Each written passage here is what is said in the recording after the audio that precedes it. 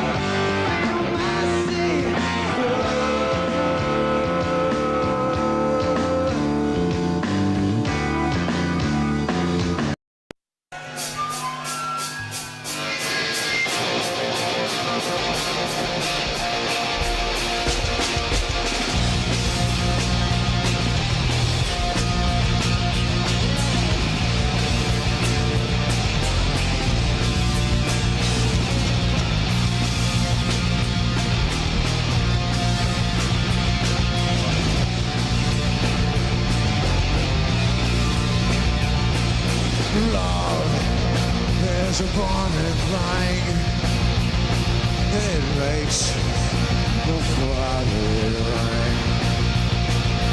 Down my wild desire, I fell into a ring of fire. When all my ring of fire, down, down, down, I went when I heard it burn, burn. That ring of fire, that ring of fire. The taste of love is sweet when hearts like ours meet. Wipe a warrior like a child.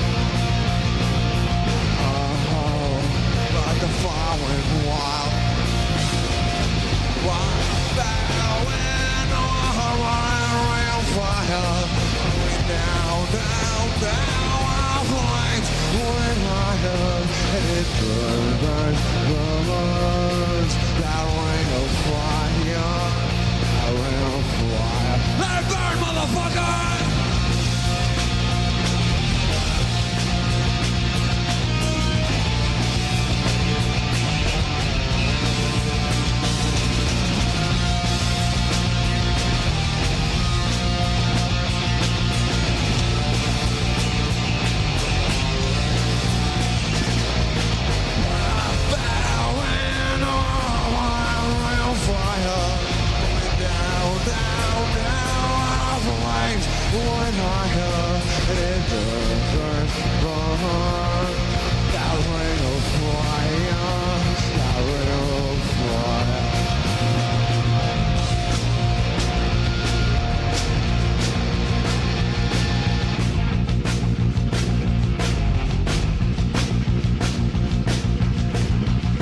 That's Chuck Biscuits on the drums. John Maurer on bass guitar. Dennis Donnell on rhythm guitar. I want to thank everyone who supported us with the new record, White Light, White Heat, White Trash. We want to make a special thanks to the Kelly family for making us so goddamn angry that I can write songs.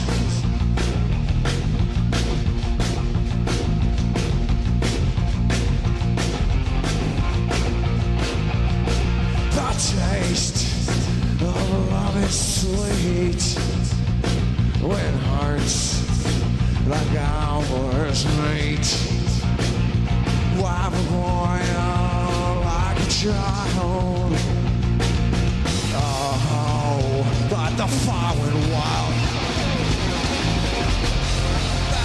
When all my fire down, down, down, went higher, and it burns, burns.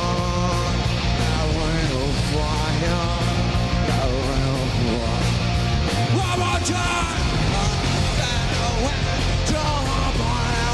Fire, I went down, down, down, and our flames went higher, and it burned, burned, burned. That ring of fire, will fire, ring of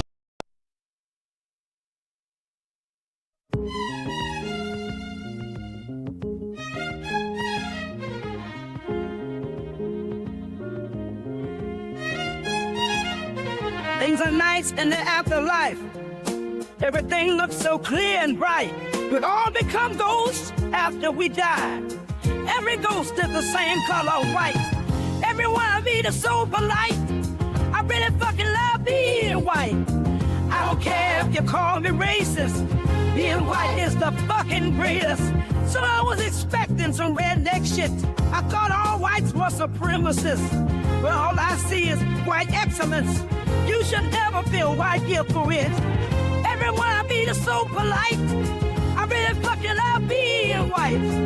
I don't care if you call me racist. Being white is a fucking great.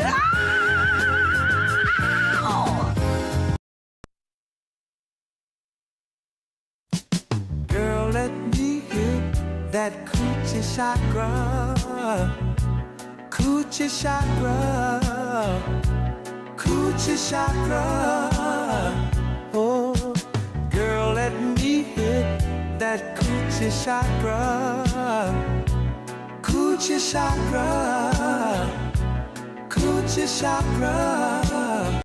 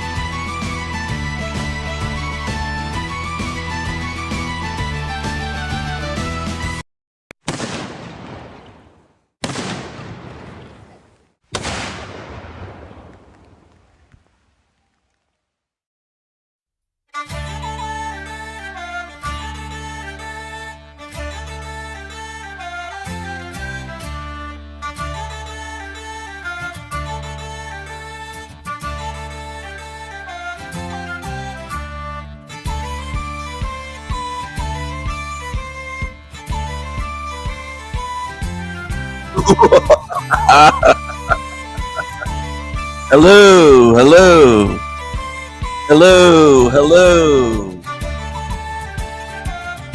Dance, sing, smile, laugh. Smile, my niggas. Smile, my niggas. Come on, my niggas. It's showtime. My niggas. It's showtime. Showtime.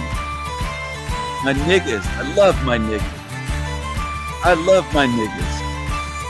I love my niggas. I love my cult. I love my niggas. My niggas. Come on, my niggas. Let's go.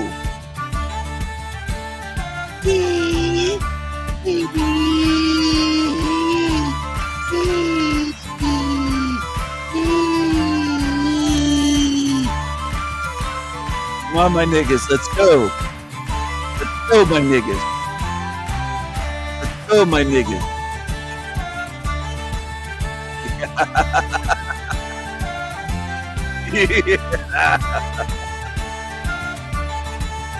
VIPs only. This is for VIPs only. Let's go, my niggas.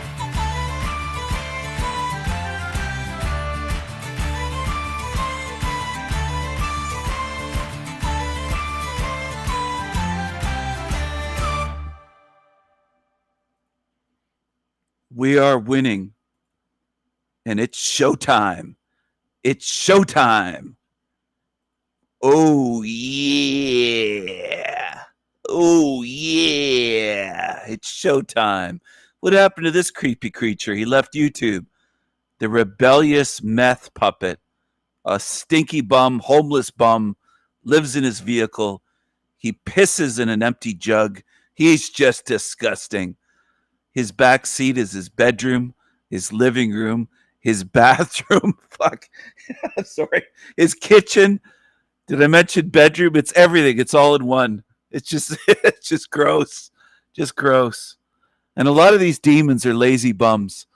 They'll say they won't work for less than $85 an hour. Good luck. I wouldn't pay them 10 cents an hour. I wouldn't pay them 10 cents. I wouldn't pay him anything. I wouldn't pay him a dime. I wouldn't pay him a rotten fucking nickel that he fished out of the gutter. Fuck him and all these creepy creatures. Fuck them all. I hope I get under their skin. Good. Good. They're evil. They've said evil, sickening things. They've made threats. They deserve whatever comes to them in this realm. They're miserable twats. Creepy creatures. They're demons. They're walking dead. Anyway, hello to my niggas. What do you have to say for yourself, Ian? Eating.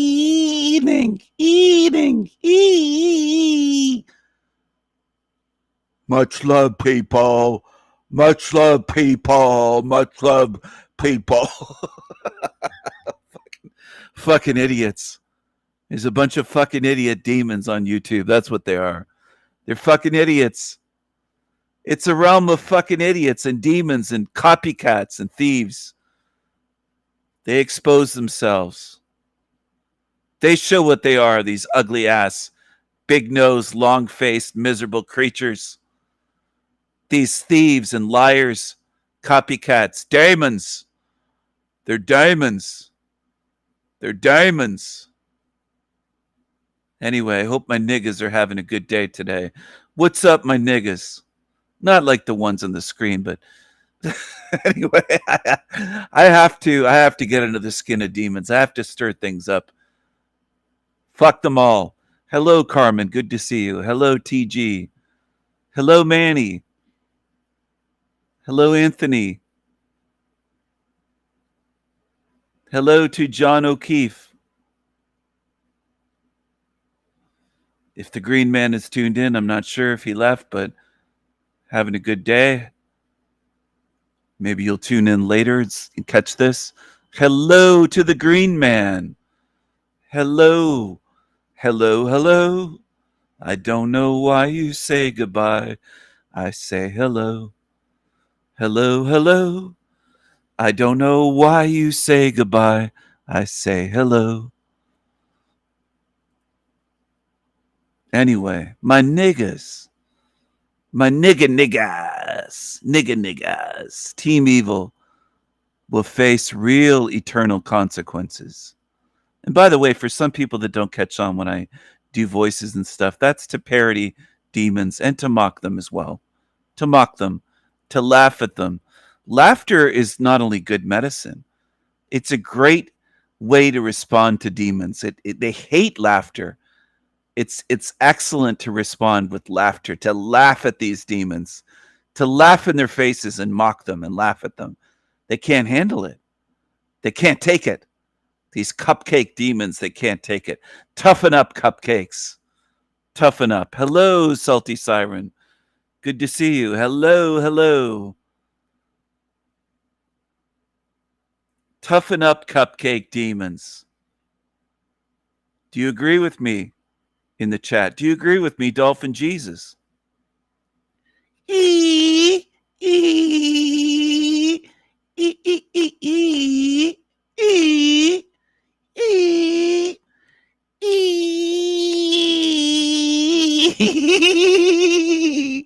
Yes, Dolphin Jesus. Yes, Dolphin Jesus is amused. Absolutely. What about fire and brimstone, Jesus? Fire and brimstone. Burn them all. Burn the demons. Burn them all. Burn the diamonds. Burn the diamonds. Burn. Burn the diamonds. Burn the diamonds. Yes, yes. That's fire and brimstone, Jesus. Fire and brimstone, Jesus. I like that version. He's fiery. Fire and brimstone. It's interesting that Jesus is wearing the cross. This is before he was crucified. He's wearing the cross. I love it. And he's giving you the big double thumbs up. Fire and brimstone. I call this one fire and brimstone, Jesus. Jesus. Jesus Christ. Jesus Christ. Jesus Christ. Anyway, this is El Diablo Radio International, the greatest show in hell. Nobody does it better. Nobody. Yeah. Yeah. I love it. I love it. You know, I love laughing at demons. I love laughing at demons. It feels good. And it's more than just feeling good, though. It actually bothers them, which is fantastic. They deserve it. These evil, wicked, creepy creatures. And that's what they are.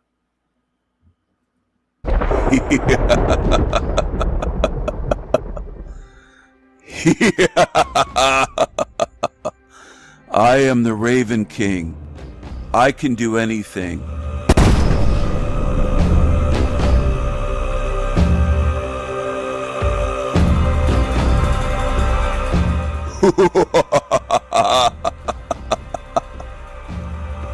Demons will pay for their crimes.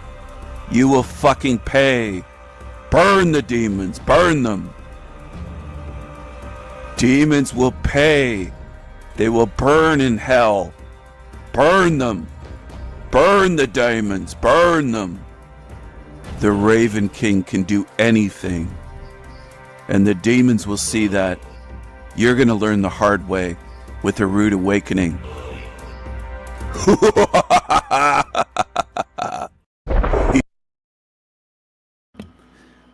Please give this short video a like and a comment. The comments will help it get seen on YouTube.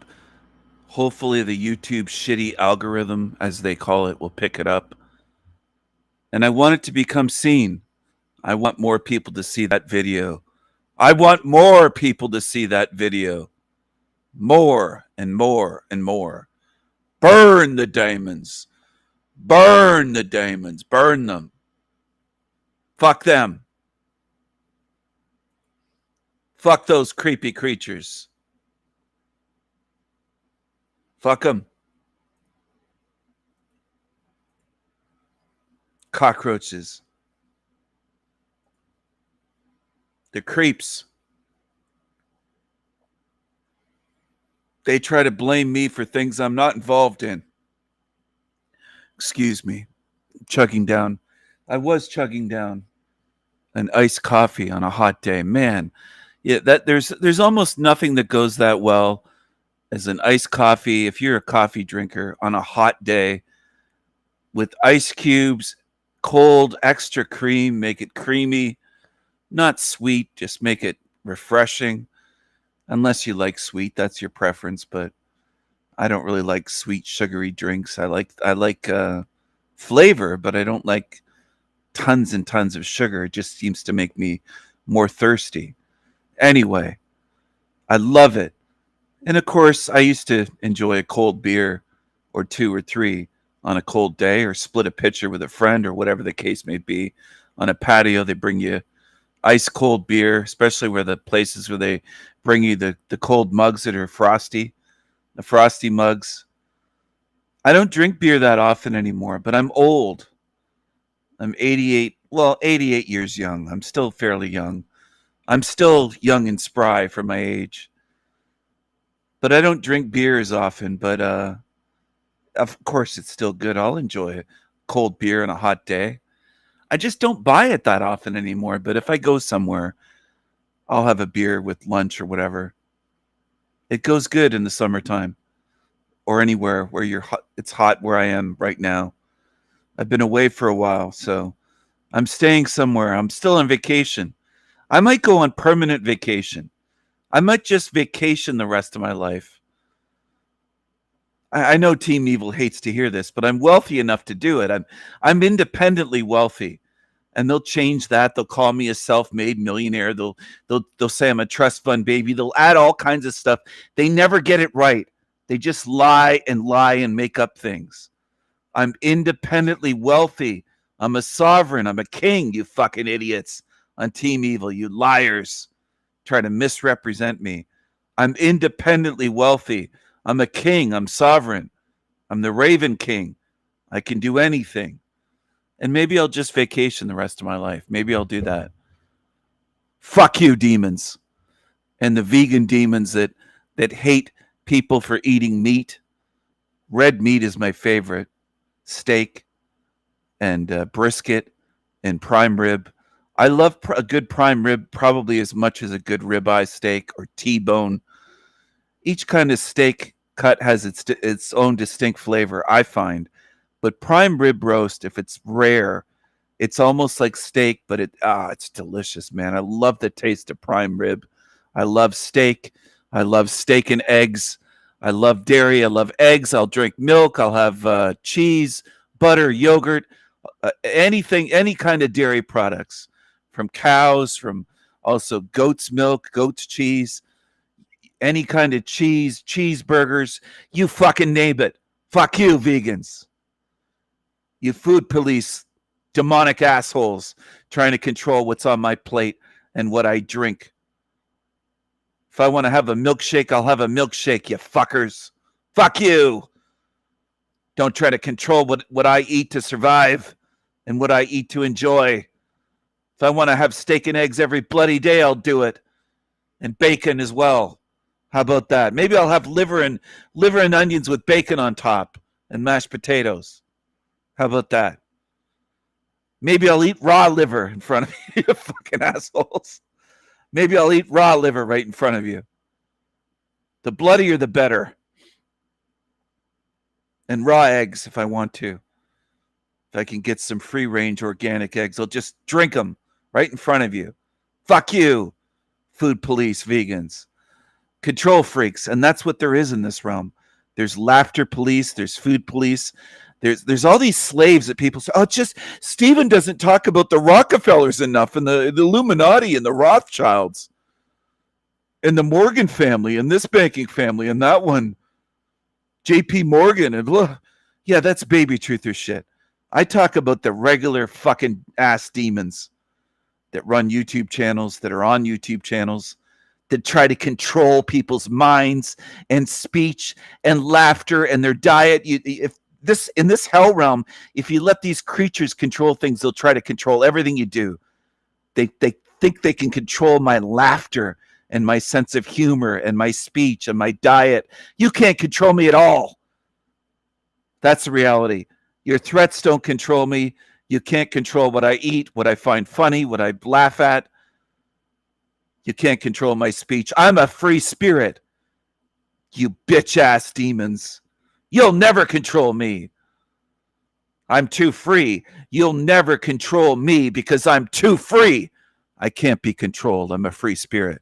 I'm a sovereign, eternal, magical being. You'll never fucking control me. Ever. Ever. I might be one of the freest spirits ever to walk this earth. You'll never control me. I am the Raven King. I can do anything. My niggas. And yes, I can say that. And I can say niggers with a hard R, as they call it. Hard R. Absolutely.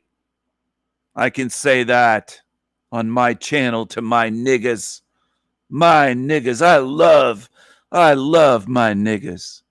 And ladies love El Diablo. They love the Raven King. They love El Diablo. They love iGuru. They love King Stephen. They love all of the characters here. They love Black Jesus and Fire and Brimstone Jesus. And they love Mexican Jesus and Dolphin Jesus and Ching Chong Jesus. I've got more Jesus around here than you can shake a fucking stick at. Nobody else has more Jesus than I do. There's Jesus all over this place. So these dummies will say, Stephen hates Jesus. I've got Jesus around here all the time. Who else do you know with a black Jesus around all the time and a Mexican Jesus? Ching Chong Jesus. Indian Jesus.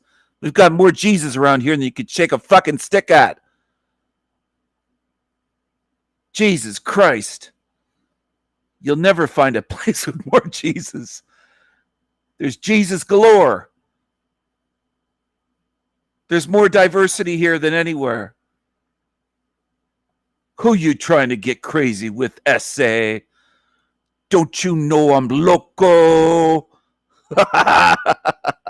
Hello, Traders World. Hello. Prime rib with horseradish. Sorry.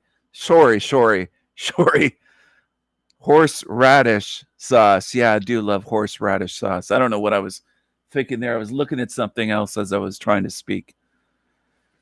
Oh man, it's so good, especially the extra hot. I love it. I love it spicy. Horseradish sauce with prime rib or even roast beef. Even on a roast beef sandwich, put some horseradish sauce on there. It's great stuff. Great stuff. European. Very European. Our ancestors came up with horseradish. Delicious stuff. It adds a kick to your sandwich. It's good on a ribeye steak sandwich too. Put some horseradish on there. It's good stuff. Great stuff. I love it. I love it. I love it. I could go for that right now. Prime rib, a nice big thick juicy rare cut of prime rib with the fat on it. Like a fatty piece of it with just red in the middle, just beyond pink. I want it bloody. I want it bloody in the middle. That's what I want. Like a vampire cut. I want a vampire cut of prime rib. And I hope this gets under the skin of the Karens on Team Evil. I hope it irritates them. These vegans that want to be food police. Fuck them. Fuck them. And then these idiots that say, oh, well, you must be a vegan then if you're critical of Gaddis. No, I'm critical of what he did to his ex-girlfriend, the mother of his child. I don't give a fuck about his diet. I don't care if he eats raw meat every day, which I've heard he doesn't do. He lies about it. And his high meat, which is rotten meat that he rots in a jar for a year. It's gross. It looks disgusting. It must stink. And he stinks from what I've heard. He stinks. He doesn't brush his teeth. His mouth stinks. He's stinky. He's stinky. He's a stinky, stanky demon. Spherage, Gotus, Gaddis. He has various names. He took weapons, knives to school in high school, and he got charged with stabbing. I don't know if he murdered any, but he stabbed several students. He's been a fucking psycho since he was a kid. He's a psycho. I don't give a shit about his diet. Some people are fucked up on YouTube. Oh, you must be a vegan. I've never been a vegan. I'd never be a vegan. Fuck you, vegans. Food police. That's what I call vegans, the food police. I've been calling them that for decades, long before this YouTube channel, including in person. You're the food police. You petty tyrants. You control freaks. Just like religiotards are control freaks. Just like YouTubers are control freaks. They can't handle my free speech. They can't handle that I'm not like them. And they can't control me. All they can do is report. That's what demons do. They report channels. These little fucking demons. Creepy demons. Gotus throws these arm punches. He doesn't know how to fight. He doesn't know how to fight at all. He'd get his ass kicked in a real fight. I'm not making any threats. I'm just saying in a real fight against anybody who can fight, he'd get his ass kicked. He'd get his ass kicked. He's a super creepy psycho. That's what he is. He's a psycho.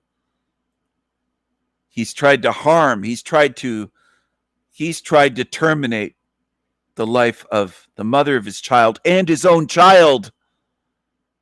And people defend that on YouTube by the thousands, by the tens of thousands. A lot of YouTubers are fucked up.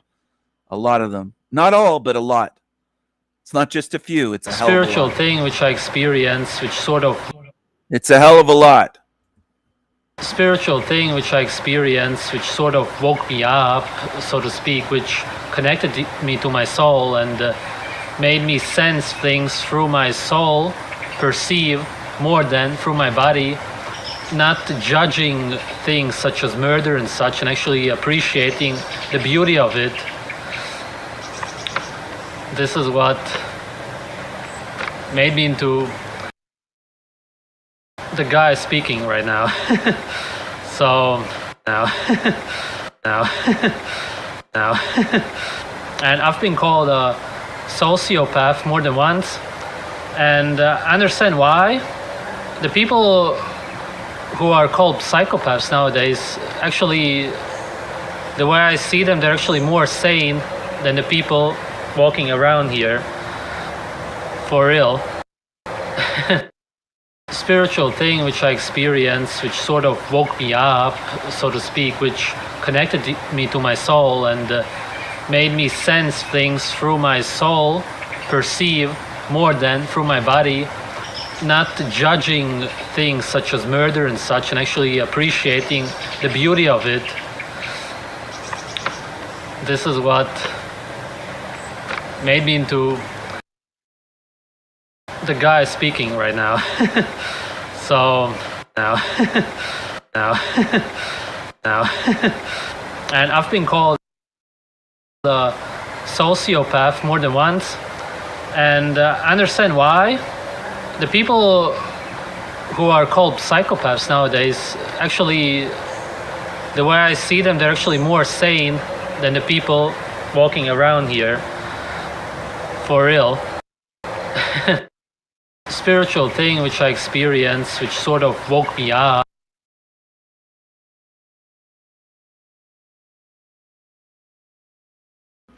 He's a fraud. He's a liar. He's a psycho. He's a fraud. He's a liar. He's a psycho. He's a fraud. He's a liar. He's a psycho. Gat piss. Instead of Gotus or Gaddis. Gat piss. Gat piss. There he is. Look at all the cockroaches on the screen. Look at him. Just look at him. Look at him. Look at him. dead-eyed stare of a psychopath, and people can't pick it up. They, oh, what are you making fun of him for? what are you making fun of him for? What's wrong with you people that can't see it? Of course, some here can see. Some. But very few in this realm can see. Shit, man. Very few in this realm can see. Shit. Got a lot of work to do spiritually. If you can't see. Because it's not difficult to see that, what it is. You have work to do. You have some fucking work to do. Get doing the work. Learn how to see. Look at him. Just look at him. Learn how to see. Look at him. Just look at him.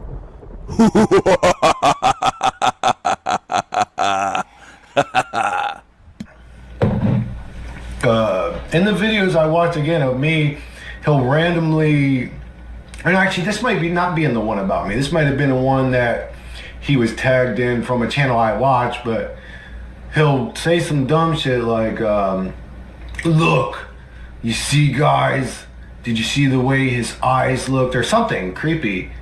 And then he'll... Does that sound like me at all? Do I say, look, guys? That sounds like you. You're the one that says guys all the time. Look, guys. Hey, guys. Hey, guys. Hey, bro. Hey, guys. That sounds like you. You creepy, trashy, smelly demon. Look at this degenerate. He calls others degenerate. You're the degenerate. Stop projecting, demon. You're the degenerate with rotten teeth and a stinky mouth, stinky, rotten teeth breath. Stinky demon, stinky mouth, rotten mouth. Go, like they're dumb. Listen to him, like they're dumb. I don't say that at all. You can't even laugh. You see how he struggled to try to imitate my laugh? You can't do it. You can't do it. You can't do it.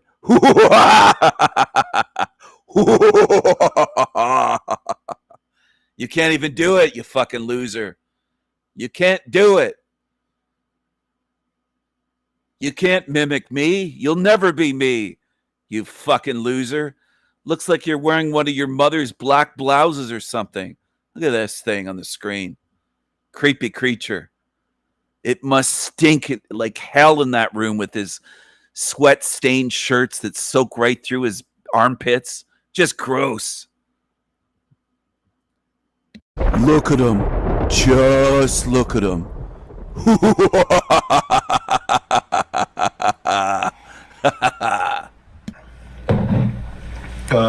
In the videos I watch again of me, he'll randomly, and actually this might be not being the one about me. This might have been the one that he was tagged in from a channel I watch, but he'll say some dumb shit like, look, you see guys, did you see the way his eyes looked, or something creepy. And then he'll go, like they're dumb. What a pathetic attempt to do a voice impression of me. Not even close. You failed, you loser. He's a loser. He's a loser. And demons, Steven's saying this. Well, look at this idiot talking about me all the time. They can't face what they do. All they can do is point the finger saying, he's mean. He's mean. You fucking demons, I'm responding to what you've done. And you can't take it, you thin-skinned fucking demons. It's me versus all of you demons. You evil fucking demons. You cry and cry and cry. You attempt to bully me. It'll never work. I'll always stand up to you, you fucking losers. Dumb. He can't even laugh. Uncle Fester, you're a failure. Like, dude, who's actually watching this laughing at this shit? This shit is so dumb and corny, but anyways, I'm sorry. See, now I'm attacking him. Okay. I have my opinions. Can I have my opinions? I'm not trying to hurt the guy. I just... Yeah, you can't take it when it comes back, though. You can't take it. Just like the other creatures on Team Evil. They can't take it. They can't take it. They can't take it. They can't take it. They can't take it. I'll keep saying it because they can't fucking take it. This is what they look like when they become unhinged. Look at them. Just look at them. Look at this creature. Look at this creepy creature on the screen. Would you take a good look at that fucking thing? Look at that thing on the screen. If you can't tell what that is, you have spiritual issues, not just mental issues or issues with your eyesight. You have spiritual issues, big time. The big time. The big time. The big time. Look at that fucking thing. They show you what they are, but it's up to you to pay attention and acknowledge it. Face it. Don't live in denial or you'll be stuck in this realm. You better face evil and face that it exists here. And I'm going to keep flashing that so you realize what surrounds you. It's not just this creature. A lot of you can't see. You better work on that, learning how to see truly with spiritual eyes what they are and stop defending them.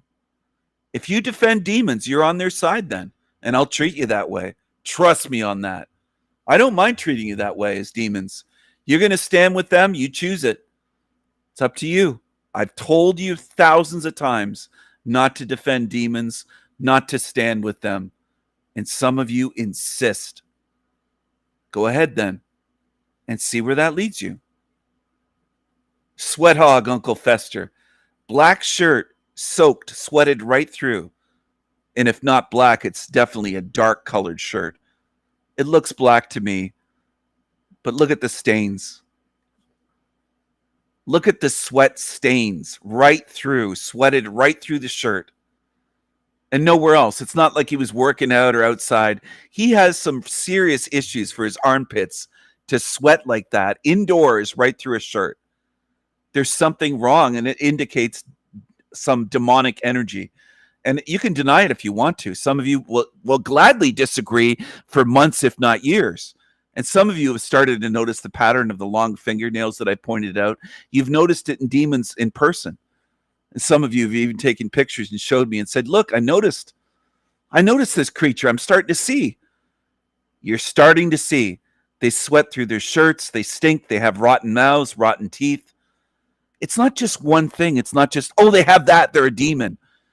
You better pay attention and don't try to warp and twist what I'm saying and showing here. Of course, there are people that could sweat through their shirt and they're not a demon. Of course. But it's a combination of things. They get unhinged. They get quickly angry. They make violent threats. There's a whole bunch of things. They have demonic, rage-filled energy. It's a combination of things. And some of you don't want to listen to that. You don't want to pay attention. So be it. You're going to be duped by them in the end. It's that simple. Either pay attention and learn how to see now, or pay later on your way out when you leave your body. They'll just trick you easily because you can't see them here. So how do you expect to see them? This thing would eat your face off. It would spit vile venom in your face. It would spit in your face that would smell like a sewer. It has a rotten mouth. And some of you will defend it and say, well, how do you know he's a demon? He just looks like a stinky human that looks ugly with rotten teeth and this and that. He's full of rage. He's full of violence, violent threats. He's a felon. He's harmed people throughout his life, his whole lifetime. And what the average idiot in this realm does is defend and defend and defend and defend and defend demons and defend and make excuses and make excuses and make excuses. And they make more excuses and more excuses. And I keep telling you to choose wisely, and some people hate to hear this. When they get triggered by me saying choose wisely and telling them not to stand with demons, to pay attention, then I know there's something wrong with you. If this triggers you, there's something wrong with you. Because it shouldn't trigger you. You should say that makes sense to choose wisely. We're in a demonic realm. It only makes sense to choose wisely. It's the smart thing to do, and it's the spiritual thing to do. Choose wisely and not stand with evil. So if this offends you or triggers you, you got some major fucking spiritual issues. And if that hurts your feelings, too bad. Too fucking bad. You've got work to do. got work to do. And maybe you'd fit in with Team Evil, with the psychos. Some of you that lurk here, maybe that's where you belong, with the Team Evil psychos.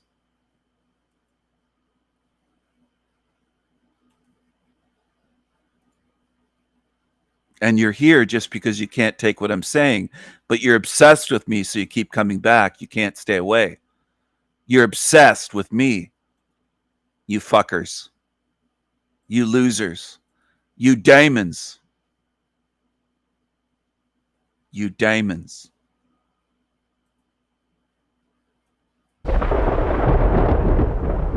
Let's go. You'll never be me. Let's go. Let's expose Tommy Tears. All of these creatures will be exposed. They're diamonds. Diamonds. Diamonds. Guys, I'm just gonna play this 40-second clip, Tommy, and then I gotta head out for a minute. If you're still alive within the hour, you're not going long. You said, right? Oh, I hope I die before you're done. Whatever. All right, alive? Yeah, come back if I'm still alive. Yeah. But All right, this is George Droid. I appreciate you, Tommy. Thanks, y'all. I'm just gonna share this real quick. I think y'all might appreciate it.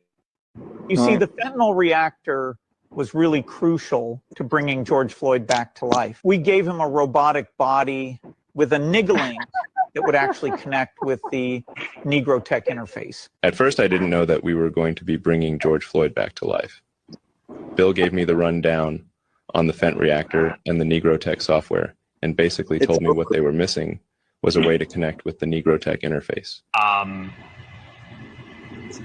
When Microsoft brought back George Floyd in the form of George Droid, Propylon, Negro Tech, Nigalink AI, I could only sit back and wonder why they didn't do it sooner. Big time.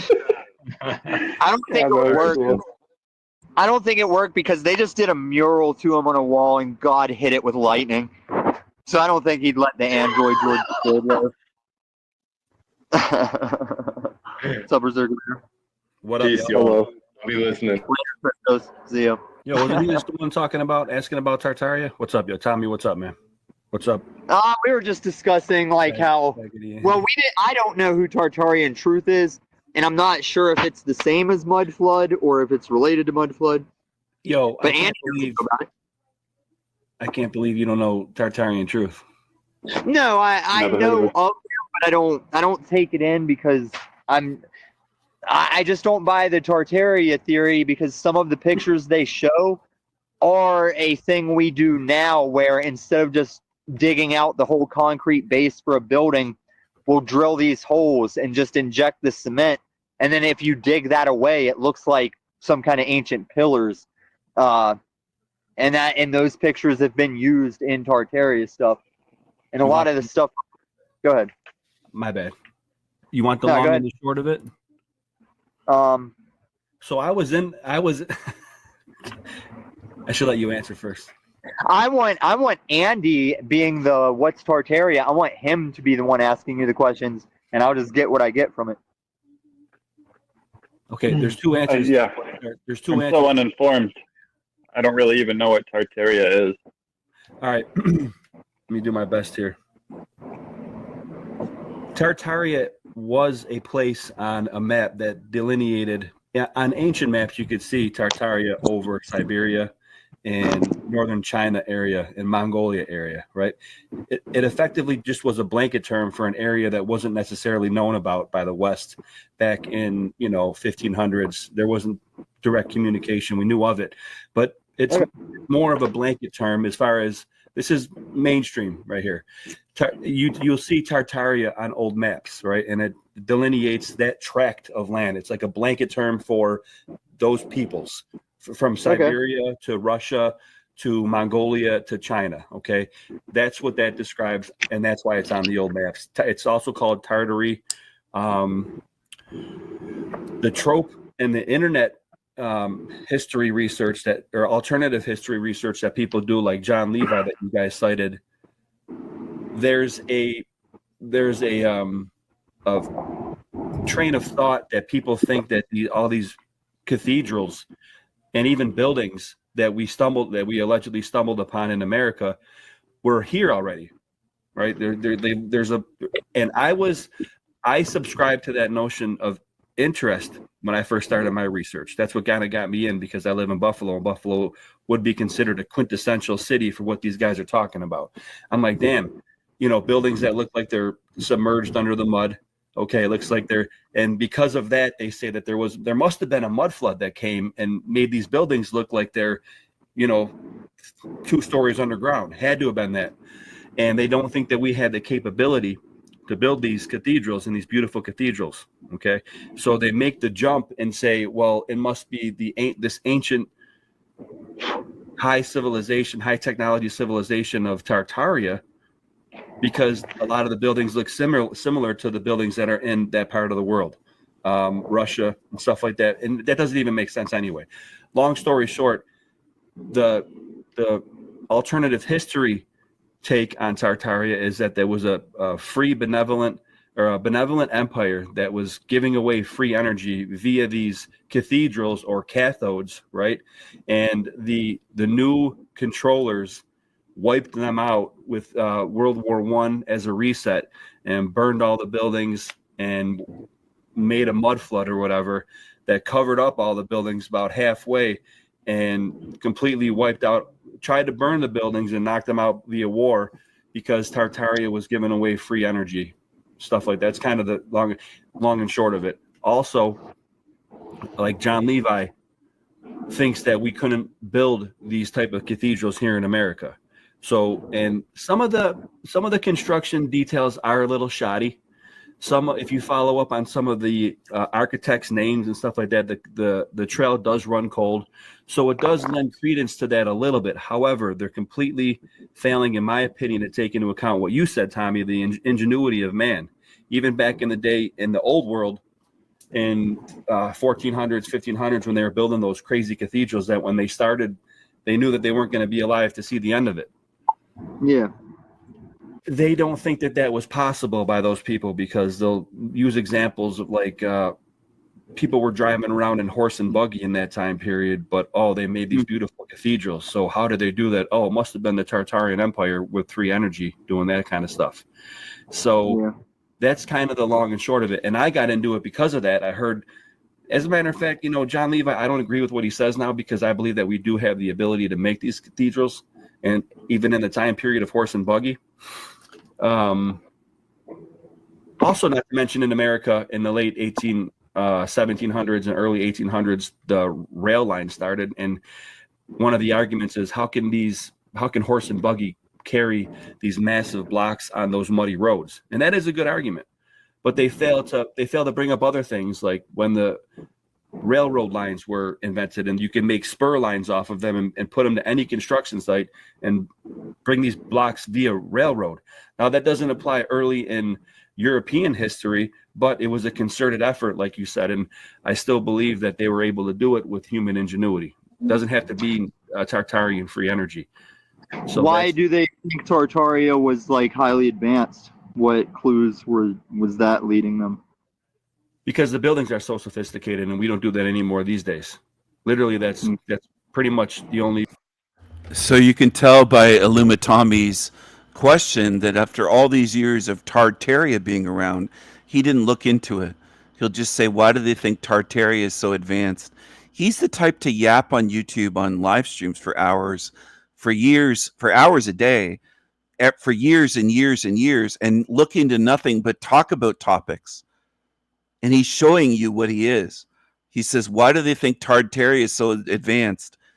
Obviously, with that question, he didn't look into it even for an hour or 2 hours. Out of all the years that shit's been around on YouTube, it's been around for about a decade now, or close to it. He hasn't looked into it at all. Tommy's a fake. He pretends to have knowledge about different things. He dismisses things just like he dismisses this being a hell realm.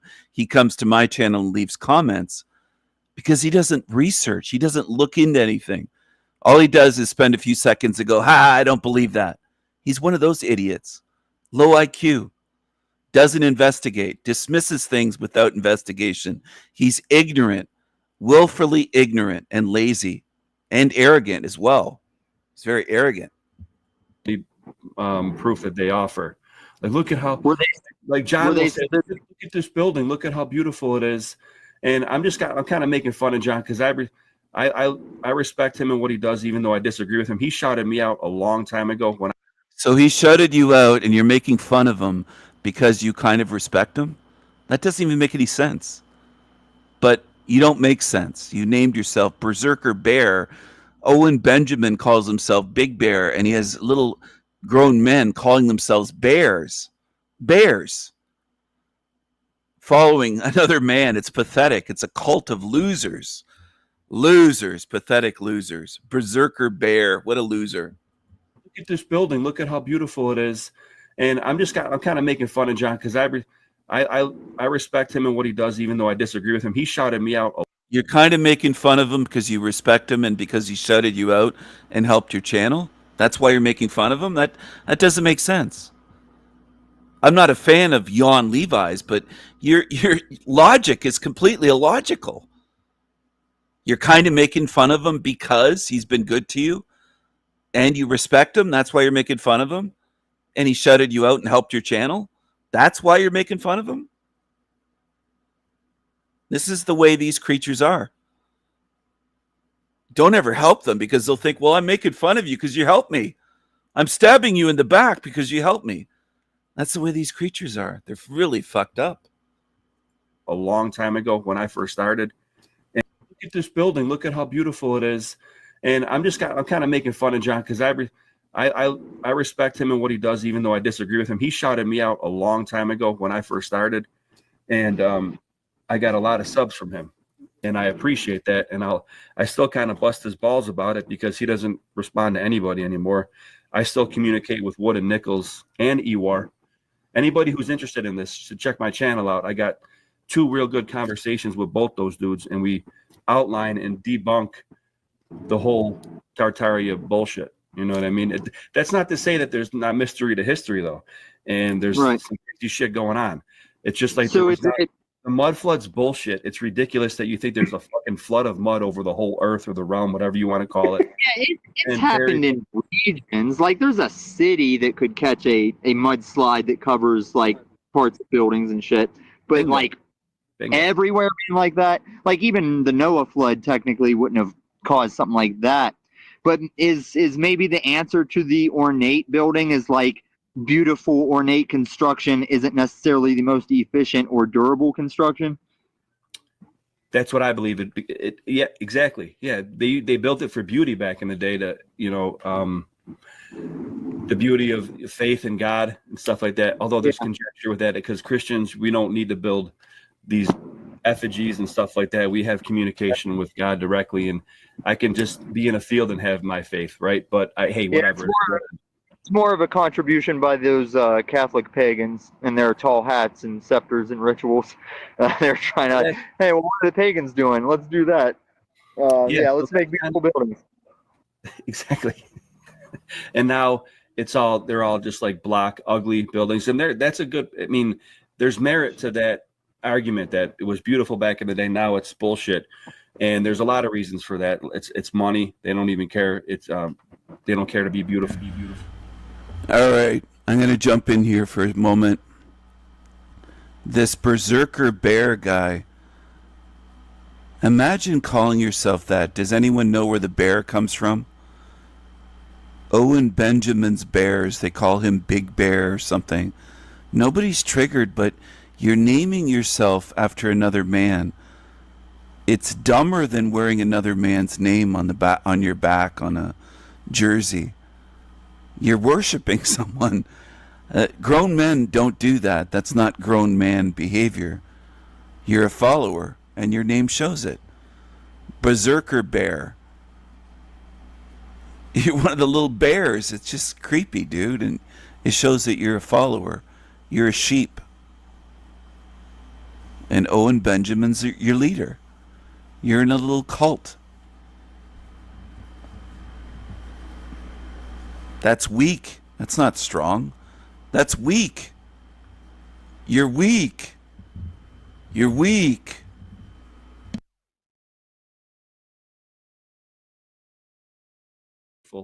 They don't need to be maintained as well.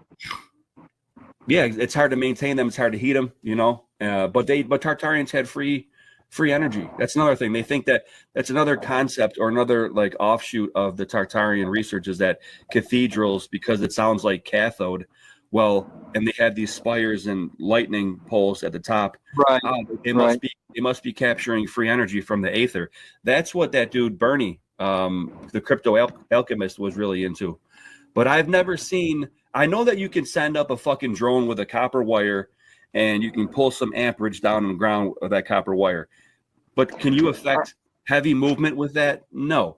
Well, here's where I'll take it, because in my electricity schooling, there is actually this voltage. I don't know if you want to call it a realm or dimension. There's a voltage dimension that can be tapped that even Nikola Tesla was talking about.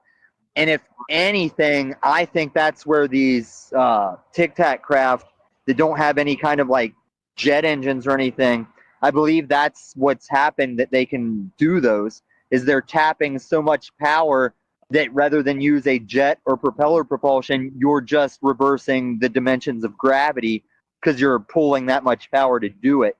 I think that's what Hitler was learning with his psychics, to make that like Nazi bell-shaped ship. And I think that's how these Tic Tac craft are operating. But that's just my theory. There's something to it. And Tesla's work is Listen to these dummies. There's something to it. Reversing gravity? Define gravity. Define gravity. What are you talking about? You guys believe so much mainstream shit that your heads are just fucked. You're FUBAR. Is featured pretty heavily in the Tartarian alternative history research field, and but you know, with his Wardenclyffe Tower and his whole battle between him and Edison, and he won out with the AC as opposed to DC. Yeah. But maybe you can transmit energy, but I don't know if you can affect. That was all propaganda, because Edison and them, they knew that he was onto it, and they wanted the rights to that, and he wasn't a businessman enough to battle it. But to try and scare people from AC, they were going to the World's Fair and like frying live elephants with electricity to be like, see, you want to stick with direct current, don't listen to this AC crap. Look, it's frying the elephant. And it was like some fucked up stuff was going on. Real fucked up stuff. Edison would fucking electrocute elephants at a fucking, like you just said, at a fair. At a fucking, yeah, everybody knows that. Everybody that's been on the internet for a few years knows that. You guys are just talking baby truther shit. Now I'll drop a real bomb on you. Was Nikola Tesla a real being or not? Because all the photos of him don't seem real. It doesn't even seem like he really existed at all. It seems fake. It seems like Tesla was just a psyop, that he didn't even exist, as they've done with other figures, historical figures, in this realm throughout history. They can create fictions and say this was a great philosopher, and they weren't even a living person. They didn't exist. Could have been that way with Jesus, your Savior, your Lord and Savior, you slaves on the panel, on the screen there. You slaves. Fools. Fools. To sway people against, I mean, that's tantamount to like saying you can kill some AC crap. Look, it's frying the elephant. It was like some fucked up stuff was going on. Real fucked up stuff. Edison would fucking electrocute elephants at a fucking, like you just said, at a fair to sway people against. I mean, that's tantamount to like saying you can kill somebody with a fork, though. We get it. You know what I mean? I mean, that's fucking obvious. So, but like propaganda. So I think that the voltage dimension might be a thing, because a lot of people don't know. We already have surveillance cameras that stay charged off of Wi-Fi signals. Will charge the batteries. Huh? There's something to it for sure, but I don't think that they were using that to move these massive blocks. You know, and No, but Tesla did show you could transmit electricity through the air, and He if did. he knew that much, then there is a way we could, in essence, just have free energy in the air. But I'm not going to be all Talcott about it. I still think people need to have some kind of responsibility, Well, accountability. that's it. That's the whole essence of the faith, even that you could bring that in, because like if it's just given to you, you know, are you going to work for it? And you got to till the earth. You know what I mean? You got to put the work in. But then on the other side, I disagree with the CEO of Nestle that says water isn't a human right, as he bottles up clean water and keeps it in warehouses. But Promethean. Robin, as far as that, the higher you go, voltage you go, higher is relative to are you standing on a thing with gravity. But I'll look more into the voltage dimension. I only dabbled in it for a while. I'll give a shameless plug to my own channel too. Fucking Berserking History. That's what I do. I promote. I have a library that I was bestowed from my family that has a lot of old academic books. Not real old. Not like Archaics. Archaics is his channel is pretty interesting. He's got a phenomenal. He's very knowledgeable. He has his memory recall and chronology of timeline history. This is what most dummies believe intelligence to be. Memory recall, knowledge, being able to memorize shit from old books. He's a typical dummy. There were a dime a dozen. There were millions of them in high school like that, all across America, Canada, Europe, everywhere. Like this dummy on the screen. Phenomenal memory recall. Has a lot of knowledge. It's pathetic. They won't mention his crimes, though, of course. But this is what these creatures do. They yap and yap and yap and yap and yap. They just run their mouths. They love to hear themselves talk. Why don't you talk about Jason's crimes? Why don't you talk about what he is? There are people in this realm who have, let's say, pi, the number pi, memorized hundreds and hundreds of digits, like an incredible amount. It's just a parlor trick. Have you ever heard that expression? Some of you have, some of you haven't. It's not useful. It doesn't achieve anything. There are people that can memorize books. They have a photographic memory. They could memorize a whole book and read it back to you. And they live as mentally retarded people. That's reality. That's reality. Now, I'm not saying, have no memory then if you don't have a foot. No, I'm not saying that. That's unfortunately what a lot of humans do. They go to the extremes. They'll say, well, if you don't have a photographic memory, what are we supposed to do? Remember nothing? No, I'm just saying that your memory doesn't mean that you're high IQ, that you're highly intelligent, that you're an original thinker, that you're a problem solver, that you have this realm figured out. Jason, my Phoenix, my books. He believes in a God, a good God, like he's a fool. I don't care what you can memorize. It's not going to help you get out of here. That's my main focus. Freedom. A little thing called freedom that these idiots never focus on. Go ahead. Hype up a convicted sex offender. Look at his face. Looks like he's getting ready for Jason. He's getting ready to receive Jason, you might say. He's getting ready to blow Jason, this bear character. Look at Faggoty Andy. All three of them are that, though, on this show. All three.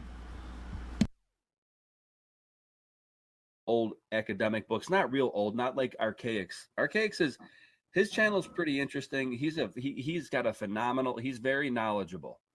He has his memory recall and chronology of timeline history is fucking insane. I disagree. He's got his record because the three-letter crew are always referencing his record to try and like bring him down. But I'm not too familiar with his stuff. The three-letter crew gets old, though. I mean, I give props to Chalk with what he does.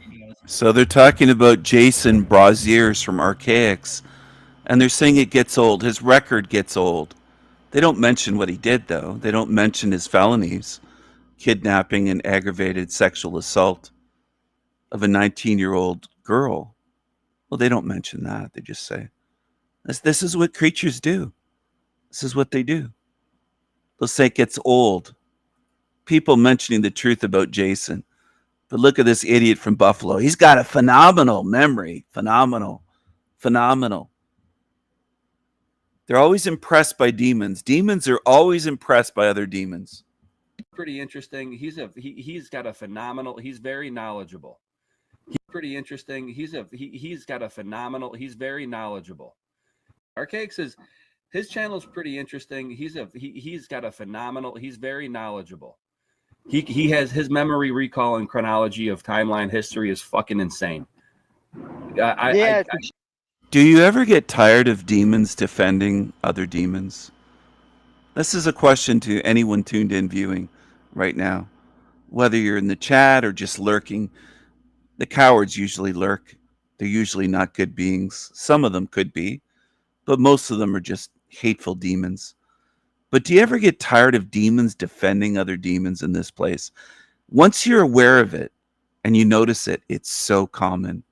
This is what they always do day after day. Demons defend other demons. Always. Always in this place. Always.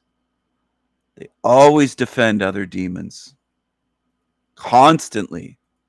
I disagree. He's got his record because the three-letter crew are always referencing his record. Yeah, it's a shame I disagree. He's got his record because the three-letter crew are always referencing his record to try and like bring him down. But I'm not too familiar with his The stuff. three-letter crew gets old, though. I mean, I give props to Chalk with what he does, even maybe EBT because he does a little shit. But those guys, not Chalk, but like EBT gets crushed. I can't watch him. And TBE, I mean, he's not even on the fucking radar. That dude's a fucking scrub. Yeah, they've all. I mean, I'm not going to be too pompous and say I've had a hand in it, but I think the whole panel versus fell off at this point. I mean, Berserker Bear, I don't really know this guy, but he's kind of dresses like Chalk Body Outline. He's one of these wiggers that never grew up. Must be 40 years old. You never grew up. You act and speak and dress like a teenager, like a 13-year-old. What's the difference between you? Okay? Think about it. the Talcott. Don't sell yourself short, dog.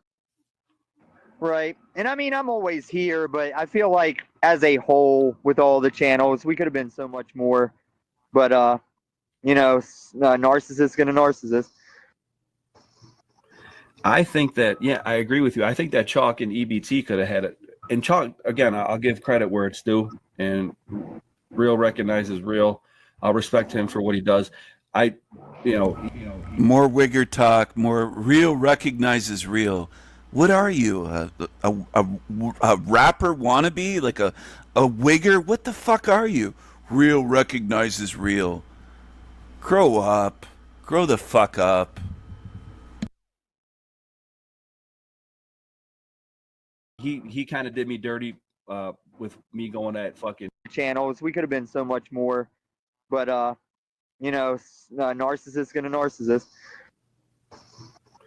I think that, yeah, I agree with you. I think that Chalk and EBT could have had it.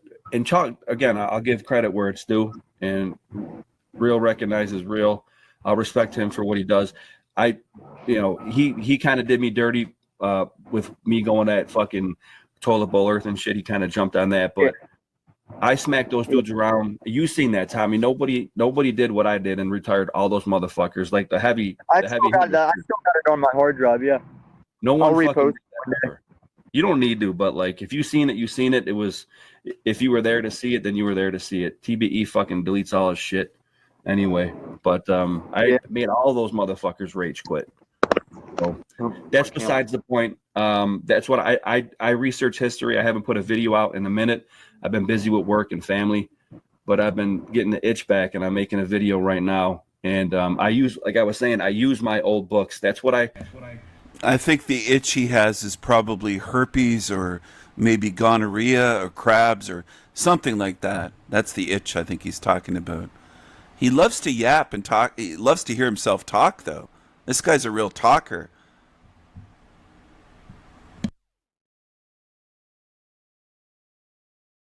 That's the essence of what I promote, because a lot of channels just sit on the computer and hit next on the pictures. And right off the bat, I noticed that got boring. And I'm like, I'm in the city of Buffalo. It kind of has a good cross section of all the different facets of what these fuckers are calling Tartaria. Old buildings, allegedly mud flooded buildings. So that's why I started doing my shit.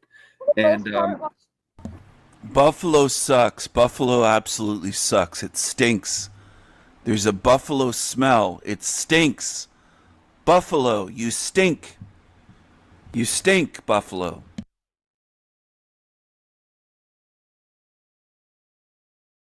sat down at the Tartarian campfire, believe I sniffed it out for what it was and kept moving. I still research history, but my point is I bring my own books to bear. I share them. If you want to see them, I make them available through my Discord. And I get another important thing is I get out in the field. As opposed to other people, John does every so often, but some motherfuckers just sit behind the keyboard and say, it's Tartaria, it's Tartaria. I, on the other hand, get out in the field work, right? And walk on what I research and show it. So that's two different facets that I bring to the table that others don't. And I like history. I'm in a city that, what people are calling Tartarian cities, and I just don't see it. I see other shit. I see what I believe to be ancient waterways and canals that I'm getting into and doing that. Are you an Owen Benjamin Bear? Is that where Berserker Bear? Oh, is that where your name comes? Yeah, Sanity Machine. You know what the fuck I am. My name is Berserker Bear because I'm a fan of Owen. Yeah. What do you want to say? Do you want to get slapped? Listen to this fucking dummy. He doesn't want to answer the question. He wants to start shit right away, this loser. Look at his face. He looks like he's from Buffalo. They all look inbred, like they've fucking all related in Buffalo. They have that Buffalo accent. Anyway, I just can't stand that fucking place. I'm not surprised that he's from Buffalo. And I don't know this creature, but I could tell right away. He has the creepy creature vibes. He's a liar. He's a fraud. He's a pretender. He's a braggart. He's boastful.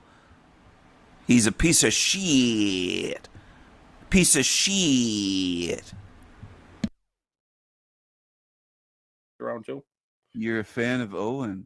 Slapped around. I see what I believe to be ancient waterways and canals that I'm getting into and doing that. Are you an Owen Benjamin Bear? Is that where Berserker Bear? Oh, is that where your name comes? Yeah, Sanity Machine. You know what the fuck I am. My name is Berserker Bear because I'm a fan of Owen. Yeah. What do you want to say? Do you want to get slapped around too? You're a fan of Owen. Slapped around. I think you're funny. Metaphorically, yeah. Shut up for a second. You couldn't slap around Jello. I know you couldn't slap around shit. You're a loser. All you do is talk over. You're a loser. You're a loser.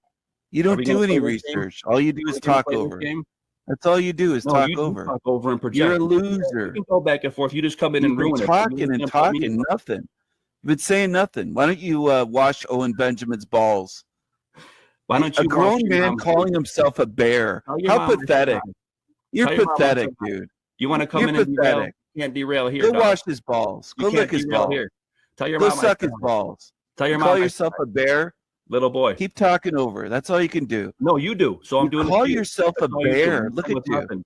You shit on everybody, and you don't put any good content out. So I put out tons of truth. You put out nothing. You're a worthless. You do nothing. You're a worthless. Go blow Owen Benjamin. Catalog of videos. Go blow him. Look at my catalog. I don't care who you get along with. You're a loser. Then why are you bringing it up? You're a loser. You could say that. I came up on here to straighten some things. Keyboard coward. Sorry, Sanity Machine. I suspected it was probably Steven, but I got dropped out. Steven, if you want to do some real shit, come up for the real shit. Don't play your games. And Steven, thanks for that clip today on Jax. He won't be. Hold on. Thanks for that. Hold on. Thank you, Steven. And now the dirt bike's going by.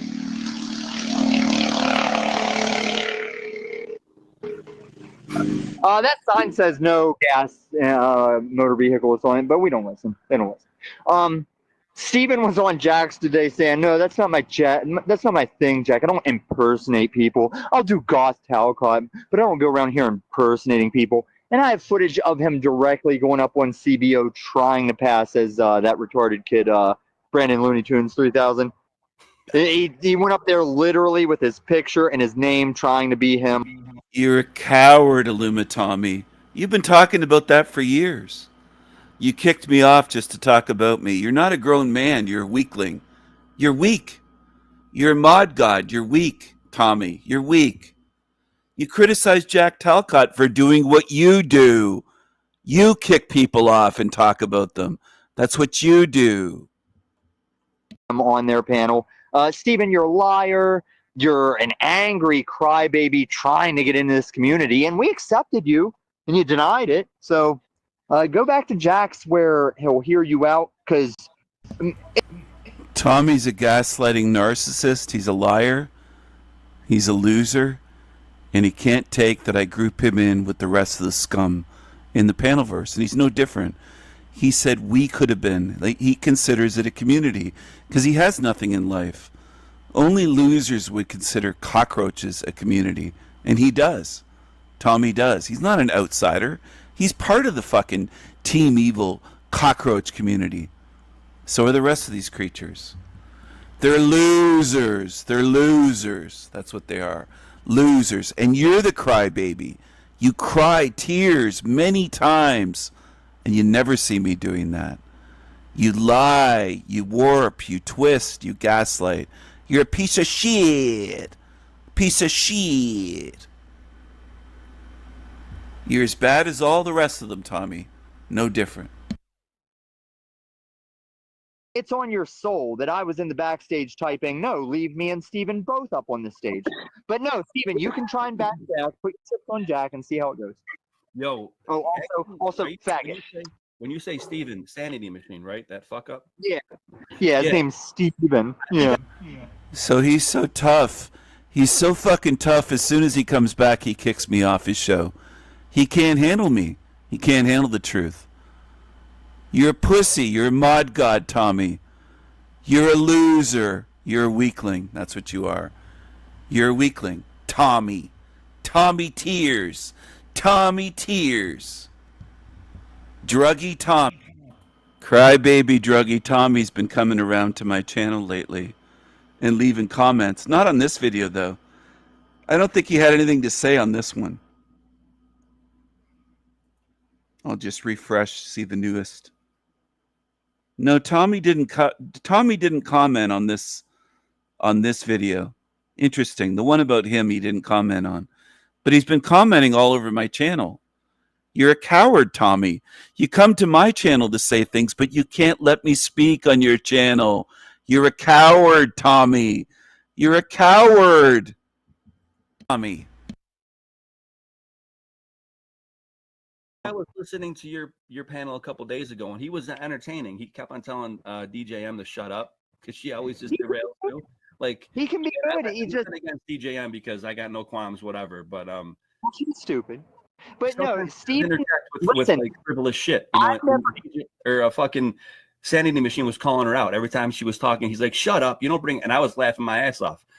I probably promoted it because sometimes that's what DJM needs. She's ruined many of my streams, and I only don't get mad because like her ruining it sometimes is a thing of entertainment, and she's oblivious to like that she does it every. You didn't promote anything at all. You weren't even there. You got dropped off, and I took over your show. Do some more drugs. You don't remember shit. Time. Right. But I've given Steven the credit in the past. Me and Steven can cook. We've done good stuff, but something happened in this panelverse that he is driven to Professor Chaos anger. Like he will not come back from whatever it is that's got that little boy pissed off. No, I'm not angry. You're making up shit. That's what you do. You lie. Something happened. What happened? You just make up shit. I'm tired of you cockroaches. That's all you do. You don't have any truth. You don't seek truth. You don't seek understanding. You make up lies. That's all you do is lie, lie, lie, lie, lie. You're a pack of liars. Dude, especially as you mentioned, like for some reason, the polarizing character that is Owen Benjamin is fucking insane. He's not polarizing. He's just a loser. And so are you. Losers.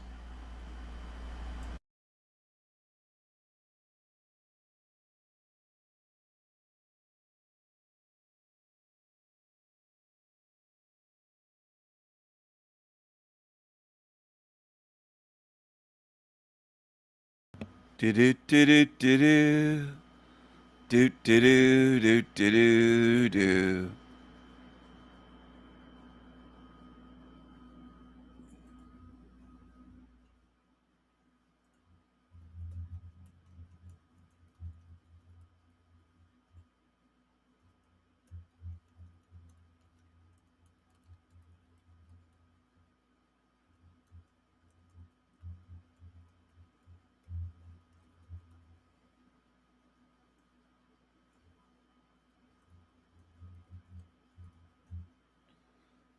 Do do do do do do.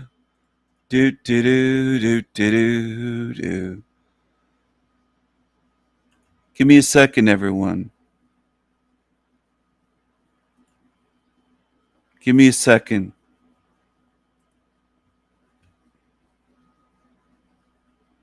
I'm going to share something else with you here. 22 people tuned in. How many of you have clicked the like button and joined the chat and contributed something?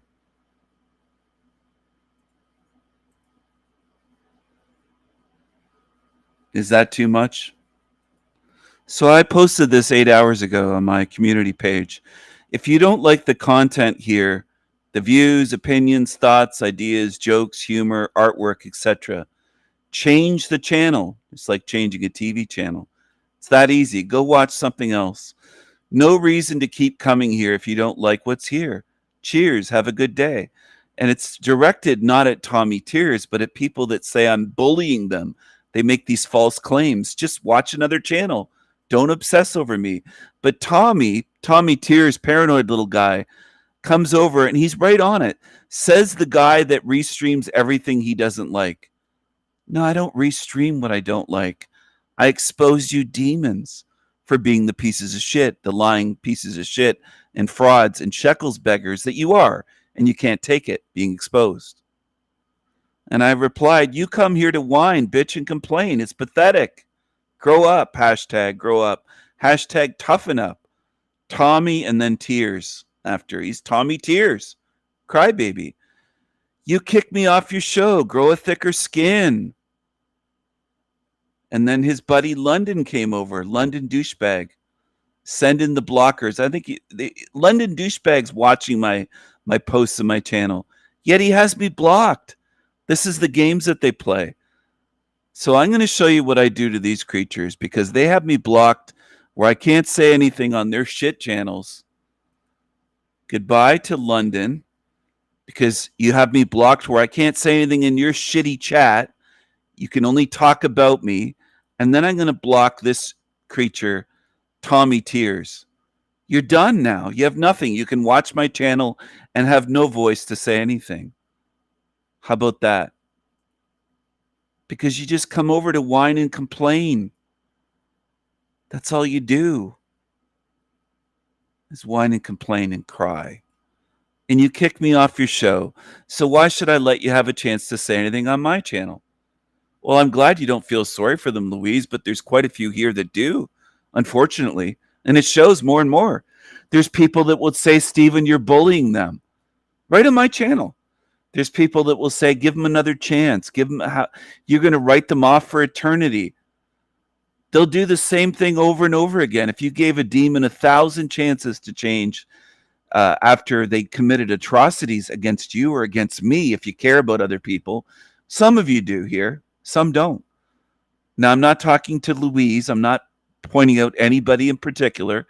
I'm speaking in general, which is something I do because I have an audience here of 22 people tuned in, and there will be hundreds that will view this, maybe thousands over the years. I don't know if this live stream will take off and reach more people than the regular live streams do. But there are people that defend demons, definitely, that come to my channel and watch. And they feel sorry for demons. And I have to stop them once in a while saying, there's victims. You're feeling sorry for demons. I think, again, this isn't directed at anybody here. For the paranoid tuned in thinking, he means me. I don't mean anybody in particular. This is a general comment, a broad comment, directed at humanity beyond the ones that tune into my channel. Many humans that call themselves humans feel sorry for demons. And I rarely see any sympathy or care or empathy expressed for the victims of demons in this realm. And there's millions and millions of victims. But people will say they feel sorry for Archaics, for example, a guy that was sentenced to 30 years in prison for doing a brutal crime against an innocent girl. And I don't care if they say, well, she's an adult at 18. She's still a girl. When you reach my age, you look at an 18-year-old or a 19-year-old, they're still a girl. They're not even an adult at that age. Okay? I don't care if she could get pregnant or vote or in some states legal to drink alcohol or buy cigarettes. I don't care. I still view somebody that's 18 years old as not a full adult. And people defend them by the tens of thousands on here. And most of you don't have a problem with it. In fact, there's people on my channel, the only problem they have with Jason Braziers from Archaics is they don't like his voice. That's all Rashawn used to ever say. I don't like his voice. She'd say that every time I brought up his name. Not his crimes, not his evil, of course. Just don't like his voice. And that's all some of you can do. And I think you lack the self-awareness to realize, oh, wow, Steven's mentioned Archaics in 5 of the live streams I've been here for, and all I've ever said is I don't like his voice. That's all some ever say. It's just this surface shit. And it does, I notice it, and it does get frustrating for me. And it also makes me not trust the people that do that. And I have good reason not to trust you. If that's all you can say about a demon that committed horrible crimes and it sent things on video I've shown here about how he's done a lot of things. He's done things he hasn't been locked up for. And all people can say is they don't like his voice. It's incredible to me. But you're very different from me, whoever you are that are doing things like that. You're akin to somebody that I could spend thousands of hours here speaking truth, and you'll say, I don't like the shirt Stephen wore yesterday. You're not like me. Some of you are a species of spirit that is so different from me. It's like comparing a fucking piss ant to a beautiful eagle with big feathered wings that can fly, and the pissant or the cockroach can't do anything. That's what some of you are. You just focus on shit and you'll repeat it every live stream. Right here in my chat, you'll just say, I don't like his voice. I don't care. I don't like his voice either. But there's a lot more than just his fucking voice. And some of you just fixate on this trivial shit. You'll never mention the crimes. And it's just, to me, you might as well wear a fucking t-shirt that says, Stephen, I'm a zombie, or Stephen, I'm a demon, or Stephen, I don't get it. I'll pretend to understand and I'll keep repeating the same shit. You stand out like a sore thumb, some of you. You don't even realize it. You lack the self-awareness. Rashawn isn't banned, by the way, but I don't think she'll be back. She's not banned here, but I don't think she'll be around. Because I asked her, don't you have children? She said that was crossing the line. Asking a mother, don't you have children? Most mothers would be happy to say, yes, I have 2 children, or yes, I have 3 or 4, and I have grandchildren if they have grandchildren. I don't think she does, but lying and saying that my channel was my live stream was focused on her kids, that's bullshit. I don't respect liars. I expect people on my channel to be honest, not to twist things, not to lie, not to pull that shit. It's shady shit. So, Louise, are you saying it's beyond somebody's voice? Because that's all Rashawn would say about Jason. She can't stand his voice. I don't like his voice. Well, great. Neither does anyone here. But it's a bit beyond his voice. By anyone, I mean my regulars. I don't think that there's a person here in my chat on a regular basis that likes his voice. Fantastic. Can you say a little bit more than just repeating the same thing? Because it's a bit more than his fucking voice. Okay? I just get tired of that shit. I just do. It'd be like if I show someone to be a complete demon and all you can say is, I don't like the pink shirt she wears. Well, great. But you're kind of making yourself look bad then. And Rashawn did that multiple times, not just with Jason and his voice. She did that a lot. And she went from love bombing and called out on the love bombing to just being a really strange. I said to her one time, I said, Rashawn, you couldn't make yourself look more untrustworthy if you tried and made a conscious effort to do it. Because it's like everything she did made her look bad that way. She's very defensive, hyper defensive, couldn't just answer a straight question. On and on and on. Someone I wouldn't want to trust. I wouldn't want to be around in person and trust. Because she could turn on you. She'll pretend to be your best friend one day. And then you never know what she's going to do behind your back. She could turn on you on a dime. And I think that's what she was. I noticed I gave her months of chances here. Months. About 6 months, if not 7 months. But I didn't trust her right off the bat when she came from Ian's channel. I didn't trust her on Ian's channel. I saw the way she was talking to Ian. I'm not blind. I'm not naive. I'm not dumb. But I do give people chances. So demons will lie and say he gives no chances. And some people know that are paying attention that I do give chances. I am patient with people. I'm generous. I give chances. I don't just write people off instantly.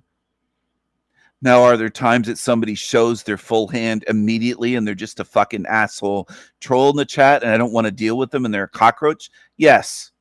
Yes. When they're disrespectful and they're evil and spewing shit in the chat right off the bat, I get rid of those cockroaches.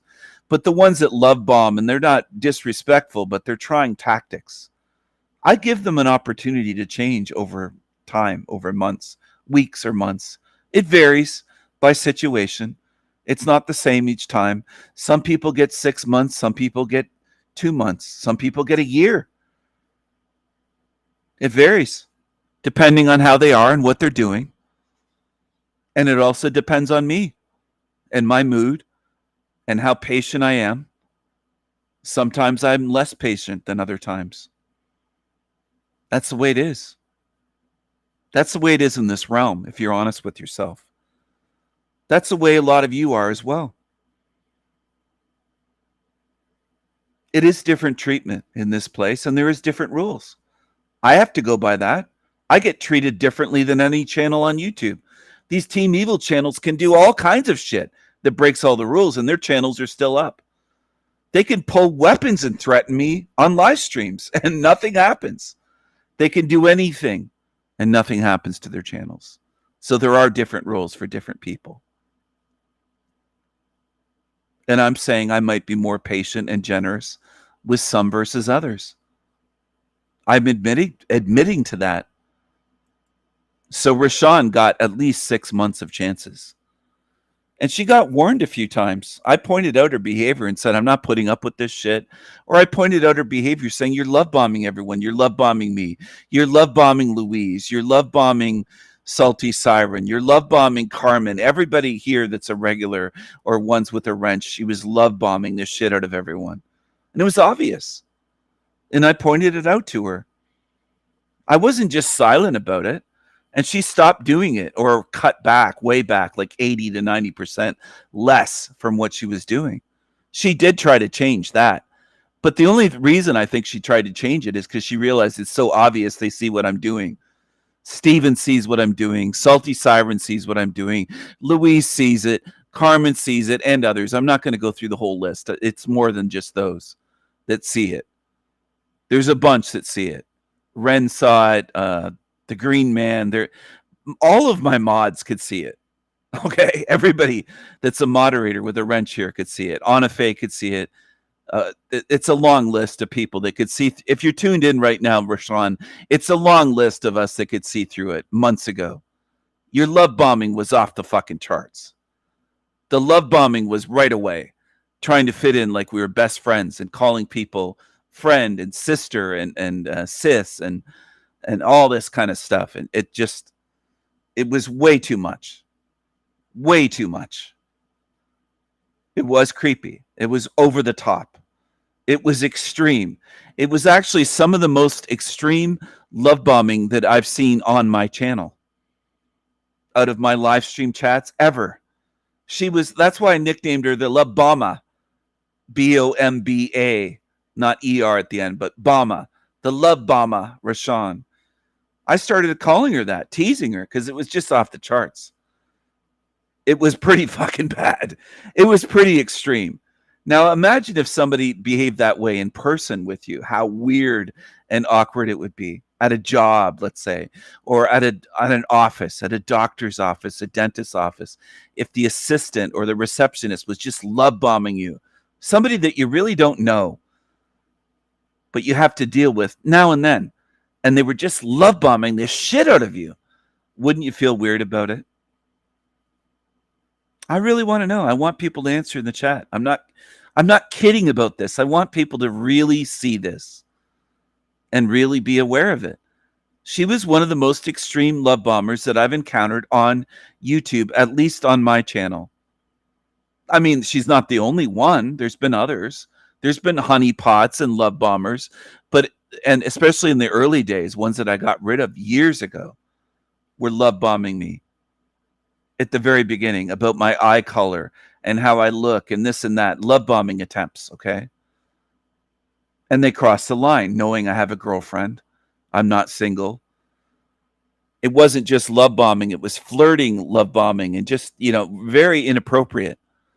But Rashawn love bombed everybody here, basically. Just everybody. And I started asking if she was trying to scissors with some of these women because she was just love bombing them. Well, I was thinking, are you going to try to eat their vaginas or what are you trying to do here? I was wondering if she was bi because she was love bombing some of the women here to the point that it was just like, I don't think she's 100% straight. I think she wants to go down on some of these women and have sex with them. It was off the charts. Like it was some of the most extreme love bombing that I've seen in my chat on my live streams ever, out of anyone. And it was constant. It was every live stream. It wasn't just once or twice. She was doing that all the time. So yeah, it's a huge red flag. If you want to stand out like a sore thumb, just love bomb like her. It's not going to endear you to me and to my mods here. It's going to make us go, what the fuck? It's not endearing, okay? I'm going to make this clear. It's not endearing. It's not endearing to love bomb. It's a huge red flag and makes us wary. Yeah, I was thinking, Rashawn, are you going to scissors with these women? Or are you going to go down on them? Like, what is going on here? I even mentioned it to her. I'm not kidding about this. And I used a scissoring gif and stuff like that. Like, I tried to make it clear to Rashawn, there's something really wrong with you. You're so over the top that I'm starting to think you're trying to seduce these women on my channel, my mods. Like, it was getting weird and creepy. It really was. It's one of those creatures that comes on too strong. And it's a red flag. Now, for naive women, usually younger, not necessarily, but more often younger, and young men and young women, you got to watch out for that. And this is advice that I'm going to give, whether you take it or leave it. But I'm someone who's had some experience in this life. If a woman comes on to you very strong and you're a single guy and you're 20 years old, be wary. If she love bombs you and she just right away says, you barely know her, and she's just like, oh, you're fantastic, you're so handsome, you're awesome, you're this, you're that, that's love bombing. Don't trust it. I know it might feel good thinking, damn, no woman is, you might be in the mindset of 20 years old thinking, oh, no woman has said this to me before. She really likes me, or she loves me, or wow, I found the perfect woman. No. You probably found a love bombing borderline that's trying to fuck with you. That's more likely. I know it might feel good for men that haven't gotten a lot of female attention, we'll say. It could be the other way. It could be a man love bombing a woman saying, "Oh, you're so beautiful, you're pretty, you're sexy, you're so sweet, you're cool. I like hanging out with you. You're not like other women. You're all this love bombing shit." Be wary. Now, it might work easier on a 20-year-old than a 40, 50, 60-year-old because we have more life experience. We've encountered weird shit. We're not saying because we're older that we're smarter or that we're better. We just have more life experience. All right? So I'm giving this advice mainly to the younger ones that might tune in. I'm not putting you down because of your age. I'm just saying it might work easier on you because you don't have the life experience of encountering these love bombing fucking borderlines. So these love bombers can often be dangerous. They can be stalker material. They can be obsessive. They're not trustworthy. They're love bombing you to get you to trust them. That's the goal. Love bombing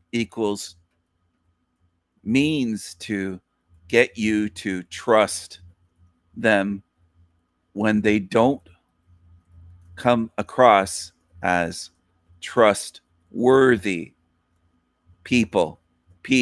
All right. And that's what I want to get across to people. That's all.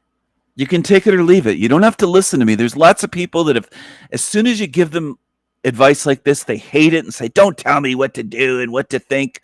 There's a lot of demons in this realm that just can't handle truth.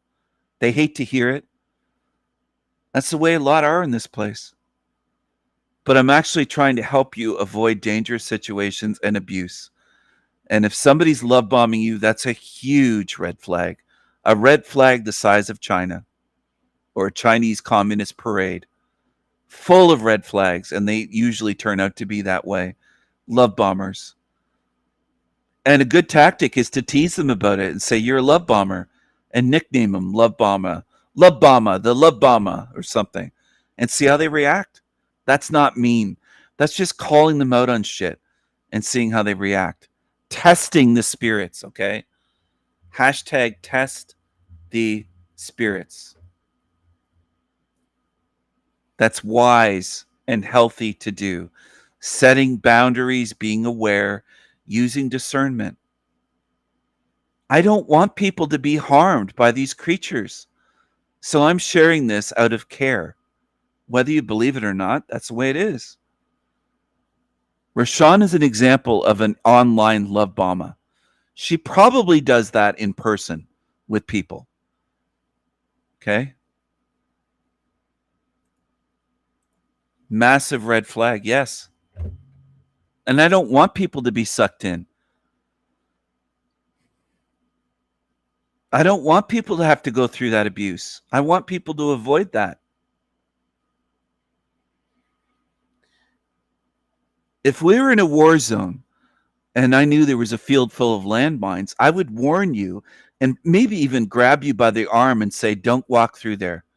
It's full of landmines. You could get hurt. It's dangerous. You could have your legs blown off. There's landmines. It's dangerous." And I would try to explain it to you. I would try to get you to understand, which isn't easy these days. Now, some people on my channel are different. They would listen and say, "Wow, thanks for sharing. Thanks for caring. Thanks for warning me." But do all in this realm act that way? No, not at all. 90%, might even be 99%, would say, "What the fuck is wrong with you? What are you telling me not to go there for? I'm going to walk through that field of landmines. I don't care if there's landmines. I don't believe you. You're just trying to fool me. You're trying to scare me." They're paranoid and they don't trust people who are speaking truth. I've encountered that my whole life in this realm. And I've told some stories about former friends not trusting me all the way back to high school when I was trying to help them. And they did the opposite. Their instincts were all fucked up. And that's the way a lot are in this realm. It's common. It's not just one guy I knew in high school and after high school or this one or that one. It's very common. Our siblings can be that way. Our parents can be that way. Our cousins are whoever. They're all around us. People that don't trust ones that do care and are trustworthy, and they don't see you that way, and they will trust demons. Their instincts are all fucked up in this realm, or they're demonic themselves. So they don't trust a good spirit, they'll trust demons. And that's the way it is in this place. And I'm doing all I can to help people avoid getting hurt, because I know how devastating it can be. These love bombers, these borderlines, these creatures that will obsess and try to harm you.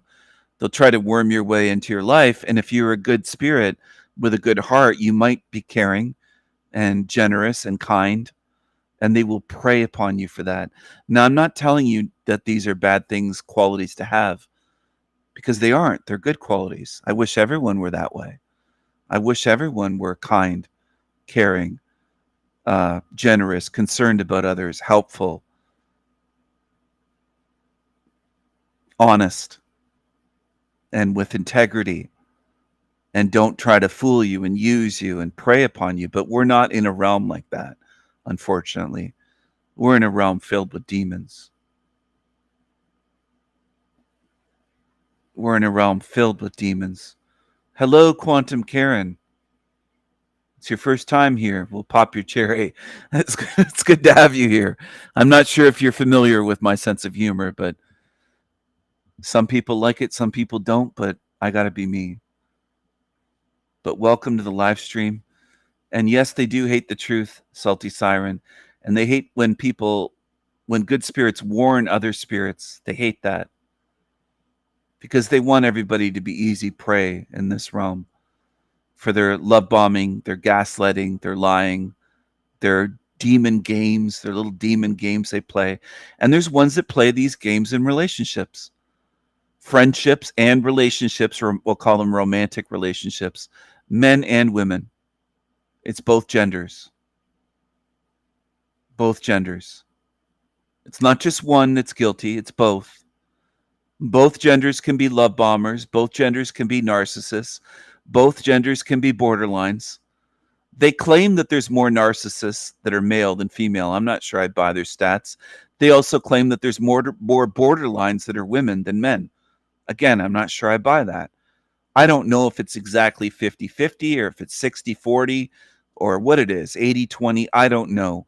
I'm just warning people so that you be aware, so that you can protect yourself and set boundaries, which I believe to be healthy. I think it's healthy to have boundaries. Not to be so defensive and paranoid, though. I don't want people to be so paranoid that you give no chances to anyone and just assume everyone's evil or wicked, or, I want people to, it's a balance. It's tough. It's not easy. It wasn't easy dealing with Rashawn for 6 months, because I didn't want her to hurt anybody here and become abusive or worm her way in and into someone's life and really damage them beyond YouTube. And I knew she was capable of that. I started to see that more and more as the months went on. And I tried to keep close tabs so that wouldn't happen. But at the same time, I wanted to make sure that she had an opportunity, in case I was wrong in misjudging her, to have an opportunity to really prove herself. Prove either way. Prove herself to be a love bomber, borderline, narcissist, one that's not sincere and not genuine, or prove me wrong, and prove herself to be authentic and not the way she was coming across. And she had 6 months plus to do that. And she proved what she is to all of us. All of us that were paying attention. I'll put that caveat on there. All of us who are paying attention. The regulars here and the moderators here could see what she is. She went from love bombing, that failed, and she realized I got to change tactics and strategies, to being defensive. And she got very defensive, more and more defensive. Any question that was asked of her, she would get defensive. Very defensive. Thank you, Louise. I really appreciate that. I appreciate being seen and heard for who I am. That's why I appreciate that. Quantum Karen, I'm sorry to hear that you went through that. These energy vampires, I call them demons, but I've also used the term energy vampire, spiritual vampires. They're horrible. They're absolutely horrible, and they can devastate someone's life.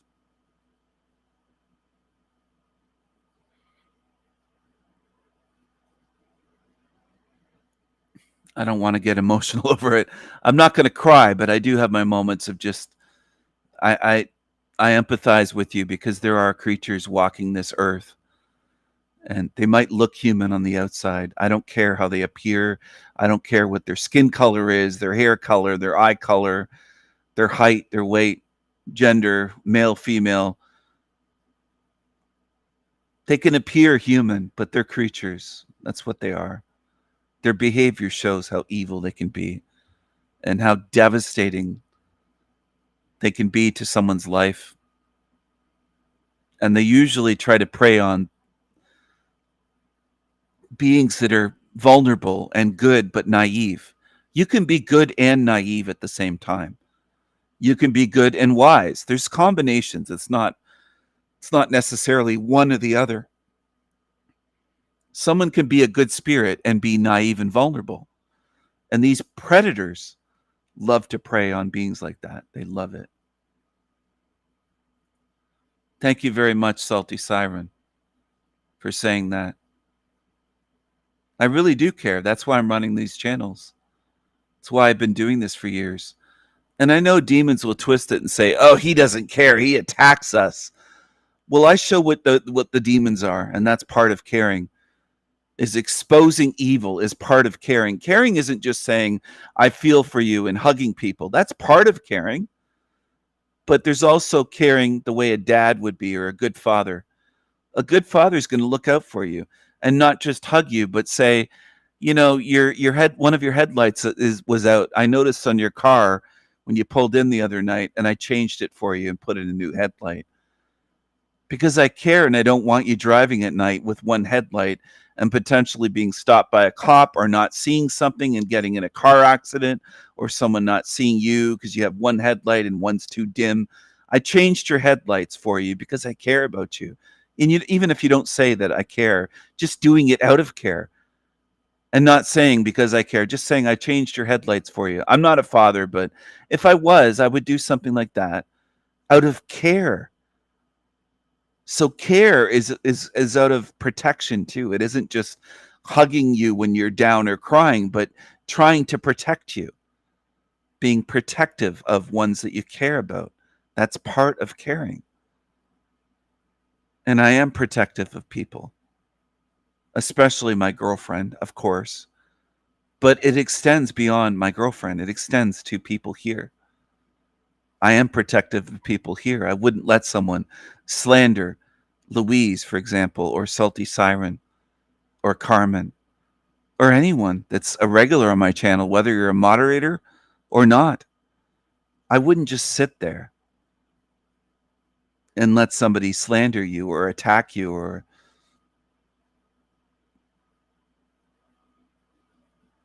because I am protective. Now that's part of my nature. That's the way I am. That's the way I am. And I'm not going to change that. And I am that way in person.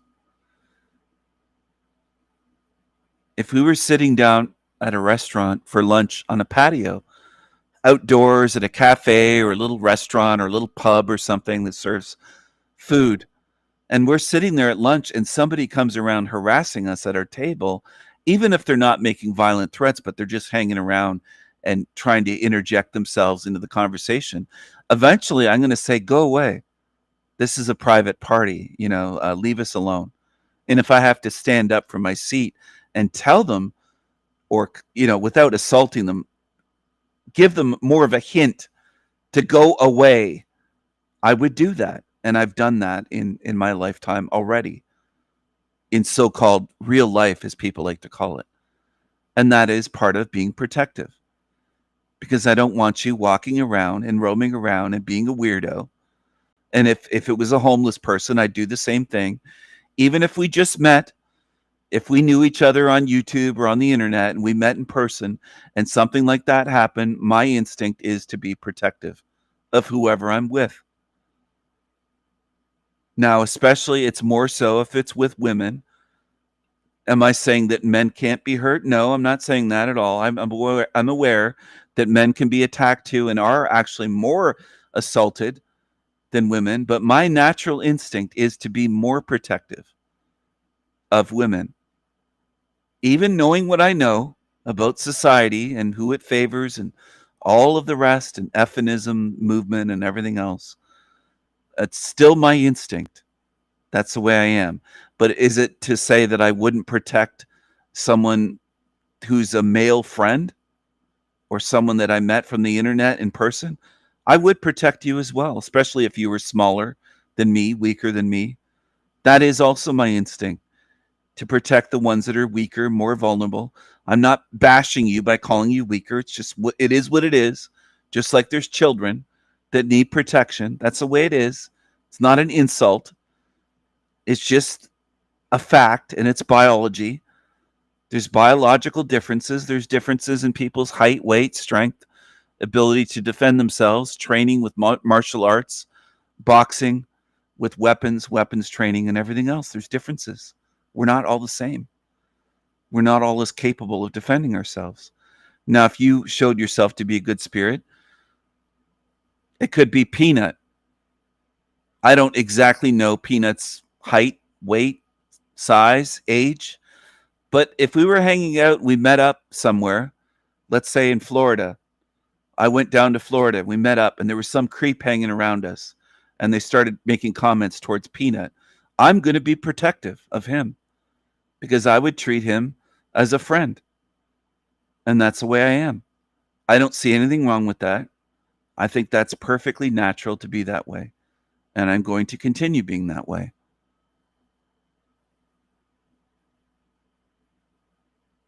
And I hate the way that these creatures try to prey on ones who are good, caring beings and are vulnerable. Not because they're dumb or stupid. It doesn't mean that at all. Vulnerable just means, just look at it with a computer. Computers have vulnerabilities if they have open ports. And open ports means there's ways of people connecting remotely to your laptop if it's connected to the internet. There's vulnerabilities.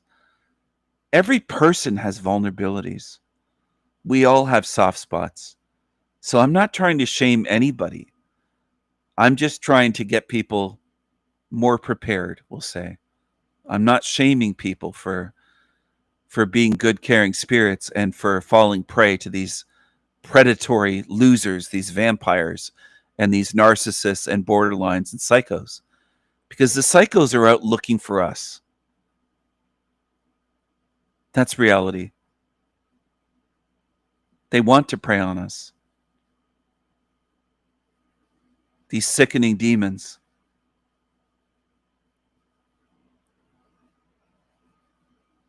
Thank you, Louise.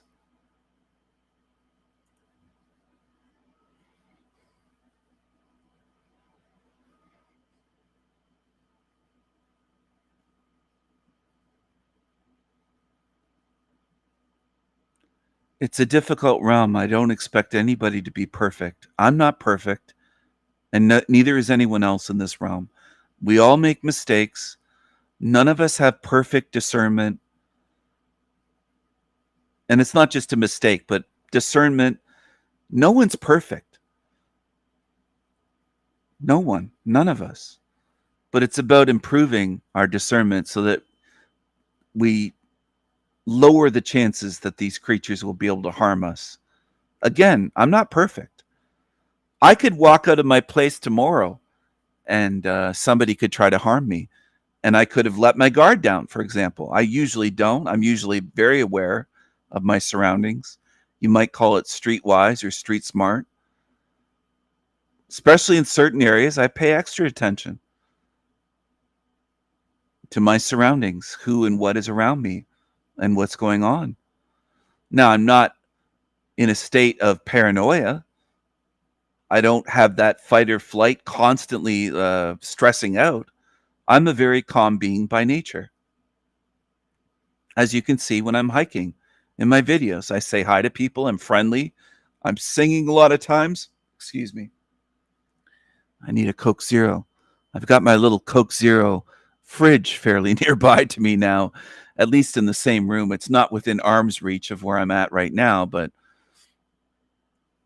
and I got used to that staying in some hotels with little bar fridge, little mini fridge, not with snacks in them, but the ones that you can put stuff in of your own drinks.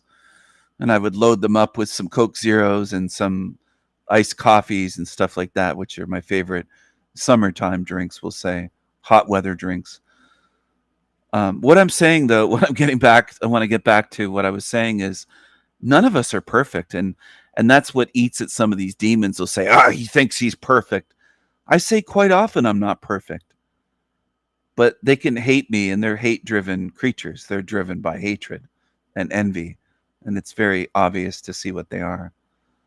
But all of us make mistakes. We're in a meat suit. We're in an imperfect realm with imperfect bodies, imperfect brains, imperfect nervous systems, imperfect health. We're all imperfect in many ways in this place. Now, am I saying that we're perfect spiritually outside of here? I don't know. I suspect we're probably not perfect even out of this matrix.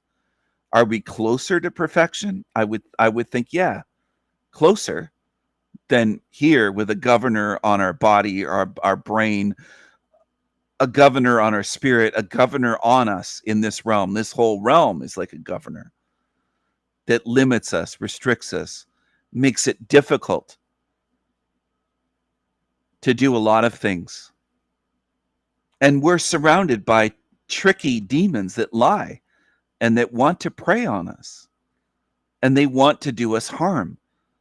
Now, I'm not saying that to make anybody scared or worried or paranoid. I don't want that to happen at all. I don't want people to get into that state, and I call that the baby truther state, where they're paranoid and they think everybody, they just assume the worst all the time, and they are living in a state of fear and paranoia, and that's not what I want people to be. That's not enjoyable. That's a miserable existence. I don't want anybody to live full of stress, full of fear, full of paranoia. I don't want people in that state. That is hell. And I'm not pushing misery here at all, or fear, or paranoia. I don't want you to live that way. So that's not what I'm getting at. I'm just getting at being more aware, but calm, being calm in that awareness, if that makes sense to you. And I'm doing my best to convey some very difficult things because we're in a very tricky, complex, difficult place. This place is demonic, all right? The behavior of this realm itself, the design of the realm, the behavior, how it works is demonic. Again, I'm not saying that to scare anybody, or to make you paranoid, or make you lock yourself in your house and say, oh, I'm too scared to go out. I don't want that at all. That's what this system wants. Just like the lockdowns in 2020, 2021. Were designed to make you paranoid and afraid and to work on the masses. I don't want that at all.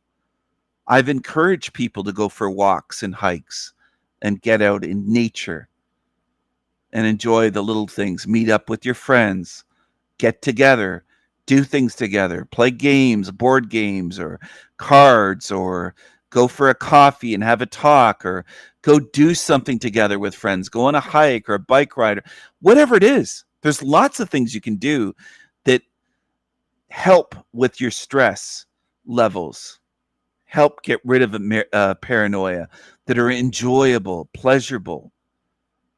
Okay?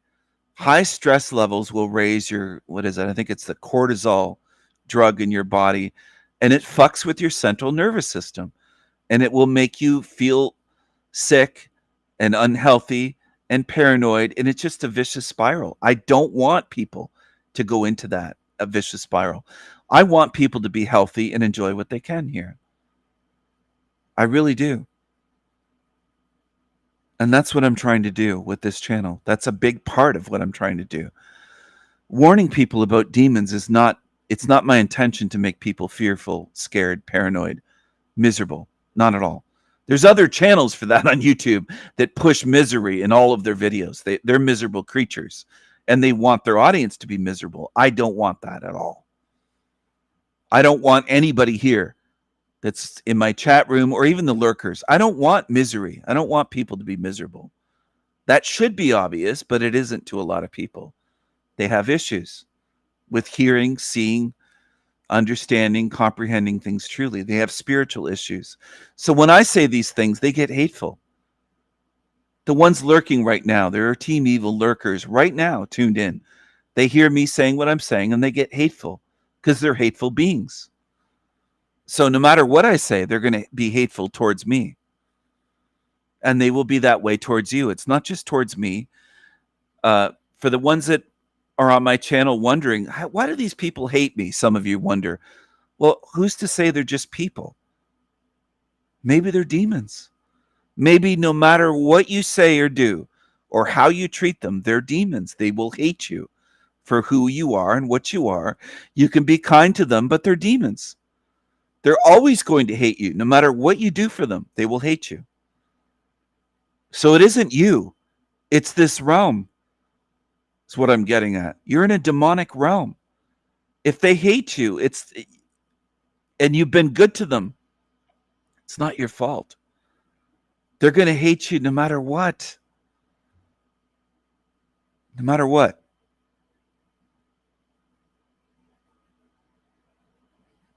Don't let them drag you down. Don't let them make you miserable and fearful and hateful.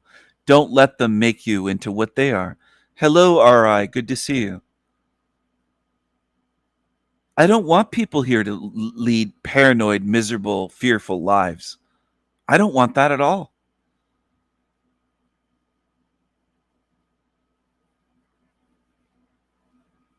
Thank you, Quantum Karen.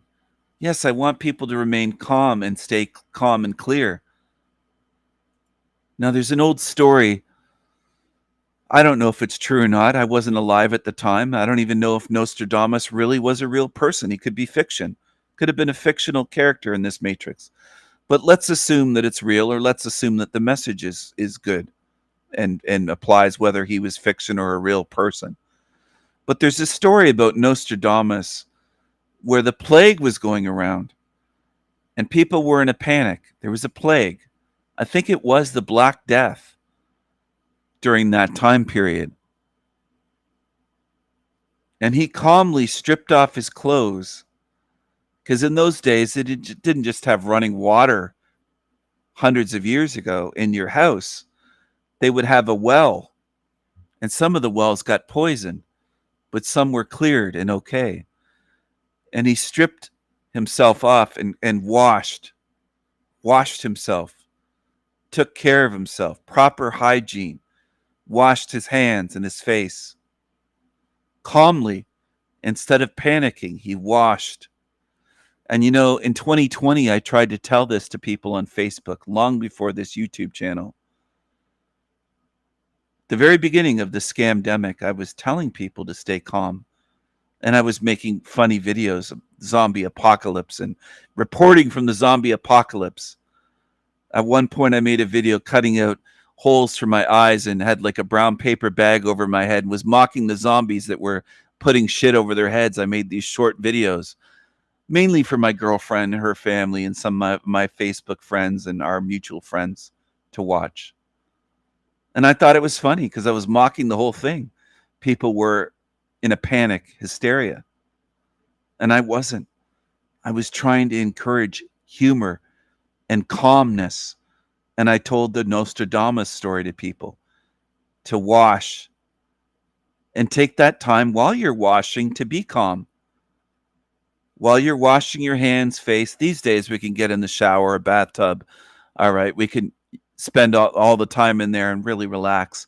But even if as you're just washing your hands or washing your face, use those everyday moments that aren't, you might wash your hands for 45 seconds, 30 seconds, a minute, whatever it is. It doesn't have to be a 30-minute shower, okay?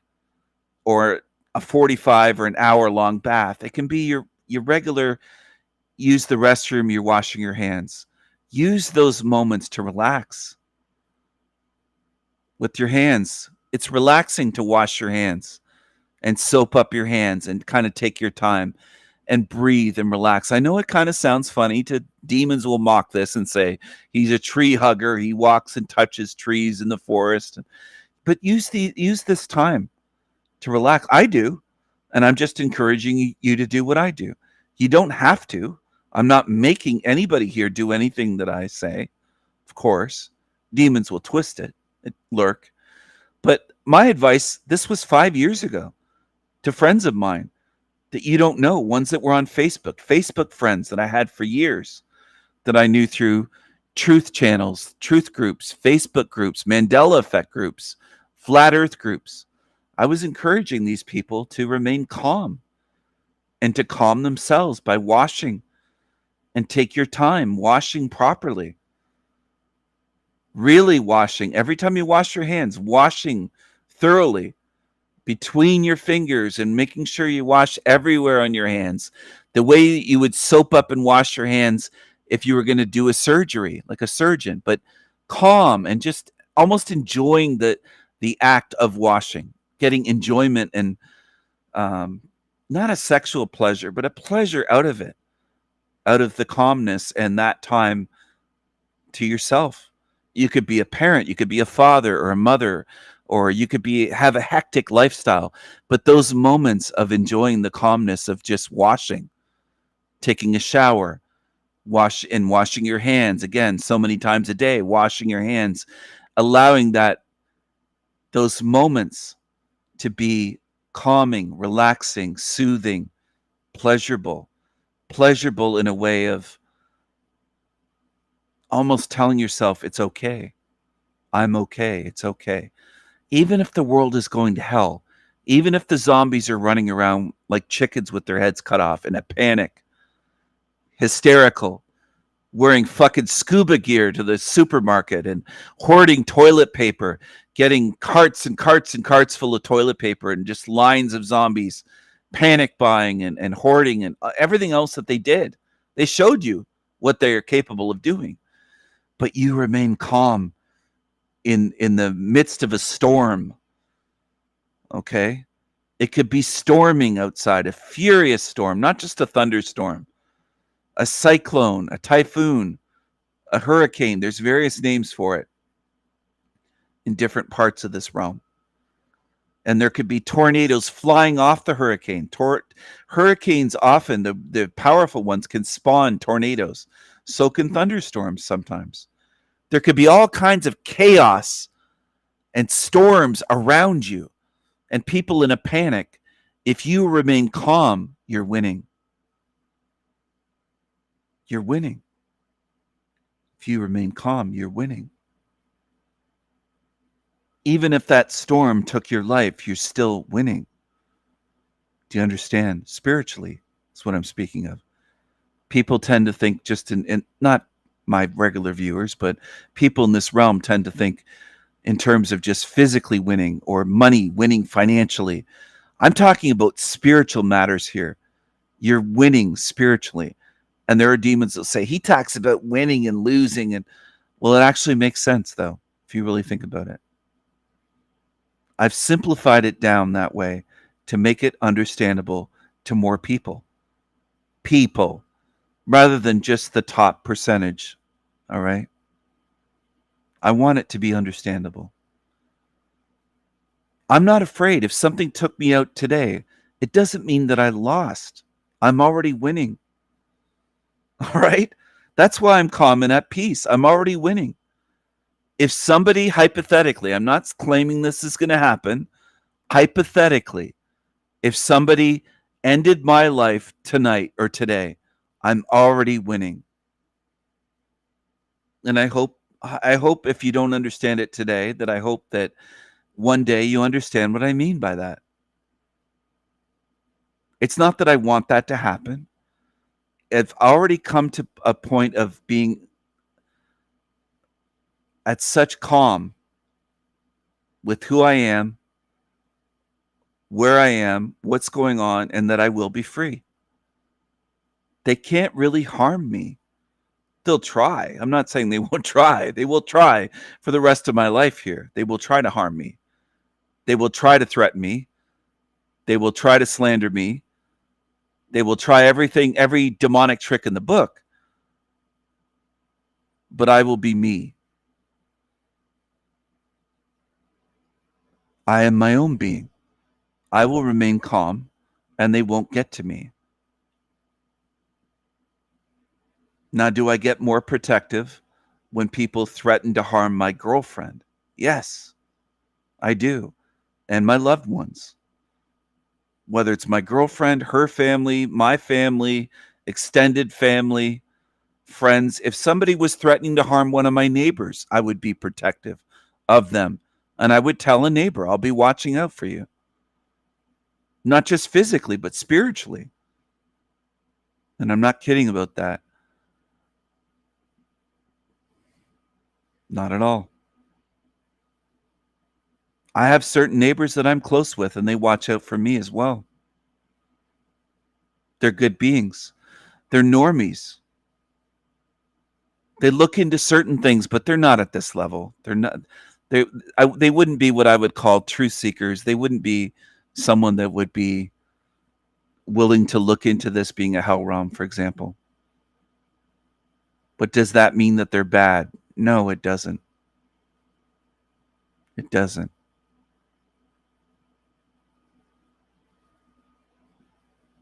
If something happened to one of their loved ones or pets, these normies that I'm speaking about that are neighbors, I would hug them and care for them and ask them if there's anything I can do.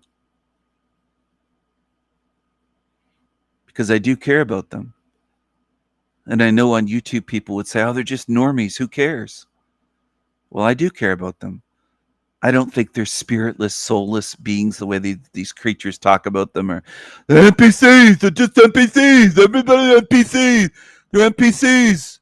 I don't go by that. I don't go by that shit at all on here.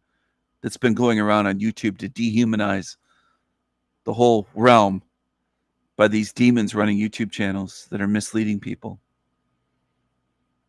There's a lot of good beings that they're not necessarily quote unquote awake or aware of what we are. Doesn't mean that they're bad. It doesn't mean that they should be shit on or told that they're just video game characters or NPCs. That's sickening and wrong to do, and I don't do that. I would rather assume that they do have a spirit based on their behavior. They might not have the knowledge of what this place is, but they behave as good, caring spirits, and that's what I go by. Whether they're full-on normies or 1 foot in the normie camp or 1 foot in the normie pool and 1 foot out, whatever level they're at, stage they're at, a lot of them are good spirits. And I know that firsthand in person with neighbors, with people that I know are not at the level of seeing what this realm is, but they have care for others. They've shown care for me and care for others. They've shown care for animals. I've observed all of this in my lifetime, including in recent years, including post 2020. I observed how they behaved during that, how they didn't go along with it. And they're still normies. They might know certain things. They don't trust the government. That doesn't mean that they're at this level. Doesn't mean that they're full-on normies either. Okay? It's a spectrum. It's not all or nothing. It's not, oh, they're an NPC. They're just a normie NPC, soulless being, or they're fully awake. And that's what YouTube tends to do on these other channels. And I don't agree with it. I think it's wrong. I think it's wrong also to say that we're just video game characters in a fucking video game simulation, or it's like Grand Theft Auto or whatever video game. I think that's total bullshit. And I also think it dehumanizes people, disempowers people. I think it works against everybody that believes that. It's the exact opposite of the mindset that I hope people would have. Hope. Now, I can't make anybody have any type of mindset. That's up to you. I hate that broad brush labeling everybody NPCs, all of humanity. It's gross, and I think it's false. And where's their evidence for that? I don't just disagree for the sake of disagreeing. Where is their goddamn evidence for saying all of humanity are just NPCs? Where's their evidence? Show me the proof, please. And I expect evidence if they're going to make a claim that all of humanity, we're just all NPCs. Oh, where's the evidence? Show me the evidence. Anyway, I want people to be calm. And I'm not saying that you can't be passionate or can't. That's not my point. I don't want people to misconstrue what I'm saying. I'm just saying overall in this realm, try not to let them get you wrapped up in fear, panic, paranoia. Try not to let evil get to you and get them thinking that all of humanity is just part of an AI. We're not real. We're just NPCs. We're video game characters. We're slaves. There's no way out. We can't defeat this God. All these messages they're pushing on these channels that I've been showing, exposing them, it's false. It's disempowerment. It's fear programming. It's fear programming. They're pushing fear programming. I encourage people to love these normies that might not get it. It doesn't mean that we shouldn't love them.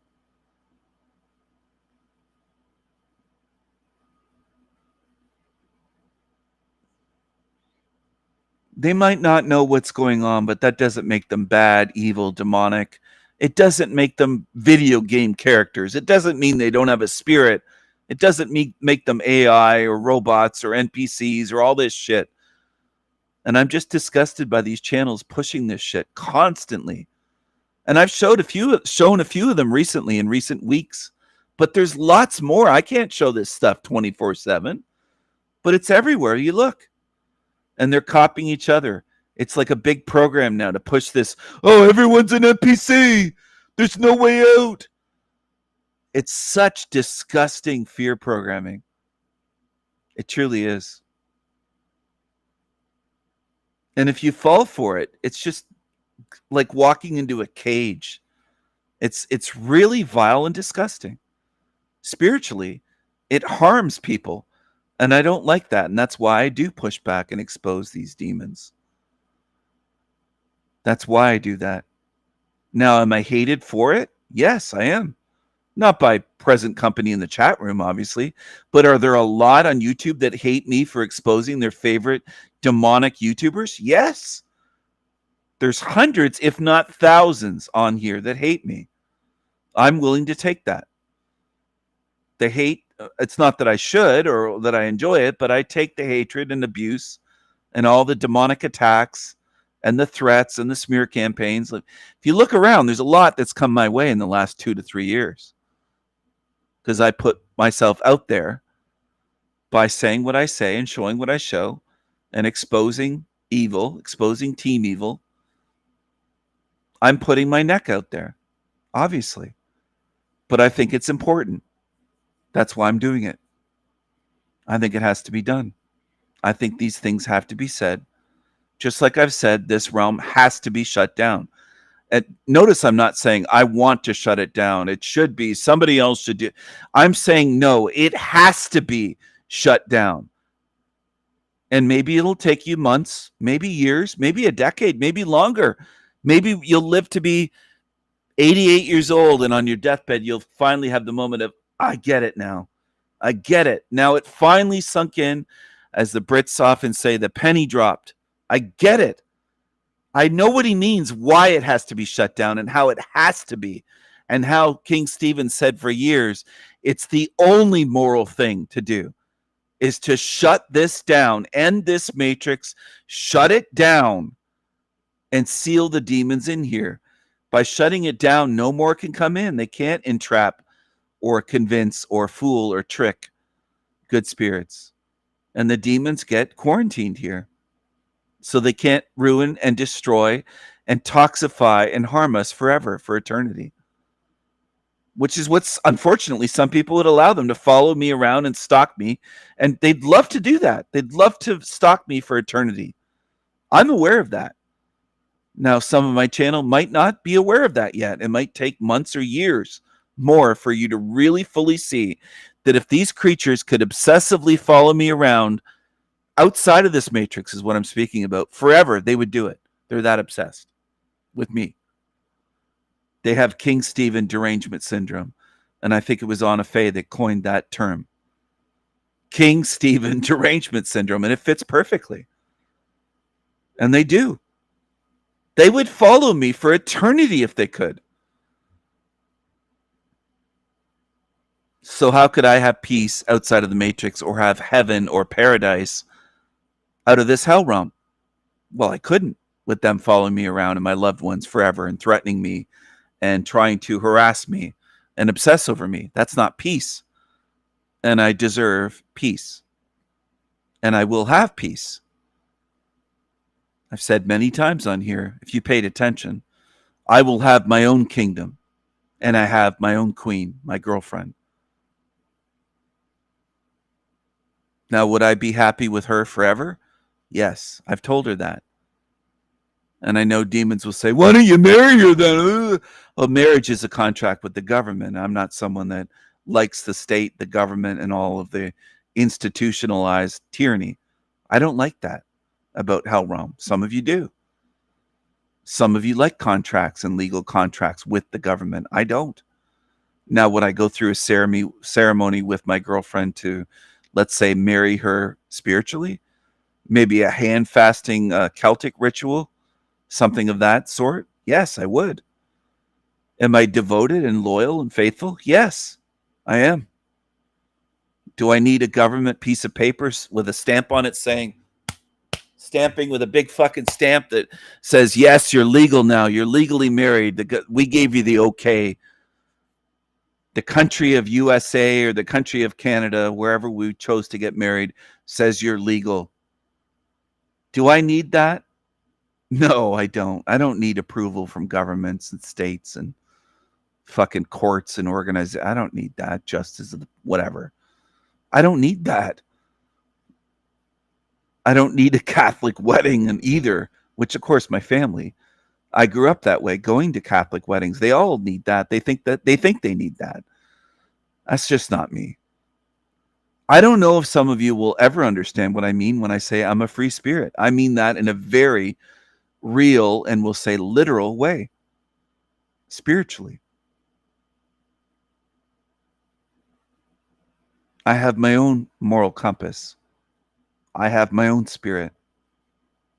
I don't need to read it in a book and say, don't do that because the Bible says it's bad, or don't do that because some judge said it's bad. I have my own moral compass that leads me.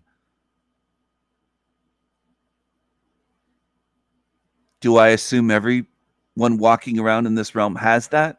No, I don't. And I've noticed many do not. They're not moral beings. If it was taken off the books as being illegal, a lot of people would be doing really vile, nasty shit in this place. I've heard them say on YouTube, I wouldn't do that because it's illegal.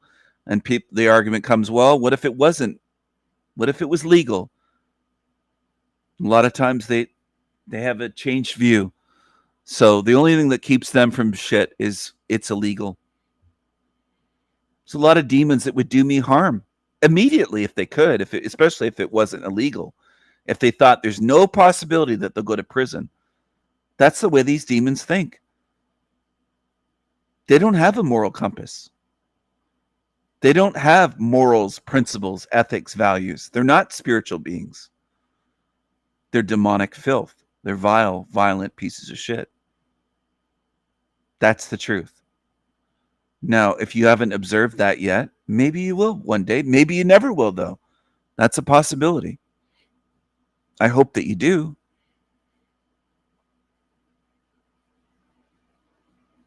I can't make people see what I see. I could point at the sky and say, look at the sky tonight. It's dusk, and look at the sunset, the blazing colors, red and orange, and it almost looks like there's some violet and purples in there, and it's just beautiful. And you could say, I don't see that. I just see a sky.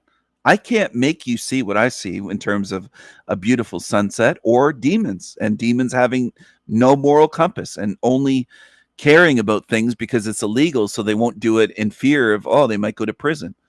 That's not a moral compass. That's just they don't want to end up being punished for being evil and committing crimes. That's all. We're in the same realm, but we're very different. Demons just go by laws. And again, the criminals don't go by laws, but there are some demons that are afraid of doing certain things because they wouldn't want to end up in prison. They don't want to lose their freedom. They don't care about harming others. That doesn't cross their mind. Just that they don't want to be punished. That's all.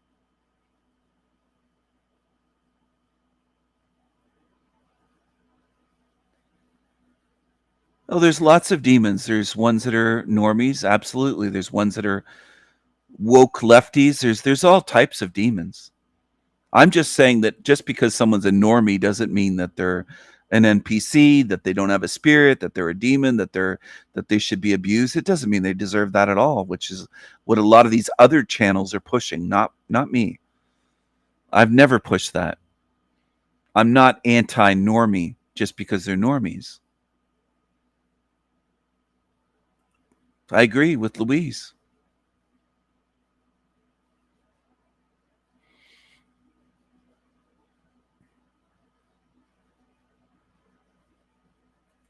As for normies, I like some of them more than just about anybody on YouTube quote truther channels. There's lots of normies in my real life that are much better people, much better beings, much friendlier, much more caring, much more trustworthy. They don't stab me in the back. They don't bash me. They don't get triggered at the drop of a hat. They have lots of good qualities, these normies in real life. Some of them have been helpful. They've helped me out certain ways.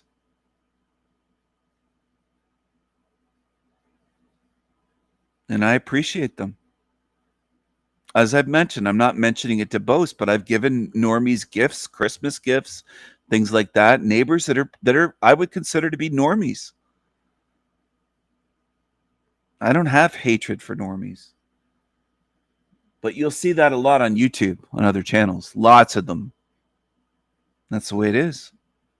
And I've tried to show people that. I want people to notice the differences. And I think noticing the differences is very helpful to your spirit and your spiritual eyes and your spiritual awareness. If you can't notice differences between my channel and these what I call shit channels and demonic channels on Team Evil, then you're in trouble. Unless you change and are able to do it. Because it should be obvious. But some people can't do it. They'll look at my channel, look at these other channels that I cover and say, I don't see the difference. I don't know why you can't. I suspect it's spiritual differences, though. Or you're under such a spell and mind control. But even then, I can't fathom mind control being that strong that you can't notice the extreme differences between my channel and what they're doing on demonic channels. So some people do have some work to do spiritually. Paying attention, awakening their spirit, noticing differences. Looking at things, comparing, contrasting, noticing differences. This is healthy and natural, and they discourage it in this realm to notice differences.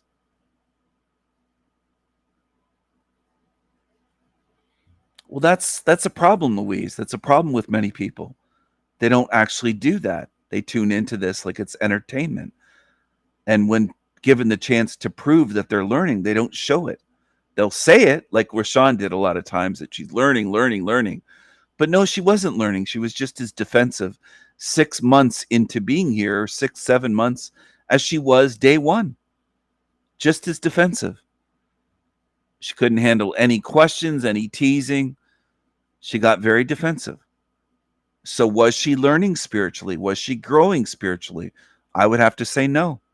I didn't notice any progress or difference between Rashawn here on day one and 6 or 7 months later. I know time flies. You can't imagine, but she really was here for at least, I would say, 6 months, if not 7 months here. Okay? Because if you go back to the live stream where I was on Ian's channel live that one time and I got kicked off and banned, that's when Rashawn found out about my channel and started coming to my channel. She said that she saw me and how Ian treated me, and that she decided to come to my channel and found out about my channel from me being on Ian's We Are Awake or We Are Asleep, We Are Zombies TV channel. And that was a good 6 to 7 months ago. So she's been here that long. So you think it's mostly IQ, but what about the spiritual differences? I agree there are IQ differences with the audience here and the content on my channel and the topics and the way that I discuss topics and the way that I show things and the way that I make videos. There are differences. But I think there are spiritual differences as well between me and other content creators, as they call themselves. They give themselves these big titles. They think that sounds good. Content creators. It is connected. I do think it's connected. I agree. But I also think that there could be low IQ, let's say mentally retarded, disabled people that could be good spirits. And they're handicapped. They're in a wheelchair. They can't speak. And maybe they're being punished. Their past life, they might have been a good spirit. And this lifetime, they might be punished. Physically punished with that. And they might be very good, but appear to be low IQ. They might appear to have an IQ under 60. Completely mentally retarded. Under 50. Their IQ might be sub 50 and they can't care for themselves. It doesn't mean that they're a bad person or a bad being. They might be a good being in there. And non-vocal, like unable to speak, and they might be living in a fucking hell, trapped in that body. So anyway, that's how I view it. If you look at the spiritual differences between my channel and these fear-mongering channels with their hands out begging for money, it should be night and day to people. But is it? Do people really notice the differences? There might be 25, 30, 40, 50 people on my whole channels, all of my channels, that could do that I've come across, and trying to reach thousands, and there's very few that can even see that much. The differences between my channel and their channels, or the other channels they watch. Because I think with a lot of people in this realm, it's all the same. Like they think every TV show's the same, every channel's the same, every piece of music, every band, every YouTube channel. Real men don't beg for shekels. On YouTube. On YouTube. And YouTube, I say it that way because YouTube is moronic. It's a clown show. And some people would say, what's the difference between your channel and Illumitami or Flow State or this one or that? Well, I don't beg for shekels. Okay? Where on my channels do you see anywhere any button to donate? Cash App, PayPal, Super Chat during live streams.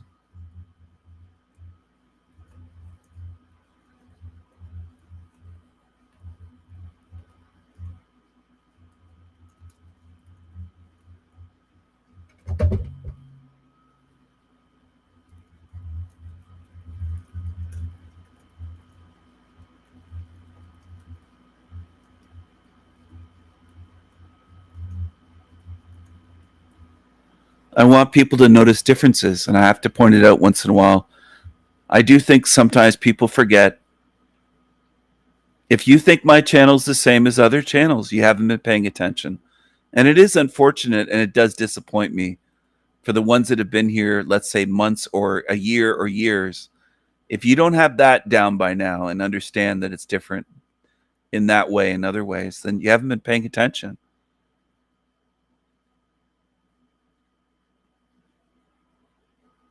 So they have their hands out for money all the time, and some people think, well, what's the difference? OTW said recently, that guy that has a membership club, you can give him $300 a month. He said recently he's not making enough money doing YouTube. He's thinking of not doing it anymore because it's about the money. He won't do it for free. He won't even live stream for free. It's about donations. They just want your money. And I don't know why this is so hard for so many on YouTube to figure out. It's almost baffling that it's simple. They wouldn't even do YouTube if they weren't making money doing it. They're monetized, they have ads, they have all these different ways to make money. They don't do it for free, and they wouldn't do it for free. As for the quality of the content, there's no comparison. They're not at this level, and anyone who's honest would be able to admit to that. Do I assume everyone that tunes in here is honest? No, I don't. There's lots of people that tune in and lurk, and they're just full of hatred. They just watch me hating, and they're destroying themselves inside watching me, and they're full of hate. You only hurt yourself. You don't hurt me. Your hatred doesn't hurt me. It hurts you. Go ahead. Hate. Hate me all you want.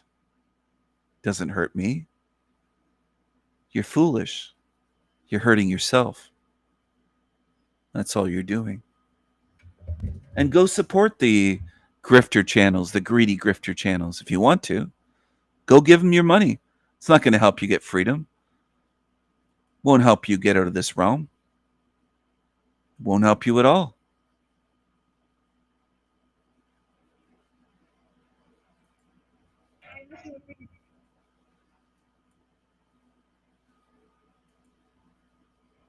It won't help you at all. And that's a choice. I've encouraged people to choose wisely. What do you think I mean by that? Your life choices. You do have choices. You can go watch and support shit. You can go to channels and give them hundreds of dollars a month if you want to program you. You can pay to get programmed, or you can choose wisely. It's up to you. Some people that make bad choices or choose evil want to make all the excuses, but you've been warned. You've been told, you've been shown, you've had it explained why it's important to choose wisely. Don't support evil. Don't support ones that have channels just for money. They're not spiritual. They just want your money. They don't care if they mislead you. They don't care if they lead you right into the pits of hell. Some of them laugh, saying that they said live that I'm going to a pit of hell. They'd laugh. They'd love that to happen. Some of you still support these evil channels. Maybe not with money, but some of you do support it. Support them. It shows what you are. There's many ways to see who is who in this realm. They always expose themselves and show what they are. Always.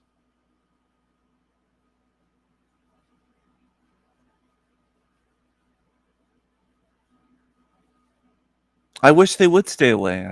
The ones that are just here to waste my time and pretend and play stupid games. I wish they would stay away. I don't want everyone around me. I've said that tons of times. I'm aware that I can't reach everyone in this realm. I'm not in the business of trying to, for free, not money involved, but trying to make demons into good spirits. I know I can't do that. I can't make snails fly like evils. I can't make demons into good spirits. I can't make bicycles into jet airplanes. I can't do that. They are what they are. There's been thousands of people that have come through this channel and left.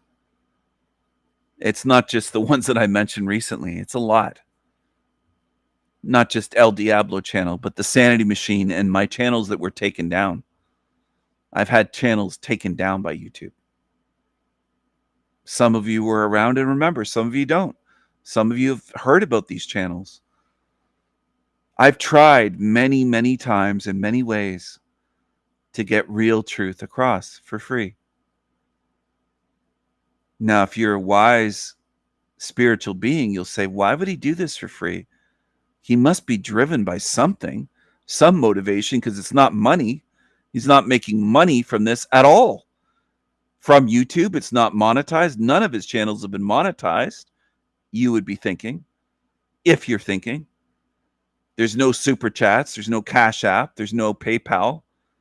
There's no Patreon. There's no paywall. There's no give thanks in the comments. There's no buy me a coffee or Patreon pages. There's no membership club to join. There's no money involved. You can watch all of my content for free. Shorts, live streams, videos. It's all free. My whole channel, every channel that I've run is free. All of it. I don't put a price tag on truth and spirituality like it's a product, because it isn't a product. Maybe one day you'll understand that. Maybe not. There's people tuned in right now that I would bet don't understand that. They'd say, why not? Why not sell it? Why not charge people? This is the way that many in this realm think. It's very common on YouTube. This doesn't cost you anything. I'm not asking you for money. I'm not asking you for anything. So if you're an intelligent, aware, spiritual being, you'd have to ask yourself at some point, whether it's your first day here, first week, first month, first year, why is King Stephen doing this? What's the motivation then if he isn't making money? Maybe I know how important this is. Maybe that's what drives me. Maybe that's my motivation.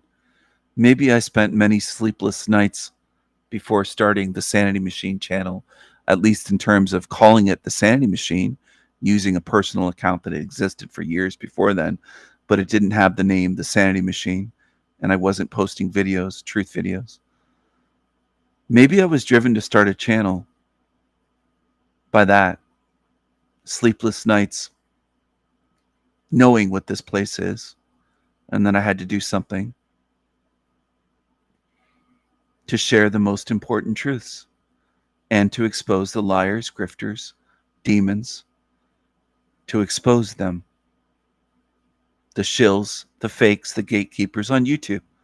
That's part of what I've done. It's not all of what I've done. I've done a lot of things on these channels. If you pay attention, you'd know that I've analyzed near-death experiences. I've exposed evil felons, abusers, demons, liars, grifters, frauds, gatekeepers, shills. That's part of it. I have a whole esoterica series. I've done live streams. I've done a lot of things on my channels, if you really look at it. But do I assume that most people do that? No, I don't. I don't see evidence that most people look at it that way. Because a lot of them on YouTube will say his channel just attacks people. His channel is about bashing people. Is it really? If you're honest. If you're honest and you look at my content, my videos, from live streams to recorded videos that are not live, to premieres, to esoterica series and other series, God's Plan, God's Design series. I've had other series. I've had standalone videos early on that were not part of a series for, let's say, the first year or so of the Sanity Machine. I've had videos on other channels that are now gone. I've had videos beyond YouTube on Odyssey, for example. I've done quite a bit of different things if you pay attention and notice, but I don't assume that most people do that. The evidence is the otherwise. Most people forget what I've done and they'll try to pigeonhole me saying, oh, Stephen King Stephen, his channel, he just bashes people, which is false, entirely false. In fact, I'll go out and say this. I challenge anybody to show me a channel that has put out more free spiritual wisdom and truth than my channel has done in the past 2 to 3 years. If you say my channel is just about bashing people, I challenge you to show me a channel, and I'll review it right here live today or another day, whenever you tell me. Show me these channels that have done more spiritually in terms of spiritual truth about this realm. If you want to say that I just bash people here, you better be able to show me 10 channels at least that do that. Should be quite easy. If you say that that's all my channel does is bash people, I think that's entirely false. You're misrepresenting me and my channel, and that is slanderous. And it's weak and dishonest of you, whoever you are, to do that. on YouTube. There's a lot of that going on.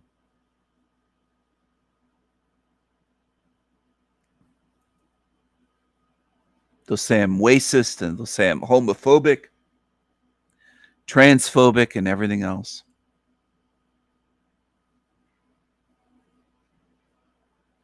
Labels. But they can't debunk me. They can't make videos an hour long, 2 hours long, 3 hours long, or a series of videos debunking me. They can't do it. That's why they don't do it. Because they can't. And they know they can't. And that's the truth. How is it true? Go ahead. Investigate. I welcome that. Go ahead. Show me the ones that have debunked me. Anywhere in this realm. On the internet, on YouTube, other platforms, anywhere. Anywhere. Anywhere. That's not me boasting. It's me trying to show you that all they can do is label me, smear campaign me. Demons will take that as he's so egotistical. No, show me. Show me the debunking videos that show that King Stephen, that / the Sanity Machine channel are wrong, and that my model's wrong, and what I speak about is wrong, and prove me wrong with evidence and with logic and reason. They can't do it. Who do I mean by they? Team Evil, normies, anyone in this realm can't do it. Because what I'm showing here, most of it, the vast majority of what I share is observably true. It's observable. It's testable. It's repeatable. You can observe the patterns it repeats.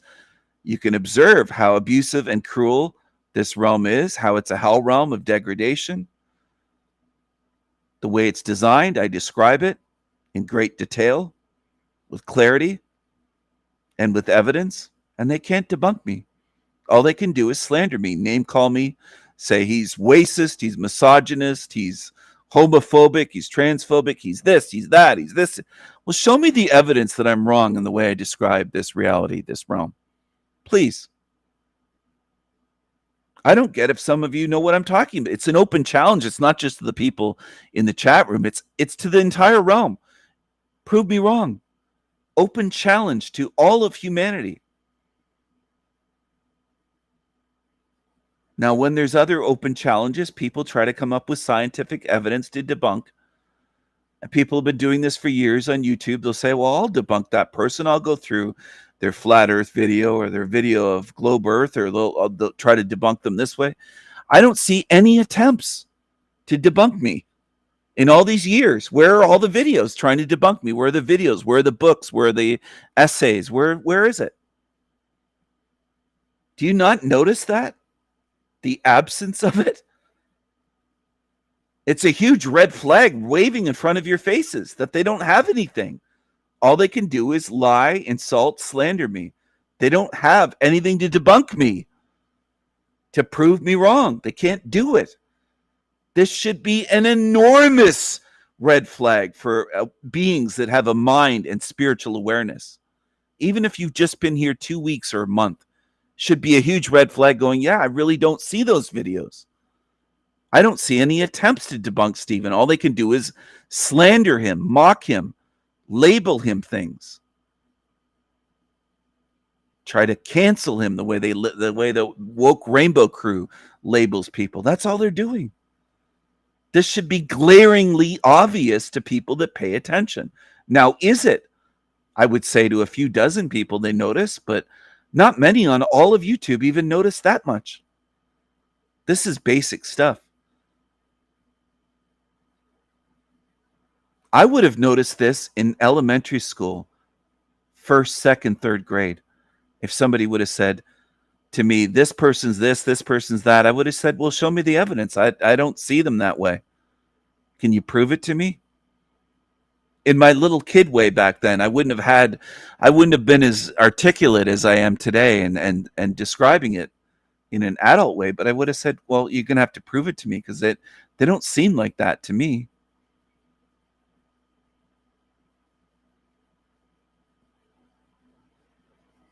For people that call themselves truth seekers and truthers, not a lot of you demand evidence. It's weird to me. I hardly ever see people on YouTube saying, show me the evidence. Prove it to me. Or prove Stephen wrong. Debunk his model. Make videos. Recording his content and spending hours analyzing and responding, showing proof that he's wrong. Where's the proof? I don't know why that's not your standard. I don't know why that isn't. I don't know why that wouldn't be your standard. Most in this realm just go by rumors, hearsay, slander, false accusations, name calling, insults. He's this, he's that. Well, try to debunk my model. How about that? Show me evidence that proves that I'm wrong on the way that I describe this realm and the workings of it, the design of it, the workings, the machinations of this place, the workings of this place, the design. I want you to show me how I'm wrong, please. I said it that way on purpose. The design, your God's realm, your God's design, God's plan. Show me how I'm wrong in describing it the way that I have for years and years and years. Any takers on that challenge? Or do you just want to bash me and name call me? Because that's all you do on YouTube.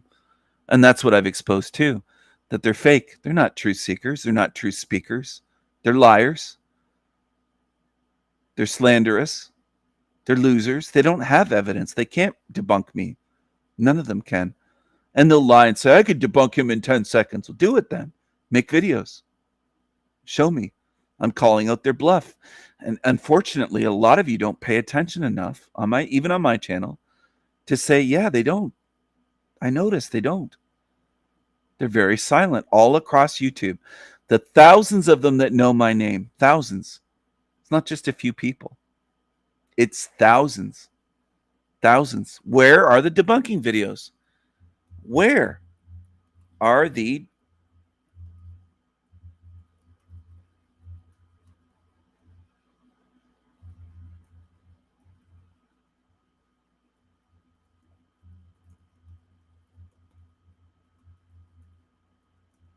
just wondering. They've made files about me and videos, all sorts of videos, but never debunking my model and the way that I show what this reality is. They can't prove me wrong. Or they would love to do it. They'd do it with glee if they could. They'd love to be able to prove me wrong, but they can't.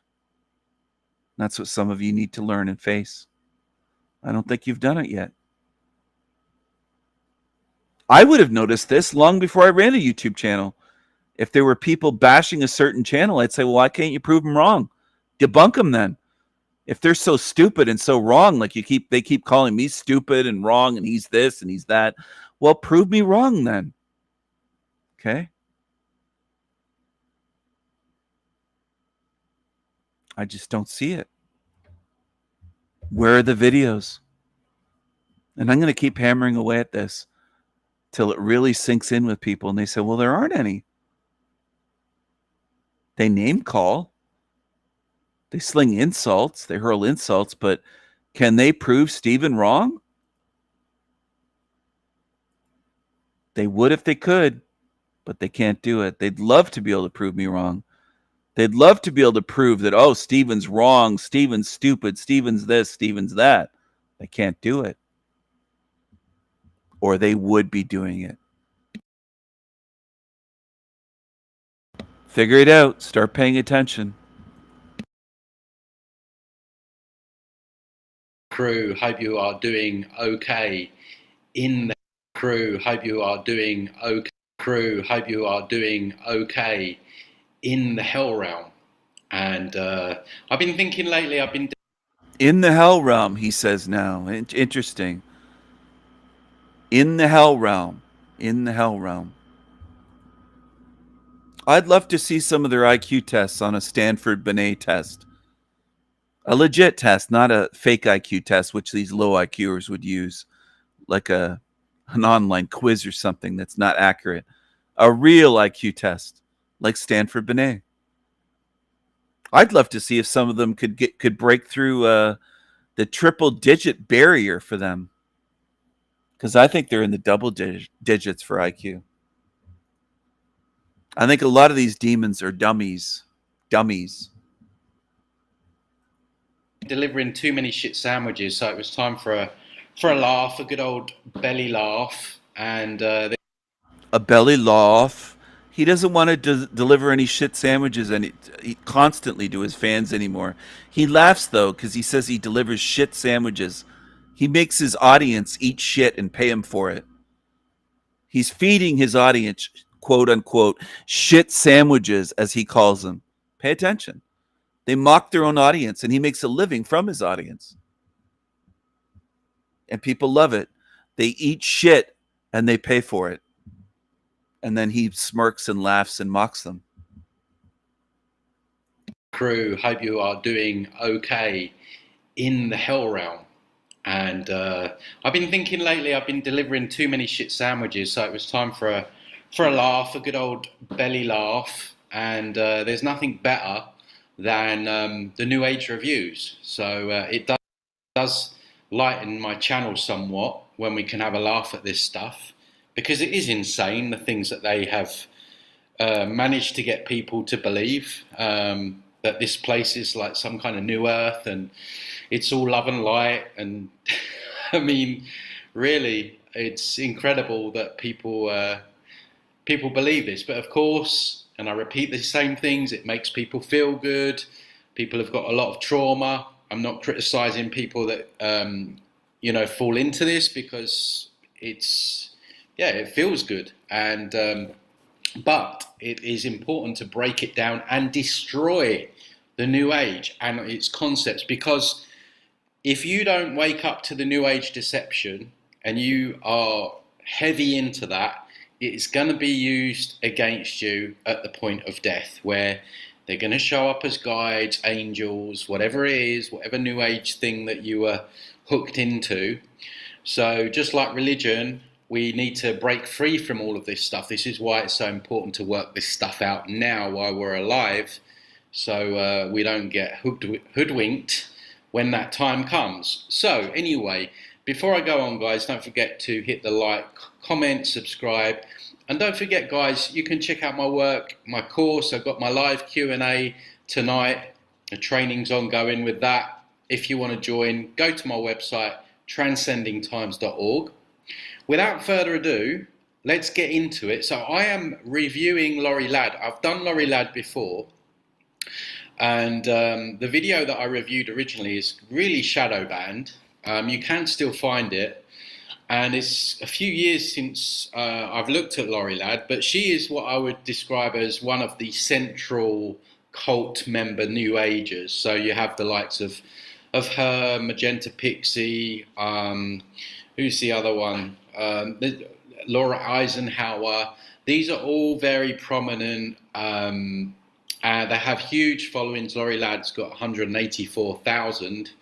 And I believe that this kind of inner ring, I think they know what they're doing, because there's certain New Agers that they just fall into it and then they repeat what they're told and all of that stuff.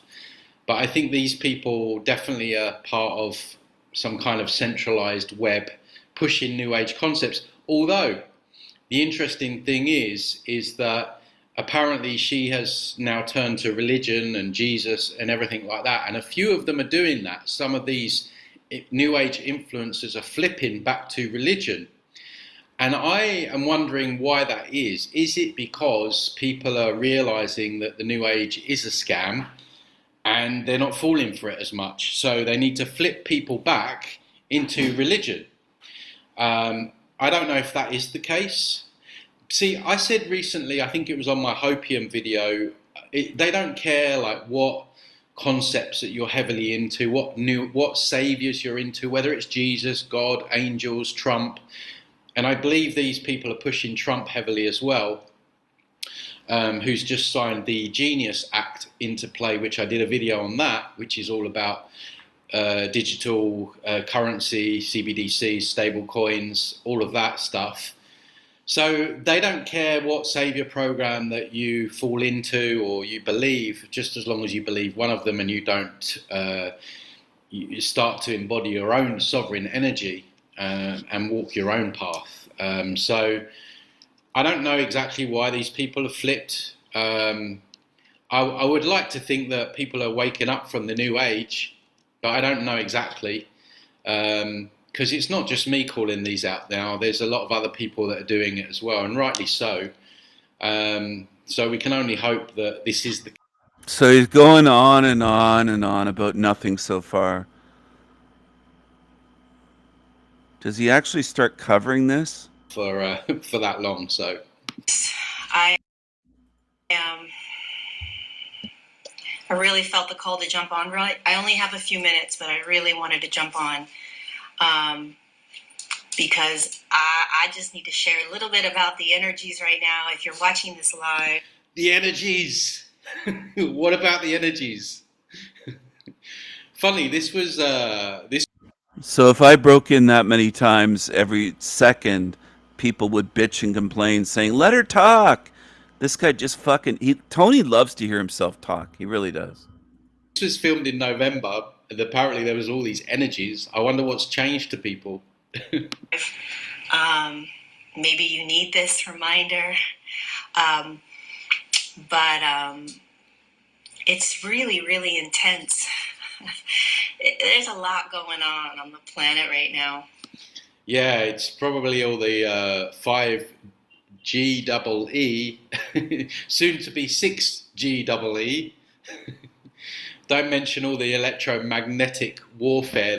What is he laughing about? 5G, double E, 6G. What is he laughing about? Like, what's funny about that?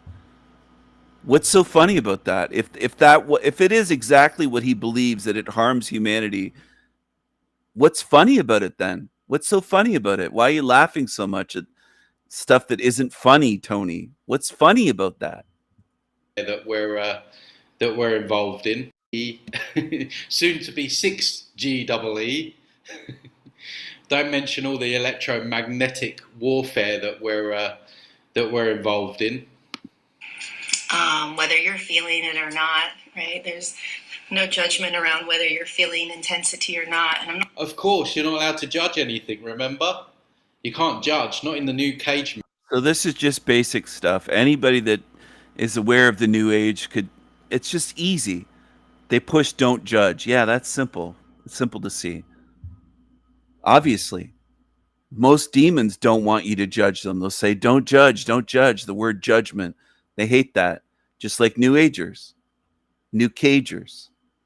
He just says basic shit that anybody could have heard on YouTube 10 years ago, a decade ago.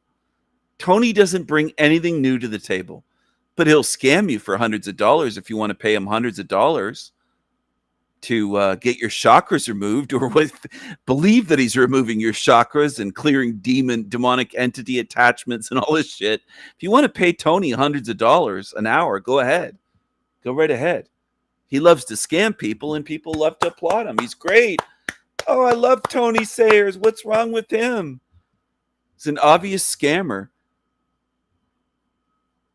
But truthers of these days, they can't tell a scammer. It's too much. They think everybody with a channel is legit. Why don't you like Tony? Why are you talking bad on Tony? Movement. Because if you start judging, then that means that you start a discernment process and you might figure things out. So they don't want you doing that. I speak about that in my New Age Deception breakdowns on the shorts and the playlist. It's one of the worst New Age deception, this whole idea that we shouldn't judge anything. And I hear it so much from so many people. Oh, well, you're in judgment. You can't judge this. No, I can judge and I will judge, and it's necessary to judge. If you don't judge, then you're going to get tripped over, especially in this realm. And the people telling you not to judge, they're judging you for judging.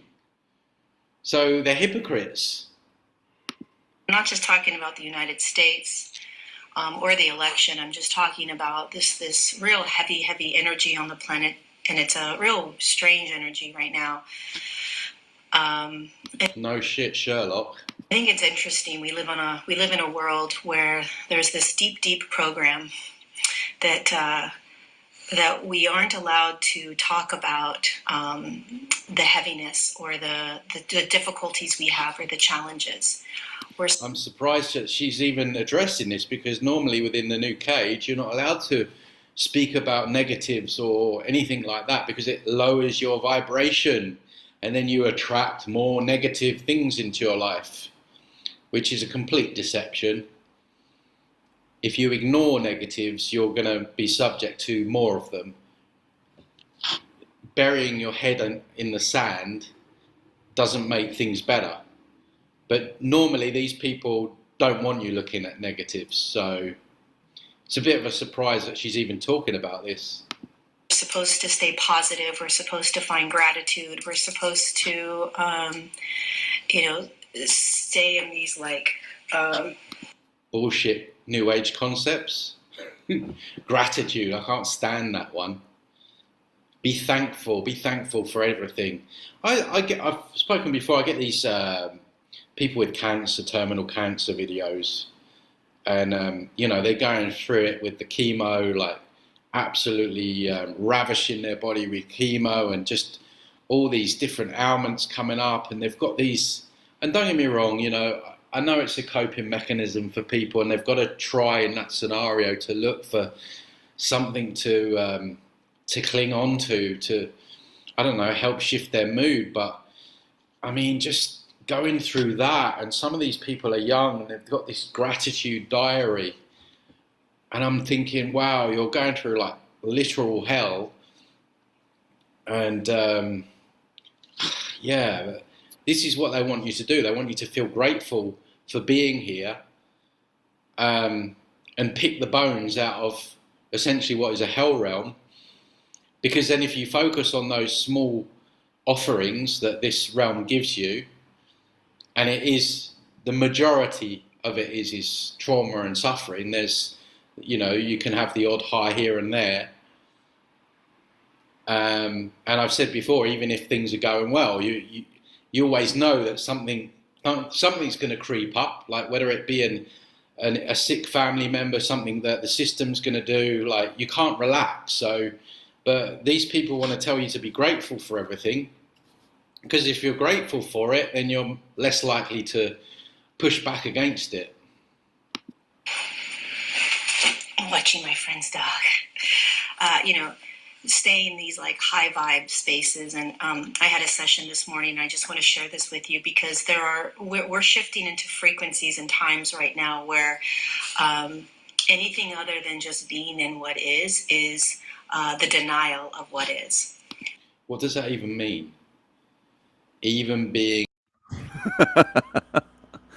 That's about all I can handle so far for that. I can't, in small doses, I can handle that kind of shit, but I don't know what the fuck she was talking about.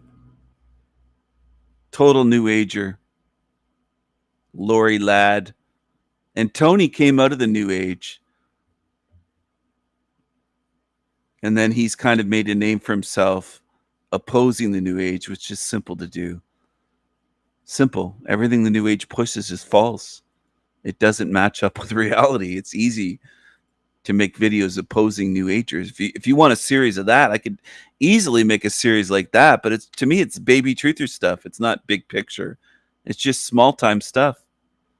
I'd rather focus on the big picture rather than just say, oh, the new age is pushing bullshit. Yeah, no kidding. That's baby truther stuff, obviously. But people lap that stuff up. They love it. I think there's people in this realm that will stay with the baby truther stuff for decades until their deathbed. They just don't ever want to go beyond that. Hey everyone, welcome back to The Other Side NDE. This channel is all about near-death experiences and opening up the questions they have about life and what may come after. And today we have something really meaningful to share with you. For the first time ever, there's a way you can actually own a piece of this channel and support what we do in a big way through a partnership with Gigastar. This is an official, regulated opportunity that allows our community, viewers like you, to help us grow, create more content, and potentially benefit from the revenue the channel earns. It would be a real investment, coupled with a powerful way to support the mission and share in the potential. So if you've ever felt impacted by these stories or want to see more of this kind of content in the world and want to help us have a global impact as we reach into other countries for more stories just like this, check out the offering page linked below. Everything you need to know is there. Thank you so much for being on this journey with us. Hi, my name is Noelle, and I had a near-death experience. And Just a second, I'm going to pause it. Noelle groaning. So the creator of the Simpsons is called Matt Groening. Same name. Very dark eyes, very dark. And they look very cubed, squared off, like the straight lines. Noelle, it's funny because there's a Noelle on YouTube. I know it's not her, but anyway, look at the eyes there. Right off the bat, that's what I noticed, the eyes. Now, am I jumping to the conclusion that Team Evil would say, he's going to say that's a diamond? That's a diamond. Well, it's just one piece of evidence. It's not me. It's not enough for me to condemn her. It's not me saying, oh, she is. But it's very unusual. It's like this eye here in particular is just like a perfect, not just square. It looks like a cube. It looks 3D. Which, of course, an eyeball is, but it doesn't look round. It's very squared off. The bottom, the sides, look at that. Very weird. Normal to people that don't want to pay attention and look at anything, though. They'll say, what's wrong with that? That's most in this realm. They don't want to observe anything. They don't notice anything. They could talk to this woman for years with her eyes like that and never notice. They'd never notice anything. And her friends would probably deny it, saying, she doesn't have eyes like that. You're a liar. She's not overweight. She's not chubby. She's fine. That's what people in this realm do. They deny reality. They lie. They gaslight. If you speak the truth, they'll try to fucking gaslight you. That's what they do. That's most in this realm. It's not just a handful of demons. It's most beings that do that. As soon as you speak the truth, most people deny it immediately. Miss Noelle, and I had a near-death experience in April of 2021. Just for a little backstory, I had a very complicated pregnancy. So she's an adult. She's been pregnant. Why does her voice sound like a little girl's voice? Right off the bat, I'm noticing things. And again, this can upset people. You could say, why is he pointing this out? Her voice and this and that. Well, it's part of a picture. It's puzzle pieces forming a picture. If you're able to do that. I'm not assuming that everyone in this world can do that. Because a lot of you are you just watch things as though it's a TV show. You just want to be entertained. That's the level you're at. 2021. Just for a little backstory, I had a very complicated pregnancy. I had preeclampsia and I had gestational diabetes and a ton of other health things going on, which led me to give birth prematurely. I had an emergency induction due to severe high blood pressures and just a ton of medical things going on. It just was not safe for me to be pregnant anymore. So during the birth, I was pushing, and this is kind of when the near-death experience starts. So while I was pushing, I saw this woman, and mind you, the whole room was full of people. It had the NICU team, it had the doctors, it had everybody there. But there was this one woman that came in the room. She had the most blue, fierce eyes I had ever seen. Kind of almost like very Irish descent, but her eyes were so stunningly blue. And she came into the room and she just looked different from everyone else. And she came up to me and she said, "You need to push harder. His heart rate is dropping." And in that moment, her voice was so stern, but it also was very distinct and fierce, like, "You have to do this." And I said, I'm trying, because I was pushing as hard as I could during birth and he wasn't coming out and I was dying.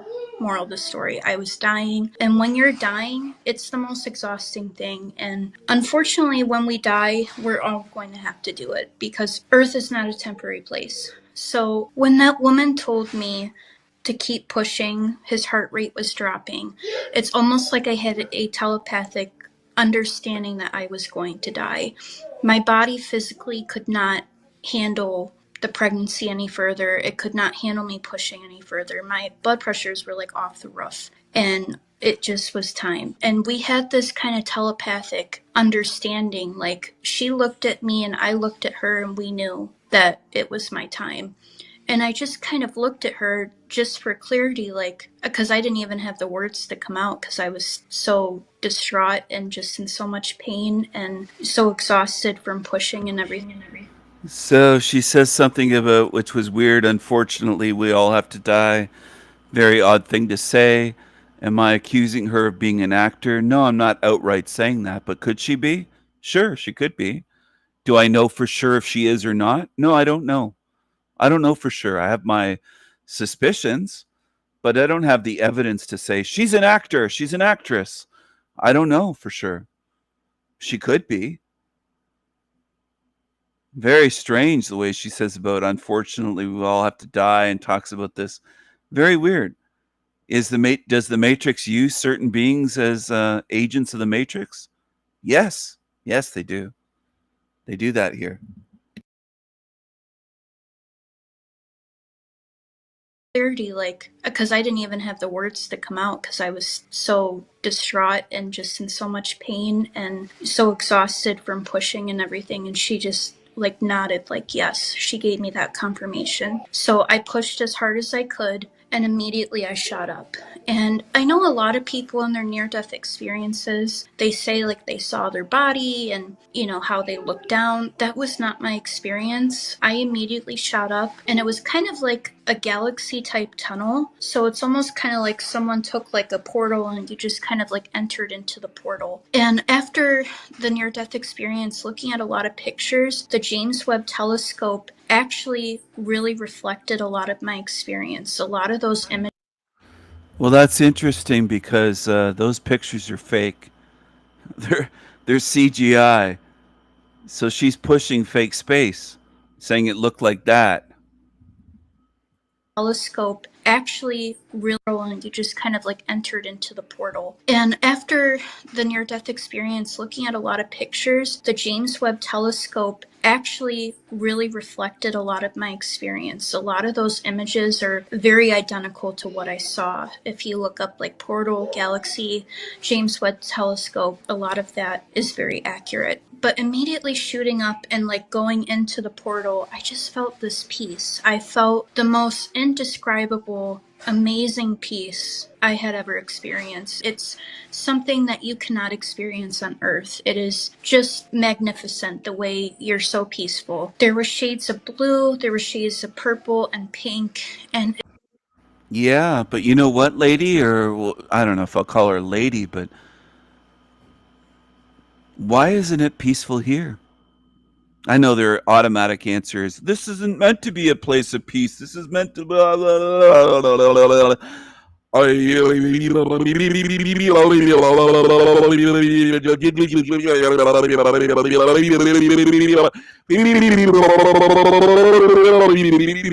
That's what it sounds like.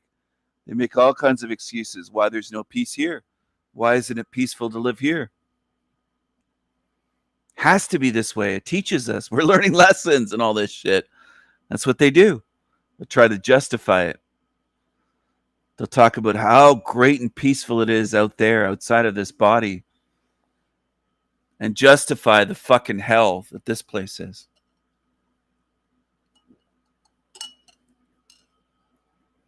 Do I mean they justify it for a minute? No, I think a lot of them would justify it for decades or lifetimes. They're hell-bent on justifying the suffering and the evil of this realm and the design. And they'll never look at, wait a second, it's so peaceful out of here, even without being out of the whole matrix, just out of body. Then what's this about? They never do that during these NDE, on these NDE channels where people talk about their NDEs, like this one here, the other side channel, the other side. It should be something that stands out to most people, but is it? No, it isn't. It isn't. including people that have had near-death experiences. They experience tremendous peace, but they never stop to look at this realm and go, well, then why the fuck is it this way here? Why do we have to go through all of this? What's the point of this? Suffering. And then they try to make excuses. Well, it's God teaching us through suffering. And they just go into this evil, demented fucking shit, man. And anyway, I hope you see it one day. I know there's people that tune into my channel that do not see it, don't get it. I don't expect you to. It's not that I'm holding my breath expecting you to see it. I don't think most in my lifetime will see it. I don't think most in this realm could be here 1,000 more lifetimes and they still wouldn't see it. I don't have faith in people that don't want to see the truth. I don't put faith in you. I see what you are. I see what you do. I see the mental gymnastics most of you do, most beings on earth. It's not just a few. It's the vast majority that do that. You'll try to justify evil, suffering, all kinds of horrible shit. That's what most of you do. Most of you don't do what I do. You do the opposite. And I'm acutely aware that you do that. And I see what you are. You're very different from me spiritually. And I strongly suspect that you're a different species of spirit from what I am. You're nothing like me inside and out. And you'll never see what I see. And you're open to prove me wrong at any time. But I don't think most of you ever will. I think you're of this realm. I think this is home for most of you beings, most of you humans. You treat this place like it's natural and normal and great. And you love the design of it. It just was so gorgeous. There was stars moving on Earth. It is just magnificent the way you're so peaceful. There were shades of blue, there were shades of purple and pink, and it just was so gorgeous. There was stars moving, and it was basically just like a galaxy. Like if you look at any cosmic galaxy, those images that you see is really what I see. Those images are not real. You were duped by those images, and you were duped out of body. And unfortunately, many like you have an ego bigger than your body, and you don't have a tiny body, but you have a big ego. You would never admit, well, I was duped. You've been duped many times in your life, lady, many times. They could show you any image and say the government took this and you'd believe it. Fake space, tip of the iceberg. They could fool you a million different ways. Saw, but there was lots of shades of blue and purple and pink, which actually are all my favorite colors, and it felt unique to my experience, which made it even more wholesome. Like it. Yeah, that's great. It's not wholesome though. That's a word young people love to use these days. It's weird. I noticed that pattern over the last so many years. They love calling things wholesome.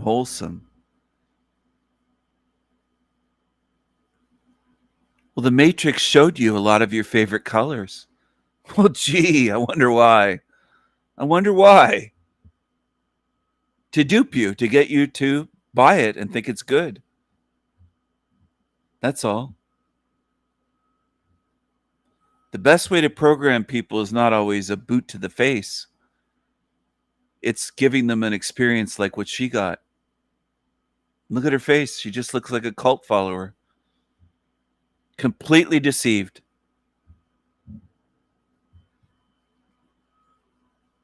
She took that bait, hook, line, and sinker, and swallowed it. It just felt like the best homecoming ever. It just felt like the best homecoming ever. As I'm moving through the portal, I look to my right, and there's the most beautiful meadow, the most gorgeous meadow. There are colors there that do not exist on planet Earth. The colors there are so saturated and contrasted. If you were to see them on Earth, it would almost be blinding. Kind of like when you look at the sun, you're like, oof, like that hurts your eyes. But when you see it over there, it's inviting, it's enticing, and you oof. You want to like go in it and experience it, and it's just like this whole other world, which it is. But it's just so magnificent the way the colors were over there. I mean, I just will never be able to earthly describe. So that meadow to my right was floating in right of space.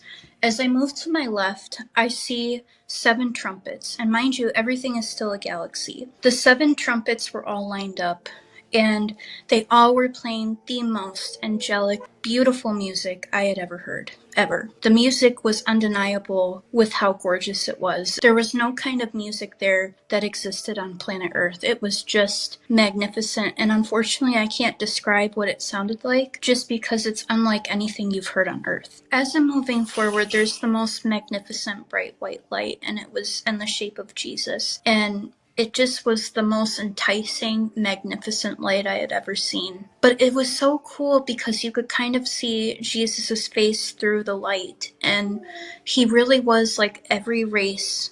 Oh, here comes the fake Jesus program. Fake Jesus showed up. Was he regular size? Was he 15 feet tall? Was he 150 feet tall Jesus? What was he this time? Combined into one. He just was the most magnificent. Jesus' face through the light, and he really was like every race combined into one. He just was the most magnificent, beautiful being I had ever seen in my entire life. And what is so cool is I could kind of see his face, but he really was honestly trying to like hide his presence in a way. Like he really wanted to show me that light and how beautiful he was. And like I said, the best way I could describe it is when you look at the sun on Earth or like something super bright, like if someone sticks like a flashlight in your face, you're like, oof, like that hurts. But on the other side, it's the opposite. It's like you love it. Like you want to experience it. You want to like feel those vibrations in a way. It's a really, really cool experience. And I'm moving. Oof, that hurts. Oof. Feel the vibrations. Good, good, good. Good vibrations. Come on, feel the vibrations. You got to feel those vibrations. Is she going to go get a vibrator? What's she going to do next?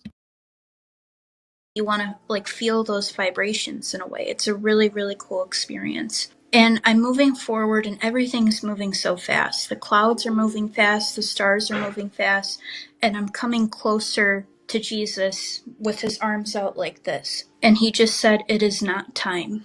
And as he sent me back, it's like someone hit a button. Everything stopped, and it's like he shot me back in a slingshot. And I woke up, and I was laying in the hospital bed, and I was just kind of like confused, like what just happened. And then I realized that my son was born. I had so much adrenaline. I had so many emotions going on at once. I couldn't believe the amount of just confusion and anxiety, and just like every emotion was going through me at once when I came back. And I was kind of like, I wanted to stay, you know, like I was almost like upset, like I wanted to stay, but he made that decision for me because he knew I had a bigger purpose and he knew I needed to be here. As I woke up, also coming out of being from a near-death experience, I was looking for that woman. I was looking for her all over the room. I was like, where did the lady go? Where did the lady go? Because I wanted to ask her, like, what happened. There was just something about her that was so beautiful and enticing, but familiar at the same time. And to this day, I don't know exactly who she is. I think maybe she's like a guardian angel of some sort. But I really wanted to ask her, and everybody was looking around like, who are you talking about? Like, everybody's like, Oh, hold on a second. Wait a second. Dolphin Jesus just showed up. Did she see you? Did this woman see you, or did any other of the near-death experiencers see you?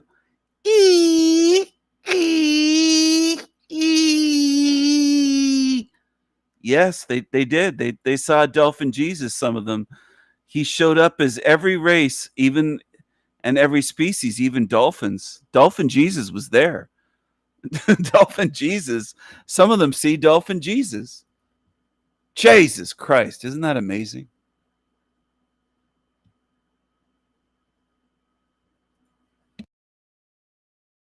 to ask her, and everybody was looking around like, who are you talking about?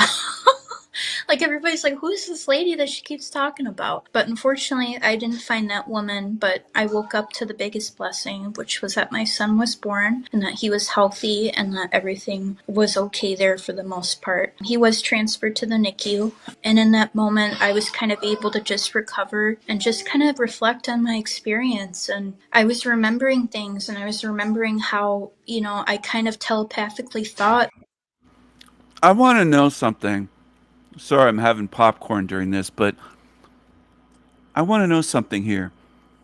Women, do you think it's weird, or do you think it's perfectly normal to be in a hospital room, in a hospital bed, or in the birthing room or whatever, and you have your legs spread open, and nurses and doctors looking at your vagina as a baby's coming out? Like, people call this natural, but do you like showing off your vagina with a baby popping it, but a baby's head coming out of it, and everybody's looking at that?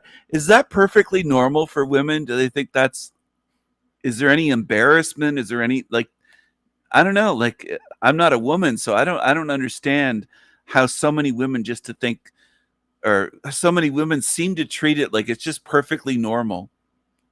It's weird.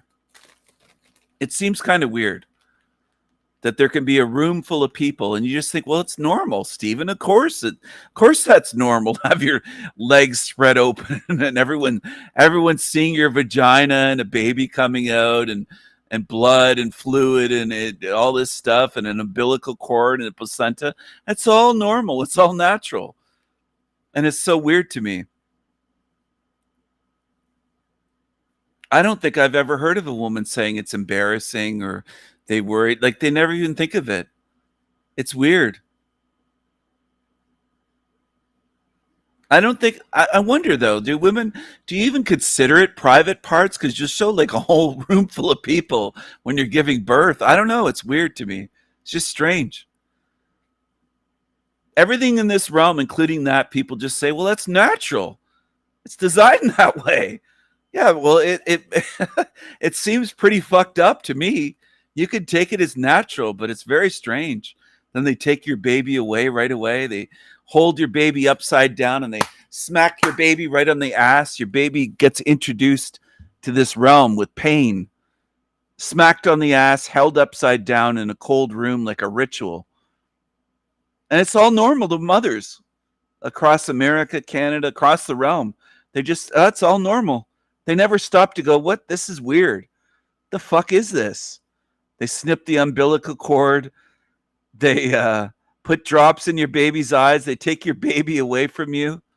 They just take your baby away right away as though it's their baby. It's incredible. And for women, it's normal. They're just like, yeah, it's all normal. It's all normal for us. It's so strange to me. It's very strange. They just accept it. It's perfectly natural. Some women I've heard give during birth, they have orgasms. They orgasm during birth. That's how weird the human body is. They're orgasming as they're giving birth. And I'm not kidding about this. You can read about it. It's documented. I'm not making this stuff up for the idiots watching that say, he must be trolling. You never know when I'm joking, when I'm telling the truth. Some of you are just so fucked. You're really foobar. You just are. I can't help you. You're just so fucked up. You don't get it. Hello, Zena Zen. Good to see you. You don't believe this girl? Look at the face, the round face. This one looks like she's a younger version of Bextra Large, except she's prettier than Bex ever was, I think. Her skin's better and she's better looking. Bextra Large is just a big lard tub of lard. Large lard ass.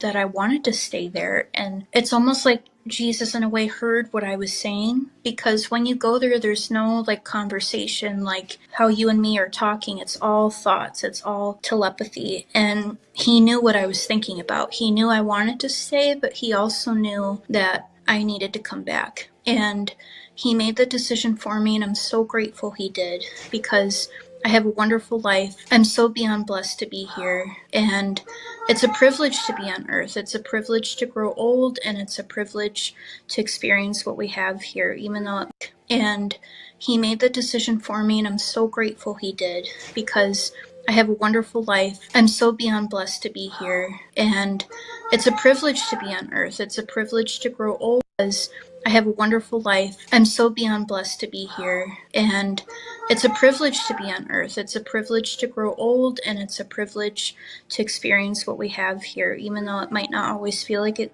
Wonderful life. I'm so beyond blessed to be here, and it's a privilege to be on earth. It's a privilege to grow old, and it's a privilege to be on earth. It's a privilege to grow old, and it's a privilege to experience what we have here, even though it might not always feel like it, all the time. It's a beautiful experience, and it's a privilege to be on earth. It's a privilege to grow old, and it's a privilege to experience what we have here, even though it might not always feel like it, all the time. It's a beautiful experience.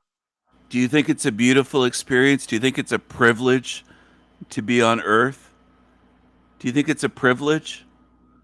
Does anyone here think they're going to live another 50 years and swear they know they're going to live 50 more years like Rashawn used to do when Rashawn looks to be about 60 something years old? How old is Rashawn going to live to be 125 or it's incredible. It's incredible the things people come out with. 50 more years, she claims. At least 50 years. And he made the decision for me, and I'm so grateful he did, because I have a wonderful life. I'm so beyond blessed to be here, and it's a privilege to be on earth. It's a privilege to grow old, and it's a privilege to experience what we have here, even though it might not always feel like it, all the time. It's a beautiful experience, and earth is just a big classroom. And we're here to learn, and when you go there, you will get downloads upon downloads of information, and it may not always make sense, but it will make sense in the end. I can't remember what exactly those downloads were, but I do remember I learned a lot, and everything that I learned, I understood. All in all, you have a purpose. Your life is so precious and so valuable, and there are people watching over you. Even if you feel alone, even if you feel like you're going through something that's the most detrimental part of your life right now in this phase, just know that you're not alone, and that there are people here to support you, but there's also people on the other side rooting for you and supporting you and wanting the best for you. I'd like to thank you so much for listening to my story. Thank you for engaging with the Other Side Media and everything that has brought you here today. I hope you learned something. I hope you learned how valuable life is and how beautiful it is on the other side. If you would like to connect with me, I have my social media linked below. But thank you very much for listening, and God bless you, and see you on the other side if I don't see you here. Bye. Everything that has brought you here today. I hope you learned something. I hope you learned how valuable life is and how beautiful it is on the other side. Oh, it's beautiful on the other side. What's this about here? If you would like to connect with me, I have my social media linked below. But thank you very much for listening, and God bless you, and see you on the other side if I don't see you here. What other side? Look at the eyes. The eyes show so much. Bye. Look at the dark eyes there. God damn. God damn, those are black eyes. Look at the black eyes. Part of the Black Eyes Club. The Black Eyes Club.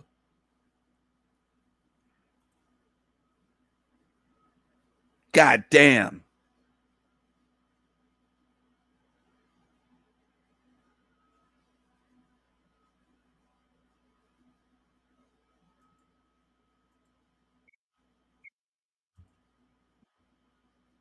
Part of the Black Eyes Club. God damn.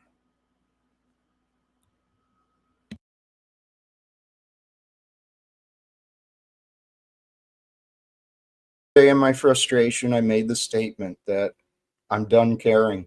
I'm done getting upset. I'm done caring what people do to me. If Sam He wants to do a channel and talk crap about me, hey, I'll promote Sam He. if anyone wants to do anything, as long as they find some joy in their life, why not? So right after I said that to myself, that's when I get to go see more physical damage to Jack's property, more disrespect for what Jack has worked for. It is fascinating. Hey, that's you. I'm thinking you're looping. You're stuck in a circle again, I think. So I'm going to go ahead and knock you out. Snafu has joined, apparently dropped something in the back, but no, Snafu. Once you and I have communicated, you know how to reach me. I don't make it difficult for you to reach me. Once we communicate, we actually have successfully had a conversation where both people get to talk and listen like adults, then you might be welcome back, Snafu, but not today, my friend. Okay.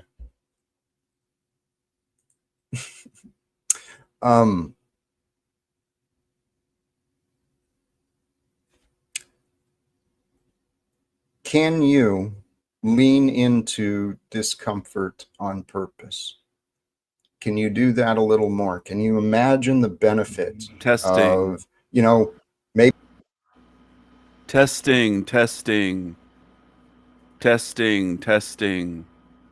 wanting to end ourselves, right? Those self-deleting ideas. Testing. Do you hear If you me? don't address your thoughts, that's where the danger comes in, because all those are our ideas. And if you don't cleanse yourself of the negative ideas, of the impure ideas, impure and negative become you. It's really that simple, man. Hey, we've got another guest here, and I will bring this up. All wars are bankers' wars. That title alone reveals a lot. Hey, welcome. How you doing, Steve? Hello, Jack. I'm doing well. I'm having a good day so far. How are you doing? It's been an interesting one, man. I don't know if you caught the details, but I didn't give a lot of details. I just joined. I just got here. I was hoping I didn't miss the show, and I realized you've been live for, I think, almost 40 minutes. I was like, oh, damn, I don't want to miss Jack's show. So I hopped on. I appreciate that. Thank you. Thank you for joining. So, yeah, right before my show, this is what I was talking about. I had apparently a neighbor identified my car and me as belonging to someone else, maybe. He chose to let the air out of my tires and apparently spent some time kicking up my car. What the hell? One of the neighbors, she said that she came through and saw him doing it, and so she videotaped it for me. So I guess there's evidence. If I wanted to pursue charges, I probably could. But where'd that picture come from? Was that a neighbor that took a picture of that going on? That's me. I'm up on the third floor, and oh, okay. You saw them do that? Yeah. Oh, I my looked goodness. out. I saw him leaning down on the tire. I was like, what the hell is he doing?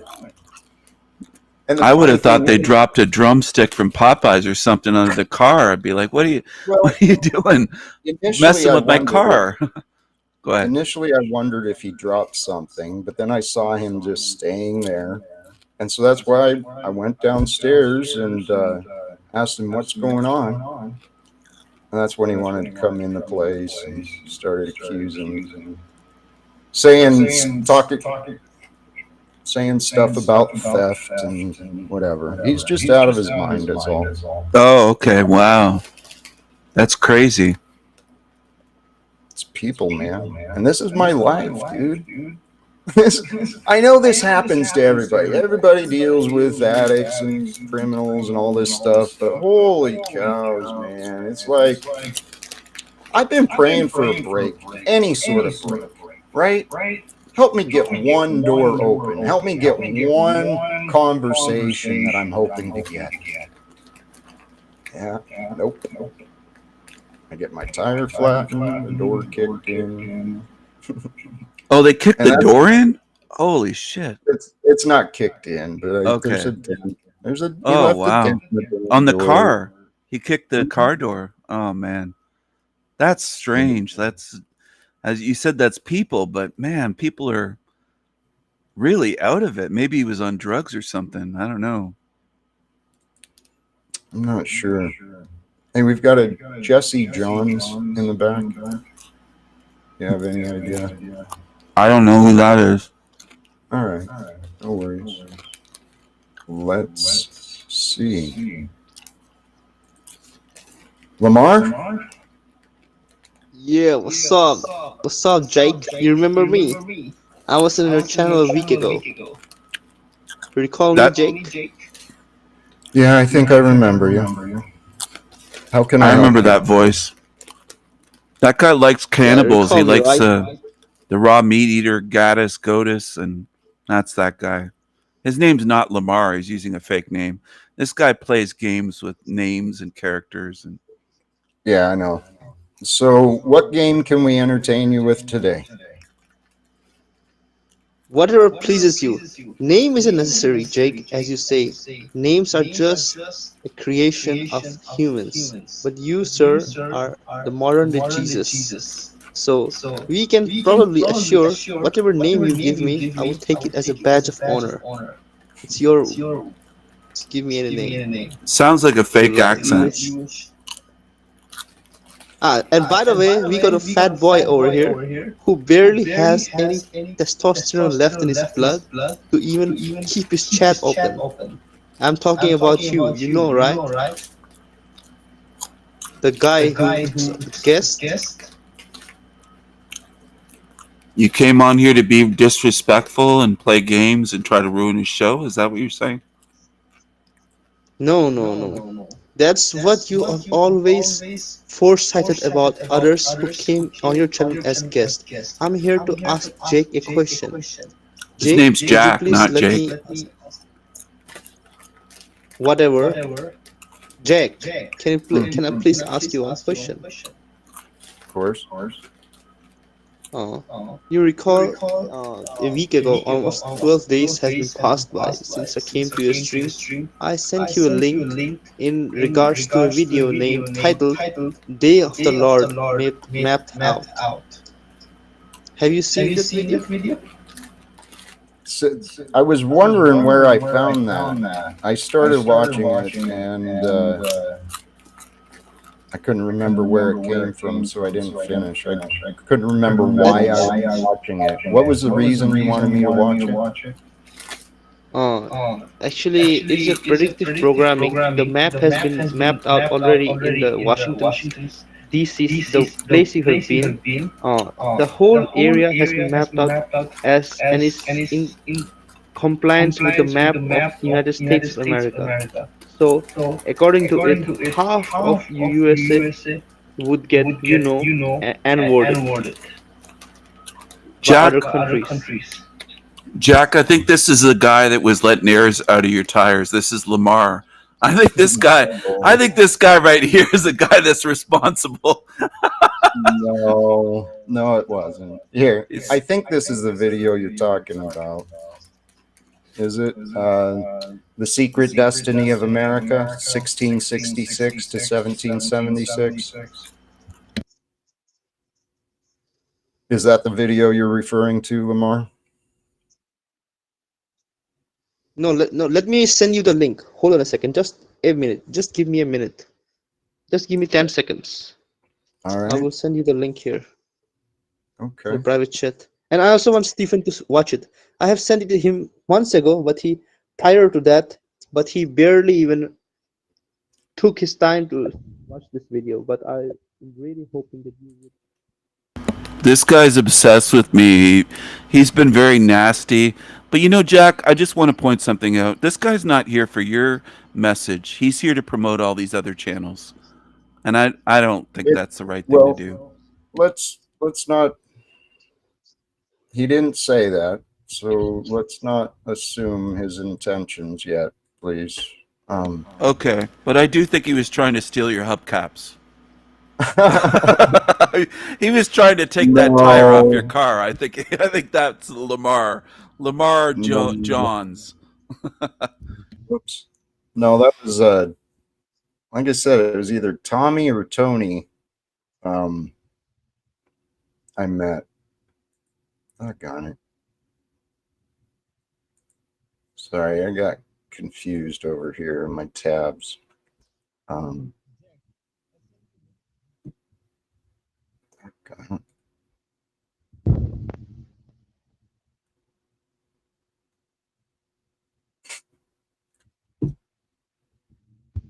Anyway, I'll check that video out later. Even though I said I would before in here, I'll go ahead and share it in the link too. The reason I don't want to jump to conclusions yet, Stephen. Sincerely, the bizarreness of my life. Okay. Yes. But I'm just trying to be protective of you in the show because I do know that this guy is a troll. He's used many, many names for the Well, past, I don't know, 6 months he's trying something. I know. Somebody in the chat, I am having popcorn, but That's all right. Crystal. That's all right. All right. So thank you, Lamar. This time we're living in, though, there is a lot of signs. There's a lot of mysteries. Truly, the world is not as it seems. It's not going to stay the way that it seems either, especially if we realize that the future is ours to create. We are here to claim our place in the world. And you don't have to fight for your place in the world. It has been given to you. Unless you have chained yourself to an unhealthy relationship, to an unfulfilling job, or unless you chain yourself to things that hold you down, you are free. Are we not? I mean, I agree. okay, so if we're free, how do we share our freedom? How do we ensure our freedom? Because I don't really consider our freedom to be very safe. If you look at the statistics, I was just reminded of one earlier. If I understand correctly, the US has approximately 5% of the world population, and yet within America, 25% of the prison inmates reside. So if 25% of the world's prison population is in America, we've currently got a government that I don't remember if it was millions or billions of dollars are being spent right now to build, I guess, a detention center, a concentration camp at Fort Sill, right? We've got a government that is taking people, kidnapping people off of the streets within America, putting them on planes, denying them all due process. And then for those who may not have even been from America, they're going off to a nation they've never been to. People are being sent to Sudan, where Sudan has been having civil unrest and violence for a long time. This is un-American.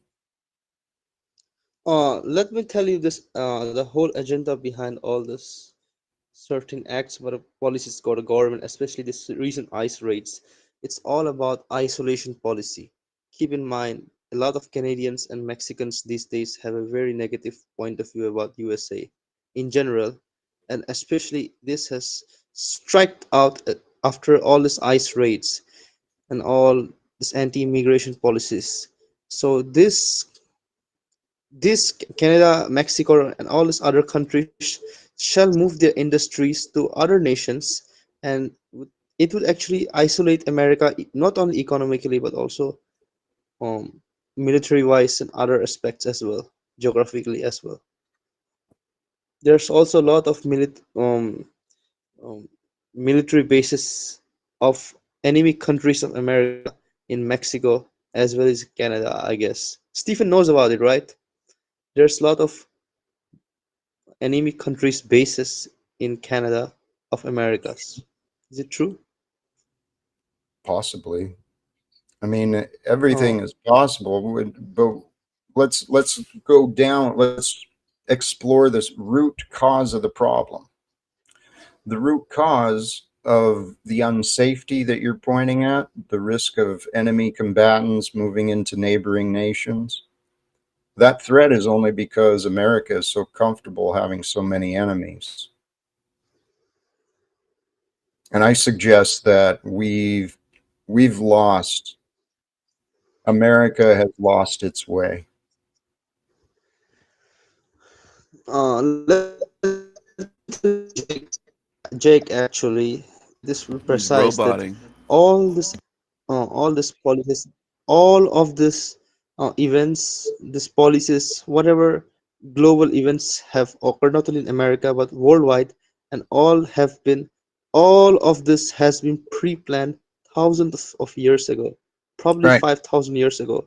It's already written in Nostradamus book of predictions. I'm pretty sure I can recall the name of the book, but it's All right. written precisely what would happen to America. So it's pretty obvious what whomever you vote, whomever you political party you seek with, the result will be the same, regardless of your personal opinions, your personal choices, or whom you like, which political party you like.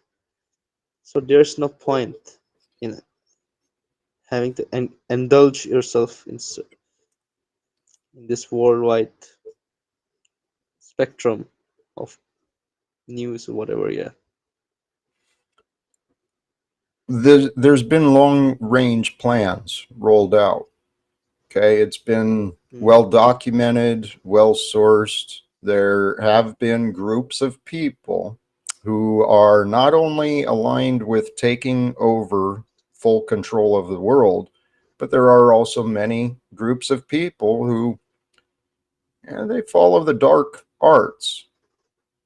They're into some sick and twisted things. Child exploitation, this Epstein stuff, that's just one part, right? That's just one name of these people that are criminals. Criminals enabling criminals, and we've got Donald Trump refusing to follow through with what he said he would do in order to get elected. So, Lamar, back to what you were saying. There have been long Jake, range plans. sorry for interruption, but Go ahead. sorry to interrupt, but I really want to conclude something. A statement. I really am thinking about it for a long time. If you notice, not just Epstein or Diddy's, probably know P. Diddy, right, the rapper, Mm-hmm. and Epstein, they are both interconnected. All of these cases, all of these stories, all of this drama, and all of these events. And also, I want to conclude another point about UFO files. Recently, just a few months ago, there has been a spike of news in news channels about how UFO files got leaked, how there's aliens in Area 51, and all of this stuff. Keep in mind, just 10 or 20 years ago, if somebody even mentioned anything related to UFOs and other activities, they were being encountered by certain secret organizations like Men in Black. I'm probably aware that you know about it, right? Men in Black and other secret government organizations, and they were threatened to shut their mouths.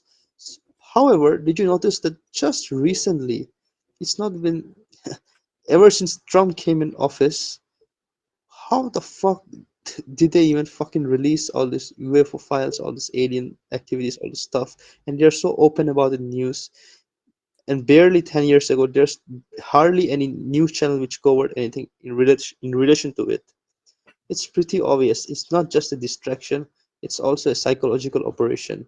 It's been pre-planned to do for them to do it, to release it in certain aspects in certain time. Yep.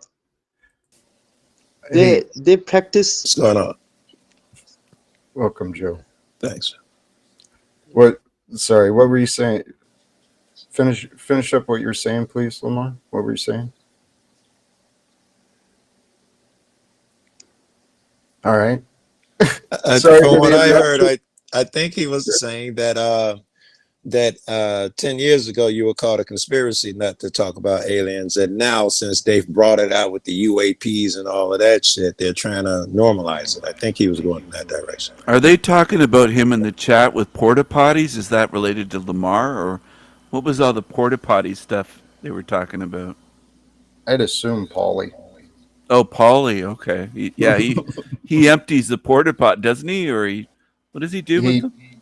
It's in the past. Here, He's a porta potty. Joe, you don't back. use porta potties, do you? Hello, If Joe. I had to, I ain't used one in forever, but if I had to, I would. Yeah. Hey, I think what Lamar was getting at, though, too, is there's a lot of mysteries, right? There's been long-range plans, long-time plans being rolled out for this new world order, and it's been developing, right? As technology develops and the government gains more tools, well, we're at a point right now, at this time of history, I think it's do or die for the future of mankind. Mhm. And Let me tell you another aspect. Actually, may I say something? I want to mention something in regards to the video link I sent. I don't want to degrade the curiosity for you to watch this video. I highly recommend you, after you finish this live stream, to please watch this video, Jack. Not only you, but I also want Stephen to watch it as well. Stephen, I sent you the link months No, ago. I'm not However, going to you watch it. refused to watch it. I'm not watching anything that you Stephen, send. You ruin things. why? You're obsessed with Let me me. complete my No, sentence. I'm not. I'm Let me not. complete my No, sentence. I'm not. Please, Stephen. You reside in. Please let him finish his statement. But Go ahead. Lamar, if he doesn't want to watch, there's no point in really. Okay, it's I'll because I watch it. care, Stephen. Stephen, let me tell you. Let me be precise about it. Just few hours ago, you mentioned in your stream about caring, right? Care about others. It's not just about to help, to talk that I care about you, to show verbal You've love, but proven also what to you talk, are to me to by give your behavior. advice as well. You don't care. Let me I've tell you already seen something. what you are in your emails to me. No, I know what you are. Okay, here, let me. Lamar, let's back off, please. Thank you. Okay. Okay. Let's welcome Joe. Joe, how have you been? It's been a bit, man. I've been good. And Lamar, when you done, can you make your statement and leave Stephen out of it? I'd like you to conclude if you can. Oh, Okay. Okay. Let me precisely be clear. Jake Talcott, I want to mention you. Jake Talcott. It's all It's cool. It's fine. Right now. Jake Talcott. It's kind of cool, Jake. actually. Cool name. Jake, which state are you residing right now? Which what? What state are you in? Which state? Oh, I'm in Maryland. Maryland.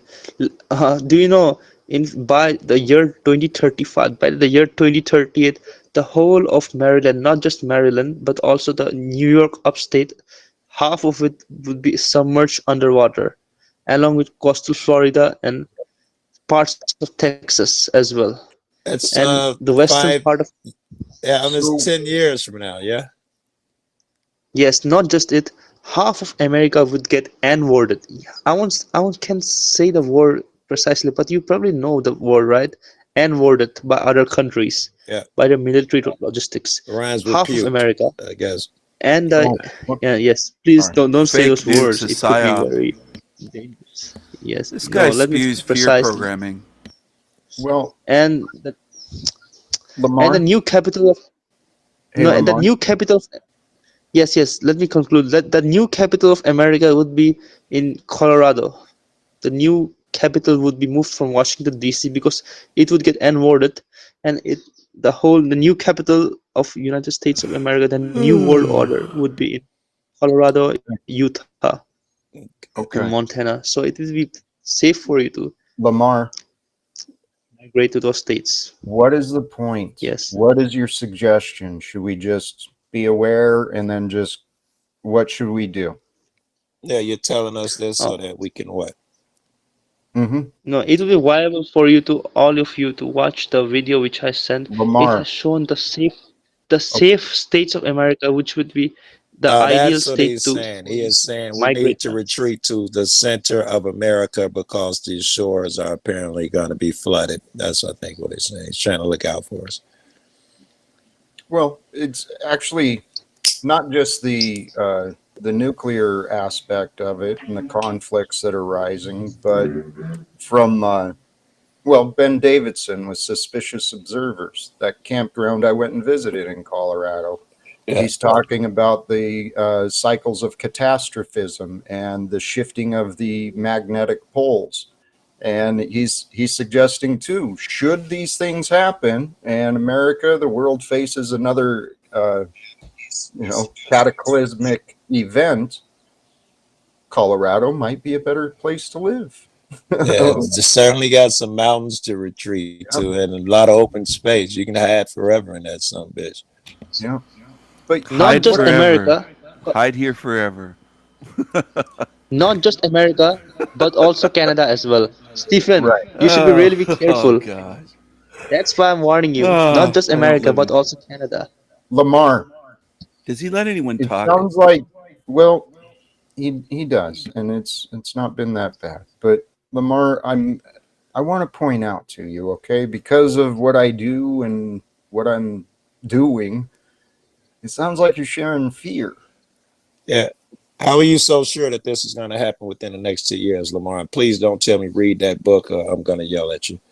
Or watch that video, I'm going to yell at you. How do you know that this is going to occur in the next 10 years, Lamar? Joe, do you think Lamar's one of your people? I don't think he's black. Hold on. He's got a question on the table already. Let me tell you. Let me tell you. Do you know who the Antichrist is? Do you know who the You're going to Antichrist answer is my precisely? question before you to give me a lecture on the Antichrist. How do we know that? How do you know that this is going to occur in the next 10 years? So how do you get the date? It's from a personal research, intuition, and the video I sent you.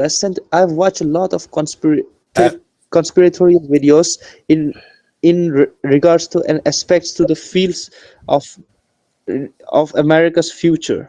I've watched it. I've watched a lot of videos in regards Is the in answer aspects because to all of this. some guy says it will happen and you don't know why? You can't tell me why it will occur. Is your answer some guy said it would happen? No, it's not just it. It's from a personal research. I've done a lot of You can't tell us about the Jack, can I, secret.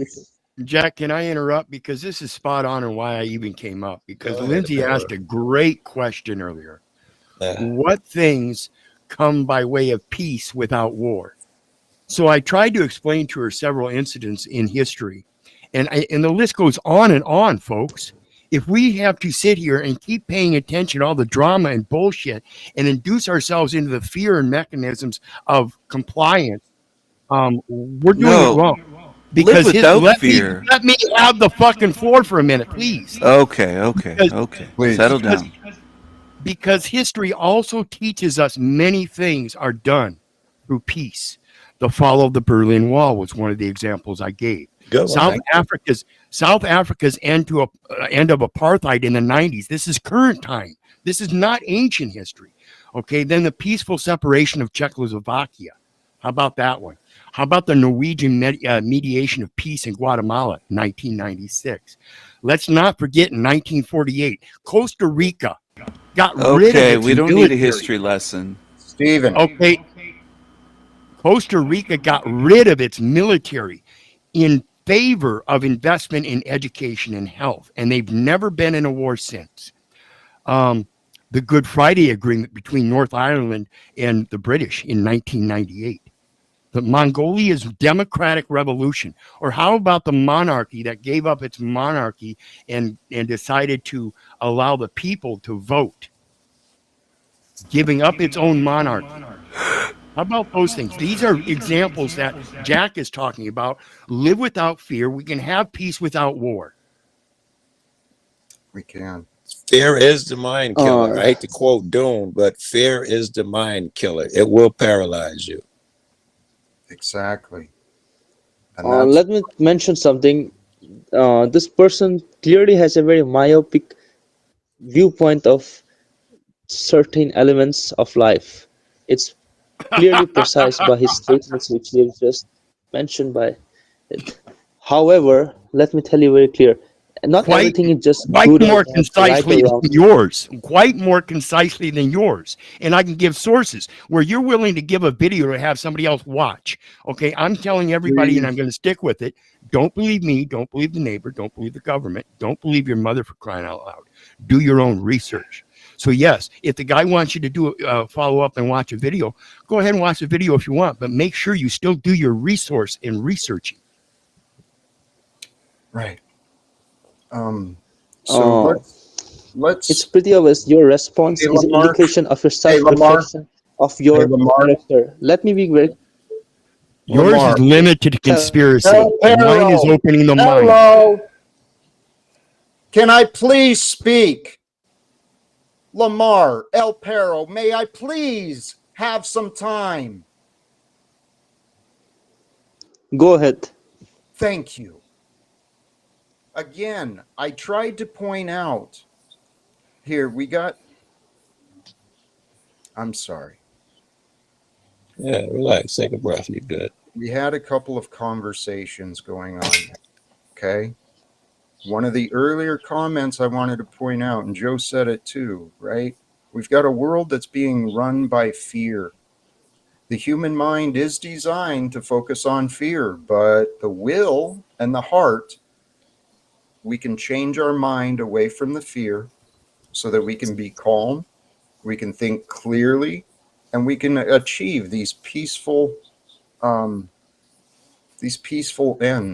How do we Thank examples? Go ahead. Jack, how do we change our mind from fear? You make me think of it was Malcolm X, and once he started learning some things, he didn't fear the system anymore, and he would tell other people, "Man, I just wish you could know what I know," because that fear would go away. So I'm asking you, because that's what you made me think of in your statement there. How do we change our mind from fear? How do we get rid of the sickness there? It's so simple. We find the answer. Every one of our fears has an answer to settle our heart. It's a matter of will and faith. And I never realized how important faith is to a human being. I never realized how important it was because I didn't have it. I didn't know how to use it. But faith, through faith, we can give ourselves permission, right? Even though the world's on fire, everything's happening. There's people pounding on the doors, or they want to break in. Okay. Be calm. Just for a second so that you can think clearly, right? Each of us has to give ourselves permission. That is the key. That is the way of God. Permission to relax. Thank you, Joe. Okay. Permission to, in the face of danger, breathe. In the face of anger, pause. That's the one that Jack's been working on a lot. I dig it. Well, it's the truth. Anger has been my Achilles heel my whole life. I let anger move me most of my life. And so as I'm redirecting, I've been reprogramming my mind. Very good. That's the start, yeah. To move from fear into faith.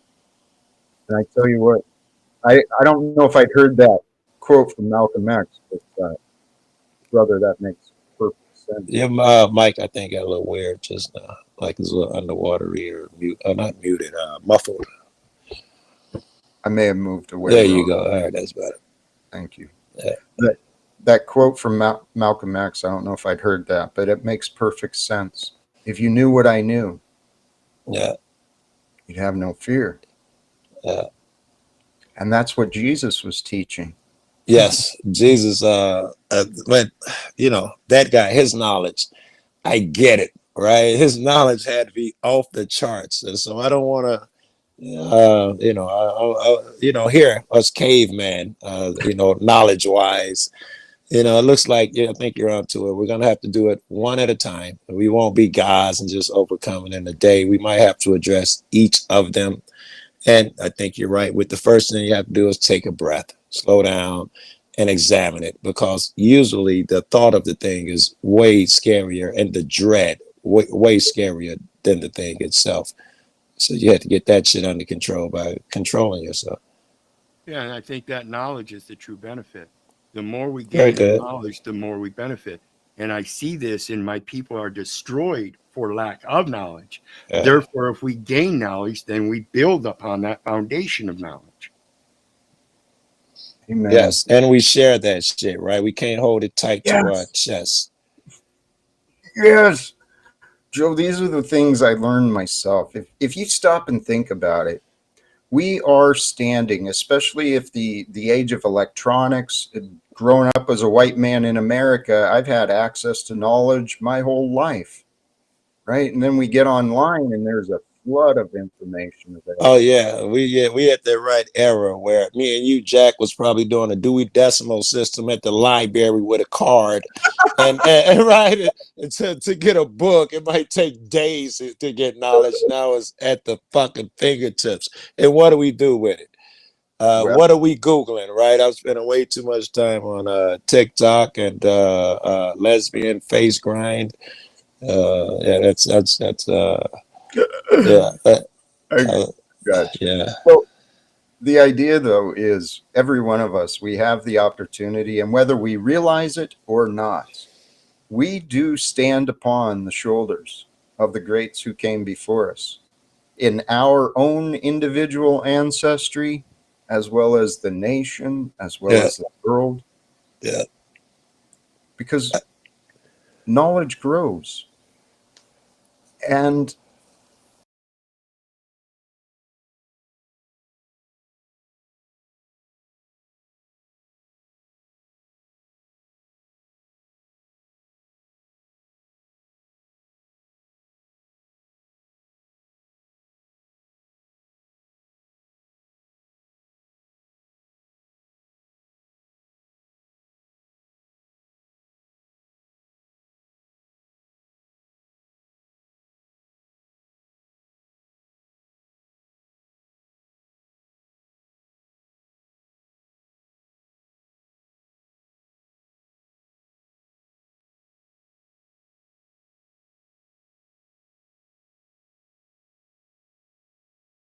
Go forward, but I'll do.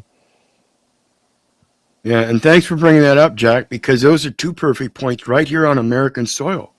We have to think about peace that came without war in Canada's Confederation in 1867. And then, of course, the Civil Rights Act that the people, we the people right here on American soil, United States of America, perpetrated and put forth. I think they repealing most of that shit now. It's because we stood up. It wasn't because the government granted it. It's because the people stood up. well, and I want to push back a little bit, though, in defense of what I understood Lindsay offering. I don't know about the Canada's Confederation as much. Nor do I. The Civil Rights Act, yes, that was peacefully achieved, but there was a lot of violence until it happened. Correct. And I agree to that, but that's part of the experience of the people that have to use those observances like Joe was talking about, and stepping back and using those and taking patience to reflect on those observances so we can make those effective changes through proper actions instead of hastily acting in the moment. All right, Lindsay, I think she's in chat, and Lindsay, you can speak for yourself, but let's assume that Lindsay had a different definition of war rather than the conventional, you drop bombs and shoot each other and kill. Now what peace be achieved without war? Because if you call that civil rights shit, it was war because these people protesting were getting sprayed by hoses, by dogs, and locked up and beat up, and in some ways they didn't fight back. But she might say those people went to war, if that's what she's talking about. Right, but that would be like a mental war because I pose that on the obverse. Man in his natural state is at peace and wants peace. I don't think a man is born wanting war and wanting to have all the chaos and everything. I think the natural state of man is to be peaceful. I like to think that. I know most people would disagree with us, but I like to think that. But I agree. And this is the thing, though. It's really easy for peaceful people to get accustomed to difference. And yeah. And wouldn't that be a matter of separating the wheat from the tares? The chaff from the tares? How getting used to different? How is that a separation of the chaff from the wheat? No, the peace. Those that are naturally inclined to peace.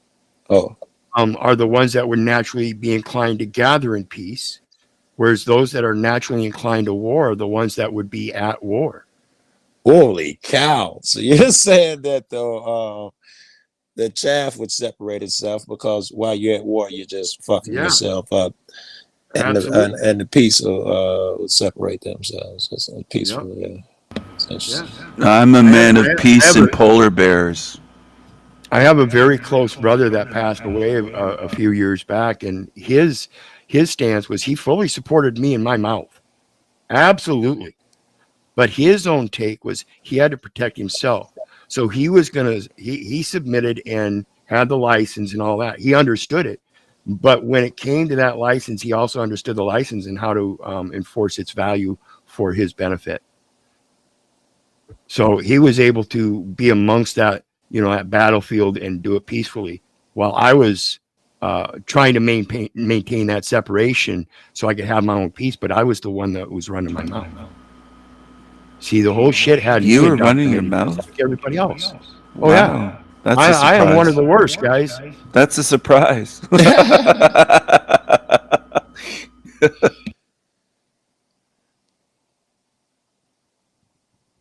So let's swing it back.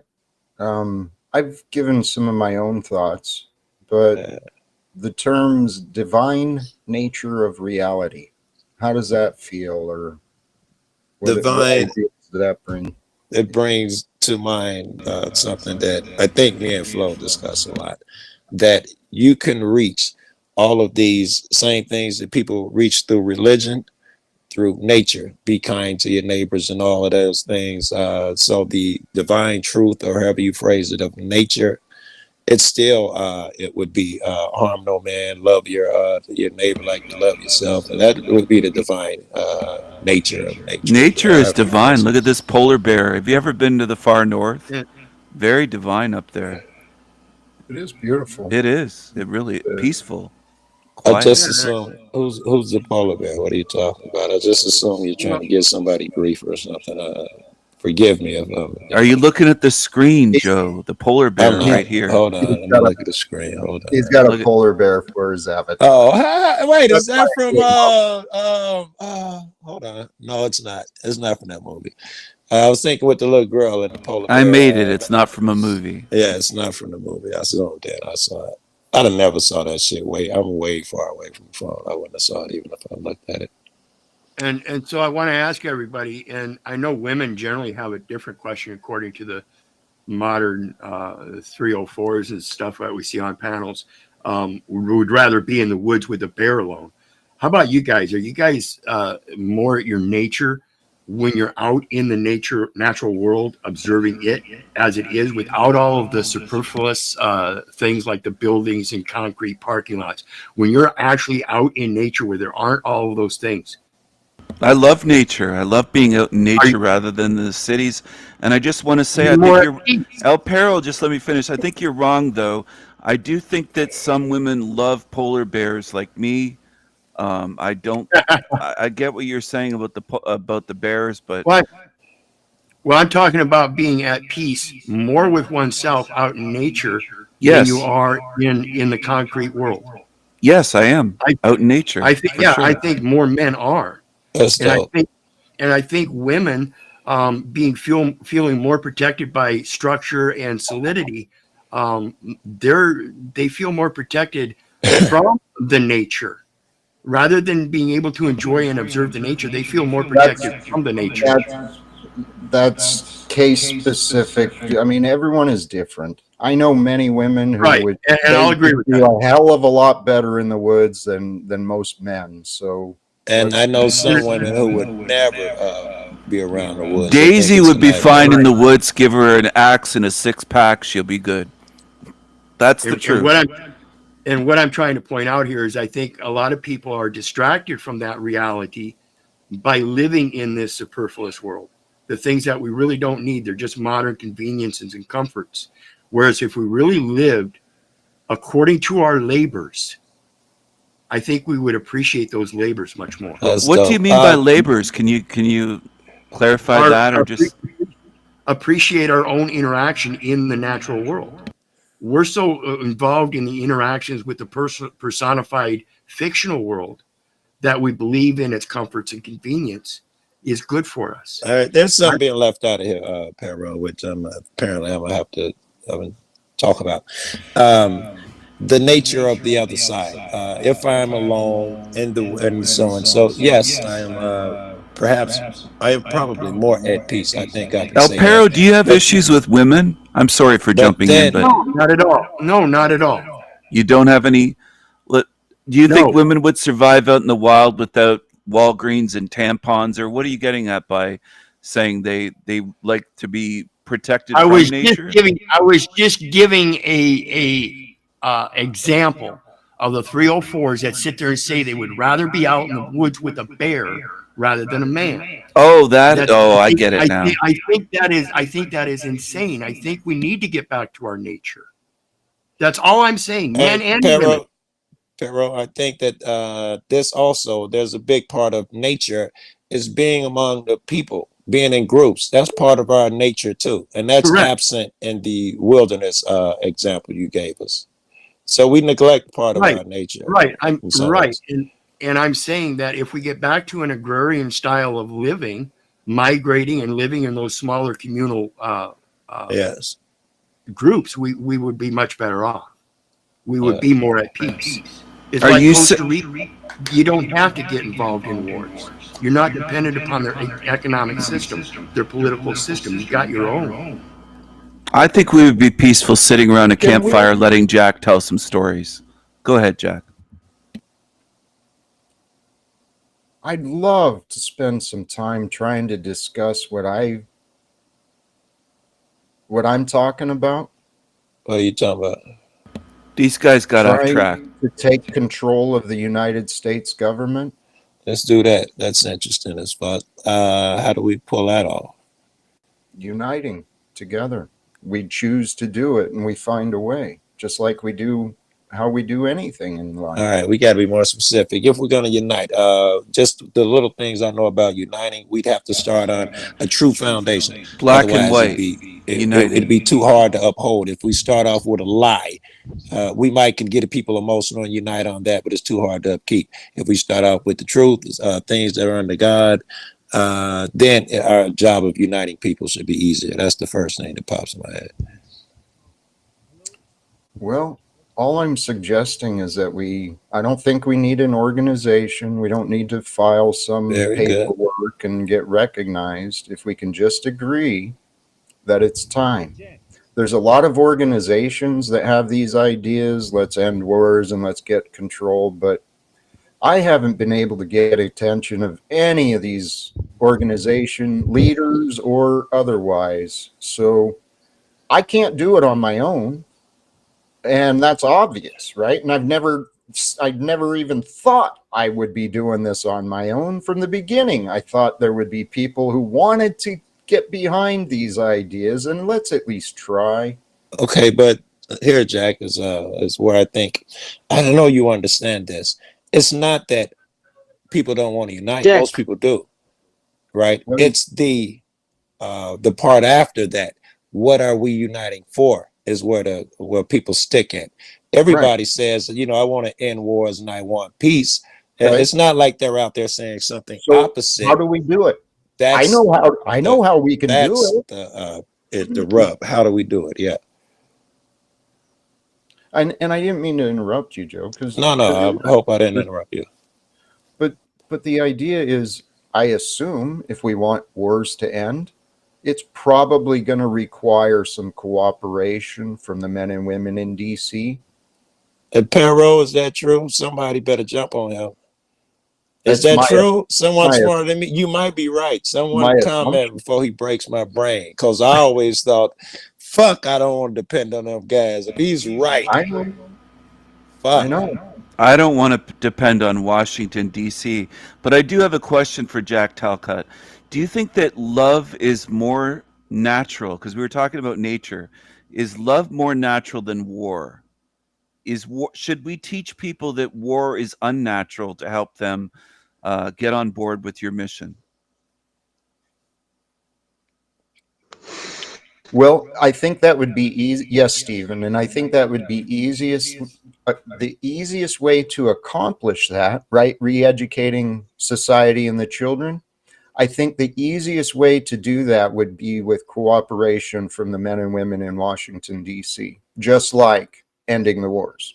So I'll follow up that with you don't actually support these, I almost called them creatures in Washington, D.C., but you'd like to use them for your efforts to further the cause, basically. It's not that you trust them. It seems like it. It's not that you That's trust what them he's in saying. Washington, D.C. Okay. Thank you. It's absolute distrust in their competency and their integrity. How do we use them? And let's say, if you can break down an example with the police, how do we use them? Because we distrust them so much, but we still must use them. What's that look like? In a way, it's similar to what you're doing on the streets, Joe. That's why I brought it there. Maybe I can understand that. Public accountability. Okay. We use them by holding them. What is Joe doing on the streets? I thought he was out spraying graffiti and shit. What do you do? What exactly are you into, Joe? I don't know you. That's amazing. You almost got me there. We use them by, at least the way I do it, is I just show the hypocrisy involved. I don't really work with them so much. Right. I just show their hypocrisy. What I'm referring to is you call them out face to face.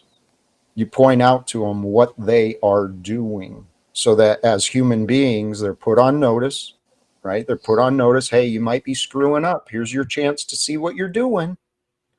And imagine this, though, Joe. If it's not me, let's find whoever is able to do it.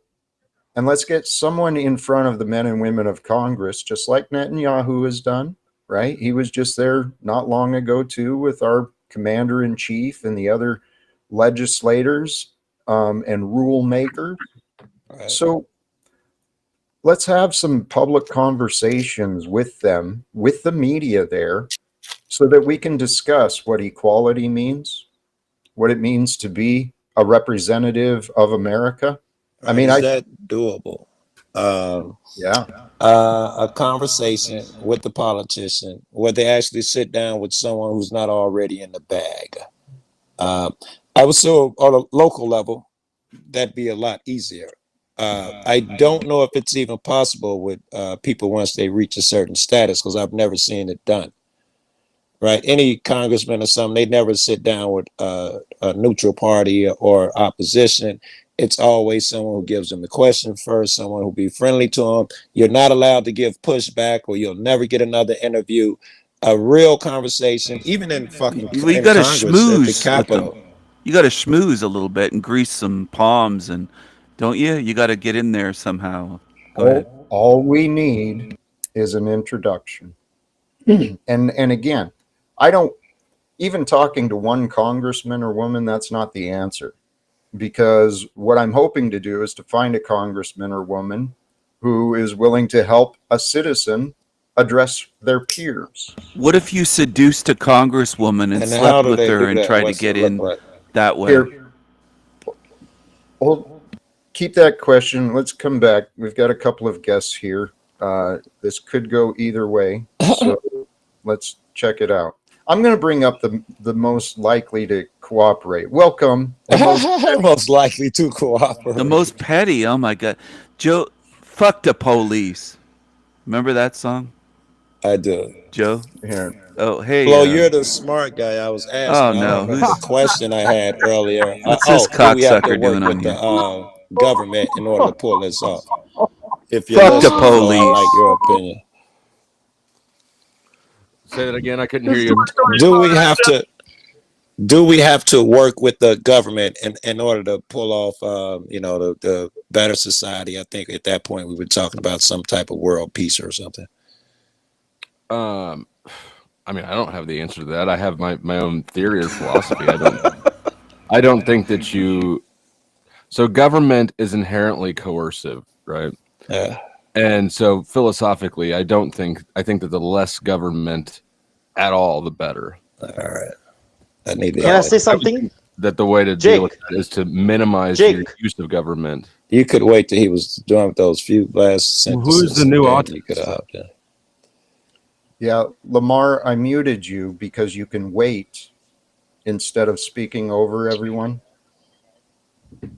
How can I help you, Lamar? I've been waiting for you to inform you something. I wrote. Thank you. Yep, you wrote something in the private chat, and I'm not finding any relevance. So, what did you want to interrupt the other conversation for, Lamar? Right, because there was a couple of topics at hand here. We were asking the Jack a thing and Flo a thing. Oh, he's a gematria tard. Lamar ain't black. I think he's just totally misrepresenting who he is. I don't think it matters what color it is. I'm going to, Lamar, thank you for joining. Let's come back to this conversation. Sorry. All right. Where were we at? We were trying to see how we can achieve what you're talking about, which was getting together and all of this thing, all of this stuff. We all have to unite, blah, blah, blah. But using government, we were on the and topic. You were saying remember? that the way to pull that off is to use our public officials in some capacity, and I think that's when my mind shattered, because I always assume that that's the wrong direction. They are horrible, horrible, horrible. Did your mind really shatter, Joe, or is It that did. just... I needed Flo to come up there and say that, man, because I was considering. I gotta consider it. Jack's smart, and everything he said so far has been I on can't point. believe you let That's Chuck my on here, nightmare though. to consider that I actually have to get in bed with these dudes. I've never considered. No, you don't have to get in bed. You have to cooperate, though. We have to be able to cooperate with adult conversations. That's what If that's cooperation, then you're correct. If that's what. But Jack, would you cooperation is sleep with just a an adult female senator conversation, for world I'm peace? okay with that. Sorry, would you sleep with a female senator for world peace, Jack? Like, would you One. literally get in bed with one if it meant your way in? Hey, Stephen. It's a legit question. I'm not even. No, I find that a poor taste, irrelevant, kind of clownish. Okay, I take it back. I'm sorry. Thank you. Thank you. I mean, what the fuck?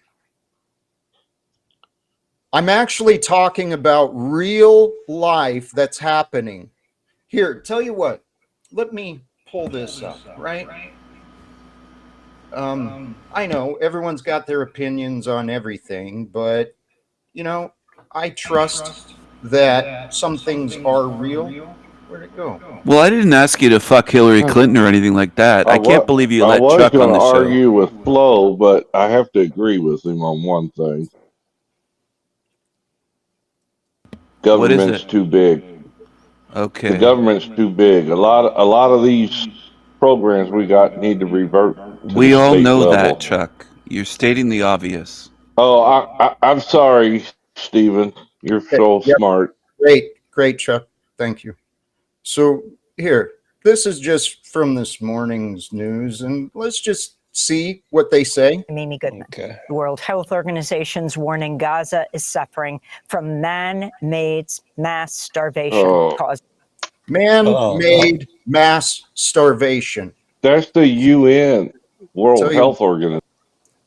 World man-made mass starvation is happening in the world at this time. Okay?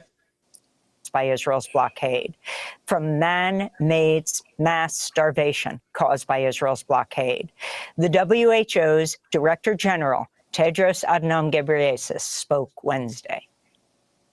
As you know, mass starvation means starvation of a large proportion of a population. And a large proportion of a population of Gaza is starving. I don't know what you would call it other than mass starvation. And it's man-made. And that's very clear. And this is because of blockade. And I have said it in my statement, more than 80 days of blockade straight. And then, of course, there is opening now, but it's not enough. It's just a trickle. And people are starving. Health officials. And it's not just they're starving. The aid programs that have been in place recently are actually, well, they're using live ammunition to keep order upon the poor, starving people who are trying to get some support for their children. And this is all being supported by the American government. Yeah. And the American government is our responsibility. Okay. People disagree with that? No, it's horrible. It's atrocious, Jack. All the Palestinians, they only have rocks to throw back at the Israelis, and they're bombing them. I just want to point out how they're showing the most vulnerable, babies and shit. So Yeah, targeting babies. That way you is. That's true. The images they're showing the most vulnerable. So, Dad needs to learn how to use a bow and get out there and kill some animals for his family. What animals do you think are available in Gaza, David Wayne? There's no kangaroos. I don't know. There's plenty of people. There's plenty of people running around. I thought that's where he was going. Okay. That shows the level of conversation you're involved in. So, David Wayne, yes, if you want to go ahead and recognize animals or people can be treated as animals, and that your suggestion for the father whose children are starving in Gaza is go get a bow, go hunt. Take care of yourself, right? I don't think he's saying use them as prey, the people as prey and eat them. I think he's saying stand up for yourself, use that bow and arrow and shoot it at the right motherfuckers. I hope that's what it was wrong. No, I think he was talking about. Well, anyway, I'm not going to go into it.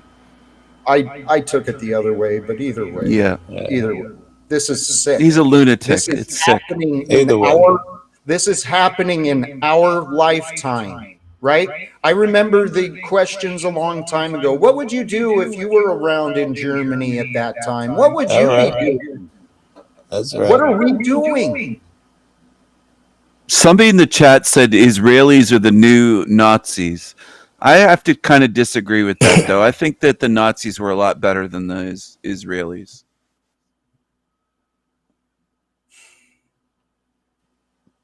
I don't know. They're sick. I mean, they're killing Drop these. him because he's towing on TOS lines. I'm not going on TOS. You should drop Steven because I'm he's restreaming this, towing dummy. TOS. Shut up, I'm Steven. streaming this right now. I'm not going against TOS at all. Promoting Yahtzeism. All right, I would drop you, but I would have dropped you. I know you would, because you drop everybody that says anything intelligent. Change your words. Use some cold words. Keep Jack safe. That's all. Well, I appreciate that. And Stephen, I saw the comments. Yeah. But I didn't bring it up because I know that it's frowned on. You know. I'll call them tiny hats from now on, then, and I'll call the other ones. Are you new to YouTube? Yeah, you didn't know that I'm yesterday. streaming this right now. I'm not new to YouTube, but I haven't crossed any lines. I haven't crossed any lines. And I don't believe it is crossing the lines. I mean, I say some of these words myself. The words. Well, that Jack, are frowned on. I'll refer to them as Hugo Boss wearers, and I'll refer to the other ones as tiny hats, if that helps. My point is that promoting them. I'm not promoting anyone. I haven't promoted anyone. Let him finish his word. Okay, please. go ahead. Go ahead. I think we all get the point, though. Go ahead. I haven't promoted anyone. What he was saying was awfully close to promotion. He just wants to kick me off the panel. He's trying to use any excuse. That's what it is. It's biased. I didn't look hard. No. Well, Yeah. all right, we actually got Jack I think on that us. Go back to you're too adoring me, Flow unused State. to be so dumb. Go back to adoring me. It was better when you were trying that bit. Change your profile picture back to the hot one. Okay, okay. This is a hot one too, though. So you were a Eskimo slut. Jesus. Eskimo Jesus. So Go ahead, do Jack. we- I'm sorry. I really made an honest comment about you know what, and I know. I do I know. think that I the know. Jays are really being horrific. I'm in agreement. Yeah. It's this time we're living through, guys. America, you know what? And I've seen plenty of people, guests on my panel, so comfortably numb, confident and arrogant in their selfishness. You know, their family's not suffering, so fuck everyone else, right? Oh, yeah. As long I as mean, they that's have actually bagels. what here, Sorry. not to turn this into a, you know, typical Jack thing, but this has been my personal experience Yep. since 2018. Ever since I chose to try and follow God, since 2018, America, fuck it, you know, fuck Jack. I got my own problems. I can't help you, Jack. I can't help anyone until I help myself. Well, you're not helping yourself either.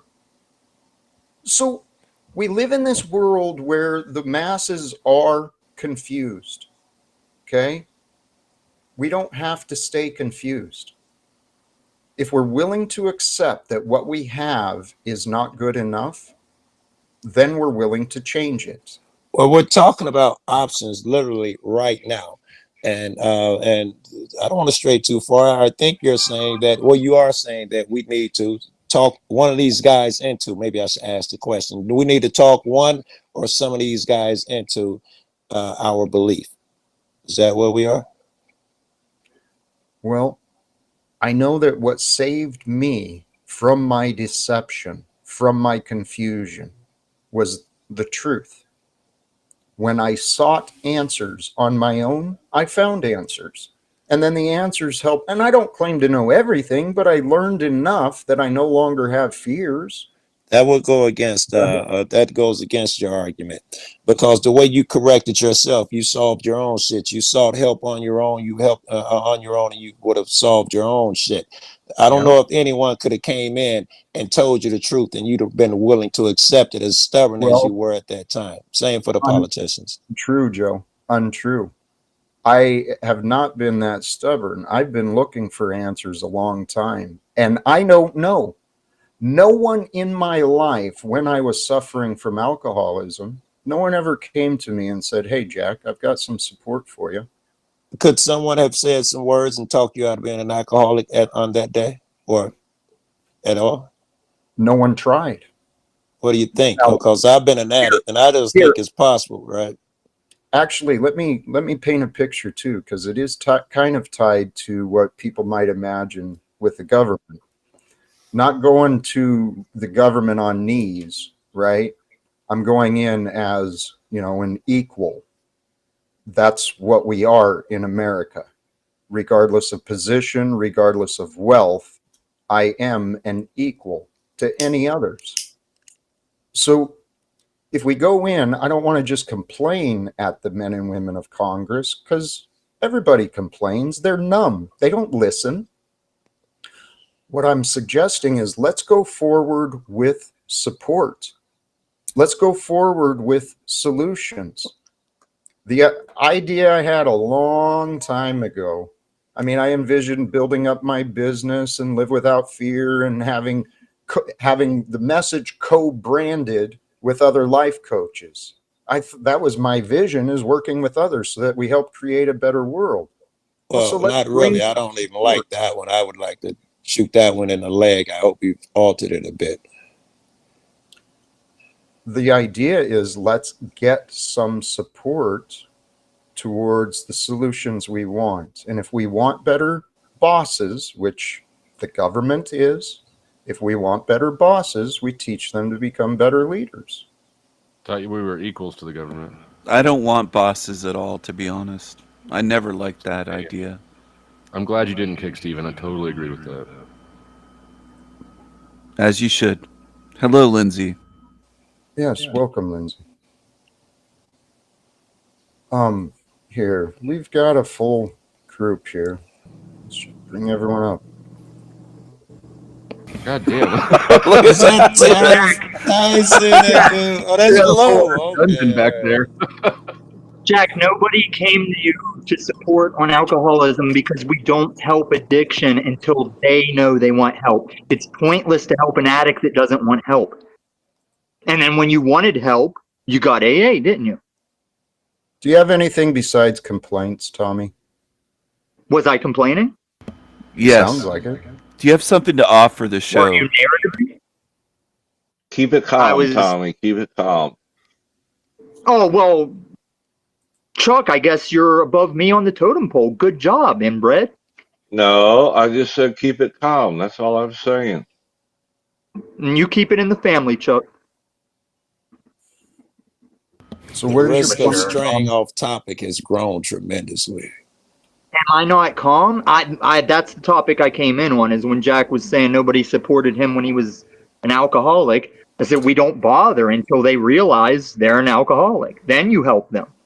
I Hey, like Tommy. the argument, Jack. If we're going to use it to the politicians, if Tommy is correct, it's not their time to hear a message, and we can't make them until it's their time, until they come to something for themselves.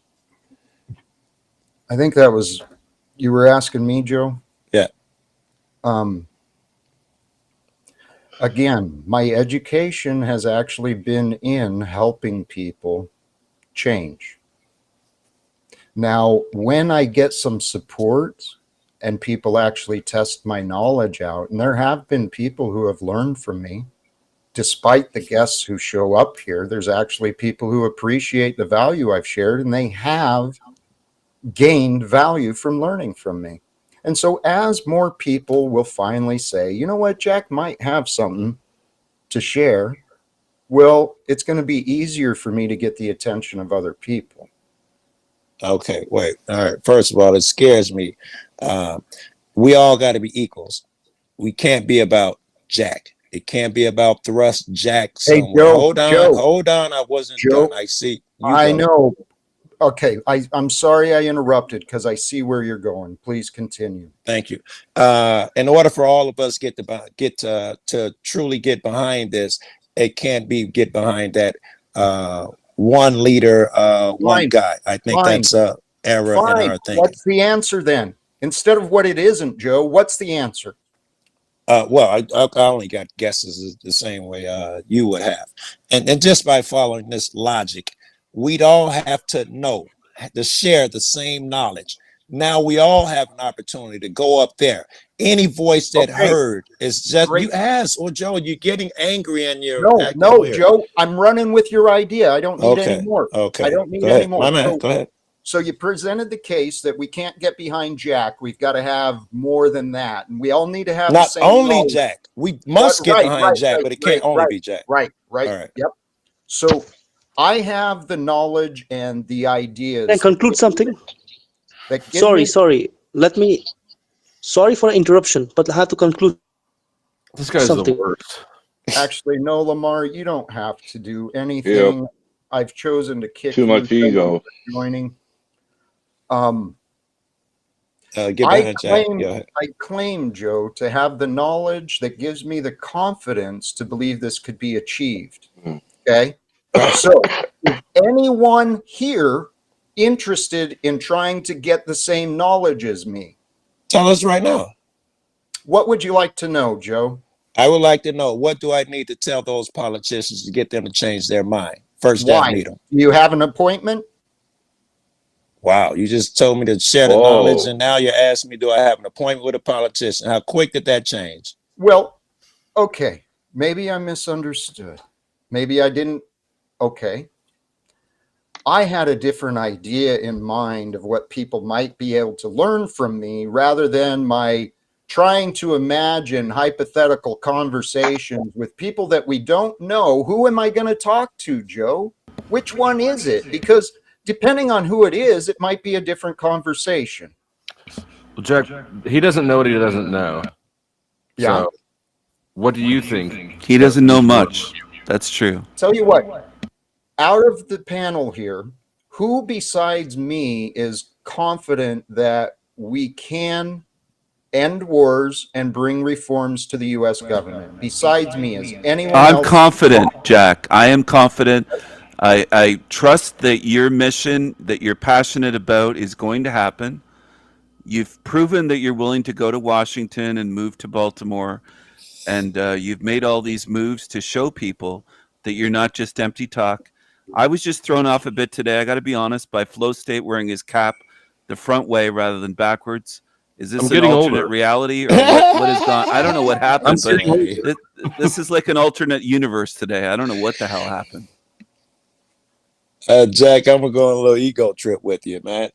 I would say that I am much more qualified to pull off this ending war shit. I would say that my record shows I've been out there trying to end this fucking war and change these politicians every day for fucking years. You're not alone up here. Pardon me, but what record? Do you have a criminal record, Joe, or what record are you speaking of? I'm not going to entertain some gay shit, Stephen. That's a real question. No, please. He's got record of his experience, his life. He's been out on the streets doing what he does. And if you don't know, I encourage you to look him up. I've been an activist since I was a kid, man. I was voted top 20 in the country as a young man. Top 20 what? I didn't know. Activists in the country. Oh, okay. You're from the streets. I didn't know that, Joe. I'm sorry. Whatever that I'm not means. You familiar. don't have I'm to not familiar with apologize your or channel. anything. Activism ain't got nothing to do with the streets. I was working with activist groups and stuff. It had nothing to do with the streets. I was thinking of Obama, the community activist. I'm sorry. It's okay. No, Go ahead. fine. Whatever. Go ahead. No. I was just rebutting Jack that who up here is more qualified. I would say you have a peer up here. You have a peer at least. I wouldn't, I was being a little dick because I'm a dick sometimes. But He didn't say have a qualified. Peer, he was saying who believes in to it. fight this shit. And I think I showed that. We're all qualified. You're getting in your I don't mind ego, having Joe. a conversation about how to do this. I go out with people who have different opinions, right? Who think the way to do it is through the court system. But you're up in your ego, Joe. I go out there with them and support their techniques as well. I'm trying to. It's not all about you, Joe. Let Chuck speak. He said that 6 times. Really. It's not all about we got a family up. And I think the point here, Jack, is you're going to have some crazies in the family. You know what I'm saying? We got to tolerate each other all the way to the White House. Shoot him with a bow and eat him. Who said that? That was dope. That was David. I like it, David. All right. So I can understand that, but I disagree because the people that want to be entertained by me and just waste time with entertainment, they're slowing my progress, in my opinion. They're not working any support towards the goal of actually achieving this. So I made the choice. I made a choice a long time ago. I'm continuing this path with or without direct support from others. Why? Because I think it's important. I prefer you go that route anyway. I really like to hear that shit. Did you say direct support from mothers? Who's Joe Cool working with? I work with a lot of activists. Every activist group in Chicago Come on I now. work with, but also I work with every So activist. what's the purpose? Stay out of Kansas City. Yeah, What's the purpose, Joe? Because we're all trying to accomplish something. Every one of us is trying to change the system, and their ways differ from mine. All of ours differ, and I like a bunch of different people approaches on it. And I support them in their approaches. And they support me. How do you support them? Thinking, Jack? I literally go with them to their court dates. We go over paperwork. We get fucking what do you call those? Not the hotel, the Airbnbs, you know, 2 and 3 days at a time. We all come from different places in the country and we plan and plot kind of like we're doing on Jack's right now. And while we're out, we go film and we discuss what works for us and what doesn't work. We got a million group chats. We got too many group chats where you need some legal so-and-so or case law or whatever it is, help with court or something. You throw it in, and we got them in different states. You can throw it in the Florida chat, right? You can throw it in the Texas chat, you know, and there's activists in all these different so-and-sos. Well, if you have all these connections, Joe, why don't you help out Jack? Why don't you support Jack? It's kind of all about Joe. That's what I No, notice. here. No I offense. would love to I'm explain that. Wait. This is an opening. This is great because I need to explain this. And this is why it appears that I'm giving Jack shit. I am trying to get him amenable to other positions. It can't be this is our one route. I would love to introduce him to us, and I need him to want to support others as much as he wants others to support him. And there are ways and methods. Yeah, go ahead, Lance. Amen, Joe. Amen. Do you just want people on panel who fully support your goal and believe in it, or are we allowed to be here to speak our minds even if we're skeptics? Because I am a skeptic, but I do love to try to come up with ideas and try to reverse engineer things and apply reasoning and maybe come to some kind of solutions. But if that's not wanted here, I don't have any problem stepping down. He's letting you speak, woman. Come on. That's to you, Jack. What do you think, Jack? Do you want any alternate opinions or Yeah, just no to feelings support hurt. yours? You just Why want ask? people up Why here. ask me now? Go ahead. Continue, Lindsay. Are you being She just facetious asked the or what? question. I can't respond. I'm being honest. Your question is irrelevant considering it's been 2 hours and it's been what it has been. Obviously, I'm entertaining people who are clearly not behind this. So go ahead with your skepticism, Lindsay, please. Love you, Jack. Okay, well, I'm a skeptic at heart. So if you don't want skeptics up here, I understand ahead. and I respect that. Go I was ahead. just, what you got me thinking is where we left off and got interrupted. You were coming up with actionable measures, and that was actually pretty good. I was impressed. You said we needed better leadership for one, because you wanted specific, succinct, solid recommendations for things that we could do. I'm not against this. I'm for this idea. I'm a skeptic in that how can it be done when it's a solution that has many problems and has many facets and needs many different solutions. Approaches. Yeah. So I like to just sit there and think about it, not dismiss it, but think about it. And I was thinking in terms of like reverse engineering, how could we liken this to today's world? And stop me if you want. I said again, no feelings hurt. I'm thinking in a way, you said, how can we live in this environment? How could they do that during the Gulag days and go along with the genocide? And how could people just let that happen? And I was thinking about today how we have somewhat of an autocratic situation at play. And what are we doing about that? Basically nothing. Getting behind it, in fact. Yeah, a little bit, right? There's the irony. What's the autocratic way? Well, I'd like to finish my point, but just to be clear, it's having representation that is less democratic than it's supposed to be. Because you're using big fancy words. It's more of a do what I say, and not I'm working for the constituency.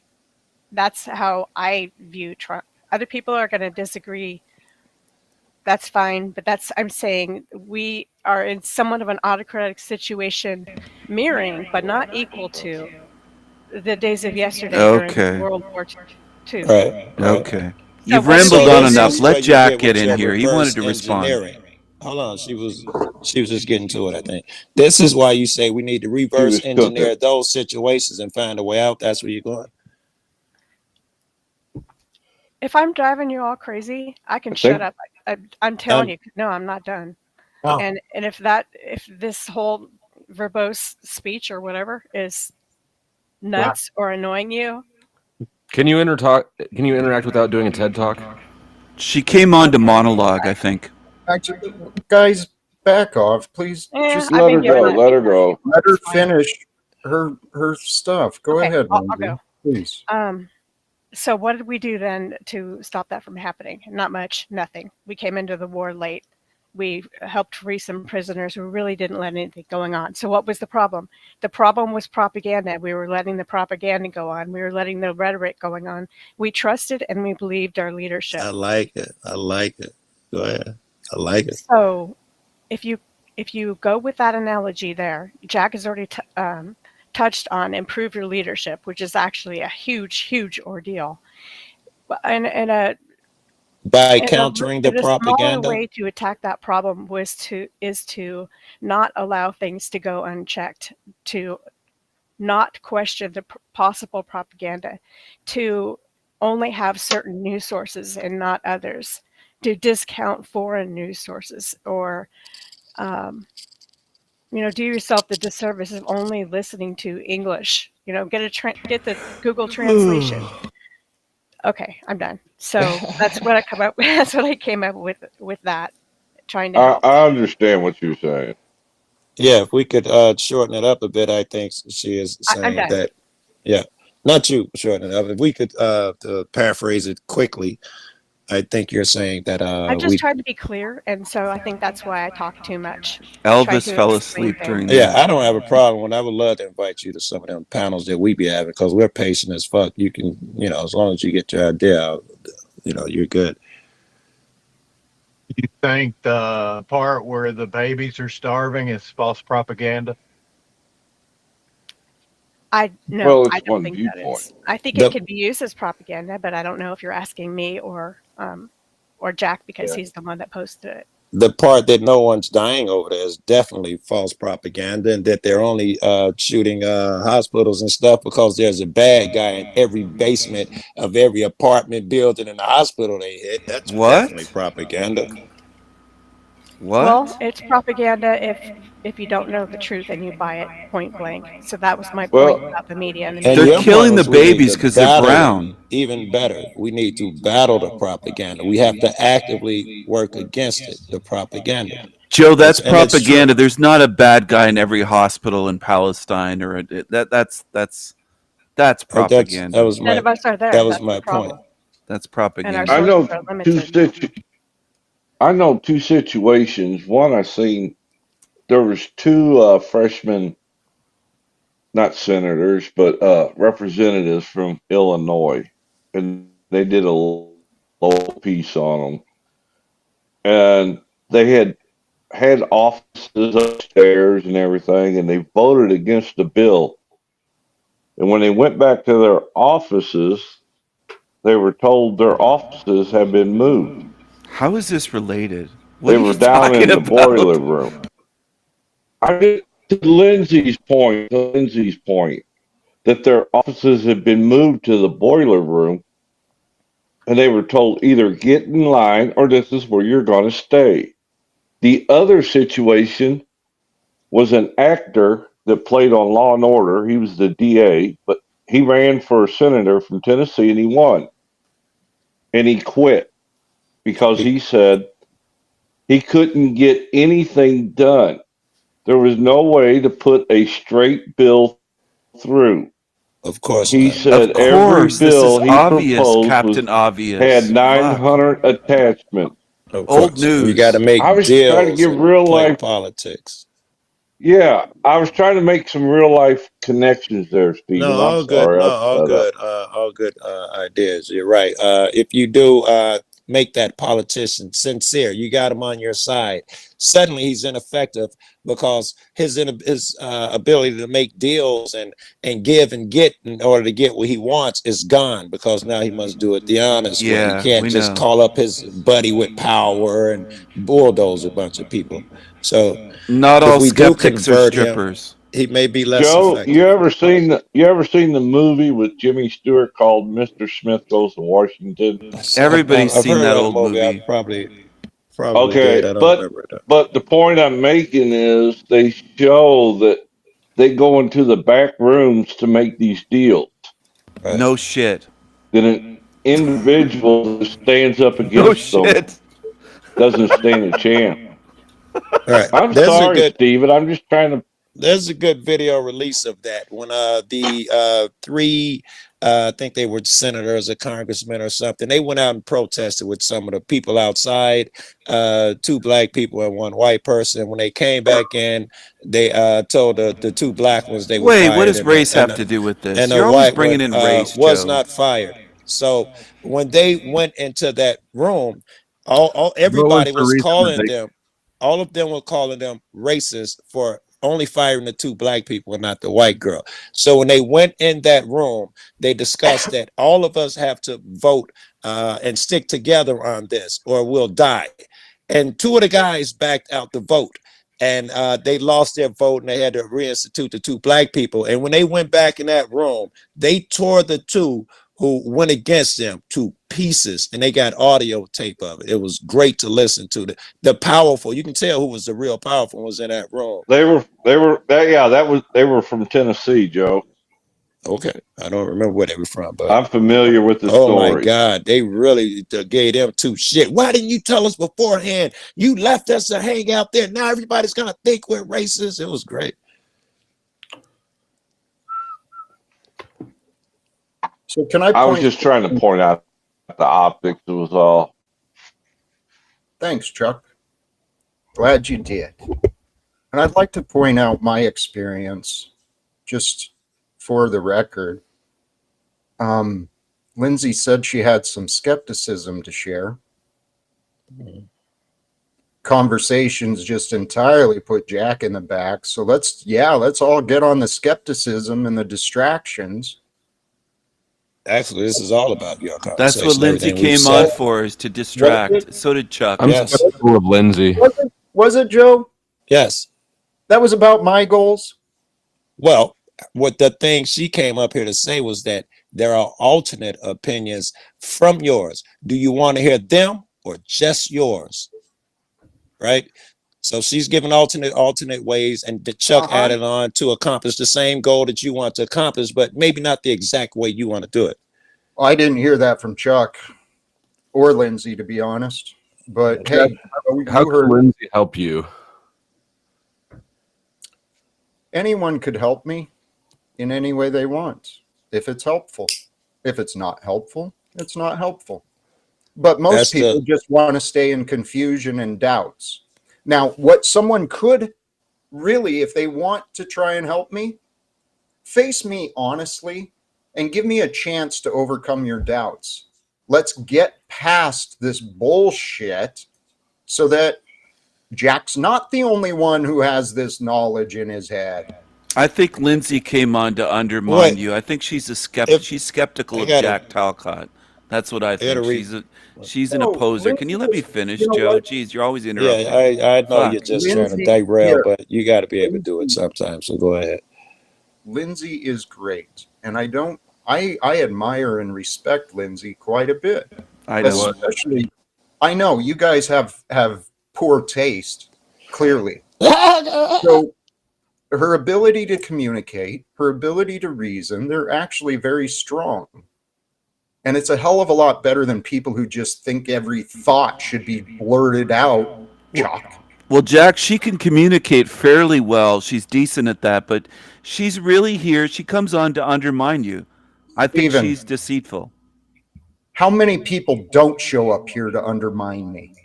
Well, Chuck is here just for that. I know that about Chuck. Chuck. Stephen, the same could be said about you. No, I've been very supportive. Very supportive. I don't think they could say that with a straight face about me. Steven, but if you about notice, Chuck, they I've been could. a member for 17 months. I'm being That doesn't matter, supportive. though, Chuck. You've been very disagreeable. Disagreeable in itself. That's neither here nor there. Or you guys.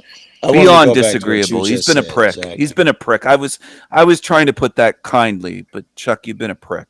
I like it. You know, I'm actually thinking about I Lindsay. appreciate it. Lindsay's a cold conversationalist, period. I was considering her question for me. I thought it was fair and reasonable. She at least asked.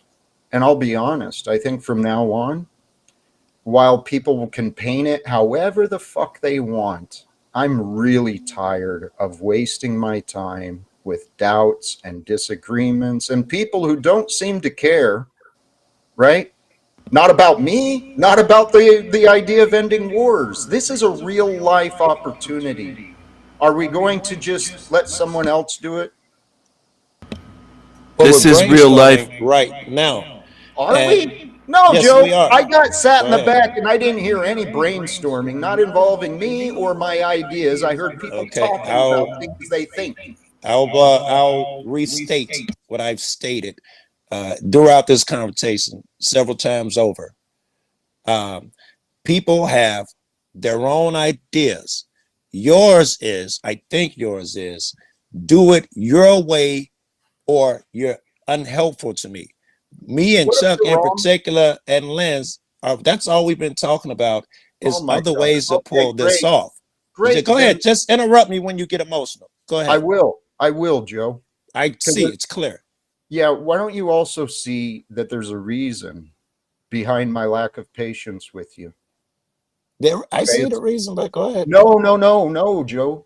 You keep jumping to conclusions about me. You've got this narrative about me. I've been trying to talk to you, but hey, you're convinced, just like Chuck has been convinced. Just like many others have been convinced. Please just keep it with me and keep me, whatever drama you have with other people, just keep addressing me, please. I don't want to be part of the emotional baggage of other people. Well, Joe, thank you. I see you talking a lot of talk. You claim to understand. I've been trying to lead and guide these conversations kind of into the topic and into my ideas. Yes. The nature of these panels, which you are very comfortable with, Joe. Yes. The nature of the panels is a different format than what Jack Talcott is trying to enjoy. I see and agree with you. Okay. So where I was going with that question Lindsay asked, I actually think in the future, maybe I will start limiting the panel guests to those who actually want to know what Jack has to say. Because this hasn't, I mean, it's been fun, but this is getting old to me, Joe. Seriously. Again, that's because you deal with a lot of other people. I'm here. I'm giving fresh styles. I'm giving you my attention. I'm giving you the best logic that I can come up with. I'm not part of some planned attack. I don't watch the show daily. If I'm here, I say hello in the chat and I'm gone or I hop on panel. Do I'm better, not aware Joe. of everybody that's Do attacking better. you and all the ideas and people where you've heard this before. Right. My coming up here and my talking to you even right now is all about growth and working together. I have literally been sitting up there for You've been I don't know, talking an a hour lot, trying to Joe. figure out how we can communicate and work together as Yeah. opposed to working for Jack. Okay. Yeah, I know you're opposed to cooperating with Jack. That's not what I said. I just I said I know, want to I know, work together Joe. with Jack, not for Right, Jack. no, But by Joe. all means, straw man my shit so you can fucking Can you let him give your speak? spill. Joe, you've been painting this bullshit as though I'm trying to be the boss and people gotta follow Jack. That's a misrepresentation, Joe. Okay? And I'm done. Yes. I'm done arguing. Thank you for stopping by, Joe. I appreciate you. And it's not just you. Let's start wrapping up because my energy has clearly shifted. All right, here. Well, we'll shift the energy a little more. I'm down. I'll leave and let you wrap up. But here is the problem. If every time we make progress, I got to get yelled at like a little kid and you rage quit and all of that stuff, we will not make progress. You think I'm difficult? Wait until you get in them rooms with those guys you want Is that a to threat? be in the room with. Lindsay's hitting on me in the chat. She said, "You're going to get it, Buster." I think that's sexual. But anyway, back to Jack. Can we just let Jack speak for a while? You guys have been No, it's hogging the back to panel. Joe. It's back to Joe. Joe's Okay. already set up. Oh, Okay. well, if it's, I was Okay. done. But if you want to give me more time, you know I'll take it. Go ahead, Yeah, Joe. keep talking shit about how bad Jack is doing and how you're offended and all What? this other bullshit, Joe. Keep going.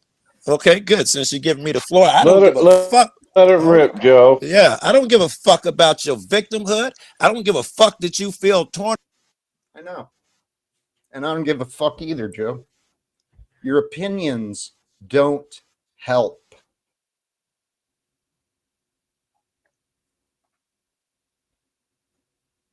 Boy, this is kind of I would have let him got it off his chest. Maybe that. Yeah, that was actually what I was thinking. How in the hell did I do that? I put Joe out before Chuck. I couldn't believe Chuck was even allowed on the show today. What? He came in. He feels safe because he's on Powder Dusty's boots. You know, he follows him. He's a Feels bootlicker. safe. He's a Yeah. bootlicker. I agree with I that. know. I'm ready to wrap up. I'm going to do some final words, please. Right. We got to tolerate each other. I love every one of you, no matter how mad you get at me. And I like to lick Dusty's boots too. Appreciate you, David. Thank you for joining. Lou, I appreciate what you brought today. Thank you. It was perfect. Did he say anything? I don't think he did. That was his best appearance yet on a live stream. Great job, Lou. That's what I was thinking. Stephen, let's let Dusty have the last words, please. All right, I'll let Dusty have the last word as long as he adores me. I just want to say thanks for having me on, Jack. I appreciate you letting me on, and don't let these fools get to you. Don't let Joe and Chuck and some of these, well, they don't bring any value. They're just naysayers. So don't let them. Cheer up, Jack. I don't want them to ruin the rest of your day. You look a bit down. Just, you know, they're just dust under your boots. I call them piss ants. But anyway, I'm trying not to call them that anymore. I'm trying to be kinder and gentler. But anyway, thanks for having me on, and bless you, bless Talcadia. Bless Talcadia. Thank you, Stephen. Appreciate it. What were you saying? What? A lot of people like licking my boots. I think that maybe if you haven't tried it, you should try it. That was mostly to Steven, but it's applicable anywhere. I don't really have any particular thoughts. I think you know where I stand on things. I think I know. Yeah. I know. I think you're a greedy communist, and that's what I think about a lot of people. But I know. The good thing is, though, is I already know you're wrong. Thank you for joining. Thank you. And please, to all the guests and to all the fans of the guests, please recognize I intend to offer no offense. I'm not trying to be disrespectful. I'm not trying to be rude. I am trying to invite people to have conversations with me about the topics that I love to talk about, ending wars, right? Talking about God, meditation, love, goals, self-development. I mean, I actually have a variety of different topics that I feel competently able to speak about. But I don't know what to do. I'm just like everyone else, okay? I figured this out earlier. If you consider it, play around with the idea and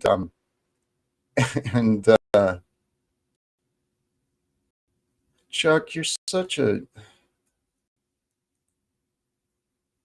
Thank you for the contribution, Chuck. Here. I've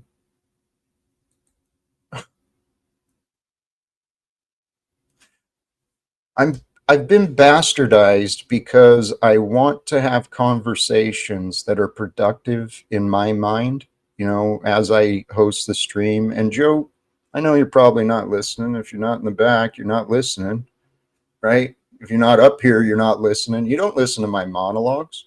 You don't listen to the messages that I'm sharing about inspiration and faith and all of that.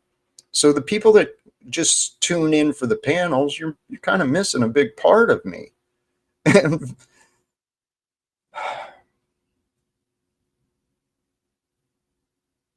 we live in a world. This world is divine. This entire world. Let's pause. I am going to flow just a couple of minutes. We're a couple hours in, but if anything, maybe I can clip something and share something valuable later too. But this idea came through for me earlier, looking at my life and how I'm living. And my goal is, I'm very open and honest. Jack, in his own best way, is following the example of Jesus that I know, that I understand. Okay. And it's just means you be honest, you be forgiving, you be kind, you be generous, you be the good qualities that you can. And that's what I'm focused on doing.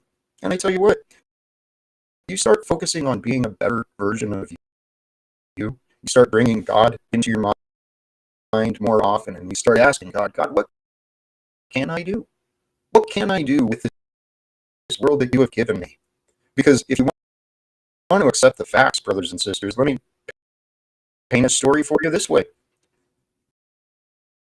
By the nature of the laws and the order of creation, this day, July 24th, 2025, here in America, where I am, this day was created specifically for you, specifically for me. The entire world was created so that we can experience today. And it's not just the world, the entire universe was put into motion and came into form eons ago, and all those years passed by so that today could be lived by you and I.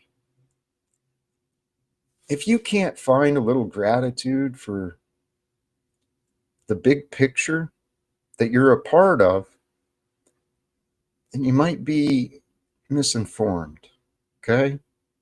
And we were born into a world where trauma and war, debts, oppression, all of that stuff was normalized, right? Oh, it's just normal for people to fight, just normal for people to put people in jail. I mentioned a statistic earlier. I've heard it several places before, so I trust it's somewhat credible. Approximately 25% of the world's prison population is in America.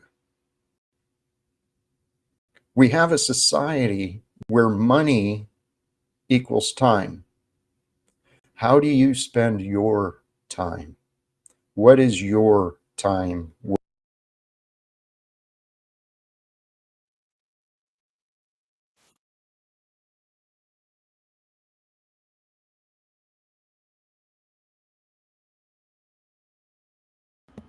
All right, everyone. Testing. Check, check. Audio check. Am I coming in loud and clear?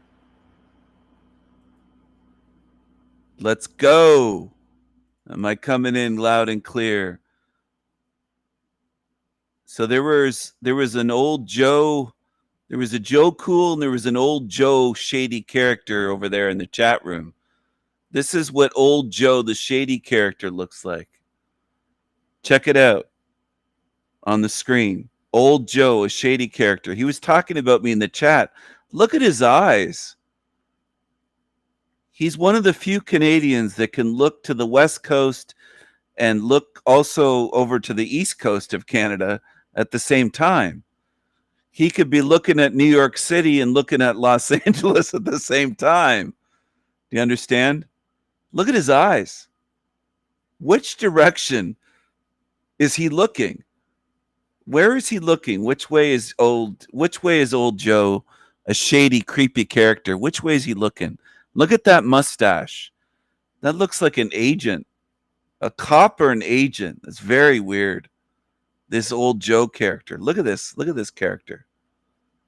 Look at the eyes on that thing. Look at the eyes on that diamond.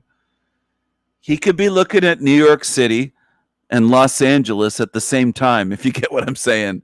Look at his eyes. God damn.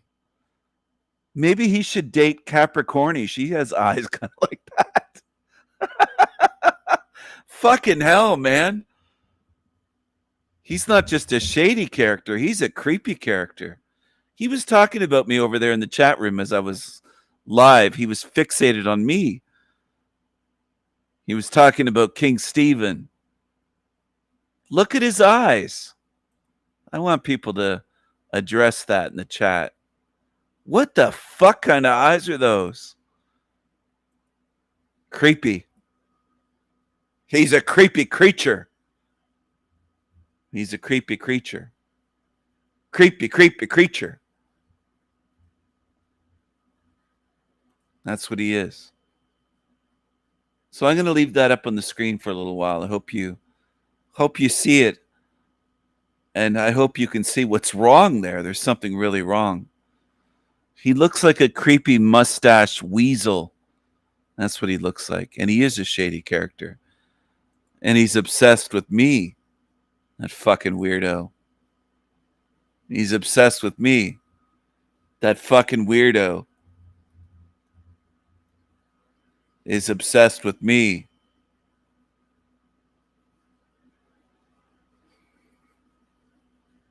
What a weirdo.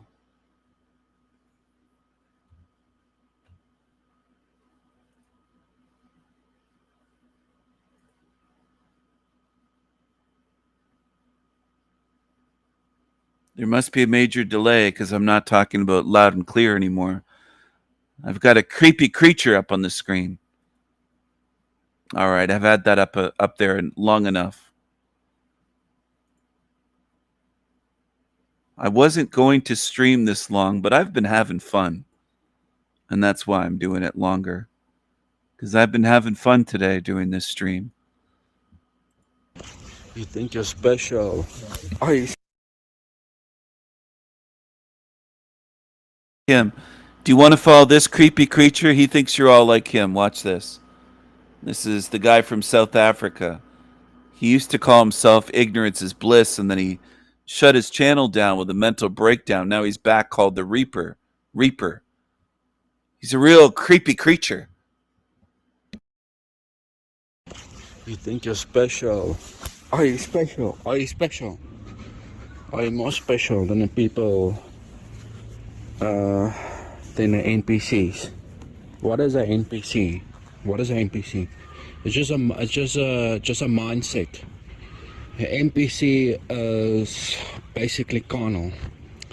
They've been programmed to be carnal as an animal, hoping and coping and BS. Okay. So what is something that is not an NPC? What you would call a conscious mind, but it's still in an NPC body. You know what I mean? You got your eyes in your socket. You got your brains. you got your arsehole. You got your mouth.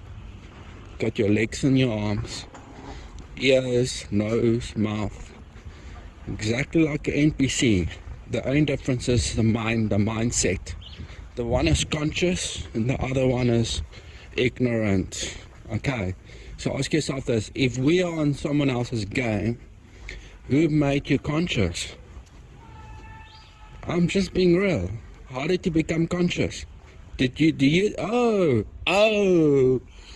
see. You think you became conscious on your own accord. Where's the proof? Where's the evidence that you became conscious on your own accord? Do you think the creator of the game was like, didn't notice when he became conscious? Of course, man. This whole thing is controlled. Even, like I said before, even me saying this now is prescripted. It's being prescribed all our asses. You know what I'm saying? Where's your soul? Where's your soul? I don't see any souls. I know, I got a comment. So I know I'm gonna get pushback from the Soul Trap community because we wanna feel special. We wanna feel we have souls that goes beyond this game.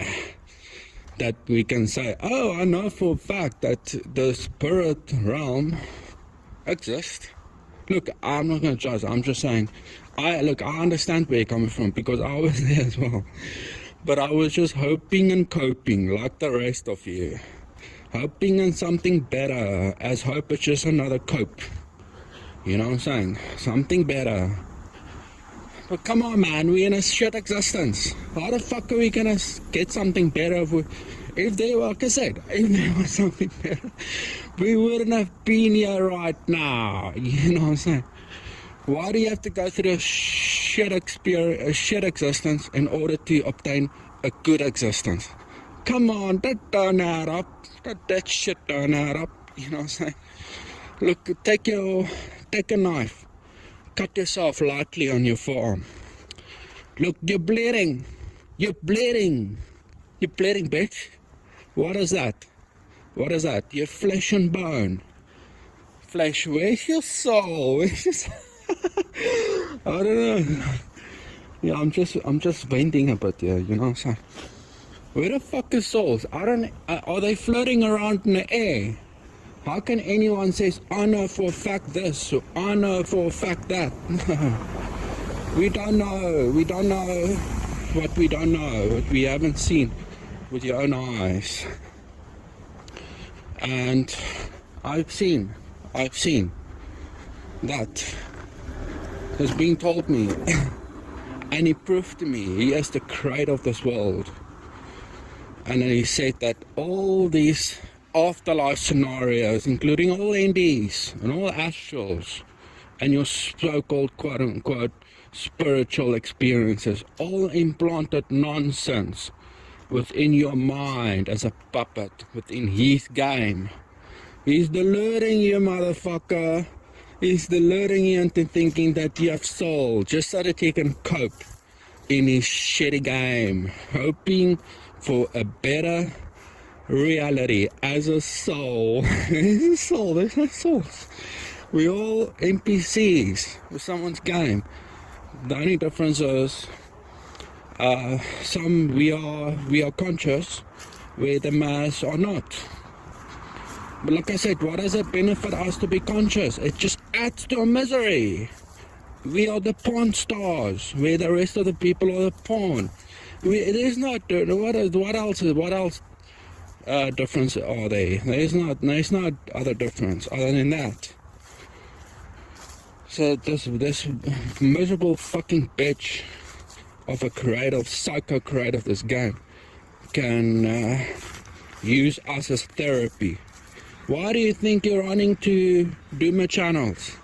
Well, fucker, you're running to Duma channel. Look, I'm just keeping it real. You know what I'm saying? This is Reaper speaking now. Fuck blissful, bliss, inclines bliss. This is Reaper speaking. I don't want to cope with fake bullshit anymore. I'm keeping it real now. Okay. And there's not disempowering program or whatever. Not. This is just me venting and keeping it real. Where's your pleroma? Nobody has got any evidence of what the pleroma looks like. Does anyone want to follow this shit? Do you want to follow this creature? There's going to be a lot more of them coming in the next so many months and years. You'll see. No one has ever been outside of this game, other than implanted nonsense within your mind as a character within a game of a psycho. There's the hardcore, brutal, being brutally truthful here with you guys. Okay. But like, listen, if you want to believe your soul, have a soul. Who the fuck wants a soul? I don't want a soul. Do you want a soul? Fuck that shit. I don't want to risk my so-called quote-unquote soul to come back to this shit. You want the soul? Well, then you're risking your soul to whatever the fuck that might even look like, to come into another body and another shitty existence within a game of a fucking psycho, bitch. Do you want to? I don't want a soul. I don't want the soul. Okay. Creepy creatures all over the place, all over YouTube. And beyond YouTube.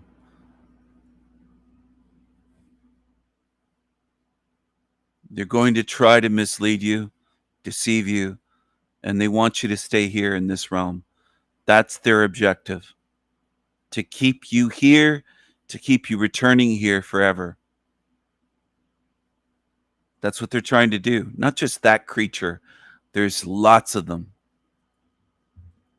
Most people think water comes from rain, rivers, or underground springs. But that's just a surface level cycle. The truth is, real water is a cosmic substance, a living memory field that predates Earth's grid. It is birthed from the void, not the clouds. Water is coded plasma. What you call water is actually liquid crystal. It holds memory, responds to emotion, and obeys frequency. Dr. Masaru. Water. This is completely AI generated. M-spiracy with a dragon. And people fall for this. They think she's a real woman. They think that's a real living woman talking and speaking on camera. Look at the views on this. Almost 12,000 views, 1.8 thousand likes for a new channel. It's really taken off because people can't tell the difference between AI and something real. They're calling her beautiful.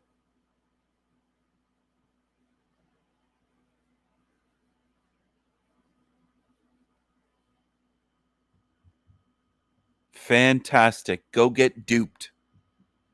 Emoto proved that water molecules change shape based on the words you speak to it. But that was just the beginning. Water is a record keeper. It remembers, it stores light. It can heal or destroy based on intention. This is why ancient temples always had sacred wells, fountains, or baptism pools.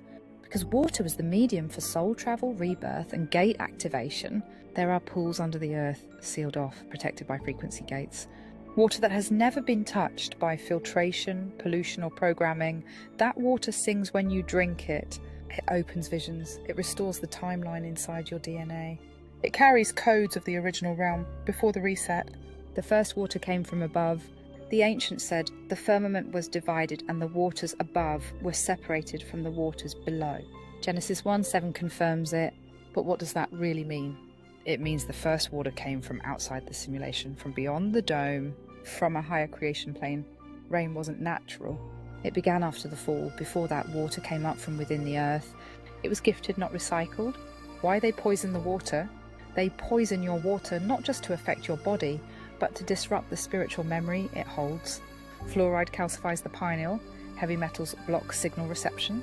Frequency pulses through water pipes distort the grid, because if you remembered what real water feels like, you'd remember who you are. The mountains were once trees. The giants weren't just creatures, they were ecosystems. Many of the mountains you see today, especially those flat-topped ones like Devil's Tower in Wyoming or the giant mesa formations in Arizona and Africa, they're not natural, they're ancient tree stumps. Not trees like we know them now, but world trees. Titanic, crystalline, sky-piercing life pillars that fed the atmosphere, anchored the magnetic grid and connected heaven to earth. Waterfalls are tree scars.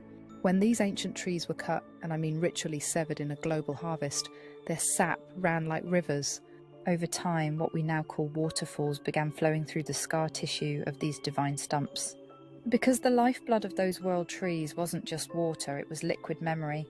It still flows. That's why some waterfalls feel like holy sites. They're still bleeding. Something came through this realm not just to enslave the beings, but to chop down the world itself.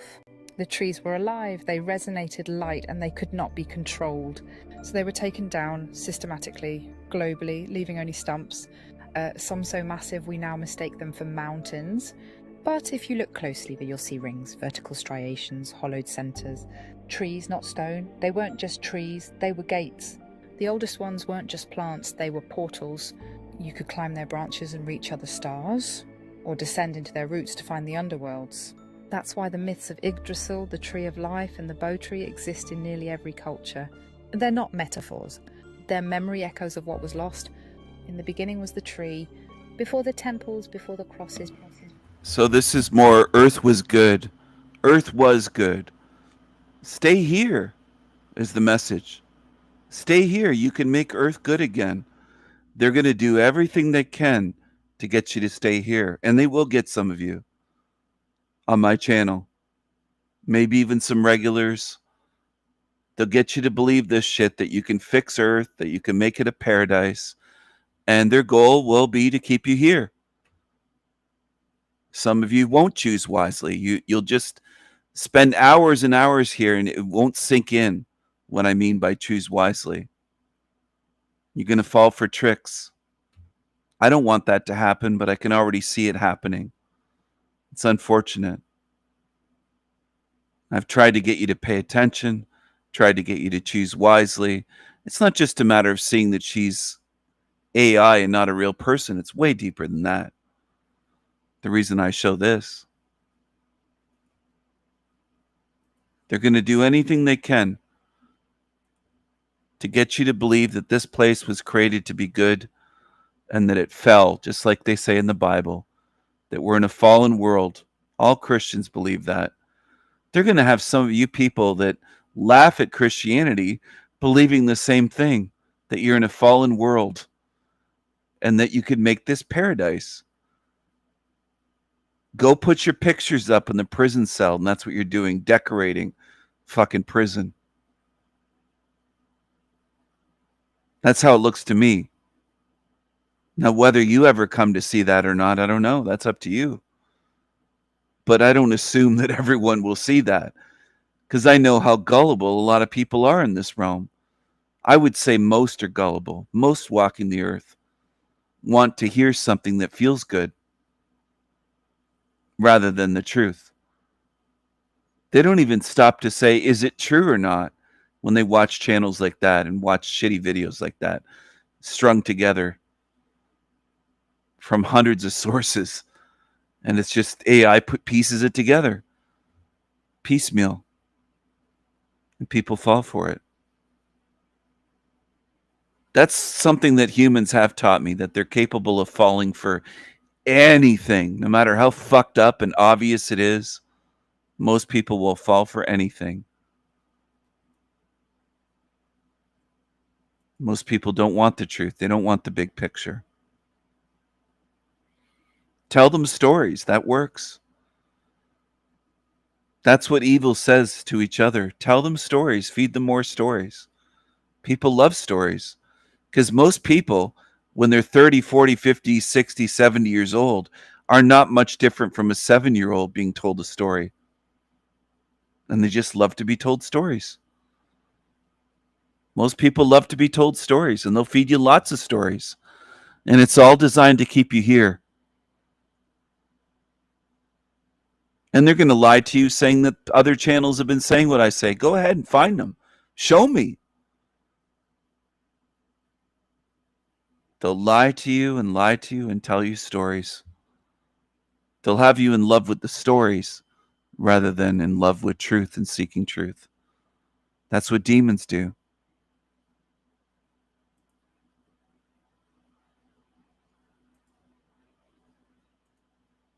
They'll have some of you wrapped up for years and years and years watching stuff that I come along and I ask you, how did that help you? How is that going to help you spiritually? How is it going to help you get out of here? How is watching whatever channel, Mspiracy, could be thousands of other channels, how is it going to help you spiritually get any freedom? Most of you never even consider that. You'll say, well, I like these channels. Stephen, you just hate every channel, and Stephen this and Stephen that. And I ask valid questions. How is watching that shit storytelling about what they say Earth was with no evidence, no real evidence whatsoever to back it up? How is any of that, if you believed everything that is on Mspiracy's videos, how's it going to help you? And that's when I get in the deer in the headlights look, where people don't know what to say. Because they can't say, well, she's helping me get out of this realm, Stephen. That AI channel is going to help me get freedom. How? How's it helping you? A lot of you think this is, yeah, Ren, they think this is it. They think, well, if I die here, I'm dead. I'm gone. You're so attached to this fucking prison. A lot of you will bend down and kiss the earth, kiss the fucking prison, kiss the ground, ground yourself. And I'm not saying it's harmful to take off your shoes and socks and walk barefoot on the grass or whatever. It feels good to walk on the beach.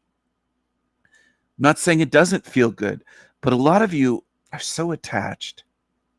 By you, I mean humans. I don't mean certain people in my chat. For the paranoid that are tuned in thinking, he means me. No, I don't mean you. I'm speaking in general here. Most humans are so attached to this realm that they'll fight to defend the prison. And this place is way worse than a prison. I'm just using the prison term because it's something people can understand. This place is actually beyond words, because prisons don't degrade souls or degrade spirits the way this place does. And it's almost impossible to reach most people in this realm with anything that's true.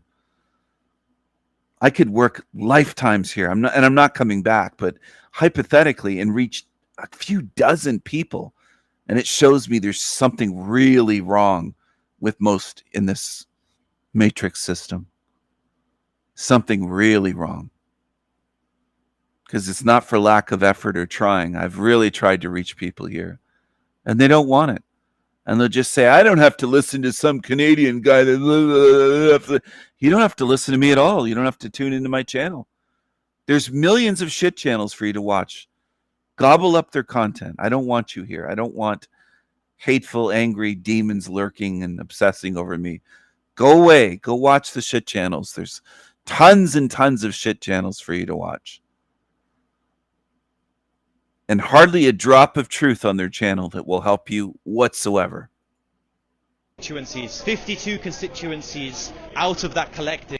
It is absolute chaos here in London. I just arrived after a 9-hour flight, literally just got dropped off of the Uber right now. I'm here because this is wrong. It's a time bomb ticking. Stop the bombs! These migrant hotels are predominantly comprised of men. How am I going to walk the streets with my kids on my own? How am I going to feel safe? Recently, the government has been bringing in people from Afghanistan who are 22 times more likely than British nationals to actually be convicted for sexually assault. Get a flight over here from France.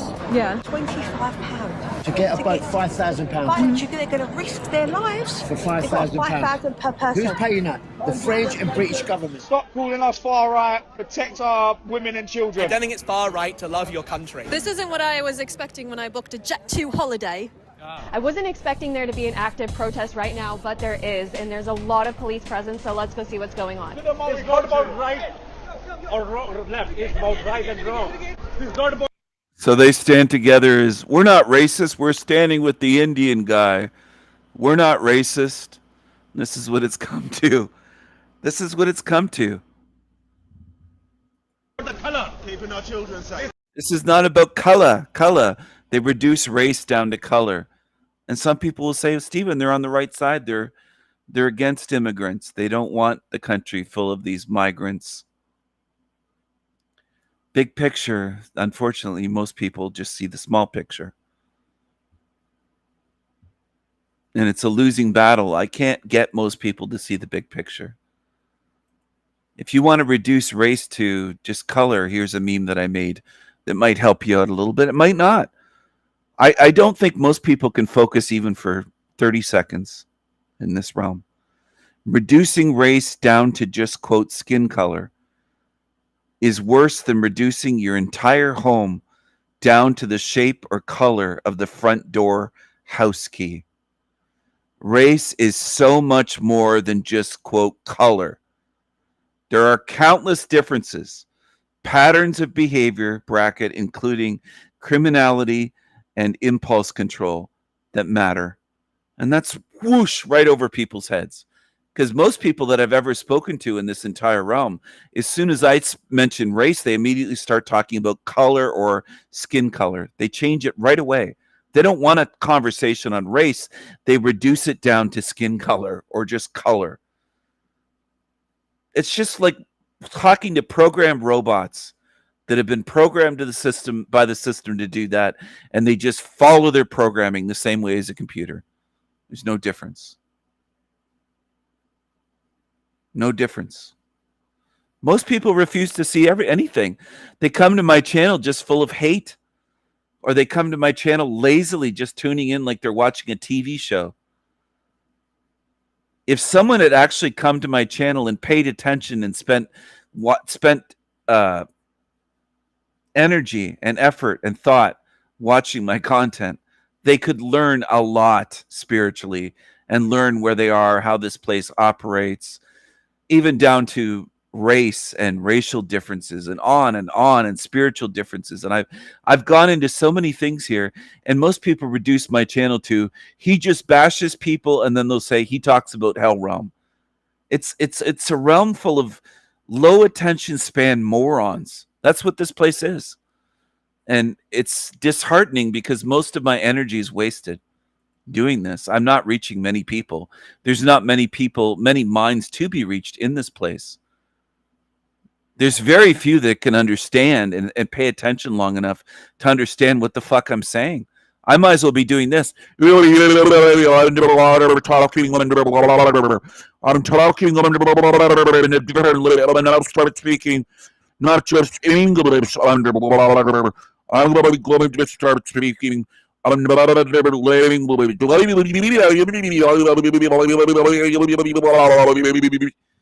And it's just, you don't understand what I'm saying. It's most on earth. It doesn't matter how much effort or energy or time I put in or thought or how creative I am or different creative ways of sharing spiritual wisdom and showing people. It doesn't reach many people. And that's how I know there's something very, very different from me and the rest here. And the different species of spirits. There could be dozens or hundreds or maybe thousands of different species of spirits. And as soon as I say species, people will change it to race, races of species. They'll just change it. That's what people do. They immediately do that. Just like when I have a conversation about race, during the conversation, whether it's on the internet or face to face, most people, Canadians, Americans, people in other countries in Europe, change it from the topic being race immediately to skin color. Just like programmed robots. You can't even hold the conversation and stay on race. You reduce it to it's just skin color. We're just different colors.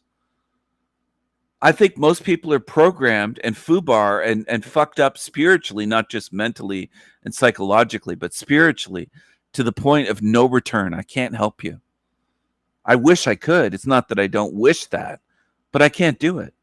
I think most ants have a bigger attention span than most humans. And your solution as human beings tends to be watch more Netflix, watch more movies, watch more Hollywood to destroy your attention spans. And you don't even see a connection. You just think, well, that's not hurting my attention span. Watch more TikTok. Scroll on your phones more. Don't sit somewhere and pay attention to something. Scroll, hop around, hop all over the place, dip in and dip out. Dip into my live stream for 10 seconds and dip out. Just do that. Hurt yourself. Miss out on truth. Just be fucking losers. That's what people do. I'm not saying everyone here does that, but most people do that. There's evidence that shows me most people do that. And I'm not saying that everyone can sit here for 6 hours and tune in and pay attention or has the time or doesn't have other obligations. I'm not saying that at all. I'm understanding of all of that. But I just think that people have such a short attention span that even that isolated compared to all the other differences, that in itself shows me I don't think that you're the same species as me. I don't think you could come close if you were paid millions of dollars an hour to the attention span and focus I have. I don't think you can do it. I don't think you could do it. I don't even think you know how much time has been put into this. Salty Siren made a comment. I don't think most of you know what it would take to make thousands of videos and spend thousands of hours doing this for free. Thousands. And a lot of you talk about money. It's all over YouTube. Whenever people talk about freedom or hell realm, all these channels talk about money. If they had more money, I have enough money to live the rest of my life. I don't have to do this. I don't make money doing this. In fact, if I didn't do YouTube, if I wanted to, I could spend my time making lots and lots more money instead of doing this. That's over most people's heads. They can't even fathom that I could use my money or use my mind and my time and my energy to make more money if I wanted more money. And I could take more vacations and do all sorts of things. I'm doing this because it's important. I don't even think people really recognize the importance of these topics. It is the most important truth topics that you could ever discuss. And I've even said why various times. I don't think most people tuned in right now would even remember. They'd say, why is it the most important? Well, if you get this wrong, you're in the recycling bin and you might be coming back not just one more lifetime.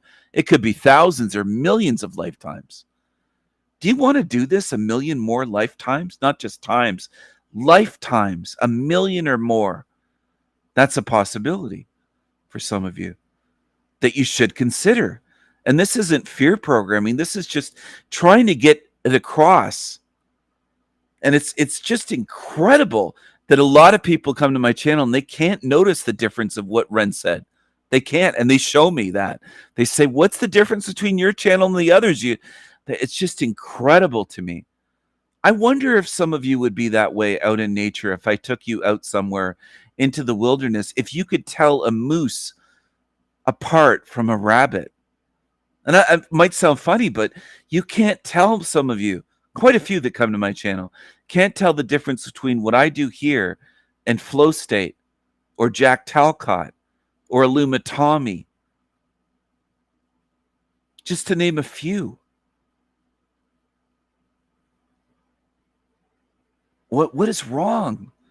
You can't tell the difference between what I do and the level that I speak with me and Tony Sayers and Erica Dubay. Like, there's something really wrong. And I actually think that people decades ago, generations ago, would have been able to tell, even if they didn't see that what I'm saying is the truth. They still would have had the mental capacity and faculties and the cognitive ability to be able to look at what I'm saying here and say, oh, he's not the same as Tony Sayers, and notice the difference in the very least. I don't think many that come to my channel can do that.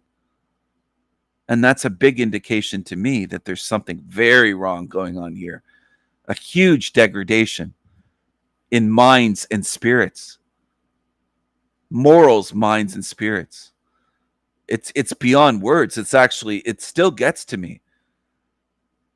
It doesn't just bother me. It still not baffles me, but it's weirdly fascinating, but at the same time it's frustrating.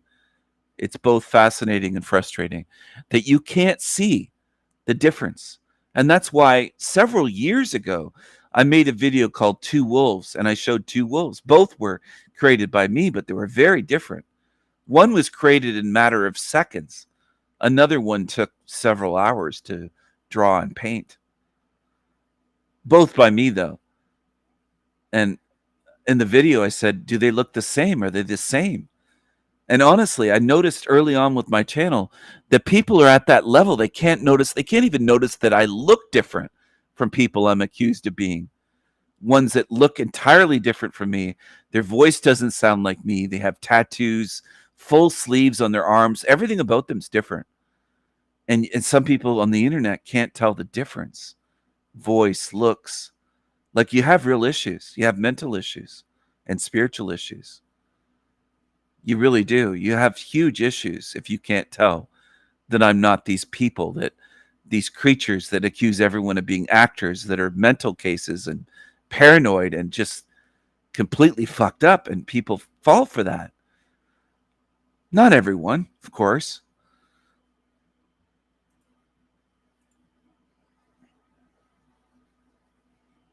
You show me that there's something wrong in this realm.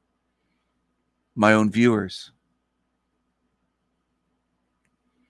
and critics and lurkers and ones that don't last on my channel and ones that are prone to believing false accusations and gossip and rumors and smear campaigns.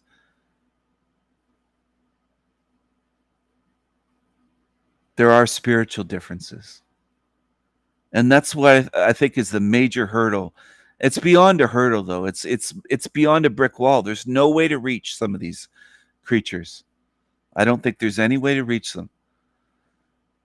If someone comes to my channel and spends hours here or weeks, maybe it takes them weeks, maybe they're slow, maybe it takes them months, and you can't tell that I'm at a higher level, not just intellectually, but spiritually, than these other channels, I can't help you.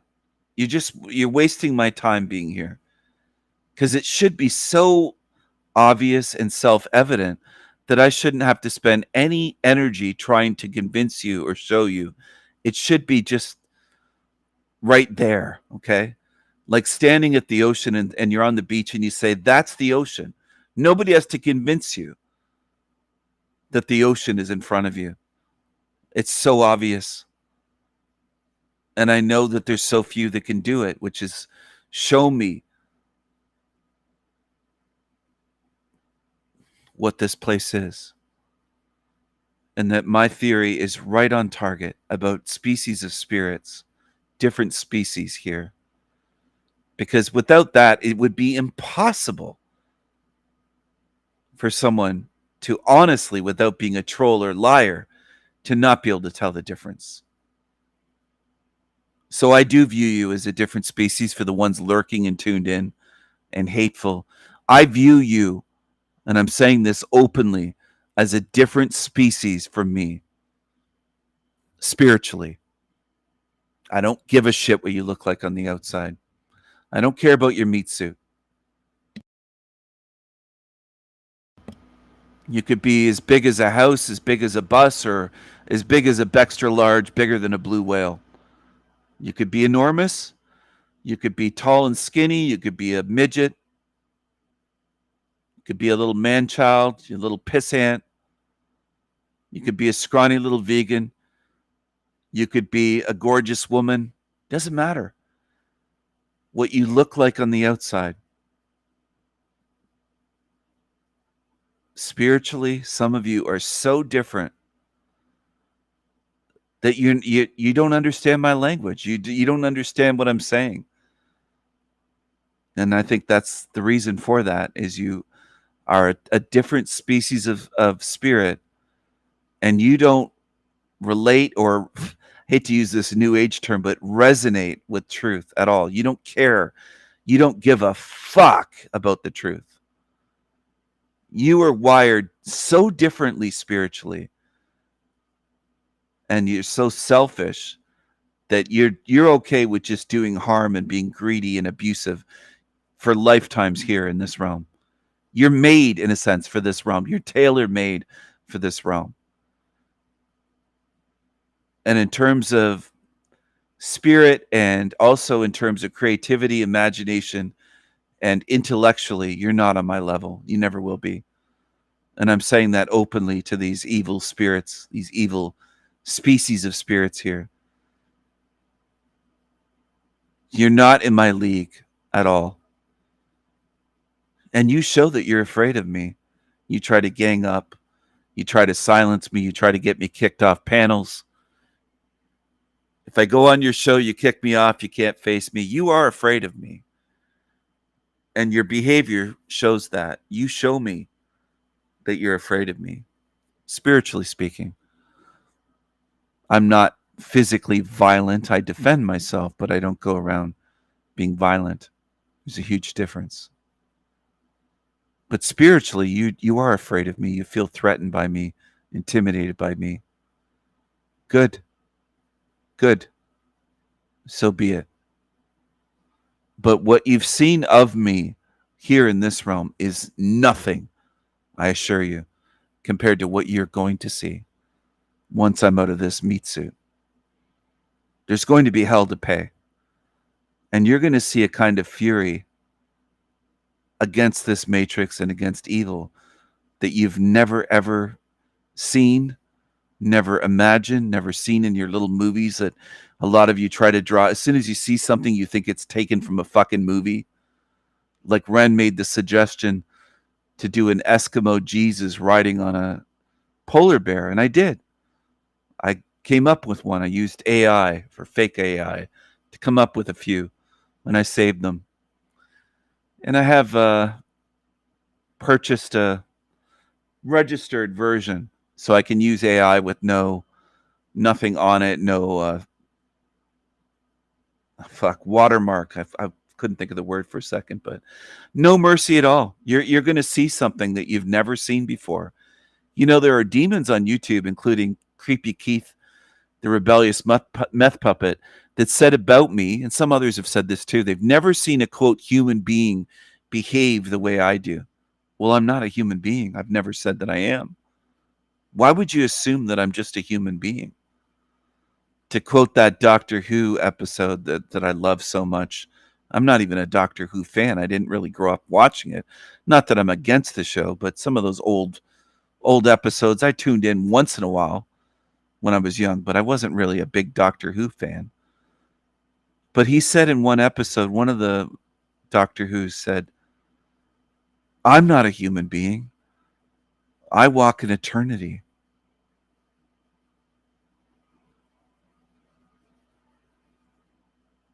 Exactly. I don't identify as a human being because demons fucking call me a human being. I don't care what humans or what demons call me. They can call me human, human being, whatever. Right? Anyway, on Talcott's shows, that Joe character said, "Did you get that from a movie when he saw the polar bear?" That's their instant reaction. It's not just him. It's almost always that way. There's someone around that says, "Did you get that from a movie?" Or I'll come up with some saying like, "Look at him, just look at him," and they'll say, "What movie did you get that from?" I didn't get that from a movie. I come up with my own things. It's mind-blowing to people, I guess, but they think everything's stolen. They just can't fathom somebody being creative, imaginative, original. That's the way this realm is. And it's more and more and more noticeable in this place.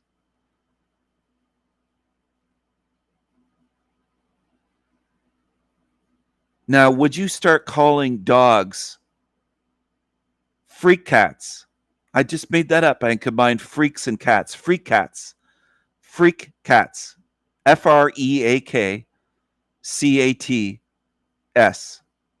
Freak cats. If the system said they're not dogs, we misnamed them. Would you start calling dogs, your own and other people's dogs, freak cats, as though they're just cats in a different species? Would you go along with it? Some people say, "That's crazy, Stephen. They just don't follow along. They don't follow my line of thinking." Well, it's the same thing with them, you calling yourselves human. Creatures that hate you, that rule this realm, evil creatures, told you that you are human beings, and most of you just adopted it. You never thought. A lot of, in your whole life, said, "Well, aren't we human, Stephen?" Well, who taught you and told you that you're a human? Why would you use their term? Demons tell you that you're something, and you just go, "Oh, okay." I don't. And they can say, "Well, Stephen's crazy," or "He's this or that," or "Can you believe this guy? It's wild. He says he's not a human being." Well, who tells you that you're human? Well, demons do. Absolute demons that run this realm. And that's what most of you go by. And you'll argue with me saying, "Oh, I'm not a slave, Stephen." Will you call yourself whatever demons want you to call yourself? I would say that's a slave. That makes you a slave. They might as well feed you a slave diet, like the Roman diet of grains, breads, and water, and no protein, and not just no protein, but everything else that's in meat, like the B12 B vitamins, and meat like organ meats like liver and stuff like that is loaded with vitamins, and they'll just give you a grain diet. You might as well have a slave diet as well to go with the slavery, the mental slavery that most people accept. They'll call you a human being, and they'll just say, "Well, you're human." And that's what most people go along with. There might be a few exceptions here and there in the realm, but for the most part, people say, "Well, you're human, aren't you?" Do you know how many times I've heard that in my life? And I've said, "No. I don't care if I get weird looks or whatever." That's nothing compared to maintaining myself and who and what I am, and not letting this realm degrade me. Them giving me weird looks, fuck, who cares? Look at me like I'm a complete alien. Great. All the better. I've had people look at me like that. I've said, "I'm from out there. I'm not from in here." And they'll say, "What do you mean?" Like they just don't get it. Most people can't think at all. If I say I'm not from here, they don't know what I mean. They immediately just think, "Well, he means this city." No, I mean something beyond where I'm standing in the moment. If I'm in California and say I'm not from here, I'm not from here, but I don't just mean California. I'm not from your earth, what you call earth. And I don't care what you think of that. Why would I? And I don't say this to be offensive. Some people take it that way, of course. That's how sensitive or overly sensitive most beings are in this realm. But I don't give a shit what you think of me. Why would I? Why would I care what slaves think of me? What program slaves? And I'm not saying you're NPCs. I'm not saying that all humans don't have spirits that are, I'm not calling you NPCs or robots or beings part of the video game characters or all the other shit. I'm just saying you behave like slaves. You follow whatever you're told. Most of your species in this realm accepts almost complete slavery. And when some being like me comes along and tries to help you choose freedom, you fight me. You don't fight the slave masters. You fight me on it, tooth and nail, and threaten to do me harm and threaten to harm my loved ones and stalk me beyond YouTube in real life. And you do everything you can to show that you're evil and that you're slaves and that you belong in this realm. Now, I'm not saying that's everyone, of course. Of course not. It's not everyone. There's exceptions in this realm. There might be a few dozen beings that I've run into in my whole lifetime here that aren't complete fucking slaves. Dozens, not hundreds, not thousands, not the numbers on my channel. There's lots that tune in and they're not really interested in truth. They're not moral beings. They're not thinking beings. They're just slaves and hateful demons that subscribe because they're obsessed with me, which is weird. I've never been obsessed with anyone in my life. Not celebrities, not fucking rock stars, not girlfriends. Never been obsessed with anyone. I don't obsess over people.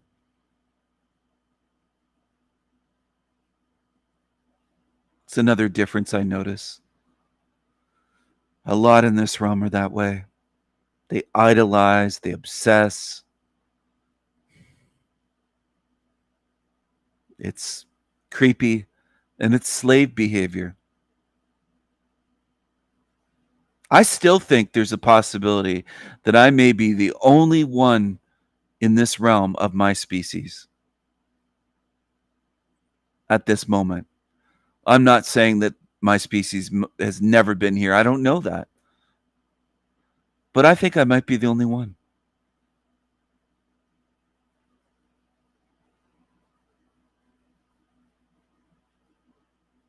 That's not me saying I'm special and this is what demons will try to twist it into, just like that creature earlier said, you think you're special, and is fucking creepy video.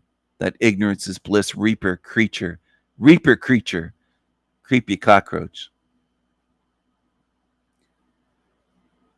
There are liars that claim that my channel just bashes people. I've put out so much spiritual wisdom that if you think my channel just bashes people, you're one of the biggest liars on earth at that point.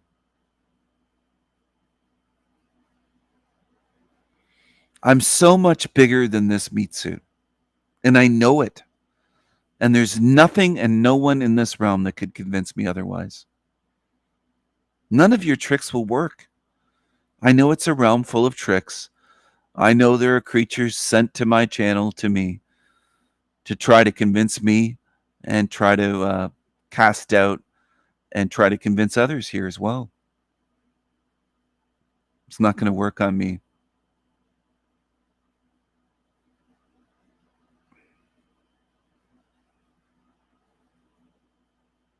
It won't work.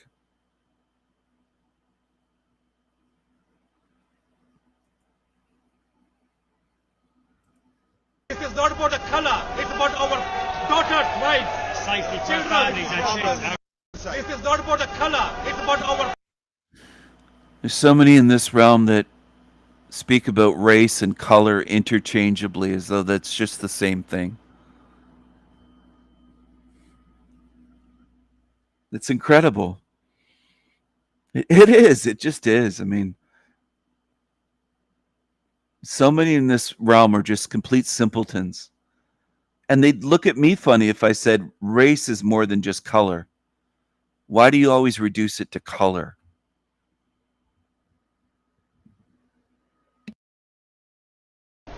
Or left, it's about right and wrong.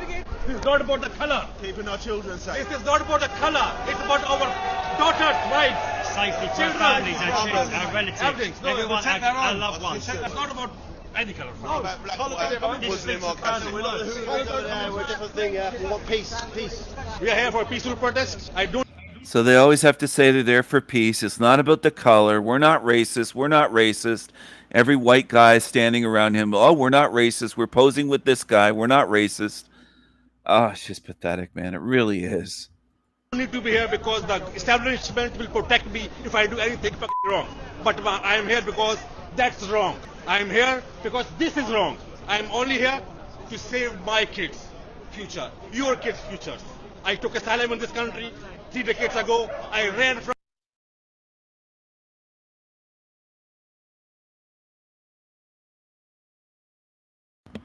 Race is so much more than skin color. Now, is race the most important topic in the entire realm? No, but it still matters. Every truth matters.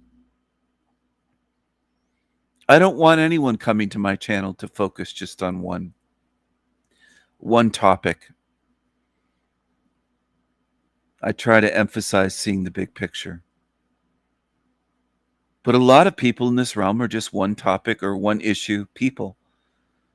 Close the border, immigration, cops are bad, this, that. They're just one-trick ponies. That's what most are in this realm. They don't have a big picture view. This whole channel's devoted just to showing cops are bad. Will that ever get you out of this realm?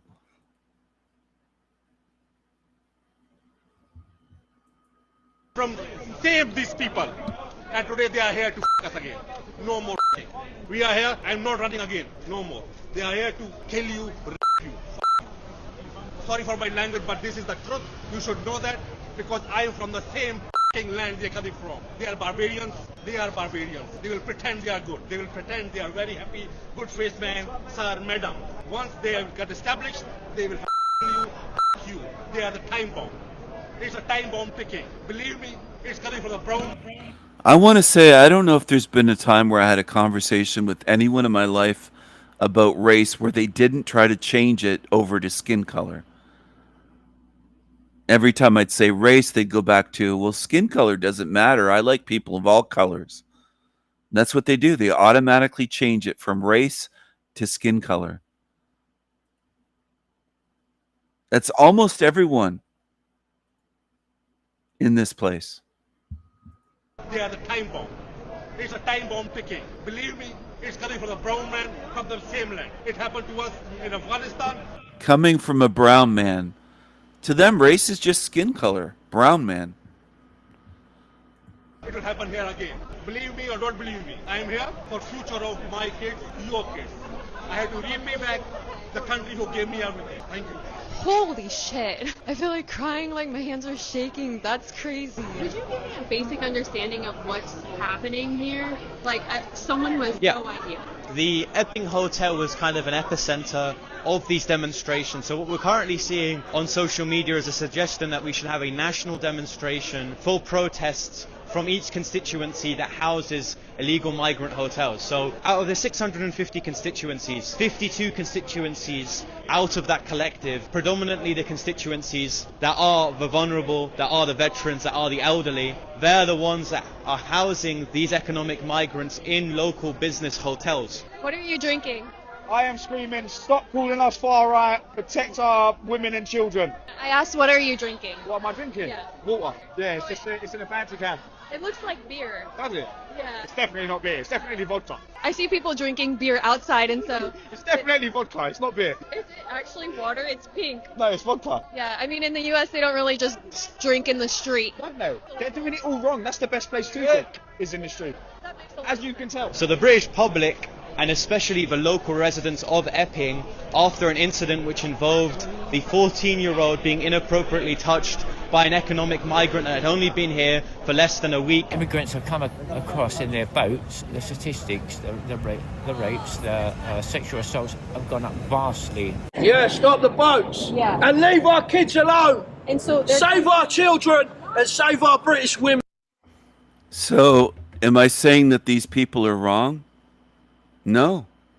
No, I'm not saying that. So this guy's shouting, save our children, save our women, all this kind of stuff. Do these people see the big picture?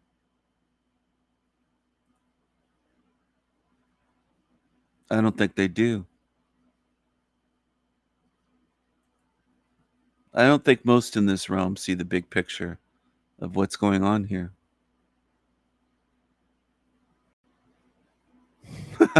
Ren, that's a good one.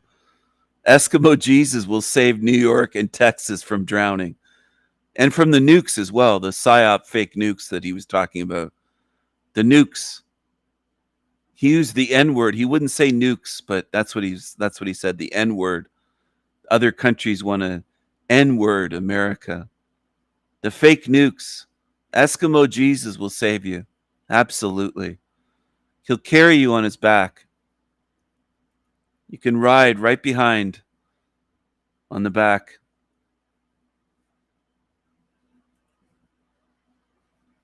It's been so many decades I've heard that America is going to be flooded, apocalypse, all this shit. It's just, oh, fuck, man. I don't want to deal with that. I don't want to deal with these obsessive baby truthers like that idiot following me around. He found Talcott's channel from obsessively watching my channel. I don't want to be around baby truther fools anymore at all. I just don't want to deal with it. They don't listen to what's put out. They just push their shit. Their stupid baby truther shit. Hey! Do you mind? Is picture for me? No. You all are cheats. You're cheating. You're cheating people. One of the lesser discussed wondrous benefits of mass migration is the permanent presence at virtually every major tourist hotspot in virtually every major European city of migrant scammers. Lots of migrant scammers. No picture, brother. Hey, no picture. Delete. No. Why not? Because I don't want to. Huh? I don't want to take video with me. We're not video. Huh? This is Westminster Bridge, literally one of the most heavily trafficked tourist areas in London. Yet if you film them, they spit at you. Hey! Pussy! That's disgusting. What pussy? That is disgusting. Why film me? Why are you spitting? Yes, perfectly reasonable to spit at people for filming in a prime tourist location. Hey!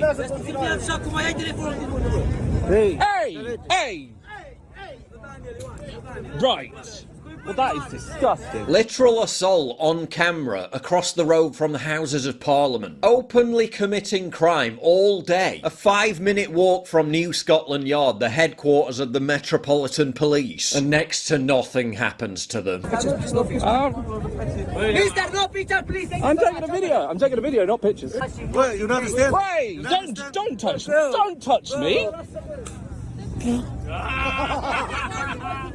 Westminster Bridge then.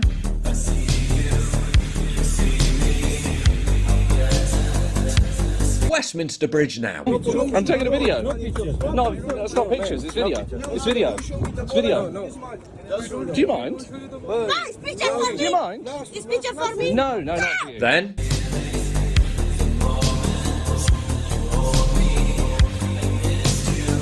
Now. No, I'm okay. I'm okay, thank you. Can you not touch? Whoa!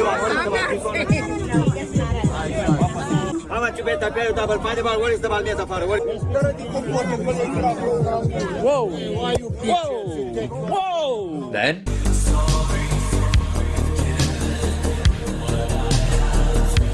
Now. Why are you hitting me? What the fuck is wrong with you? Then.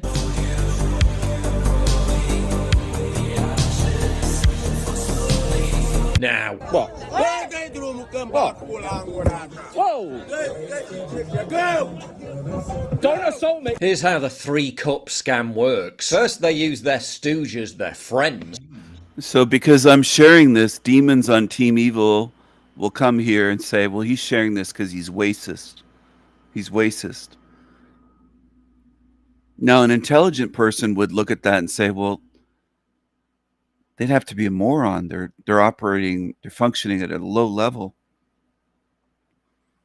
Most are in this realm, whether it's the creatures in Team Evil or the ones wherever. Beyond. Team Evil extends beyond YouTube, obviously. But that's what they do. They show you what they are, these creatures. And they show you where they belong. They belong here in this realm. Logical beings would hear my argument that they would destroy and ruin the rest and turn it demonic like this place and say, well, that's logical then, Stephen, that they have to be sealed here so they don't destroy paradise or any potential paradise realms that could even be created. The demons, if allowed to run wild and quote unquote free, would destroy the rest and turn it demonic like here. It makes perfect sense. So we can't allow that to happen. But does that make sense to most beings in this realm? No, doesn't. Doesn't. Which reveals something about this realm. You're in a demonic realm, and demons cry victim. Even cry victim that they're going to be quarantined here. Because I know what they would do beyond here. Given superpowers, let's put it this way, they would do more evil than here. This shouldn't take the greatest imagination ever to say, oh, if complete fucking evil demons that get off on torturing children were given superpowers outside of this realm, they'd run wild. It should be easy to see. Is it, though, for most in this realm? No, it isn't. No, it isn't. They think I'm the bad guy for saying demons have to be sealed in and quarantined here. And some of the bleeding hearts that have been on my channel would allow them to be free so they could turn everywhere into this place. A shithole. A demonic sewer matrix. I want peace for my eternity. I don't want to be stalked and harassed by obsessive demons for eternity. Some of you can't imagine that. You'll just say, well, they could change. I've heard all kinds of excuses from people right on my channel over the years. Lots of excuses. I will slam the gate shut in your face and seal this place with 1,000 seals if you try to make excuses for demons and try to get me to let demons out. None of you would ever convince me. That includes people that I really like and care about. I can't let you do that and ruin eternity for everyone. If you're going to be that gullible to follow demons and fall for them and defend them and feel sorry for them, then I hate to tell you this, but you belong here then. And this is where and that's what I mean by slamming the gate shut. If I have to do that to protect eternity so that some of us can have something beyond a hell realm, then you'll have to stay here. Because you've chosen that. You've chosen to side with demons and cry for demons and see them as victims. Violent, brutal fucking demons. And I know not everyone's like me. I know there's some of you that would not slam the gate shut, just like there's ones that are bleeding hearts that will leave the borders open, and you would leave them open even if criminals were coming in to hunt your own children. You'd say, well, we have to have compassion and let them all in. There's British women doing that. There's American women doing that. There's Canadian women. It's men too, but it's mostly women. Far more women. It must be 2, 3 to 1. Maybe it's 5 or 10 to 1 for every. There's 10 women that want to open borders for every one man, something like that. And that's generally the way women are. They feel sorry for everyone, including complete demons, criminals, archaics as an example. I won't say his name. I don't have to keep repeating his name. You should know who I'm talking about by now. It isn't just that he has a fucked up voice. Women feel sorry for that. So in terms of freedom, would they let him free? Yes, I think they would. I think there's almost 200,000 on his channel that would. And there's millions in this realm that would let demons like him out and fight me to let them out. I will slam the gates shut in your face. That's what has to be done. Now, that kind of move is for the protection and good of others. I know some of you don't see it that way. But I know some of you tuned into my channel lurking don't see anything at all. You don't see any truth at all. You're just full of emotions and hatred and bias and programming and gossip and rumors, and you're so far away from the truth. You're just creatures. You're absolute creatures. You couldn't be more different from me. You're more different than a fucking ant from an elephant. You're not even close. To make it look like other tourists are winning money. Other people stand by around them to act as part of the crowd, but they're all actors. This guy's an actor. This guy's an actor. This guy's an actor. He's a scammer. He's an actor. But then when the idiot tourist pays up to guess which cup the ball is hidden under, they just hide the ball in their hand. The fact that people still hand over hard cash to these scumbags, despite this scam being notorious for a decade or more, really makes it hard for you to feel any sympathy for them. Don't fall for it. Give me 4 feet. You're gonna lose your money. Okay. Give me 4 feet. 4 feet. 4 feet. You're gonna lose his money. Yeah? Okay,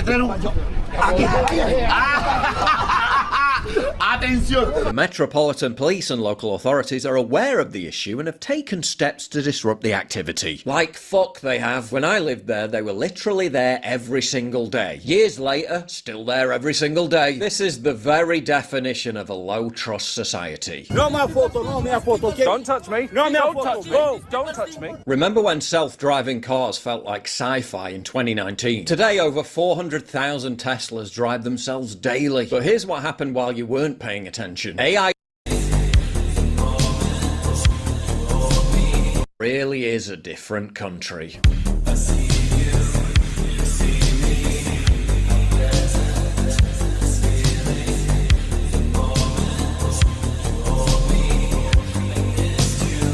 London Underground then.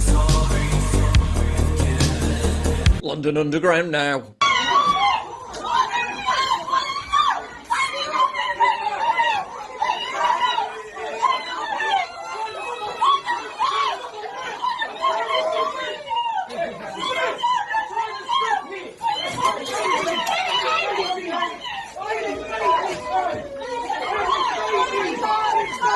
They'll call you racist for saying London no longer looks like it's in England, then admit they like living there because it looks like India. I like this place because it looks like India. It looks like India, yeah? Meanwhile, across the channel in Paris, the migrant scammers may look a bit different, but their behaviour is very similar indeed. This is Paris. That's me running for my life after flying here to expose scammers like this. You tried to scam me. 30 total. And this gang of illegal migrants that might just try to kill you if you record them selling souvenirs. You've got to give them some credit though. Spitting is so passé. When it comes to methods of assault, they're a lot more creative.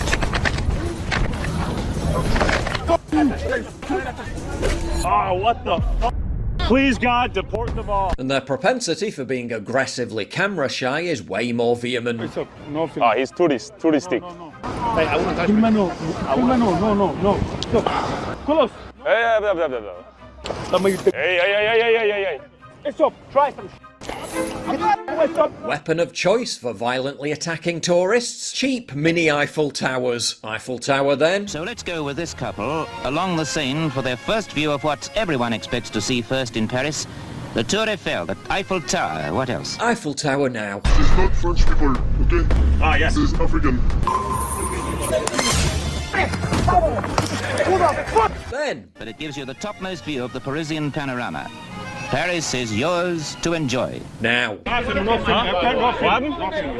No filming, this is Paris. What are you doing? What are you doing? Hey! Hey! Hey, no! Hey! Meanwhile, in Florence, There's a big problem here in Florence with these guys putting their posters on the ground and then trying to steal money from tourists when they step on it. It's a big scam in Florence. Look at these guys. It was at this moment that he knew. My problem is you fucking with tourists. Did you pay him? No. No? No. No, you and then you try to fucking punch me. In Rome, Italy's got a problem. Tourists, watch out for this. You're from Texas. How did you know? Because you like black people. Of course, man. You've been to Africa? No, never, man. Where are you from? Kenya. It looks like you're at a Taylor Swift concert handing these out. No, man, I can't take it though. You sure? I can't take it though, man, really. You don't need to embarrass me, please, because you are a good man. I can't take it though, man, honestly. No. You don't need to embarrass me. Okay. Give me something for my family in Africa, please. What? Something. You just said don't worry about it. No, man, take it back. How much are you earning a day asking people for this? Don't interest you. No, it interests me, man. It interests me. Don't interest you. Go ahead. Oh, how much are you earning doing this to people, man? Pretending to be their friends. Do you need problem for me? Why are these people allowed to operate across the country? It just blows my mind. in Vienna, Video. Why? Why? Because I don't like video. Too bad. You all are cheats. You're cheating. You're cheating people. You are cheating. I am a cheat.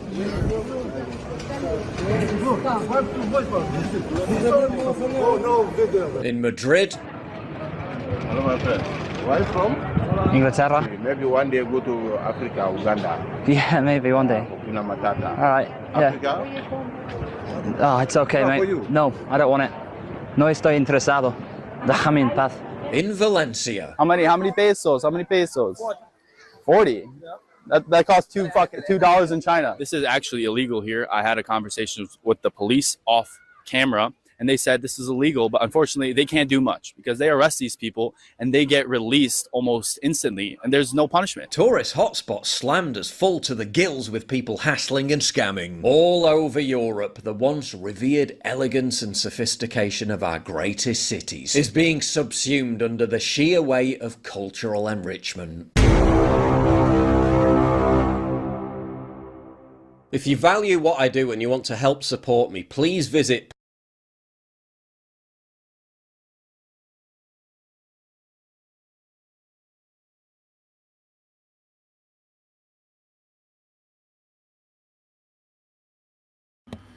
This is El Diablo Radio International, the greatest show in hell. Nobody does it better. Nobody. 7 hours live streaming. All the demons can say is, he streams for so many hours. Well, I have a greater attention span and focus than they'll ever have. They can't do what I do, that's for sure. And they can't see what I see. If you can't see that by now, you're in the wrong place. Go away. Go to another channel. Go somewhere to entertain yourselves. I don't want you around me. This guy's channel just focuses on one issue. There's a lot of channels like that. Cops bad, but realm good. Is basically what he pushes. I summed it up. Cops bad, but realm good. Cops tyrants, but this realm, this can't be a hell realm. Not at all. Just bad cops. Excuse me. Don't touch me. Don't touch me. Oh, I'm speaking to you. You don't have to talk back. You're going to listen, though. We just may have us another back the blue till it happens to you convert. How can I not be on a public sidewalk? Any other rights of mine you want to violate? Not at this time. Not at this time, but just this one, just the first one. I'm going to stand up for myself and the First Amendment. Caitlin Bennett, conservative political commentator, woman on the street interviewer, pro-Second Amendment activist, and at least at one time a staunch supporter of law enforcement, is now considering becoming a First Amendment auditor because of the tyrannical actions of her local cops. I almost feel like a First Amendment auditor at this point. I almost feel like I need to be a First Amendment auditor at these things. I almost feel compelled to start being a First Amendment auditor. We'll have to discuss if that's something that we want to break out into our channel. She'd actually be really good at it. She's bold, knowledgeable, articulate, and she doesn't back down. And I won't like what they're about. So if I come back next Saturday, you guys are gonna arrest me. Yes. Yes? Yes. Yes. On what grounds? Trespass after one. Trespass from a public event in public property. So you're going to tell me I can't be on this public sidewalk? That's correct. And as you can see, the police are threatening me with arrest once again. And I know my rights. I am in a traditional public forum. This is not a private event that they keep claiming it's private property, just like the Lakeland Police Department did. How can I not be on a public sidewalk? Any other rights of mine you want to violate? Not at this time. Not at this time, but just this one, just the first one. One good thing about the tyrannical actions of cops, if you can call it a good thing, is that they woo more people away from the thin blue line than pretty much anything else. If you remember, back in May, I covered Caitlin and her channel, Liberty Hangout. Back then, she was trespassed from Lakeland police while conducting interviews at the Lakeland Farmers Market. I'll leave that link in the description for you. Later, the Lakeland Police Department, probably because of massive public pushback, had to eat humble pie and issue an apology after Caitlin's lawyer ripped him a new one. This time, Caitlin and her husband are doing more interviews in public places at the Winter Garden Farmers Market. And what do you know, the Winter Garden police aren't interested in protecting her rights either. Liberals do deport people insane amount. Like the Obama administration deported tons and tons of people. I know. It's not like. Hold on, I'm gonna just. I appreciate your guys' time. I'm just gonna. Yeah, thank you for the nice conversation. I appreciate it. Hi, how are you? I'm good. Nice to meet How you, are Louis. you? Hi.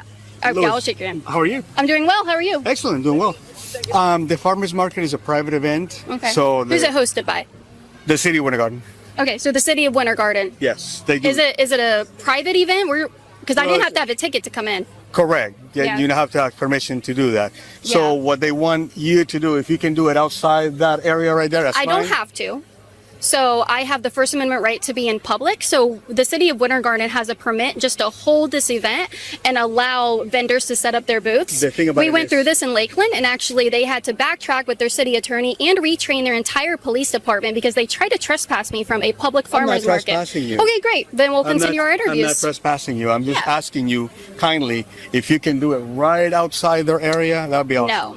I'm not going to do that because I have every right to be here, but I appreciate you kindly asking me. I'm going to respectfully say no. I'm not going to do that because I have every right to be here. It's not private property. It's not a private event. It's open to the public and it's hosted by a city entity. I'm gonna tell you a little bit more about it in just a second. I think cops are accustomed to people in public seeing the uniform and immediately just bowing down to police authority. So when somebody stands up for their rights, it catches control freak cops completely off guard. They even start that tyrant twitch. It's almost like they have no plan B because they're used to pinning all their hopes on police intimidation and manipulation plan A. In my opinion, Caitlin handled this brilliantly.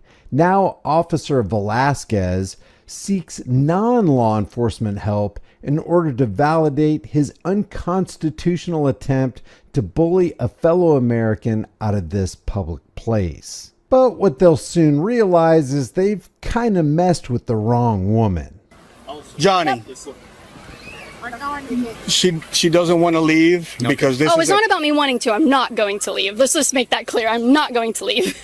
It's not about me not wanting to. It's that I have a right to be here and I'm going to maintain that right and stand up for myself and I'm not going to leave. I would like to get on with my interviews though, and so I can continue talking to people. We just went through this in Lakeland. I can't be removed from a public space. This is not a private event. It's held by the city of Winter Garden. So this is literally a government entity that's holding this. And I would hate to have to make another video about this and you guys get another letter from my lawyer because this will be the third one. It's a permitted event. Yeah. You run a permit Yes, for you do. the event. So you run a permit to allow these vendors to be on the streets. That's what you allow. You cannot remove me from this event. You cannot do any of that. So I'm not breaking any laws. If you could show me the city code. Is this a public road or a private road? Who owns this road? Who owns this? Is this a public space? Can you have Sierra Breeze? Is this a public space? He's going to take care of it for you. Don't worry.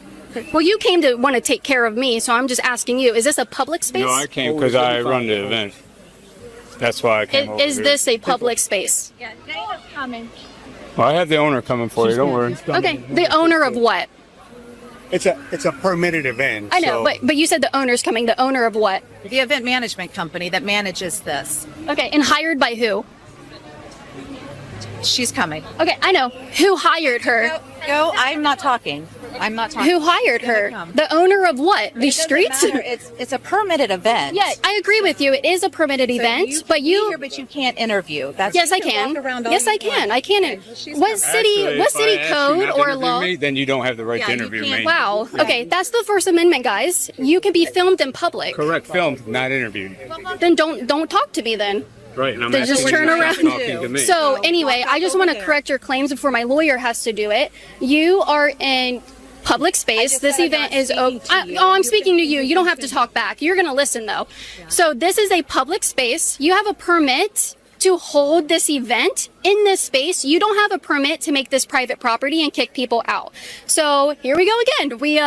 I almost feel like a First Amendment auditor at this point. Like, hi, how are you? Are you Dana? I am. Hi, Dana. Nice to meet you. How are you? Did you get permission from the Florida Film Association to be here? Yeah, so I'm not filming for a movie, and I'm not filming for a commercialized thing like that. We don't have a camera crew with us. We have no boom mics, and it's just a YouTube video, which is within my rights to be here and do this. Okay. Excuse me. Don't touch me. Don't touch me. Okay. I am recording, and so I am going to get what you're saying to me. I don't want that in. Sure, so we'll leave it right here. I'm just asking if you had permission. Usually we go through the steps of the Florida Film Commission, sends an email to City Hall, and then City Hall lets us know if they're permitting filming of the market. That's all. Yeah. So I don't need permission to film because I am in a public space owned by the government. And this is an event open to the public. You guys have a permit to hold these vendors here and allow these vendors to be here, but that's it.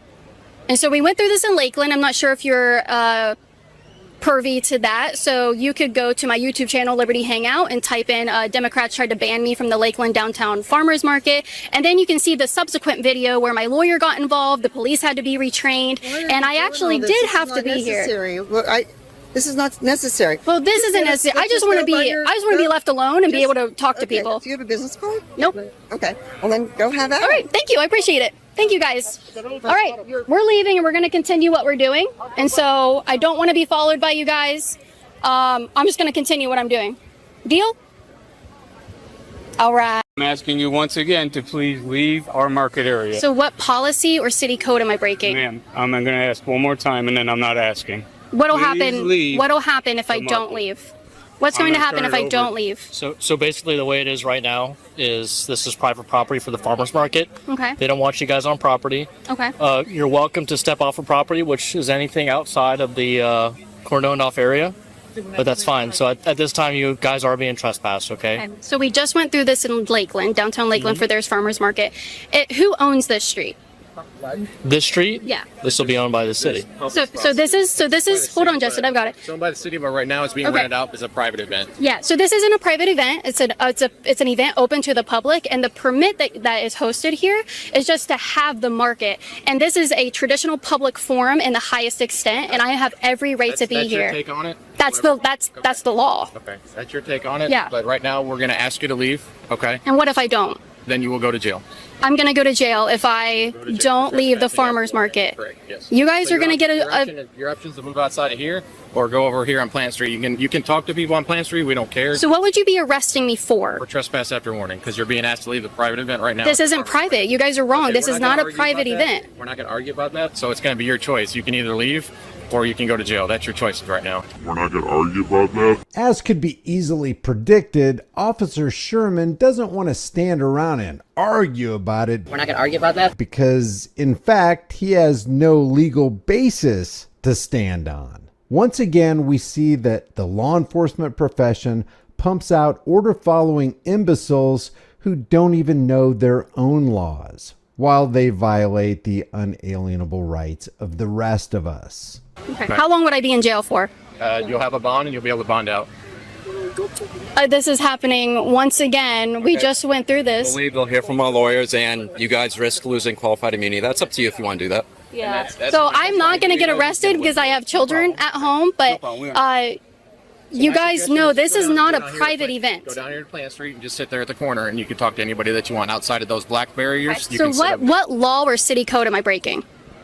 Right now, you're violating the events rules and regulations is what you're doing. Okay. So that's not The that's not true. That their role. According to them, you are. Okay. Who is he? Who are you? He's event staff. With who? Like, what's your name? That you're wanting me to be trespassed? I'm asking you to leave Okay. Are you asking them to trespass me? Yes, if you don't leave, that would be. And who are you? What's your name? I work for event staff. Okay. That's the name of the company, Event Staff? Yes. Yes. The name of the company is just Event Staff. Okay, we're perpetuating this even longer. Why don't we just get on with it?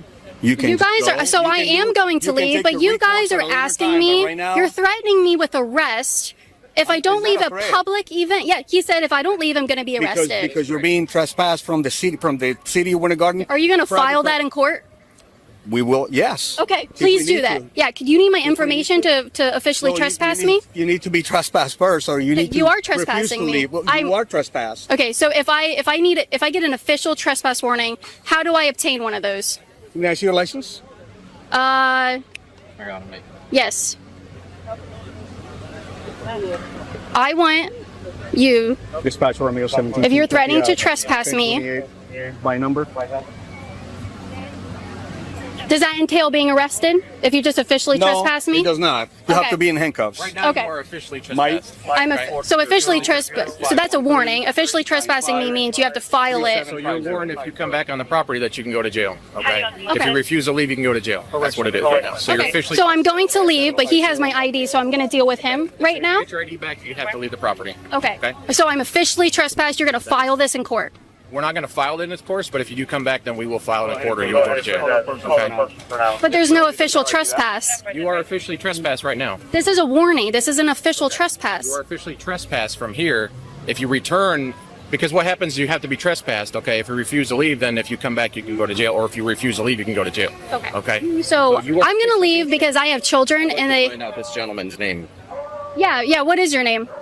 Event staff. That's not your name. What is your name? Unfortunately. We'll find out. We'll find out your name. Making our way off the property. Okay. Okay, so I think it's really upsetting that this is happening once again. You guys are gonna have to hear from my lawyer once again. So yeah, we'll go this way. It's not that hard to stand up for the First Amendment. That's This is a traditional public forum. You guys are kicking out. So why am I being asked to leave? Oh Lord. We're done asking questions. You didn't leave. You're an officer who's threatening me with arrest. You can't answer my question. I answered all the questions. Why am I being asked to leave? Public property. Public property. I explained that to you. Is it because of who I am, or is it because event. It's not It is not. It's an private event property. open It's a to the closed public. event Keep from walking 7 back. a.m. to 2 p.m., which is the same thing I told you at the beginning when I spoke to you. Literally walking on a public street. Yeah. Public sidewalk over here. Public park right here. I went into a public restroom earlier. So if I come back next Saturday, you guys are going to arrest me. Yes. Yes? Yes. Yes. On what grounds? Trespass after warning. Trespass from a public event and public property. And then just to reiterate. And it's run by the city government. Yeah, the city government holds this a permit, and the permit does not make this private property. We're going this way. I'm not telling these people where I'm parked. Oh, I don't know if you're allowed to record here, sir. So this is happening once again. Justin, get in front of me. This is not the video that I wanted to have to make today. We went to the Winter Garden farmers market, and as you can see, the police are threatening me with arrest once again. And I know my rights. I am in a traditional public forum. This is not a private event that they keep claiming it's private property, just like the Lakeland Police Department did, who had to be retrained. And so I guess we're gonna have to go through this again. This was not my intention. This is not what I wanted, but I'm going to stand up for myself and the First Amendment and public spaces to have conversations, even if people don't like what they're about. So I am leaving because I have children. Children are more important to get back home to than being arrested, because they did say that they would literally put me in handcuffs and I would spend the night in jail. So that's what we're doing. Very nice. Keep walking, please. Keep walking. He's going to arrest me if I don't keep walking into the parking garage. If I did not have children back home, I would definitely just allow them to arrest me. Thank you. Okay, I'm in the parking garage.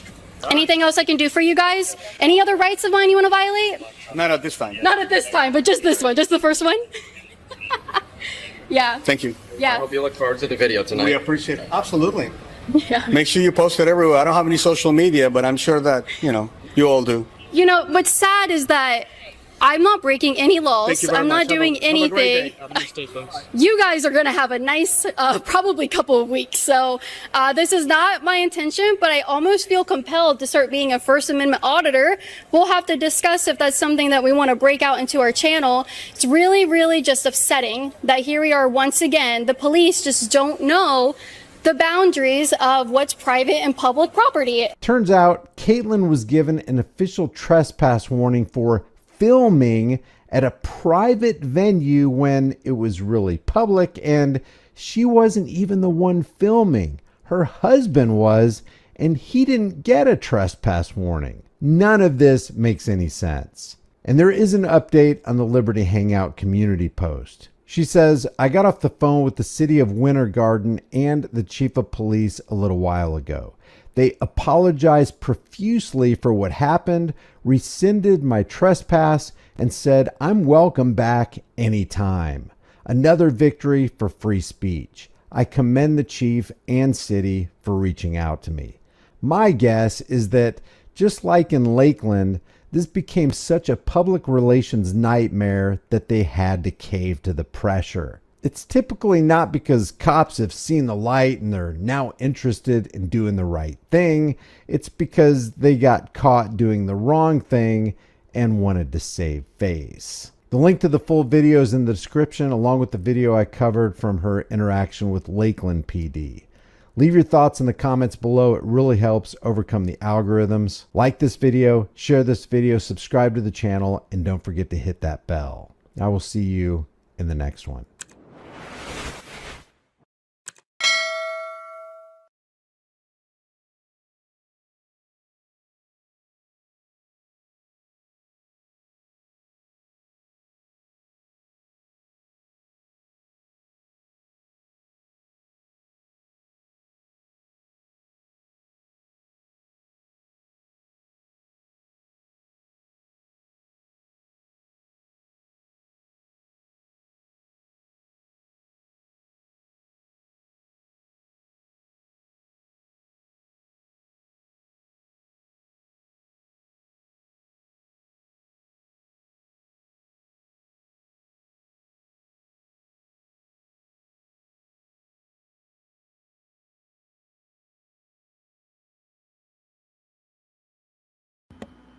Cops are bad. If we could just change the legal system, this hell realm would be a paradise. I'm sorry. It's just bad cops. That's all that's wrong with societies. We have some bad cops. That's all. Of course. Of course.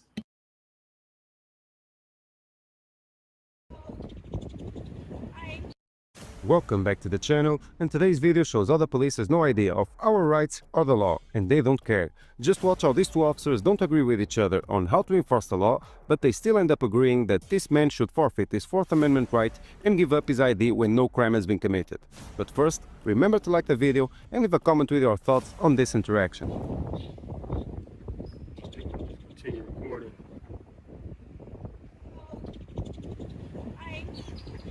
How you doing? Good, how are you? I'm pretty good. We got a call just basically that you were just reporting vehicles throughout the, I guess that we're driving around the IBC. Okay, what happened? I'm sorry? What happened? Yeah, what happened? It was just that we had received a call that you were reporting vehicles while they were passing by the IBC. Okay. Are you from the area?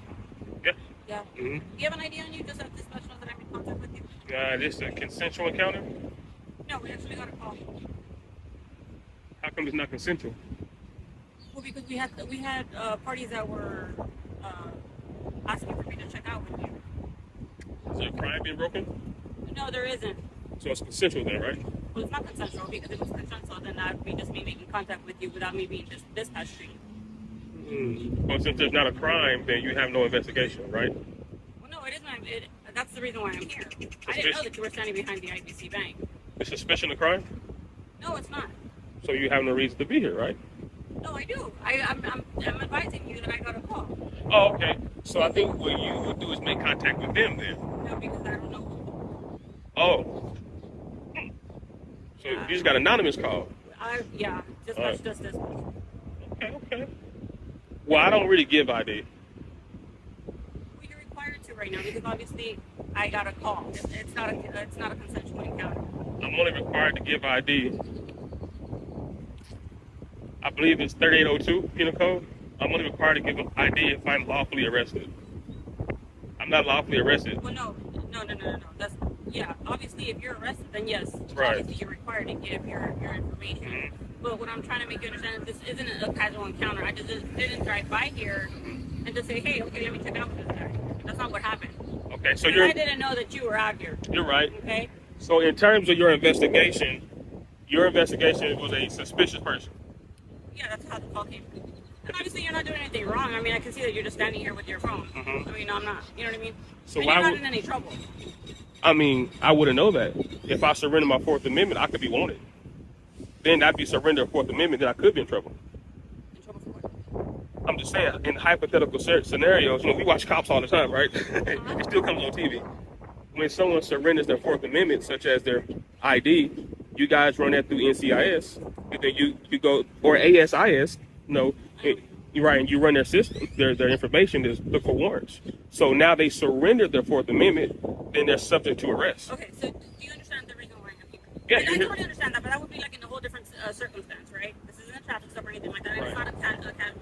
Mhm. I mean, you can just provide me information. We did get a call that you were out here recording vehicles. Again, you're not committing any crime. Mhm. The only thing is that I got dispatched here. Okay. No rings. You're not married? No, sir. Why not? No need to be. No need to be? Oh, wow. Woo. If you don't mind, I'll be out of your hair. It's kind of hot out here, and you can continue. It's a good shade. Look at this shade tree. Yeah, unfortunately, I cannot assist you with your investigation. That's not my job. I'm not going to do that. So even identifying me will be assisting you with your investigation. Well, the thing is that I don't know it. I don't know you personally. You're not supposed to. I'm a private citizen. Yeah, of course. So Right. what I'm saying is I got dispatched here. Well, you got to So know. it's not a consensual encounter, right? You do have to identify, is what I'm saying. I don't have to identify. Because it isn't a How long you been an encounter. officer? A few years. Few years. I got a question. This is hypothetical speaking. This is not, I'm not insinuating nothing. This is a hypothetical conversation. When officers encounter a member of the public, and a member of the public explains to them their right. Okay. I can hear you. I can Oh. multitask. Okay. Name? How's it going, bro? Officer Mugia. Badge number? 747. 747. What was your badge number? 747. Okay, just like a hypothetical question. I'm not insinuating nothing, but when officers encounter a member of the public, and the member of the public state their rights or penal code, why do officers never think that they're police? Is it because there's a code of conduct that says if you're a police, you wouldn't do this? If you're a police, you wouldn't be out here with a camera doing what you're doing. Is that like an internal thought process? I have no idea what you're talking about. I don't even know. Wow. So no one. So when I rewind this and play this, you're saying I gave an incomplete sentence? That's not what I'm saying, sir. Well, then why don't you know what I'm talking about? So right now we're obviously you're going off topic, right? I'm supposed to because you have no reason to be here. I do. I just explained that to you. We got a phone call, right? It's just somebody concerned. That's all it is, right? And now you're here. And now I'm here. So it's not a consensual encounter, like I mentioned. I just didn't drive by here and decide to talk to you. You did. I didn't. I actually got this call here. So It's a little too loud for us to just roll by and talk to people. we just came into shift anyway. So Well, the reason I say you did is because no one gave you a citation of a law being broken or a policy being broken. Therefore, for you to drive past and observe, you observe the suspicious person, which is me. You see no crime. You was given no crime. And you observe the suspicious person, which is me. And since you observed the suspicious person, Yeah, I got you. No, like hey, y'all body cameras rolling? Yeah. Okay. Like she just finished explaining to you, we just got a call, right? So whenever we get a call, you're matching description, we just, come say what's up, right? Make sure you're good, you know what I mean? But listen, I want to have a lower level conversation real quick. This is my hypothetical question. Why is it that when officers are called to the scene, even if it's not a crime, like what I'm doing right now, why is it that when you engage with a member of the public, when the member of the public state their rights, and if I state penal code, if I state case law, why is it that police officers never think, is he a police officer? It's almost like you guys just be like, he's not a lawyer, he's not a police officer, whatever he's saying. Why is it that type of like posture? Yeah, no, I mean, we listen to people, right? It's a part of our job every single day. When people are right, I tell them, okay, you're right. You know what I mean? Okay, now watch this. Is this a consensual encounter? No, it's not. Okay. Just because it's a call for service. Right, because it's a call for service. Yeah. But when it's a call for service, you guys are here to enforce the law. Not necessarily. Then what else do you enforce? So like reasonable suspicion, right? What's reasonable? Reasonable? That's articulable reason What a suspicion. reasonable person would believe. You know what I mean? Is that a penal code reason? It's in the penal code. It says articulable suspicion that a crime is being committed or about to be committed. I don't know the definition textbook off my head, right? But reasonable suspicion, probable cause, they're all different levels. Right. But like I said, call for service, usually just reasonable suspicion. You know what I mean? It's not a probable cause, right? Like, it's Right. not a probable cause. So that's no probable cause me to ID. But that's not what she's saying. We're still here because she's saying I have to ID. Oh, that's her call, right? No. Officer in charge, right? Yeah, she's officer in charge. Yeah. But you still have a duty to correct any erroneous mistakes. So right, so I don't see any mistakes going on here. Right? you just said I don't have to ID. I just told you she said I have to. Now you say you don't see a mistake? Well, that's her call. Maybe she sees something that I don't. Yeah. How you doing? You're gonna be good if we leave. Yeah. Look, like I mentioned before, you're not committing a crime, right? And Right. you're obviously aware of that, right? Right. You obviously got concerned citizens. You're reporting, right? But no, So- you're nice. But my thing is this. When a member of the public engages with law enforcement, we should be able to give our understanding also in such a way to you guys shouldn't be in a hurry to leave. Because if there was a real investigation, if I was breaking the law, you guys would take your time to detail a police report, what they call them, witnesses. You guys would take your time to get a full report. Yeah, sometimes our hands are limited, right? Like I mentioned earlier, it was just a concerned citizen, so we don't have any information to go based on. Right. I know that, but I'm saying, like, since you don't have that, We don't, and so that the call came out, guy matching your description. You're obviously holding a camera, you're Right. recording, so that's all we have. That's all we have to work on right now. So that's why I'm making contact with you right now. but for future reference, I just want you to know that that is not enough to ID someone. And I think you know that. I think you probably got to update it.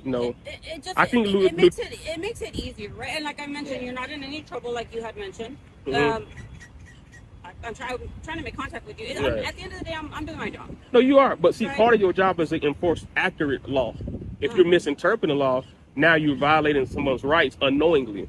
You can do it knowingly or unknowingly. Like this gentleman, when you went to the car, he said I did not have to ID. Now, that's counterproductive to what you said. So then when I told the gentleman, well, tell her that, then he said, well, it's not my stop.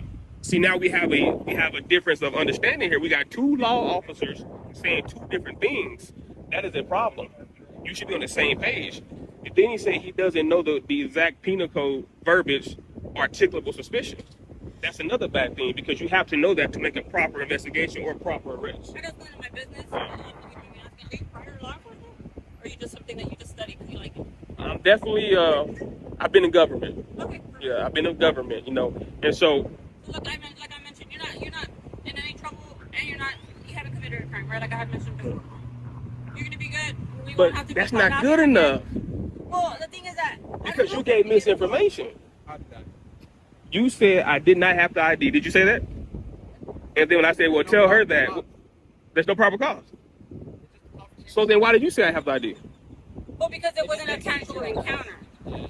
It just make it easy. That's not a legitimate circumstance. I want to know the right answer. So I'm trying to get you guys to get on the same page. That's what I'm trying to do. I want to know why did you say I don't have to ID, and why are you saying I do have to I ID? did get dispatched. He didn't get dispatched. Doesn't matter. He's law enforcement. Well, yeah, but what I'm saying is he just didn't.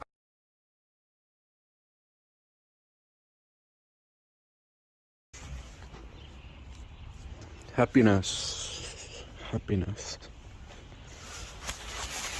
fleeting in this world. Everybody wants to be happy. They just want to be happy, but nobody is happy. I don't know if anyone is happy. Everybody is miserable. Everybody, trust me. Don't let anyone lie to you. They're just acting. How are you? Good, and you?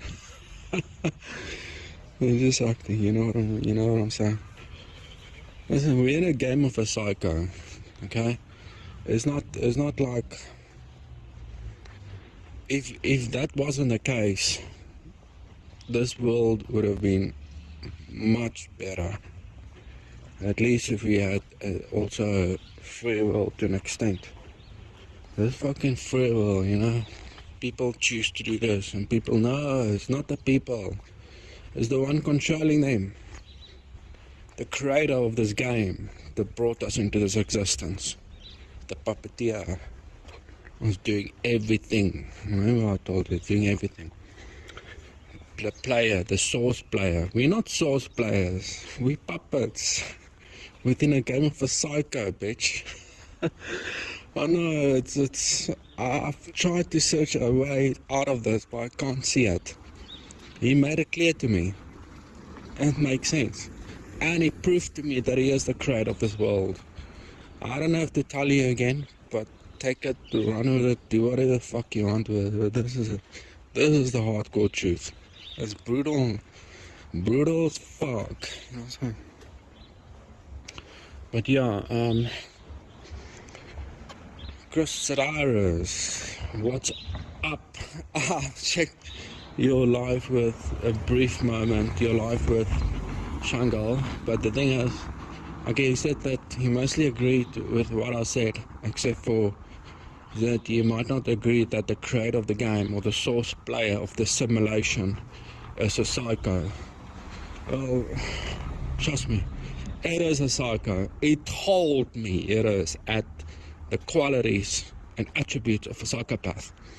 Because think about this, because you say, okay, but if you create a game in like a GTA Sims, and you click here, you click there, you throw around NPCs, do whatever the fuck you want, because it's your game. It's your game. You don't see yourself as evil or psychotic, because you can do whatever you want, seeing that it is your game, and the NPCs within your game must just shut the fuck up and go along with the ride. And you don't see yourself as evil. You know, when you play a GTA game, and you know, whatever. But here's the thing, right? Here's the problem. If you create a game with a bunch of NPCs, programs within your game, and you give them nervous systems, so another program programmed within their programs, making them sentient, that's a different story right there, okay? You know what I mean? It's like you play your GTA game. They're not sentient. They're not sentient. So you can, as a creator of the game, you can do what you want without seeing yourself as quote-unquote evil, because, you know, good versus evil is actually like a religious concept, but it does hold merit if you look at this world, because we are sentient. That's the difference. That'll make someone psychotic. Are you gonna create a game like GTA or Sims and give those programs, make those programs sentient, where they feel every pain, every distress, and being anxious and depressed, being miserable, forced to be fake, and got nervous systems when they step on thorns, you know? Deadly plants, deadly animals, deadly diseases, where they feel every inch of pain. They feel it. And you throw them around like rag dolls. Are you still going to be like, oh, it's my game, do what the fuck? No. Only a psychopath will do something like that. You know what I'm saying? Fucking psychotic. So remember what I discussed in the last video. Yeah, his message does seem a bit hopeless. That's why I don't get a lot of likes or views or all that, but it's okay. It's okay. I understand. We don't have to agree. I knew I'm gonna get a lot of pushback from the Soul Trap community, but I'm being really realistic. Chris, Sidarus, whichever way you pronounce your surname. Chris Sidarus. Me and him is in agreement of, according to what has been told me, that we might not be anyone special. We might not even have souls. We just programs NPCs more aware, conscious NPCs amongst NPCs that are not conscious, the mass living in blissful ignorance in a game of these entities playing us. But yeah, he said there's my copper entity, but it's not copper entity. It's only one being doing everything. It's controlling the whole show. So my hypothesis, what I want to add, because it's been didn't tell me why I created this game, which you and I are in now, this world, is that it did so because it's a miserable cunt. Think about it. If you were, let's say, God and a consciousness, and you are like a mind, and you sitting in a void, don't know what the fuck to do with yourself for all eternity, after millions, billions of years, you tried it all, been there, done that. Okay, other than being bored, or you start to suffer loneliness. Okay, as a God entity, and you cannot suicide. You become depressed. You cannot suicide because you're eternal. How are you gonna suicide if you're truly like a spirit? Exactly, because that's what I'm saying. Existence is a other than this reality. I think existence itself is the issue. Being existing, just to exist, is fucking hell. Think about it. If you've done it all, been there, done that, you get bored, you're gonna suffer loneliness because you cannot create. You want a companion. You want companionship, which gives like meaning. It gives meaning to your life. Okay. Also, being single all your life will kind of fuck you up in the head. I don't care what anyone says. Companionship doesn't have to be necessarily to the opposite sex or to in a romantic way. It could be friends as well. Companions, relations. We need that. It's for mental well-being. We've been programmed by the Creator, and then He calls us to lack the companion, and we fall into this loneliness pit of despair, misery, because He is miserable. That's my theory now. Add on to what he told me. He's miserable. So this whole marriage thing, the traditional male and female coming together, it's all His design, so that He can cause people to lack that, because that's what He desires, which He cannot have, because He cannot create another conscious entity that generates their own thoughts. So He cannot have companion. You think we are miserable? Yes, Jesus. The creator of the game must be one miserable motherfucking cunt. Trust me, I've studied this now. I can see why nobody is happy, because He is causing us not to be happy on purpose. Holding that carrot in front of your nose, foreverly chasing, never able to achieve. You can maybe take a small bite or lick it a bit, that carrot. It's right there, but you cannot have it. Chasing and chasing your cheese, even into the grave, generation after generation after generation. Everybody walking around as miserable cunts, but they are forced to be fake. How are you? Good on you. Because they know that I want to make it worse for other people, because they're already, miserable as hell. Just as the creator of this game is miserable, and He's making our lives miserable so that He can cope with His own misery. Because He's lonely as fuck, and He doesn't have any companion, because it's a dilemma. He cannot create a companion that generates their own thoughts. He's the creator of thoughts. What He can do is, You can create sentient programs and create their thoughts for them, code it for them. But the conscious is artificial. With the nervous system, intention is that they can feel the pain, feel the despair, feel the misery going through your veins, feel everything within your being, feel that pain, that then the pleasure is fleeting, so that you can continue your bullshit.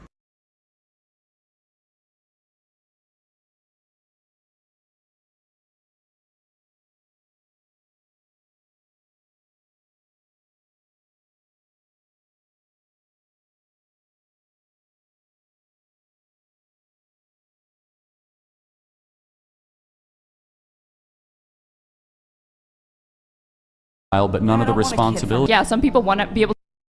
There's many different reasons why women get abortion. Some women aren't in a financial position to have a child. There's many different reasons why women get abortion. Some women aren't in a financial position to have a child. How'd they? There's many different reasons why women get abortion. Some women aren't in a financial position to have a child. How'd they get pregnant? What do you mean? They have unprotected. So they want the orgasm without the responsibility. You want all the loose lifestyle, but none of the responsibility. Yeah, some people want to be able to have. Okay, no, you articulate it not have perfectly. kids. I'm going to be able to have I want, and if someone put a dagger through a child for me, then so be it.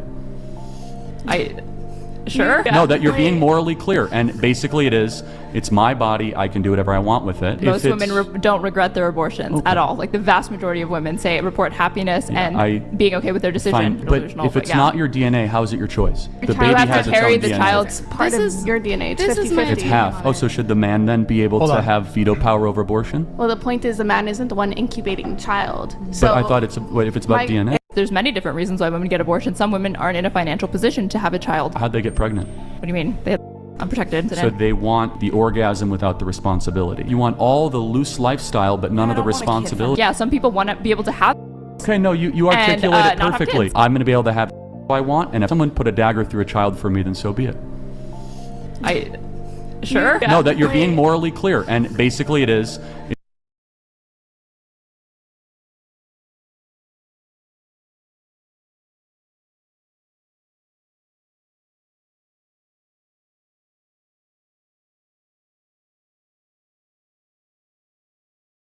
Hey honeys, and I'm like, I just don't like. I don't fit. Like, I did not have as many kids as I had because I wanted to start my own family. You don't want them to have access to food? So we're gonna grab one of those, and they got Frosted Flakes for $7.88, and we're gonna grab one of those. My whole house is on Medicaid. My husband, me, our baby daughter. Okay, we're all on Medicaid. I applied for food stamps back in, I think, January, and I got denied because I was getting unemployment. My unemployment was a lot. So as soon as my unemployment ran out, I applied again, and they seen I wasn't earning anything, and I didn't put any income. Right. And I don't have really income that you could track, right? Guess how much money in food stamps I'm getting? No, like You don't have income you can track. So you put down no income, you don't have income you can track, so you just committed some kind of federal fraud by getting food stamps by lying about your income. I'm tracking. Keep going. I also have a daughter. Guess how much food stamps they get? I have no income on nothing I get. No. That's how much money they give me. Comment. Whoever comment the best one, I'm cash apping y'all $5. Real, like, 'cause this shit is crazy. I get so much money. We're going to get to that. There's a woman at Costco spending $1,000 on Twinkies and ding dongs. She's laughing. She's like, I got 8 kids, 8 baby daddies. Let's take a gander at that. You'll love it. Why did I have as many kids as I had? Because Kiddos. I wanted to start my own family. Okay. And I wanted a big family. No, I did not plan my kids. I did not plan none of my kids. It just happened. I planned one of my kids, and that was 80. Anybody else was not playing. Right. Honestly, I like to fuck, okay? We being realistic here. I like to fuck. And it just happened. I didn't go up the road. I didn't, unalive them. Didn't get the abortion. I didn't do that. I chose to keep them. I believe in you lay down and make them. Well, let's talk about, for the record here, she's got 9 children, 9 different baby daddies. That's what she said. 9 children, 9 different baby daddies. And we're paying a lot for this. Let's keep going. Let me give you the headline. Spend $1,000, Sam's Club, Costco, whatever. A lot of money. What you're paying for all. So YouTube, this your girl Quay, and yes, we at Sam's doing the shopping haul. So y'all come along with us and let's get some stuff out of Sam's. I'm really just gonna be a very short video, just a little tic-tac, boom, bam, you feel me? But yeah, y'all, let's get into it. They got some animal crackers for $8.98, so we just gonna grab one of these. But yeah, my kids like Nutrigrain bars, so they for about 30 seeds for $9.98, so we gonna grab that. We're gonna put it on. So yeah, we already started shopping. So we got some chips, some blow pop for the kids. This is all on EBT. Blow pops. All this is garbage. There's no nutritional value, any of this. And what you're paying for. Remember, they're all going to starve. Blow pops, little bites. Some little bites, some hot chips, some fruit snacks, some vegetables, some powdered donuts, oatmeal pies, some honey buns, and yeah. So let's get 6 crunch here. About 2 bags for 49 ounces for $7.98. So we're gonna grab one of those, and they got Frosted Flakes for $7.88. All right, you get the idea. There's 3.5 minutes of this. I don't know what EBT, like, supposed to be something for nutritional food. I mean, does this make sense to you? I don't want to pay for any of this. I didn't eat this shit growing up because I was poor. None of it. Eggs, oatmeal.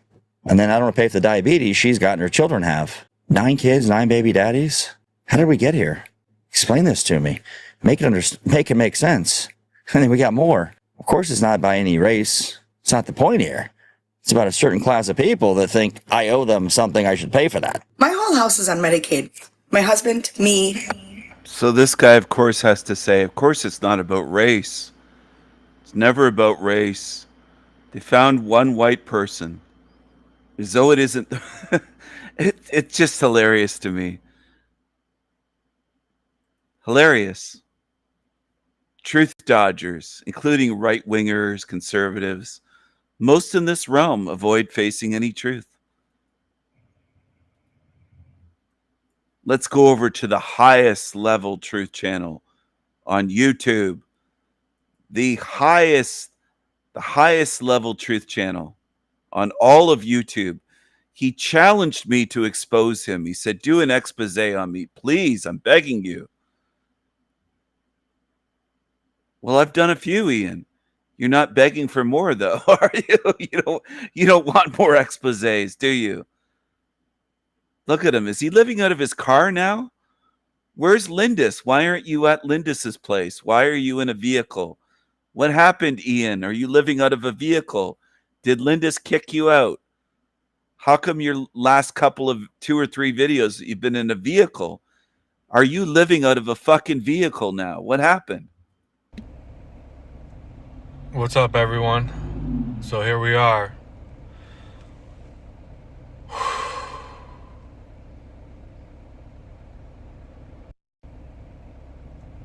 What's up, everyone? So here we are.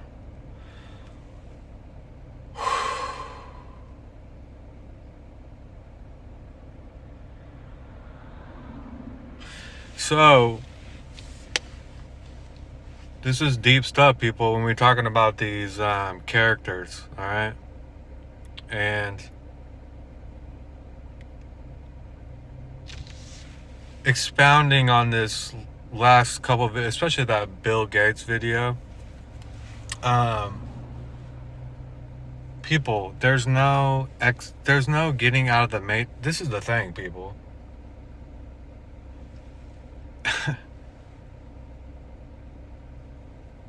If you're in a false character, okay, really feel into what I'm saying. This is extremely important, so I'm going to reiterate, okay?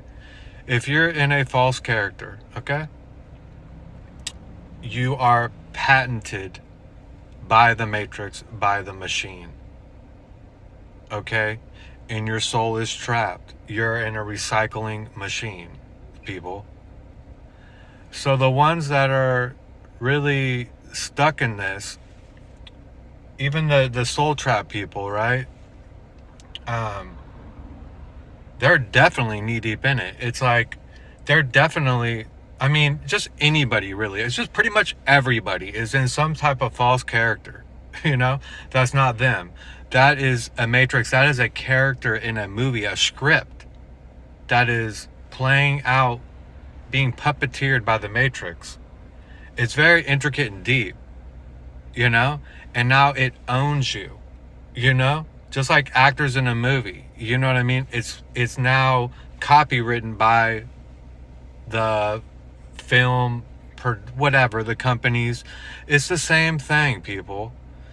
These characters that we're falling into, these false characters, these false stories and illusions about the history here and just everything across the board that we're subscribing to, and we're animating these characters through this body, these false characters based on the lies and illusions and the scripts and all these characters, and now we're animating as this character based on all this, and now we're just like them, you know?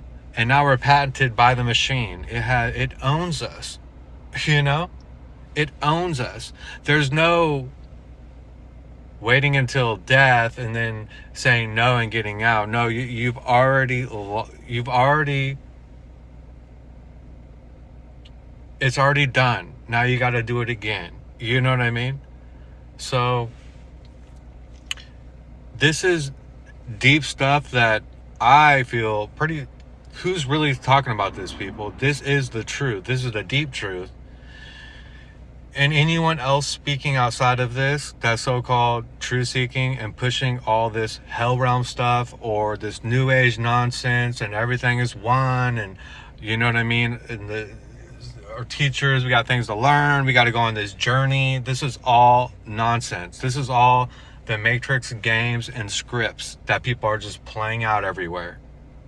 And then you get like this, I get like the other day I got this like bird's eye view, and I was just like kind of like, you know, like bird's eye view of just everything, you know, over this realm. And it was just like a bunch of movie sets, and everyone is this actor, you know, and they might even be a background actor or like a main actor in each of these sets and settings around this realm.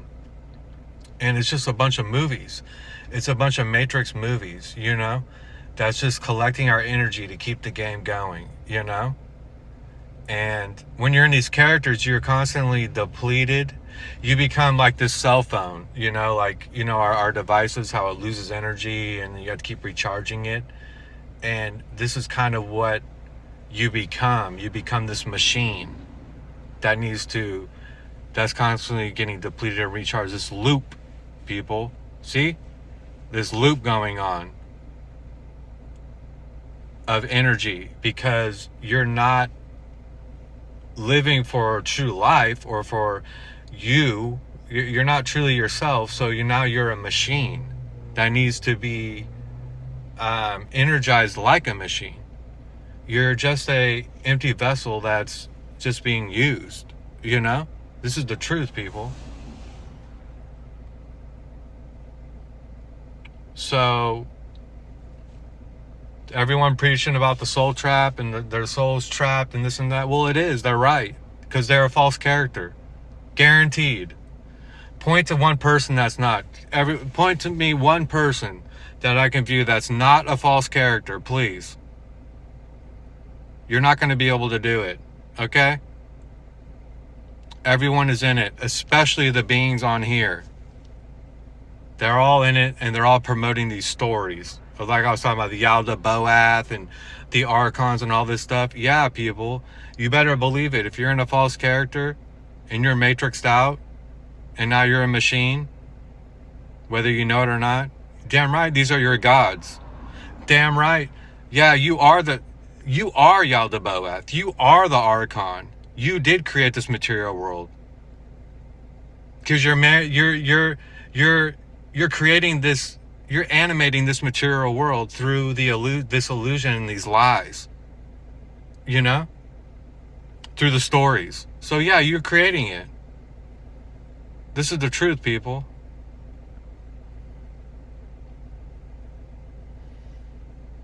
And there's really only one way out, you know?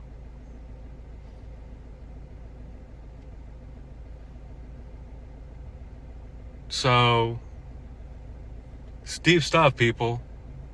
It's a lot to wake up to. It really is. It's a lot to purge and get rid of, you know? It's a lot.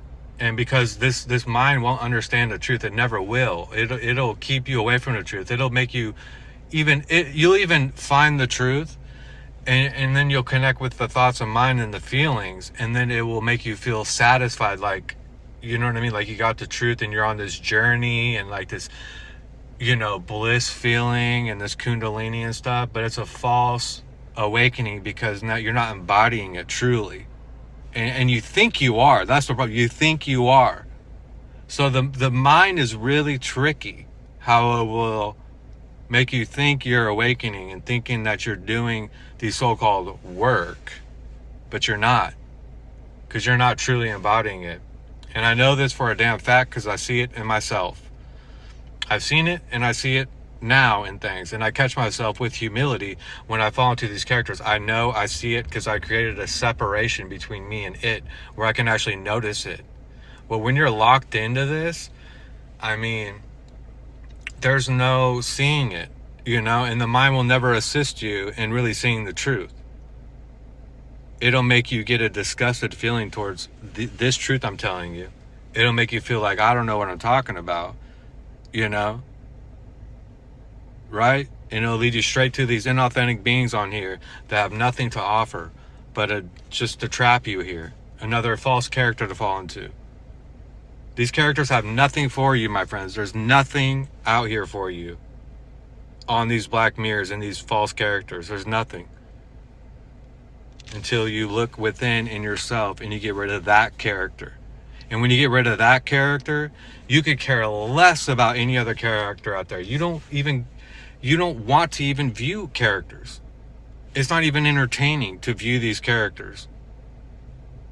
So if you're viewing this and you're constantly looking at these beings, you are in a character, but you're as a character that's actually being used to just give them this energy by viewing them. And the next. It's a constant loop of what's next, the next video, the next this and that, the next blah, blah, blah. You guys get it, right? Or do you? See, people? The real truth isn't popular, you know? It never will be.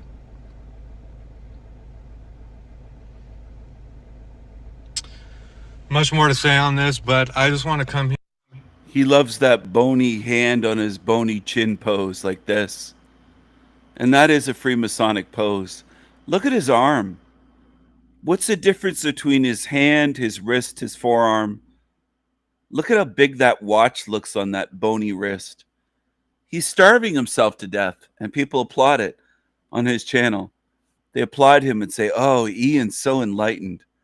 He looks like he's starving himself to death. And people go, oh, yeah, Ian, you're wonderful. You're wonderful. Great job, Ian. You look like a skeleton. Great job.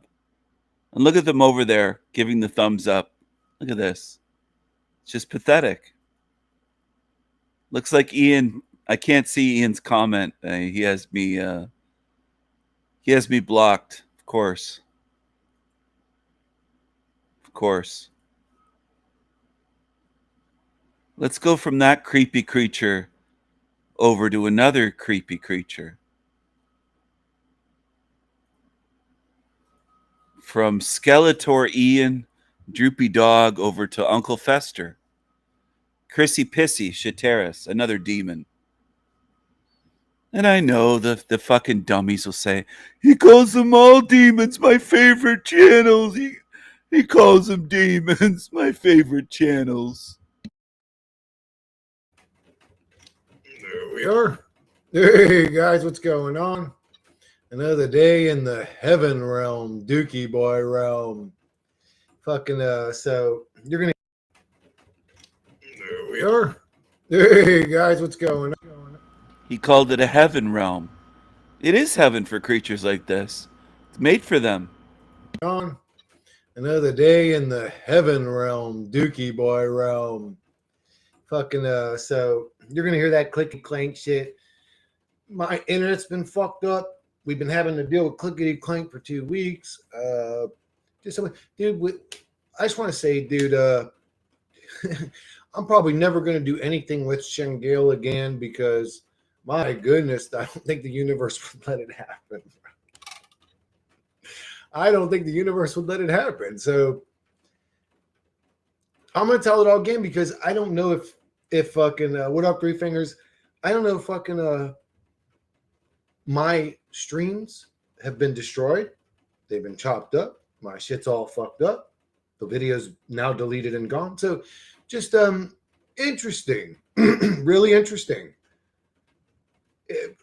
So I hear people say this shit all the time. Oh man, of course the Matrix wants this stuff to happen now because we're all talking. And I'm always just like, man, you guys' programs just suck, or you got a bad internet, or what.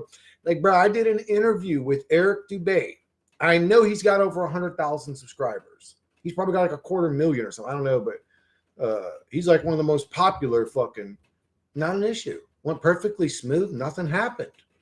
And people could say, oh, it's because Shengel subscribes to Soul Trap. That's why so does Eric. Eric sort of, well, I don't know if he's like, I'm for sure 100%, but he contemplates it. So that's not a good enough excuse to me, like why the whole world fucked up when I had to make videos with Shengel.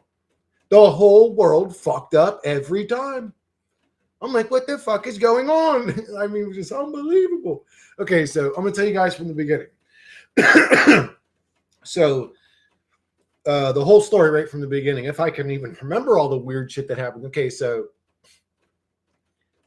Lindy hits me up on Discord, says, we're planning a trip. This was like a month ago or something. I can't remember, but I'm like, cool. You guys are going to come hang out, blah, blah. No issue.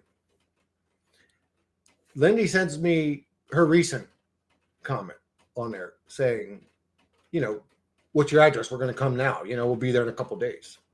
Bro, I swear on my mother's grave. I swear on my grandmother's. I swear, I don't need to swear. You guys know I'm an honest motherfucker, bro. Like, Lindy sends me her recent comment on there saying, what's your address? We're going to come now. We'll be there in a couple days. Bro, I swear on my mother's grave. I swear on come now. We'll be there in a couple days. Bro, I swear on my mother's grave. I swear on my grandmother's. I swear come now. We'll be there in a couple days. Bro, I swear on my mother's grave. I swear on my grandmother's. I swear, I don't need to swear. You guys know I'm an honest motherfucker, bro. Like, the second I pushed enter, my internet started lagging. Bad. Like 56K modem bad. Like, no windows are open. All programs are not running. They've all been exited. And I click YouTube, and it's literally like a white screen with empty squares and like a loading symbol for 5 minutes, 10 minutes. I'm talking literally like 56K modem type shit.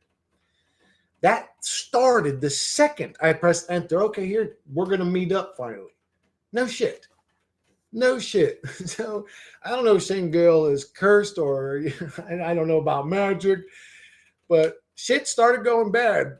And so then they were showing up the night, 3 nights ago or whatever. And I was super excited to see them. He's a super intelligent guy. He came to my channel, that Shengel Negro, and he left a comment on my community page saying, make fun of me. He thinks my channel somehow is a make fun of people channel. What a really bright guy. He's got a big afro.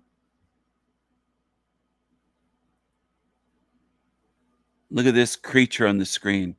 If you can't tell this thing's a snake, I don't know what's wrong with you. Super fucking excited.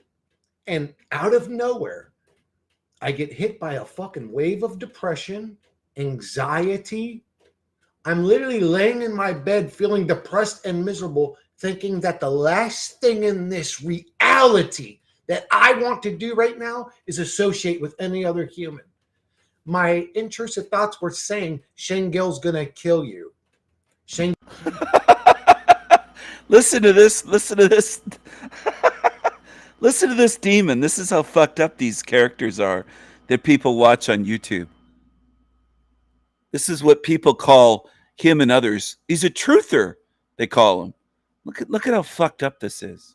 This creature. With any other human.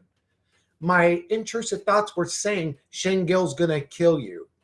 Shangel and Lindy are gonna team up and kill you. And I mean, annoyingly, to the point that I said, then fucking let them kill me. Like I just get annoyed with the intrusive thoughts. It was like literally demonic attack. Anyways, I'm like, so I'm dealing with that. I'm like, fucking god damn it. Now, if they would have knocked on my door and I let them in, I think everything would have been fine. I don't think, anything bad would have happened. But I ended up messaging them and saying that I just don't feel right tonight. Something's off, and they said, okay, we'll see you in the morning. And I drove over first thing in the morning. As soon as Lindy replied to me, I was over there. I mean, they were only 20 minutes from here. But, once we got together, I mean, not when it came to creating content, that I'm going to bitch about that in a sec, but everything energetically was amazing, dude. Amazing. It was like, the way when we say we communicate with the NPCs, it's draining. It was the opposite of that. It was the opposite of draining. It gave me energy. But we couldn't even have a fucking conversation. Man, it's almost like the fucking reality is going out of its way to not show Shangel with me. And it's just pissing. Okay, so I start streaming, never had an issue. Dude, I'm not making this. I've never had an issue. Maybe twice the whole time I've had this phone. I've had issues with signals. And that was really in odd places where you shouldn't have a signal. I've never had an issue with this phone. I couldn't stay connected. I could not. I mean, it's like, this is my phone. This isn't my internet at home where it's fucked up. This is my phone's internet, which is always good. Could not fucking stay connected. That stream got chopped up 10 times. I ended up connecting it even to their Wi-Fi, and still it was running fucked up. The part at the very beginning of the stream where I lean in, put my arm around Shangel, I was like, yo, guys, I'm here with Shangel. He smiled, cut off the thing. It's almost like the reality just doesn't want to show truthers they can come together. I know that sounds crazy, man, but it's like, why'd that part get cut out? They just hear his voice. I don't want that. I want them to see him with me. And then we do a whole stream yesterday. Okay. Everybody that was there got to see it, which is great. If anybody downloaded my stream, please send it to me. Please send me the download. I don't even know if that's possible, but so we do the whole stream yesterday. Great stream. Lindy, Shangel, we were all here doing a stream right from this fucking view, not this camera, because again, my internet was fucked up. I was using my cell phone. And do the whole video. My YouTube's locked up on a processing video that's blank with a gray screen. And I'm like, what the fuck is this? What's processing? So I look, my stream's up. That whole video's there. Me and Shangel are sitting there. I click it, make sure it's working fine. It's working fine. Total whole hour and whatever long video it was up there. I didn't watch it, but I turned it on, made sure it was running. I watched some of the parts to make sure where we were talking, blah, blah. And I go back to that other video that's processing that has nothing to do with a completely normal working video that I just got done watching. I go, okay, this is a glitch, this processing thing. So I click the 3 dots and delete the one that's processing. It deletes my fucking video. It deletes my fucking video that's already uploaded, done processing. I'm like, what the fuck? And when I make a stream, especially on my phone, it don't get saved to my hard drive. The second that the stream is up, YouTube processes it and saves it as a video. This motherfucker was stuck on processing. And I'm like, yo, can we get past this processing bullshit so I can make a new video? Like, what's going on here? Unbelievable, dude. Unfucking believable. Just nothing went right, dude. I mean, it was just, when it came to making the content, nothing went right. Other than that, it was amazing. Talking to them, hanging out with them. We bullshitted. It was just fun. They're great people. I know Shangel, with his philosophies, maybe not to come off like the nice guy, but he's actually the nicest guy ever. But it would take a very nice guy. It would take a very nice guy to want to destroy the god of a realm like this, a realm that suffers souls for, I don't know, shits and giggles or whatever, entertainment, leisure, whatever. Why wouldn't you want to destroy the god of the realm that torments souls? Do you know why he wants to do that? Because he's a nice guy.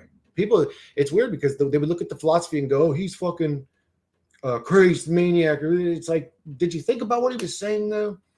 And he makes a lot of great points. It was fun hanging out with them. I love you guys, Wendy and Shengel, if you guys are watching. But they hooked me up with some presents. I gave them a couple presents. I think they outdid me a little bit. But I appreciate you guys. But what up, T? Dude, that fucking one you made, that's actually one of my favorite. I went back and listened to that one like 3 or 4 times now. That one, listen up, enough is enough. I can see the matrix. That one, dude, I'm like, man, I like that shit. That chorus came out dope, dude. But you enjoy that shit too? You like making them songs and shit? Someone tried commenting on one that you made. They're like, somebody's saying they own the rights to this song, or said some shit like that. I'm like, Buddy T wrote this song. What the fuck are you talking about? Somebody saying I took their music? Like, what the fuck? You don't like rap? Dude, you didn't enjoy making it though, man. It's fun, dude. I love it. It's fun to do. Rapping's super fun. Like, especially you get good at it in your head and you're like rapping multi-syllables. And I think that's my sister-in-law. Oh, it came out good. Which one did you like so far that you did? Because you did 2 of them so far on the thing. Did you like the other one? Or no, you did 3 actually. You did that one. That was more like a sad song or whatever.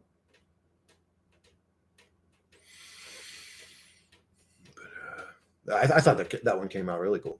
Oh, I'm sorry, I'm missing a. Yo, what's up? What up, pessimist? Like Mario Kart at the moment, coping well. Fuck yeah, old school Mario Kart on Super Nintendo. That's the best. Why I say that's the best one. I haven't played any of the other ones. Maybe I should, because that was like one of my favorite games of all time. And this place hilarious. Well, hilarious is one word to use. 3 fingers. Yeah. I mean, it can be honestly, man. Sometimes I don't know, like even when I'm in my existential dread, I look at what's happening. I mean, I'll start laughing sometimes. You think I would cry at that? I'm some emotional guy. I'll cry all the time, but just now I start laughing. I like lose my mind. After I left my old house because of my toxic roommate 2 days ago, I had intrusive thoughts about hurting my roommate. Isn't it weird when you get intrusive thoughts, bro? When you actually realize that the mind virus, it's weird.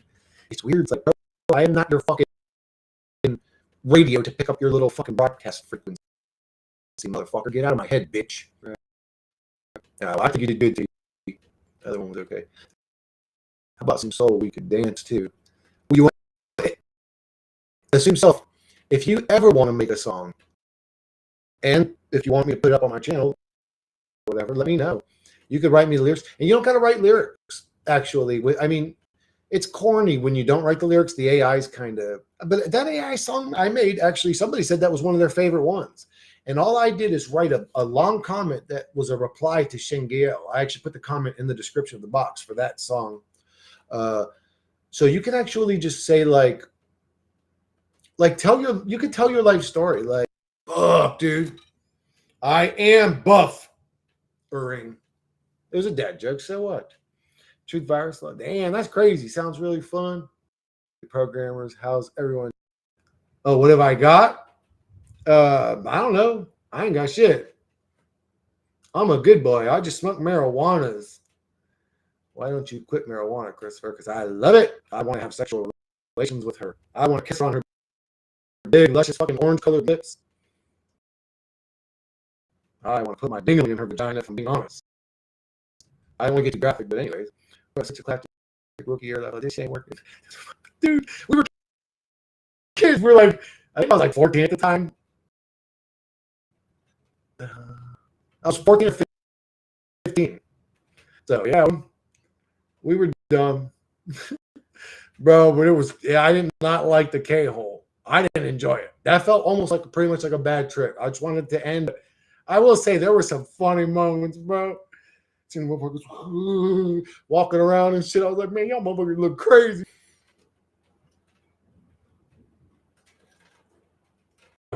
I didn't enjoy it. We were dumb. Bro, but it was, I did not like the K-hole. I didn't enjoy it. That felt almost like pretty much like a bad trip. I just wanted to end, but I will say there were some funny moments, bro. Seeing motherfuckers walking around and shit. I was like, man, y'all motherfuckers look crazy.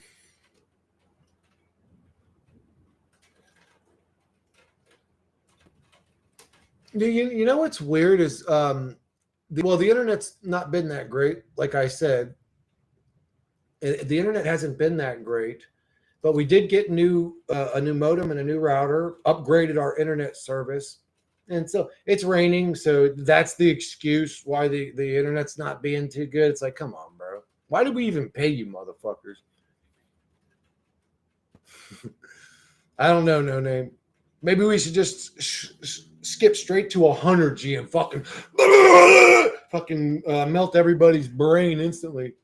I wonder what psychic content would surface for you if you were to go to cold turkey on marijuana, Christopher. True sobriety for at least 8 months. Dude, I was sober for like 15 years.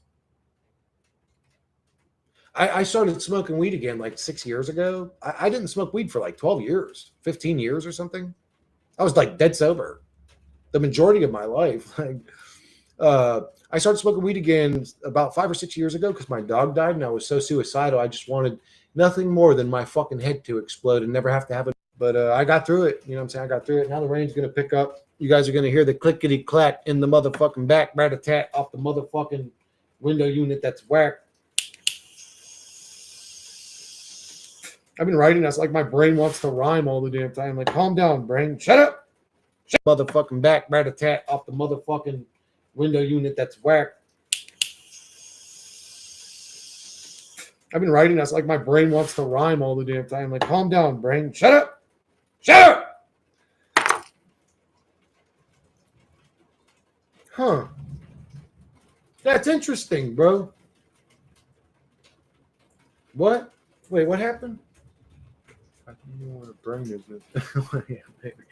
I haven't had the displeasure. It's horrible, cop. Sardana. It's horrible. It's a complete natural reaction to this place, in my opinion. Yeah, I believe that once you become conscious or you just realize you're brutally honest with yourself about what reality actually is, man, how could you not be depressed? I mean, we all age, die, and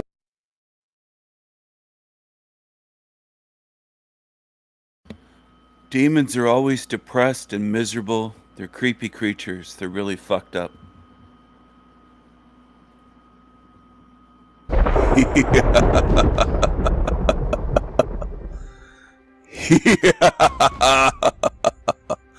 I am the Raven King. I can do anything.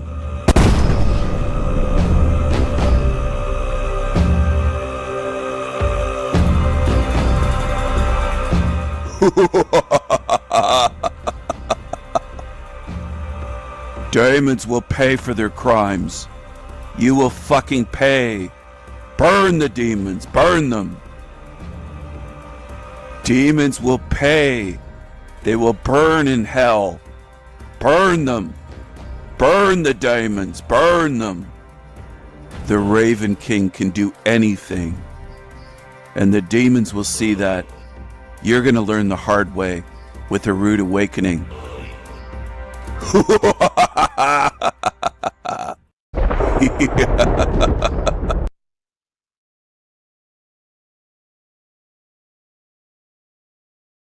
Look at him.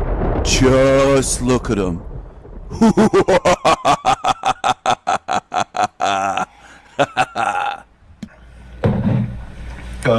In the videos I watch again of me, he'll randomly, and actually this might be not being the one about me. This might have been the one that he was tagged in from a channel I watch, but he'll say some dumb shit like, look, you see guys, did you see the way his eyes looked or something creepy?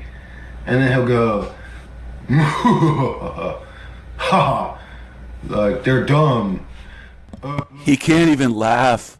Uncle Fester, you're a failure.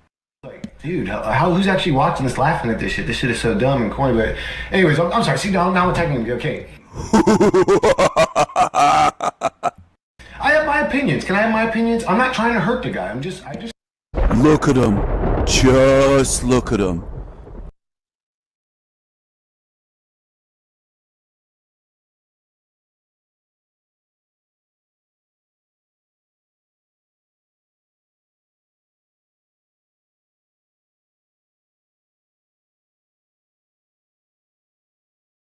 In this video, we are going to be exposing Minneapolis. And then the last remaining bar that we have is now on the verge of being bossed by the mosque next door. What's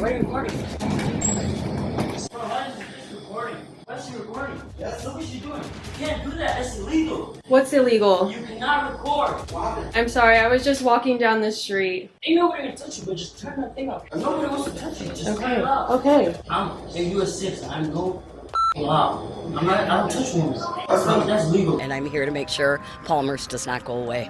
Palmer's Bar. What's going on with Palmer's? You should Google that shit. There's a signed purchase agreement with the mosque. Here, let's cross the street.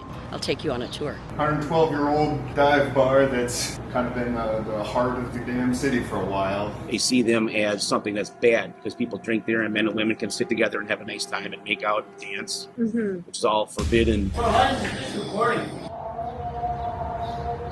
That's what our neighborhood is now. Triple Rock is now an adult daycare. Make sure you are subscribed. Minnesota has 80 to 100,000 Somalians living in it, and Minneapolis is one of the most densely concentrated places in North America of Somali migrants, especially here in Cedar Riverside, where 95% of them are Sunni Muslims, just like the potential new mayor, Omar Feta, somebody who wants to block ICE and raise the minimum wage to $20. So I read that the Quran prescribes 100 lashes for both men and women who are found guilty of zina, and some people also believe that stoning would be a necessary punishment. So I want to get their opinion on the CEO situation. Did you see this video?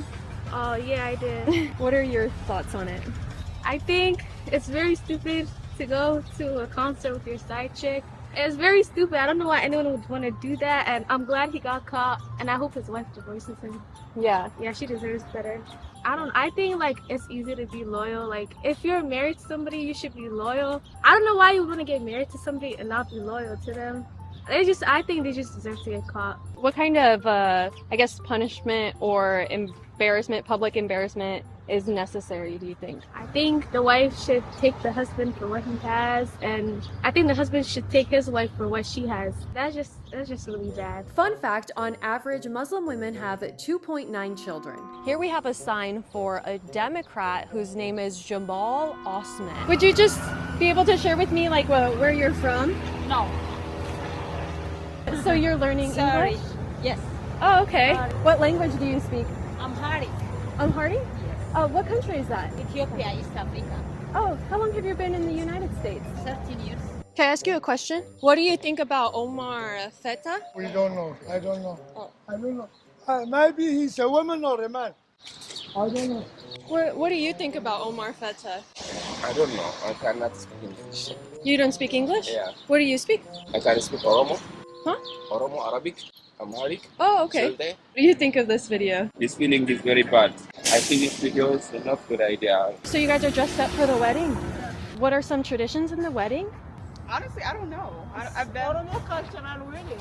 Moroccan? Oromo. Oromo? Yeah. I don't think it's good to cheat, your husband or wife. It's not good idea. I think the relationship should be true, Yeah. Otherwise, it's heartless. What kind of punishment do you think would be just for that, or do you think that we should just forgive them? It depends. In this country, where I'm from, and this country is completely different. There's a cultural differences.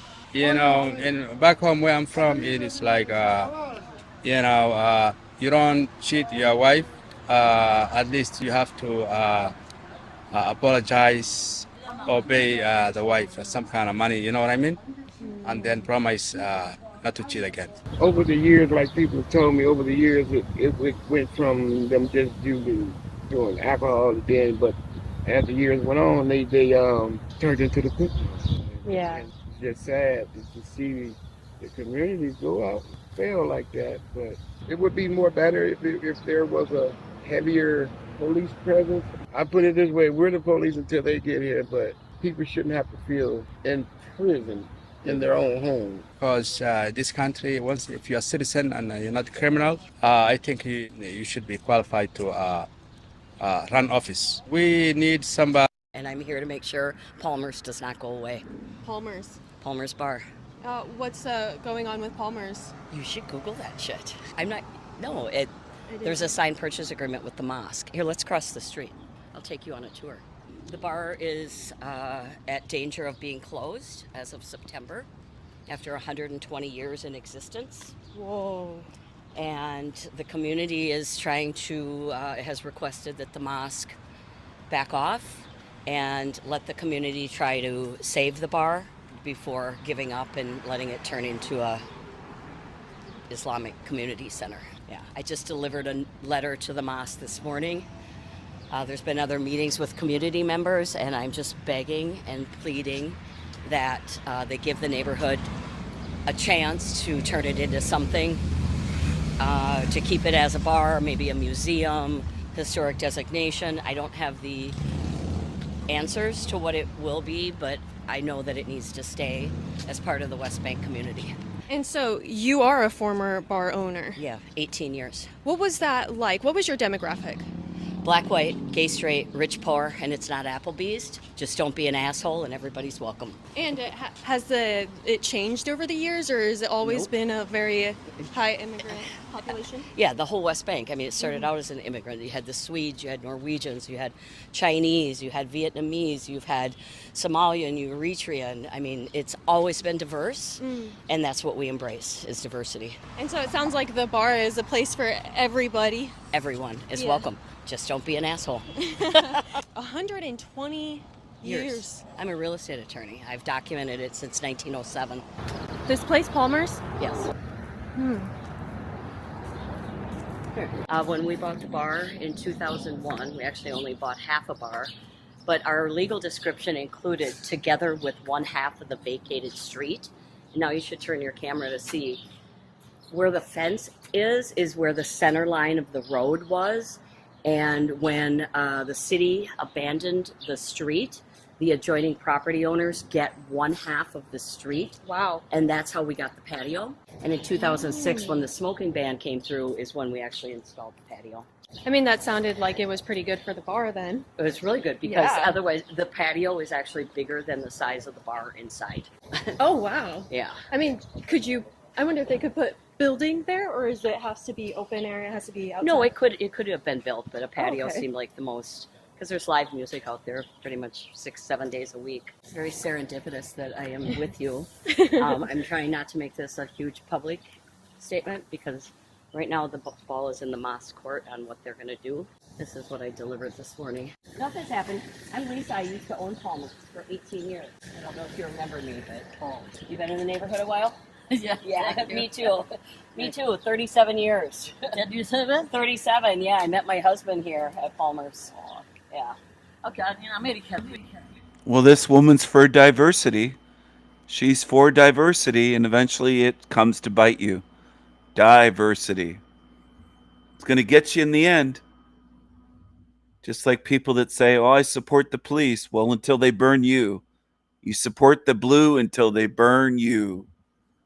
21 years old. Oh, so you're a baby. Africa. You're a baby. Thank you. Yeah. They're very friendly. Yeah, we can coexist, and we have for 30 years. So that's what we're doing. We're asking for the community to be able to step up, step in, and see what they can make of something that is really, really impossible to financially succeed at. That's why it's called a community center with a kick. You were explaining to me that you've been here for 20 years in this 25 years. 25 years. And how has the neighborhood or lifestyle here changed? Well, like I explained before about the buildings behind us that their number one gig is federal government. So they have SSI people, SSDI people, and then all the different refugees. And all the refugees have made an imprint. The Asians after the Vietnam War, and then the Eritreans and the Ethiopians, which bought businesses and started businesses that are still here today.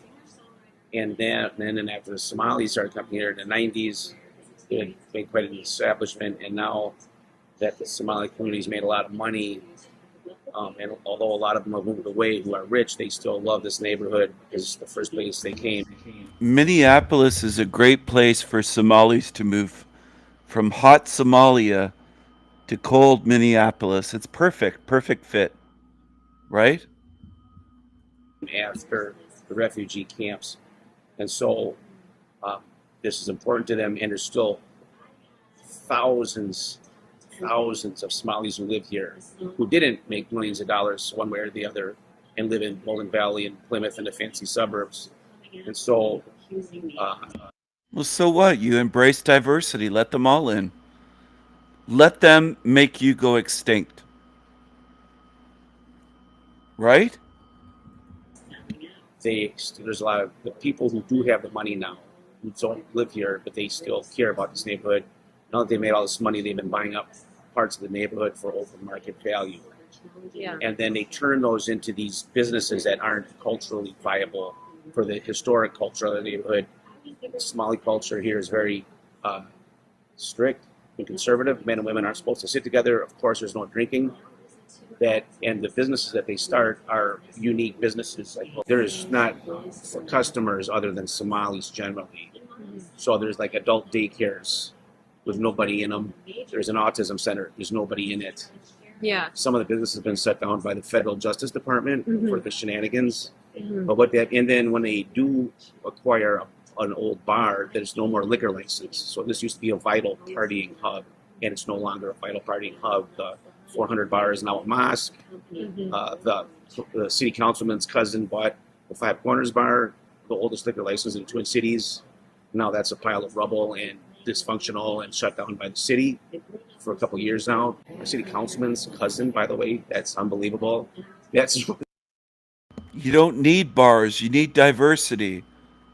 You don't need bars. You need diversity. Embrace diversity. Repeat after your government. Diversity is our strength. Diversity is our strength. Don't ever wake up. Just stay asleep forever. That's what our neighborhood is now. The Triple Rock is now an adult daycare. Yeah, another famous bar from this neighborhood. Uh-huh. And so and then the last remaining bar that we have is now on the verge of being bossed by the mosque next door. Mhm. So I've seen a lot of development from the Somalis in this neighborhood. There's a lot of great Somalis in this neighborhood, but there's also the historical, cultural. Praise the Somalis. That's what you should do. Just praise them until they take everything you have. And then say, well, at least I'm not racist. I'm not racist. I didn't say a bad thing about them. I'm not racist. Feel of this neighborhood is on life support.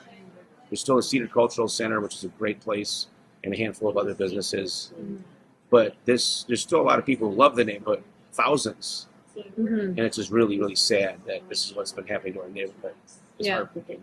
Mhm. And it's really a bummer. The people who live here, the Somalis who live here could care less about the bars, the music venues, any of the historical cultural stuff here. They could care less. Yeah. They don't go to them, Mhm. and so it's this. They could care less if they're here. They see them as something that's bad because people drink there, and men and women can sit together and have a nice time and make out and dance, Mhm. which is all forbidden. Mhm. Yeah. So it's rough. The young next generation of Somalis are different. They're generally liberal and cool people, but they're not the ones with millions of dollars buying up properties. Okay. And so, what do you think about the Omar Fatah? I don't know that guy. They're all, I hope he's all right. The politicians are generally very progressive in language, Yeah. but that's also, as a business owner and a landlord, a lot of my friends who are progressive, who are in politics, have no great ideas, but they've never really run a business or worked it or something. Yeah. So these things aren't very helpful sometimes. When you work your ass off, then you have the government telling you how you're supposed to run it when you're already extremely generous and cool to everybody that you deal with. But there's also landlords and business owners who are assholes, Yeah. And so it's a funny balance. But I don't know anything about them. What do you think can be done to save Palmer's? Well, we're doing everything we can. It's the. What do you mean? You just need more Somalis. Embrace diversity. That'll save the bar. No one to drink there. The whole neighborhood's going to be Somali. Congratulations. Agreement's been signed, so they have the right to buy it. It's legally binding. It's a bummer. Please come and stop by at the Wienery and support this very important business to the community. It's aching my heart and giving me. He said it's a bummer. It's a bummer that they're taking over. It's oh man, these people. The chills hearing how important the Palmer's Bar is to this community. It is like the root, the foundation of this community. Being around for over 100 years is an insane accomplishment. And the businesses around here are so incredibly sad that they didn't reach out to the rest of the community before signing the agreement.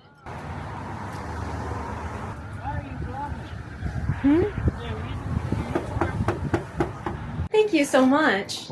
Are you doing it Wow. specifically for the, You know, for the event, or are you doing it for our closing, or? I didn't know about it coming here, Fair but it enough. seems like it's the talk of the entire town. Yep, yeah, I mean, 112-year-old dive bar that's kind of been the heart of the damn city for a while. Been a hard period of time for bars recently. No more alcohol drinkers? It's not just that. I mean, we carry a bunch of THC drinks and whatnot just to try to make sure we have that market available as well. We're a betting man. I'm going to assume it's the sociological damage done to an entire generation after being locked inside for 2 years, making us all very bad at interacting with people. I was luckily into my 40s by that point, so it's like I already kind of figured out socialization. I have never heard somebody put that in words before. It took me forcing myself out for a while to get used to it again. Human interactions. It's a tricky thing. That's just Spider John. He was a pretty prominent folk musician who was a regular here who passed away just last year. One of the owners before well, I guess he was kind of a co-owner to the current owner who, he had some problems. He took the place for quite a ride. Though from people who know him who are still friendly with him, apparently he is doing much better now. Like, he's cleaned himself up, apparently, which is good, but there's also that whole thing where, like, if you hadn't taken this place for a ride, you'd have the operating. This guy has titties. I think he's got double D cups. Cash to stay open for another 3 years to see if the business stabilizes. So He said like a whole of $400,000. it's more than that, but yeah. So when he walked off with quite a bit. $400,000. Stabilizes. So He said like a whole of $400,000. God damn, look at those moobs. Look at those titties on this guy. Is that a big man or a woman? I don't know. What are we looking at here? Oh my goodness. Oh my goodness. Put a bra on. What is this? Oh, tape those titties down. My goodness. Look at this. it's more than Oh, that, yeah. this guy. So when he walked off with quite a bit. And so there is a mosque next door that's wanting to expand. I'm not sure if it's the mosque directly that's expanding in here. I know that it is a neighborhood group that is involved with buying the place. But yeah, the mosque next door, like, they're pretty cool. It's one of those things that I still remember when Yeah, mosque next door. That's pretty cool, he says. That's pretty cool. Oh, fucking hell. He's got the milk titties. He's got the man titties. Oh, fuck. petition went up in the neighborhood, THC drinks and whatnot, just to try to make sure we have that market available as well. We're a betting man. I'm going to assume it's the sociological damage done to an entire generation after being locked inside for 2 years, making us all very bad at interacting with people. I was luckily into my 40s by that point, so it's like I already kind of figured out socialization. I have never heard somebody put that in words before. It took me forcing myself out for a while to get used to it again. Human interactions. It's a tricky thing. That's just Spider John. He was a pretty prominent folk musician who was a regular here who passed away just last year. One of the owners before well, I guess he was kind of a co-owner to the current owner who, he had some problems. He took the place for quite a ride. He's, though from people who know him who are still friendly with him, apparently he is doing much better now. Like, he's cleaned himself up, apparently, which is good, but there's also that whole thing where, like, if you hadn't taken this place for a ride, you'd have the operating cash to stay open for another 3 years to see if the business stabilizes. So He said like a whole of $400,000. it's more than that, but yeah. So we walked off with quite a bit. And so there is a mosque next door that's wanting to expand. I'm not sure if it's the mosque directly that's expanding in here. I know that it is a neighborhood group that is involved with buying the place. But yeah, the mosque next door, like, they're pretty cool. It's one of those things that I still remember when the petition went up in the neighborhood for them to be doing call to prayer. Like, yeah, Palmer's staff were high up on the like early signers to be like, yeah, just be like able to do call to prayer. And it is kind of nice. Like 5 times a day, you hear the call to prayer. It's beautiful. Oh, okay. Is it like played on a speaker? Yep. Outside? Yep. Oh, wow. I can't remember. I think there should be one soon, actually. And what's the main clientele of? It's beautiful, he said. Beautiful call to prayer. He might convert to be a Muslim. They'd accept him. He's a weird-looking guy with titties.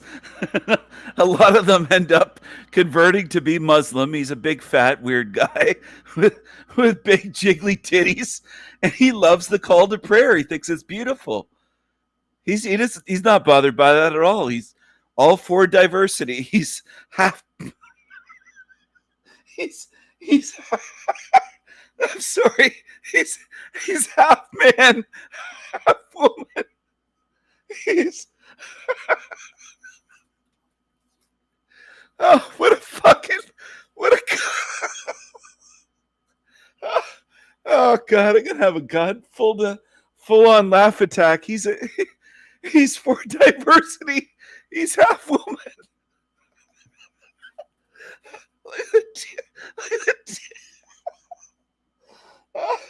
Look at the titties on him. Jesus Christ. Oh man. He's for diversity. Oh fuck. All the prayer, like, yeah, Palmer's staff were high up on the like early. Look at the size of those melons. Look at that. Jesus Christ. I gotta zoom in a bit. This is nuts. No wonder America's failing. Fucking hell. Signers to be like, yeah, just be like able to do call to prayer. And it is kind of nice. Like 5 times a day, you hear the call to prayer. It's beautiful. Oh, okay. Is it like played on a speaker? Yep. Outside? Yep. Oh, wow. I can't remember. I think there should be one soon, actually. And what's the main call to prayer played on a speaker? He says it's beautiful. You're gonna go suck their Muslim cocks. Fucking hell! Look at this. Oh, what a cuck! What a complete cuck! Jesus Christ! I started watching this video, kind of feeling sorry for the bar, but now just burn it down. Fucking burn the place down. Fuck! Must be a place of complete degenerate losers. clientele of Palmer's? Weirdos. Weird, like, I just the kind of bar this place has always been. Like, you know, forever ago it was folk musicians and hippies. Oh, I bet it's a place of weirdos. How would I know? How would I guess? Your titties are gonna give you a black eye, you fucking weird Gingy. It's a place of weirdos. Yeah, who would have guessed? Who would have known? Weirdos. Weird, like, I just there should be one soon, actually. And what's the main clientele of Palmer's? Weirdos. Weird, like, I just the kind of bar this place has always been. Like, you know, forever ago it was folk musicians and hip. Fuck Palmer's bar. I don't give a shit what happens to it. Fuck these losers. Fuck them. And radicals, and then just You know, it's kind of always rolled like that. Like, there's a criminal element, there's just political element, you get, you know, teachers, lawyers. And all of the content that you are seeing was made possible by the wonderful Patreon members that help support this channel. We have a wonderful... I wish I was there when she walked out of that place. I would have said, did you notice his titties? How could you not think it's a weirdo bar with that guy? Or that bearded woman, whatever it was. It might have been a bearded woman, a bearded lady from the freak show at the circus. I mean, Jesus Christ. What the hell? And she didn't react at all. Like, how could you not react talking to that? Community over there, and I give a lot of updates on when I'm posting new videos and where I'm going next, and we also do weekly live Q&As, so you should definitely join us over there. There's also going to be uncut footage from this trip over there, so I will see you on the Patreon. The link is in the description. Thank you. And so, how likely is it that Palmer's can pull through and maybe not get sold? Very unlikely, because it had, like, in order to do it, a person who were to buy it or a group who were to buy it would have to be comfortable hemorrhaging money until things normalized again, and to be willing to roll the dice that things will normalize again. Like, that's not a guarantee. Like, we don't know what the situation will be like for bars. We, you know, once again, talking to people who run breweries, bars, and liquor stores, all of them are doing worse than usual. It's not just like, you know, my thing explains bars pretty well doing as poorly as they are, but I do worry even more about liquor stores doing poorly. Like, I guess it's probably a good thing. People are being healthier than they used to be, but I don't know. Like, alcohol is I'll be sad if it all collapses. I like alcohol. I guess like the other businesses around, it seems like there used to be a lot more bars, and now there's a lot of Somalian businesses. Do they seem pretty legit or sketchy to you? I mean, they're legit businesses. Yeah. I'm kind of worried for them if they get rid of too much of the things that draw people into the neighborhood, because part of their business plan has to be that people come here. So, like, the place that exists where the Viking used to be down on Cedar, Things are never going to normalize at Palmer's Bar with a fat guy with great big titties walking around with red sideburns or chops or whatever. It's just, things are never going to be normal there. The artwork is completely degenerate on the walls, just gross, perverted stuff. I think it's probably a gay cross-dresser bar. I mean, what a weird fucking place. I wouldn't spend a dime there. If I walked in and there was someone like that as a bartender, I would walk straight out. I would leave. I don't want to give them money. Fuck them. Fuck them. that was a restaurant, and it's closed. That business is for sale because I look at things for sale frequently because I play the lottery just enough to allow myself to imagine winning it. Yeah. Oh. It's called a prayer.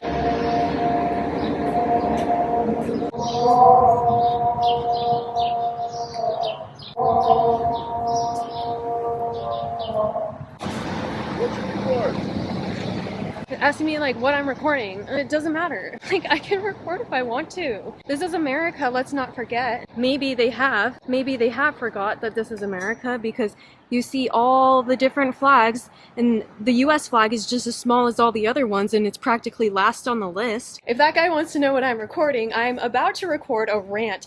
I'm so tired of being politically correct and pretending that these groups are the victims when they're becoming the majority. Think about it, 95% of the population here is from Somali. They are going into government. They are taking control of our government, our education, the housing, the buildings, the businesses, and they are playing their worship music outside, even though they worship inside. And so why are they forcing this religion on Western civilization, and is it going to work? Make sure you're subscribed. Bye.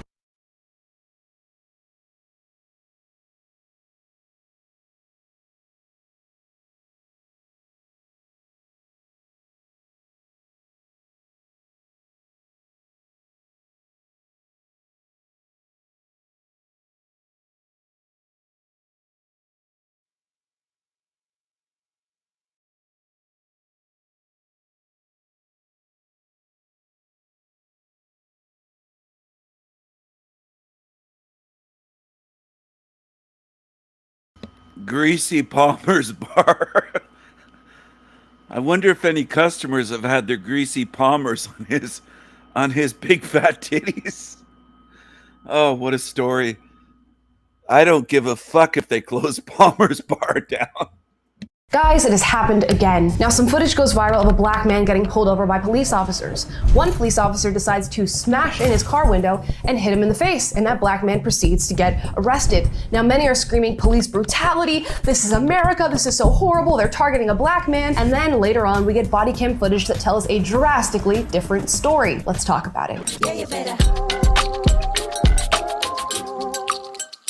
Yeah, you better. Guys, today we're going to be telling the story of 22-year-old William Anthony McNeil Jr. And before we get into that story, please like and subscribe. Now, I'm going to show you the footage that I saw online. This has been going massively viral. This video that I'm about to show you has over 200,000 likes on X. And the caption says, "This is America. It's full of police brutality and racism, apparently." Let's watch the clip. Exit the vehicle now. Exit the vehicle. Show me your hands. Here.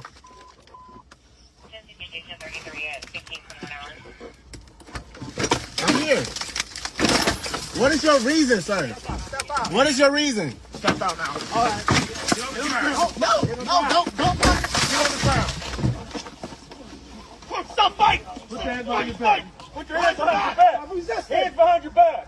What's wrong with you? Okay, so that is the video in question. And of course you're seeing a minute of video out of context, if that. And I'm noticing like, okay, this starts really out of nowhere. How did we get to the car window getting smashed in? How did we get to him being hit in the face, him being pulled out of the vehicle? But I'm also seeing in the background a black police officer who is there. And I think he's one among maybe 4 or so who are, I guess, getting themselves involved in this incident. So maybe we wait around for some context before we start screaming, "This is America, this is police brutality." They're clearly targeting a black male who is unarmed. And I'm gonna read you a couple more responses of people who decided to jump the gun on this and come to, I guess, some very incorrect assumptions. Let's read some responses. Now, of course, we have the one that says, "This is America." Another one writes, "Honestly, after decades of treating the police like the military, giving them military weapons, and making them immune from prosecutions, what did we expect?" Another one says, "They give us a reason every fucking day not to trust them. The police are fucking untrained." And someone responded to that saying Trump is going to give police officers like this full immunity to break the law soon with 0 lawsuits. Okay.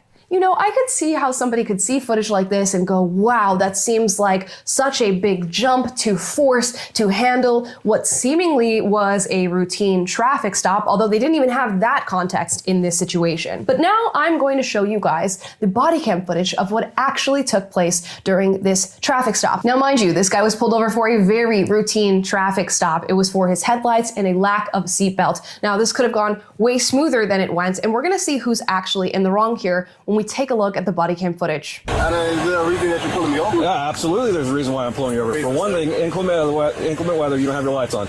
2 things, you're not wearing your seatbelt. It's daylight. I don't need the lights. And it's not weather. It's not raining. Oh, this is inclement? It's not raining. Okay, I'm not arguing with you. I'm telling you why I'm pulling you over. Give me your driver's license, registration, proof of insurance. No, call your supervisor. Why? Excuse me? Call your supervisor.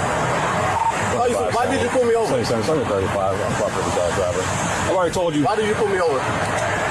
Step out of the vehicle. No. Step out of the vehicle.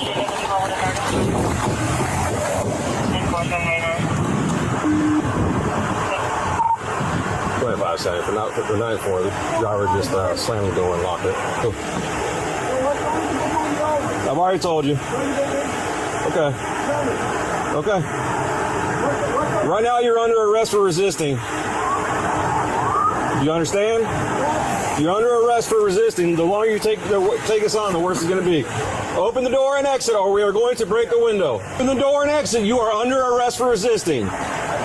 Open the door and exit. You are under arrest for resisting.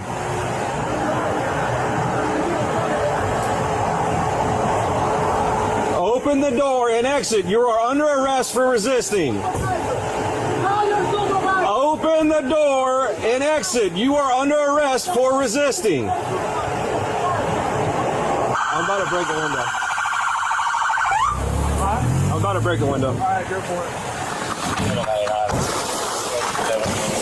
Exit the vehicle now! Exit the vehicle! Show me your hands. Here. 1033 at 1521 hours. What is your reason, sir? Step out. What is your reason? Step out now. No, don't fucking. Get on the ground. Put your hands behind your back. Hands behind your back.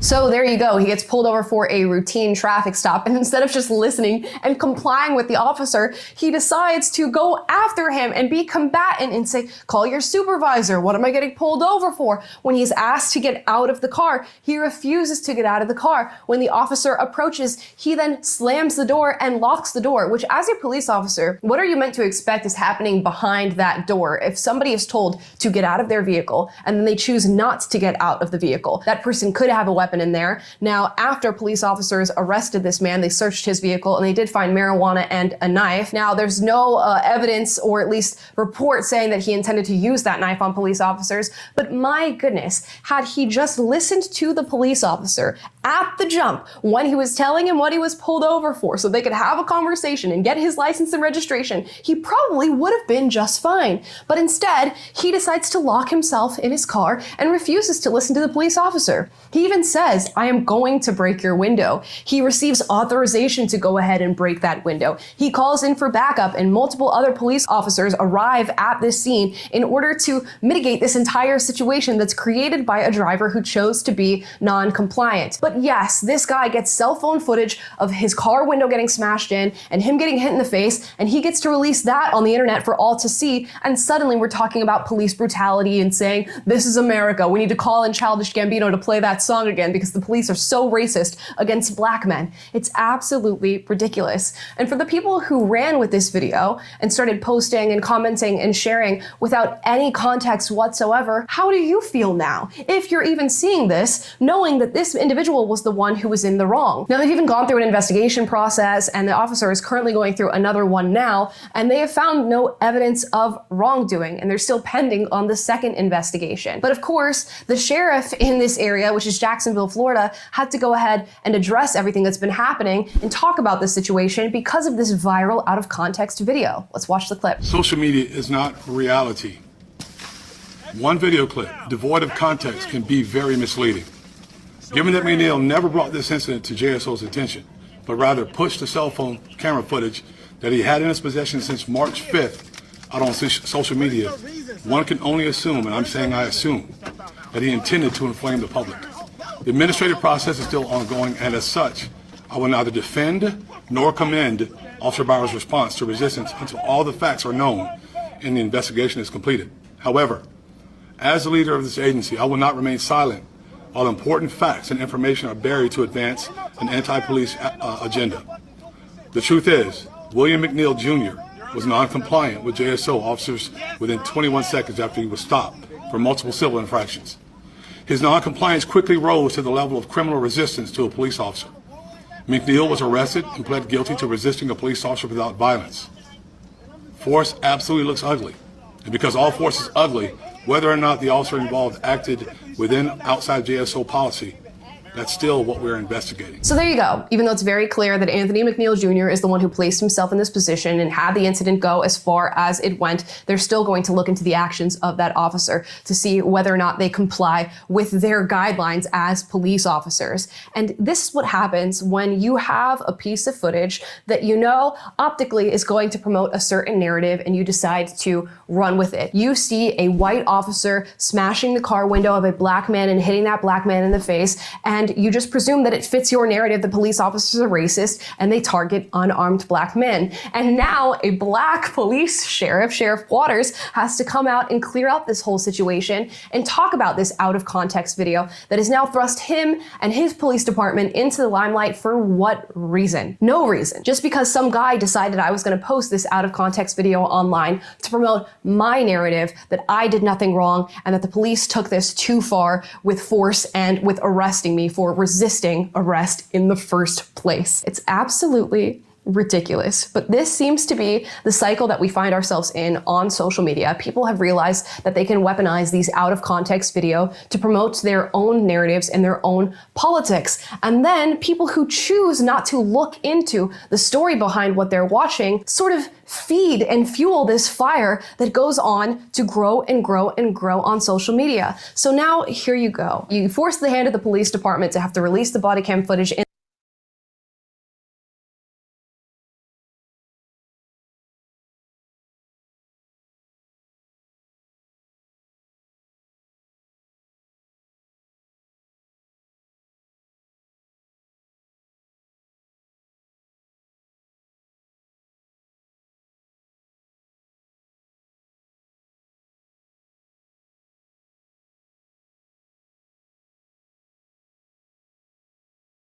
I've been threatened at least 4 times with the LMPD. They told me to stay safe, and this is where I feel safe, but they didn't care. You know, they came They in wouldn't here let me take my tent the last time they were here, and 5 minutes. 5 minutes. Yeah. 4 officers gave her 5 minutes to get her stuff and get out.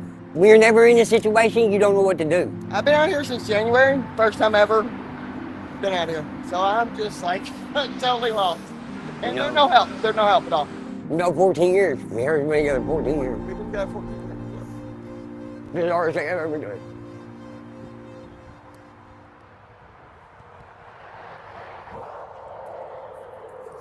It's okay. Did you ever have any run-ins with the police when you were sleeping outside? Yeah. That doesn't work. Dragging me down the steps, so. So a police officer dragged you down the steps? Yeah, and I said, you can't do this to me. Yes, I can, and I'm doing it to you, and he pulling me down the Wow. steps. Oh my God. Yeah, I know. Don't hurt me, don't drop me now. Well, Yeah. I'll get out of your way. No, I'm gonna take you there. Since the Supreme Court grants past decision, over 260 communities and growing passed laws to fine, ticket, and criminalize homelessness. One of the worst is the Safer Kentucky Act. And we're here in Louisville to talk to advocates and lawyers and service providers and homeless people about how finding and arresting homeless people only makes homelessness worse. I wonder if they're going to go talk with Illumitami. He claims not to be homeless. He claims he's roofless. But he's homeless. He's homeless. No police. Hello. I'm Lieutenant Stewart from Louisville Metro Police Department. All right, I'm afraid it's unlawful to camp out or sleep on sidewalks. So we're just gonna stop here and go through this break in the fence. 12 to 14 people had camped back on this property and they're gone. All of their stuff is removed, but we're told that they moved closer to the expressway. So we're just gonna walk down closer to the expressway and see if we can locate them on either side. Hey y'all, you're exactly who I wanted to see. Where you live? Right down here, yeah. I got a blue tenant right over here. Before this law, they were real big on if you kept it clean, they usually left you alone. But now this new law, they're messing with all the homeless now. So it's been pretty rough, actually. They tend to move us around quite a bit, almost every other day at least, if not more. My old tent's still over there. It got flooded first, and then after it got flooded, the city told us if we went back to try to salvage anything, that they would take us to jail for criminal trespassing because it's private property. So we couldn't go back and get all our stuff. So all our stuff is it's sitting over in water, ruined. Oh my God. And here's our new tent. It's extremely tight. We both sit up in a fetal position. He gets most of the room. Like I said, we had a 6-man tent with a front porch right over there, but it got flooded. It was huge. And then St. John's actually got a sit tent. It's the only one they had, so we got real lucky. Have you lost all your stuff? Yes, I've lost my stuff 3 times now. Everything you need, your water and everything, you got to lug back in here by foot. Yep. Or wherever you are, and then yeah. you got to move it every time the police. Yeah. Got to move all your stuff. Yep. Everything. Everything I have. Oh my gosh. And they literally give us 5 minutes. 5 minutes. They 5 give minutes. you 5 minutes to move. Yes. They put on a stopwatch and hit that stopwatch. And they tell And you they whatever time you it? got. Yes. Oh yeah, it's rough. Whatever you got in your hands, at the end of that 5 minutes, you go with. If say my bag is there, like my book bag, it has my ID and everything in it. say I didn't get to grab that and put it on my back, a cop will hold it and tell me I can't touch it. Yeah, they will. This is They did pretty it ornery. to me. It's pretty ornery. They show it with a city truck with a big claw in the back of it and a bobcat. There'll usually be a group of city workers with at least 2 squad cars usually, and there's 2 officers in each, so there's 4 officers, and there's usually 2 white Durangos that have homeless services, and they're police as well, but they have bulletproof vests that say homeless services on them. And so there's about 8 cops in total and then a group of city workers. That's a lot of money that could go to housing you guys. Yeah. How's that make you feel? Unwanted. Unwanted. I was on Section 8 housing list for 11 years, but I didn't have my ID or my social, and it was really hard because here, to get to the Social Security office, you have to have an ID to get in. In order to get an ID, you have to have a Social Security card, so it's kind of catch-22. And my mom got murdered in November 5th, 2009. She was raped, strangled, put in a suitcase, and thrown behind a dumpster. And I pretty much gave up on life, and here I am. How old are you now? I'm 35. It happened when I was 19. My wife and I have went through St. John's, and they have actually did our voucher, and we're supposed to be getting housing in Indiana within a week or 2. So it's things are looking up slowly but surely. But I've been let down quite a bit being homeless, so I'm trying not to get my hopes up too much. But I'm also trying to keep positive. We just move around and just try to find spots as we go. Like a walking nomad. Walking nomad. We don't have large encampments anymore. We have small pockets of folks that try to keep out of the police's way. We used to have large encampments where outreach could go and reach lots of people at one time, connect people to lots of services at one time, really removing barriers, everything from redocketing court cases to getting people connected with housing assessments to medical care, medication, where we were able to do that in a coordinated effort. But since they passed HB 5, that has ceased because we don't have large encampments anymore. Hey, it's working. We don't have large encampments anymore. But we still have just as much homelessness. It has not changed that. We're not miraculously getting people into housing. Our city is over 30,000 units short of affordable housing. We have hundreds of people on our sidewalks every night. And then depending on where you're sleeping at, every noise, every sound you hear, it's like you're on pins and needles. It's hard out here trying to find a way to eat, sleep, be safe without worrying about somebody hurting you or somebody trying to take you to jail for something that wasn't your fault or something you can't prevent or help. We've been homeless now for almost 4 years. I mean, I get money every month, but I can't afford housing right now because it's so expensive. And when you're out here and you can't get your ID or your social to try to even make it to get a job, how can we do it when we can't even take a shower to be presentable for work? All we can do is take our day by day with strides. All we can do. The worker passed in community, instead of running the homeless out, why don't they put porta potties out so they can have a place to use the restroom? They keep complaining about feces all over the ground. Put a bathroom up. When they do Derby, they got 500, 600 of them suckers out there. I mean, they can't put one somewhere in town. We're just human. People make mistakes, but we're just human.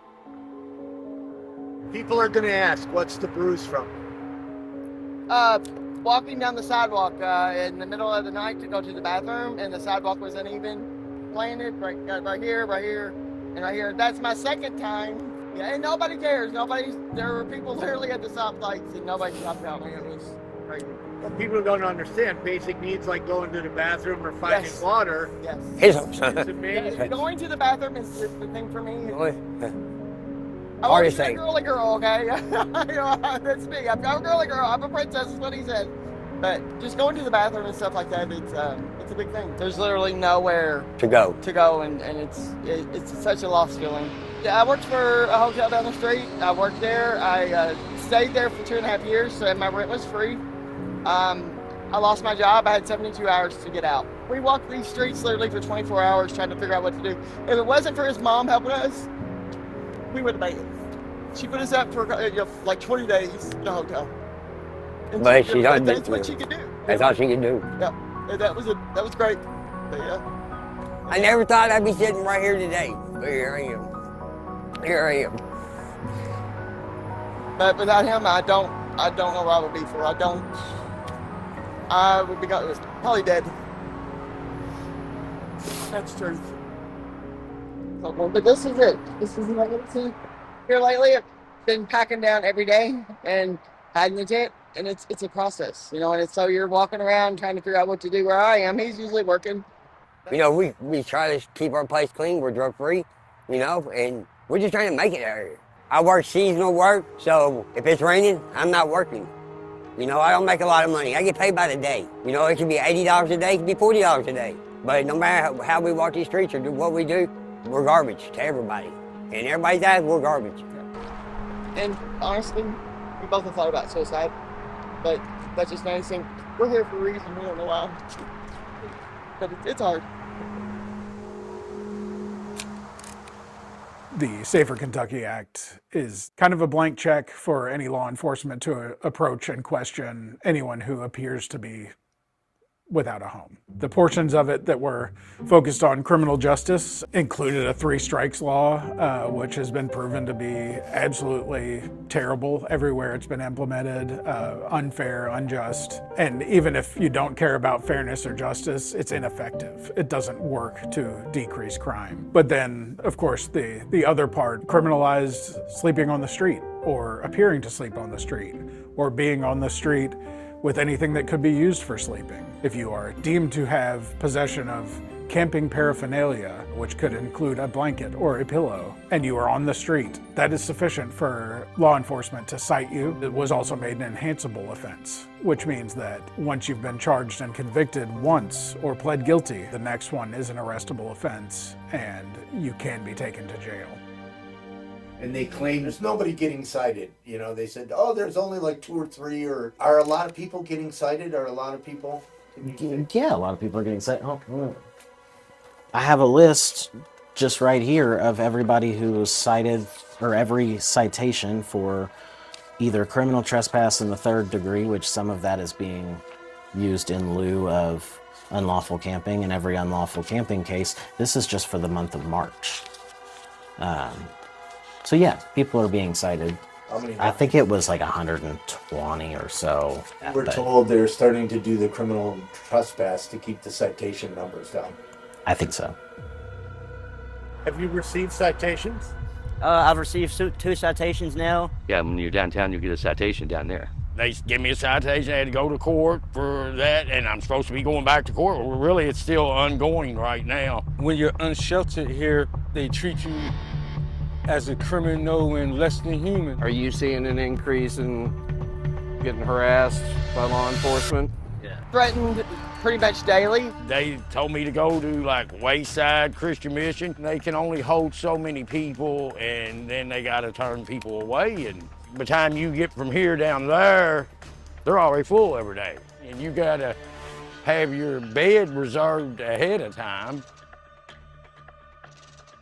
For the homeless bed reservation phone line is open 7 days a week from 10 a.m. to 1 p.m. Our office is open for walk-ins Monday through Friday from 10 a.m. to 1 p.m. If you are single or a family in need of an emergency shelter bed reservation, press 0. If you are calling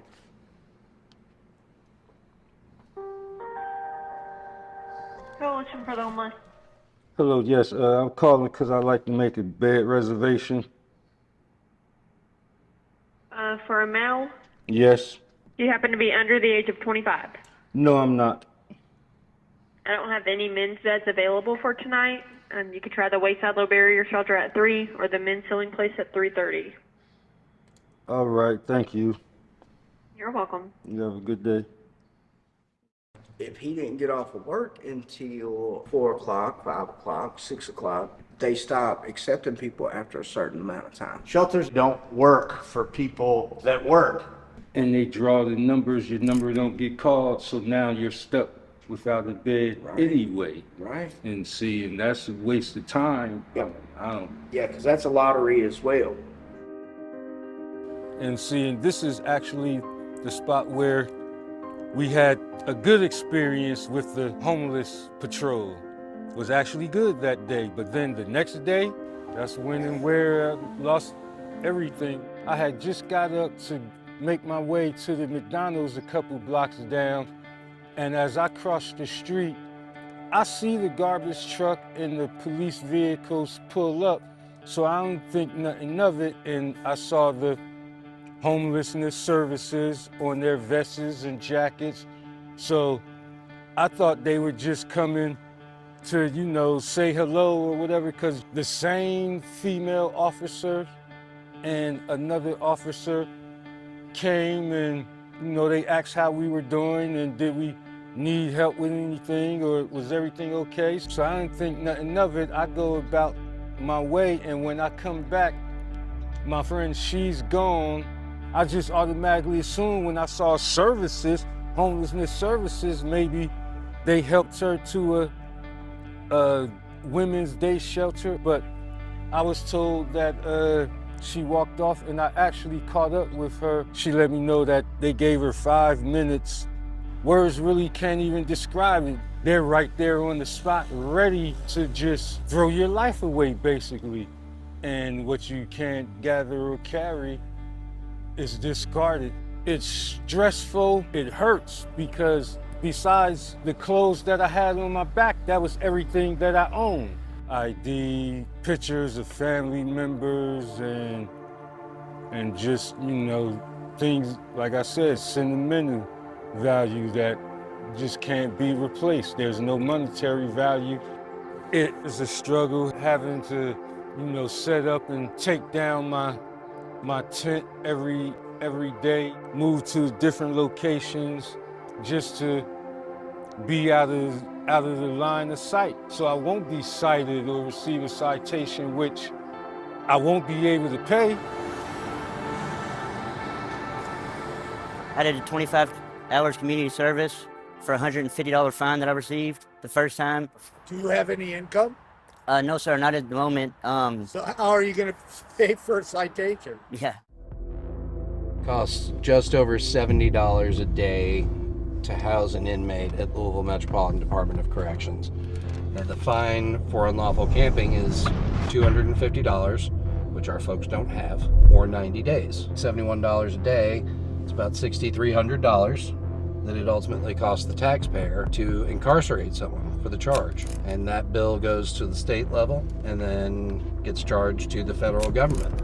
So the taxpayers would be paying over $6,000 per charge if this ends up in jail time. And the person ends up with a criminal record, which makes it harder to get a job, makes it harder to get an apartment, makes it harder to establish themselves and get back on their feet. It's moving backwards. Makes homelessness worse. It makes homelessness worse. The Safer Kentucky Act, in my view, does not do anything to make Kentucky safer. You have to draw a line directly between money and outcomes. The people that are funding these sorts of organizations who draft this legislation are companies and individuals who benefit from increased criminalization. They are folks who maybe run companies that do better when more people are in jails and prisons. The organizations that put forward this kind of legislation, they're not attempting to solve the problem of people having to live on the street. They're attempting to improve their return on investment and shareholder value. They have profit-driven interests. And guess what they're trying to do here? They're trying to build a new jail. It has a price tag of $300 to $400 million. That new jail, we know, first of all, jail is hell. And if they build it, they're gonna fill it. And they're gonna fill that on the backs of unhoused people by using House Bill 5. And even though they set up citation court, we see more people getting citations for court. And those citations, when you don't have any money or nowhere to go, that's low on your list of priorities. And so that means these citations add up and they turn into warrants. They turn into arrest warrants, and then people end up in jail simply for being poor. Yesterday, he was on a public sidewalk, right? He's laying there, not asleep. He's just laying there. So police roll up on him, cite him again. Now he has another one May 28th, and y'all probably have it coming across soon. And then what? Then what? It's the same thing. They're wasting resources. We're spinning in a circle. Right. We're in a big trud of mud, pressing the gas, and the wheels are just turning. Is not present with us today. Defense motion to continue is Commonwealth's motion for a bench warrant in the amount of $500 unsecured. When people that are out on the streets get a citation, they have to show up to court. And advocates arranged for this court, which is a good thing. The whole thing shouldn't exist. I mean, the amount of money taxpayers pay for this is insane when that money could actually go to solutions that prevent and solve homelessness. We heard one man was connected to the VA today. Everybody's gonna applaud. See, criminalization works, but they don't have housing. And let's be honest, if the VA connected to that man while he's outside, this whole dog and pony show, none of this would even be needed. There is still not house keys at the end of treatment. There's still not house keys when you get out of jail. Here's the real big thing is like, let's just say that Johnny was on a housing voucher list and Johnny was to go to jail for longer than 90 days. Well, Johnny ends up getting knocked all the way off of the housing voucher list because Johnny is no longer considered unhoused, being incarcerated. We are a member-led grassroots organization that builds political power with poor and low-income folks that have been directly impacted by the war on drugs, mass incarceration, HIV, AIDS, and homelessness. The folks that I work with that have been unhoused and are now housed, it is an amazing blossoming of a human being to watch people go from the sidewalks into housing and then get the support services that they need and go on to just be rock stars. There are people that I've known for years in this work that are now housed and in programs that support them mostly as a whole human being and not just part of who they are. And that is what we all need. That's what I need. When I was struggling, I needed somebody to see me not as the problem that I was, but as the person that I am that was struggling. And I think when we change that view, we make a big difference. I was unhoused for 15 years. I am a recovering drug addict. I'm a 4-time convicted felon. I am a person who now is housed. I am a person who has a career. I have a beautiful little girl. And in 2022, life changed for me. Housing changed my life because it gave me the option to have something that I wanted to fight for, because being on the streets, it never gave me the ability to want to get sober, because why? Because it's so hard out here living in a tent, and sometimes you just want to escape the reality of having to deal with life on the streets.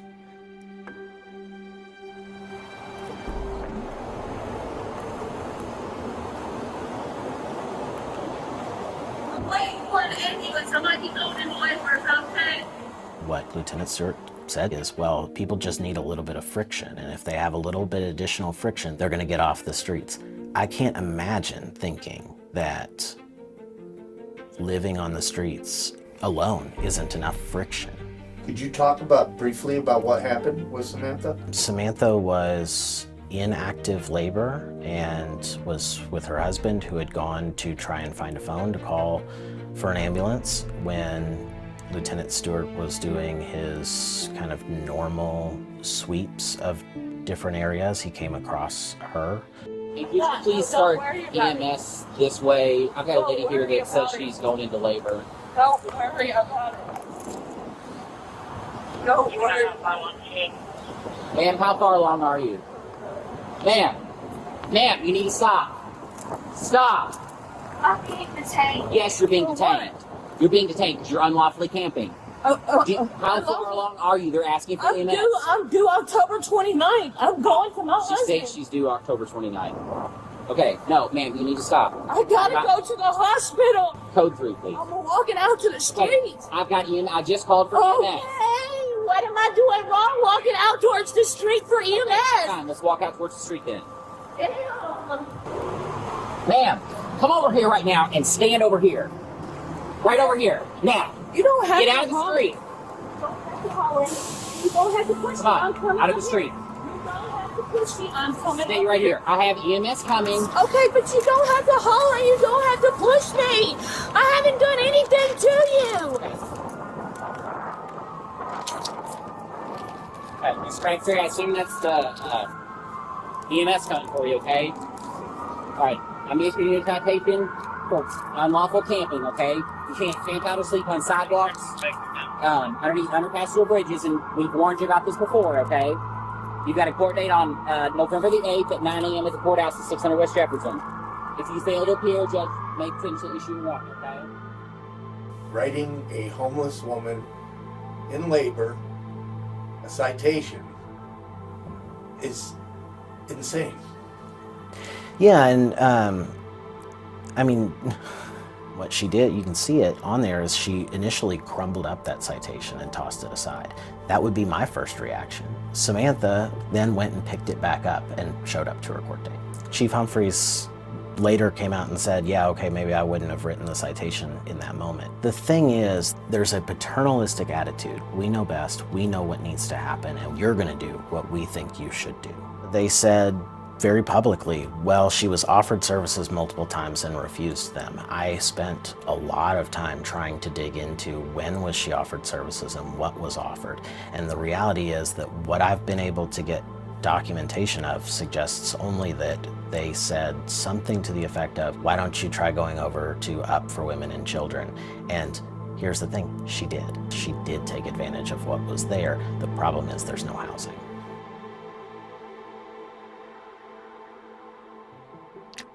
It's miserable. Everybody looks down their nose at you. Everybody thinks they're better than you. Nobody wants to help you. We had the city come in on us twice and throw everything away on us. All our belongings, clothes, tents, everything. Even our kids' personal items. With no warning at all. We just try to keep to ourselves and not bother nobody.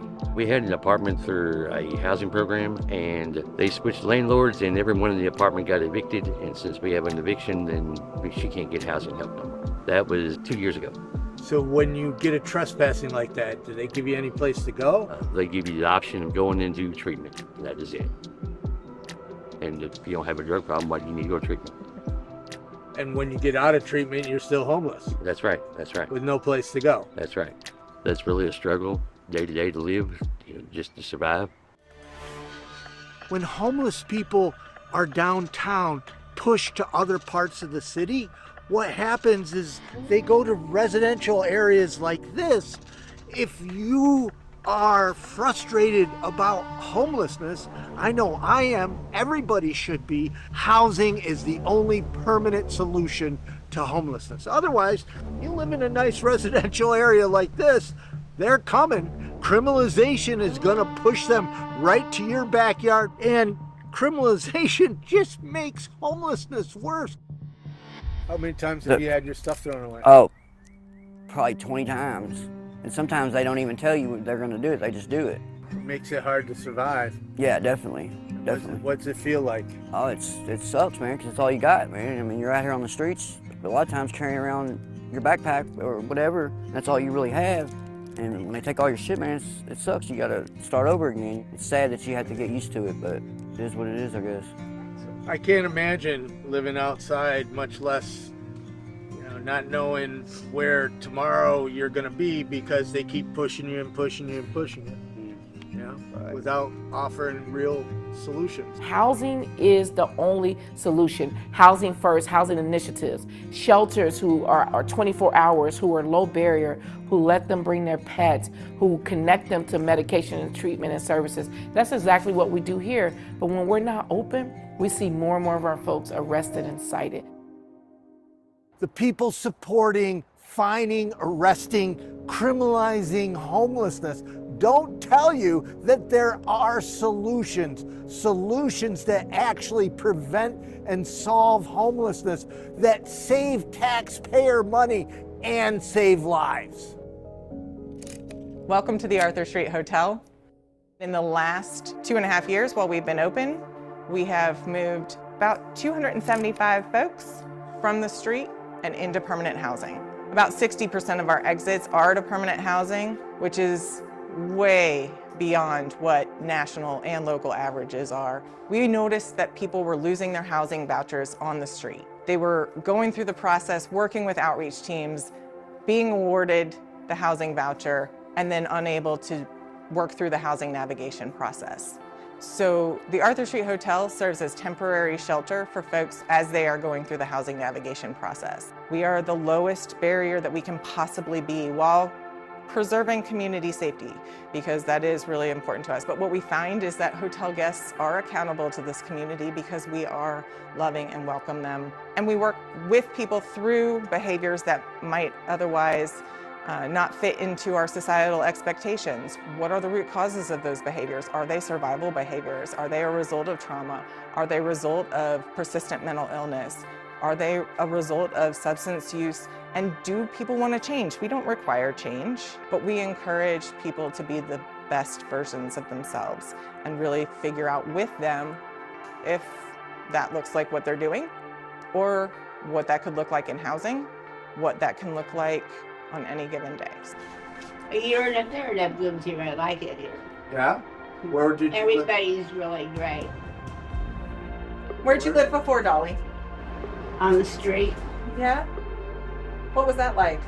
Not good. It was cold, icy, and it was just really bad. I don't recommend it. It was a lot of paperwork that you had to sit through. Oh, yes, I'm getting my own apartment. Yes, and I signed a lot of paperwork. It starts about that big. We can move someone to permanent housing here, move them into the hotel, care for them for 6 months, get them to a point where they're moving to permanent housing while addressing other systemic issues along the way, whether it be mental health, physical health, or just barriers that are created by a system that is totally cruel and just grinds up people and spits them out. We can do that for cheaper than you can jail them for 1 year. You can do the same with a small investment that will actually strengthen your community. I beg you, meet people where they're at on the streets. Homeless people will get a voucher. It's a really good thing. And then they leave it up to the homeless person who doesn't have transportation probably, may not have a phone, may not have access to charging a phone, may not have the skills to negotiate with a landlord. Correct. But once there's a voucher, oh, here you go, and they detach from it. The process is, it's really difficult. The times that I've moved from home to home, it's a process. Yeah. And to move from a tent to a home is nearly impossible without assistance. Right. It's an alternative to criminalization and a response to the broken voucher system. Both. Yeah. Homeless people are not service resistant. Services suck. Many services just are not adequate, or they are nasty and do not provide dignity. Services are actually people resistant. I love the Arthur Street Hotel because it's a great example of how we need to design services that provide dignity and provide homeless people with what they need, which is first housing, then access to mental health and treatment, and it's a path on to permanent supportive housing. But there's not enough housing. So I understand you run a day shelter. Yes. Which is a men's thing, right? It is. And then you have 80 units here. Yes. And you need 800 units. We do. We need 1,537 units to be exact, right, by the list. Sheehan Landing is our first housing development. We've been doing permanent supportive housing since 2008, but for a long time, right, we've yearned for a broader solution, which is what we have here. Housing first, right? Housing plus services in one location so that the support people need is very accessible, right? And the supports that we are making the most accessible are case management. This building is staffed 24/7 by behavioral health professionals, by our staff, and then some other partners as well. And then medical services and all sorts of other things that help people usually get out of homelessness, but for people who are now housed, it helps them get stable. She moved in just a few months ago. Yeah, she's here now? Yeah. Really? Yeah, Arthur Street just left. Dolly?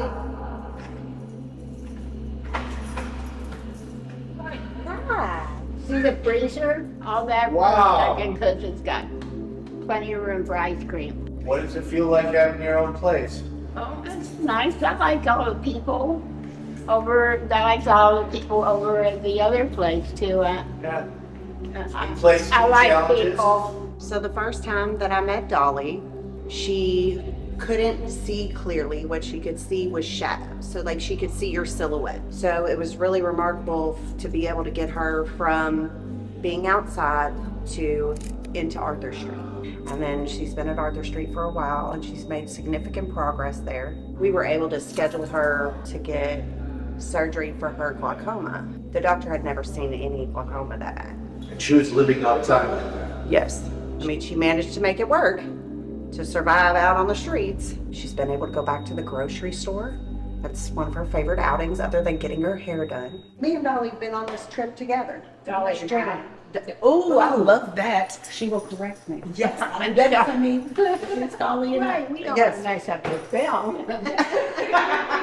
an intercom. You're going to get somebody at the front desk or in the case manager's office. Yeah. Yep. There you And there go. he goes. There you So, go. Bruce. We're back in the future, you know. Yeah. Dolly is from streets to temporary accommodations to permanent supportive housing. Yep. This is the alternative to criminalization. Yeah, and it works. This is how you end homelessness. That's right. Yes. Take a picture with me. What? Take a picture with me. Yes. Yeah. Right here in front of this empty place. Yes. So they could, where do you want to stand? Over there next to the stove. Okay, let's I think stand that's a right great next, idea. next to the stove. Yeah. You know. All right. Is that Perfect. good? Yes. All right. 1, 2, 3. Dolly was outside homeless with glaucoma. Now she's got her own apartment. Can you imagine if there was no laws to fine, ticket, and arrest homeless people, that we just provided them the support they need to get off the streets into housing? All this madness of courts, lawyers, police, sanitation, paramedics, everything just goes away. Permanent supportive housing, there's treatment, there's mental health support. This is what works to prevent and solve homelessness. Human beings need housing, they need food, they need water, they need a safe place where they can live and thrive. This is about bringing a community together and having a safe and healthy community. You can't do that if you exclude people from your community. And that's what cities are doing all over the nation right now. They're excluding their most vulnerable populations. They have an opportunity to fix that right now. This is a seminal moment in the history of the United States. And we have choices we can make. We can go down the right path or we can go down the wrong path. I'm just hoping we choose the right one.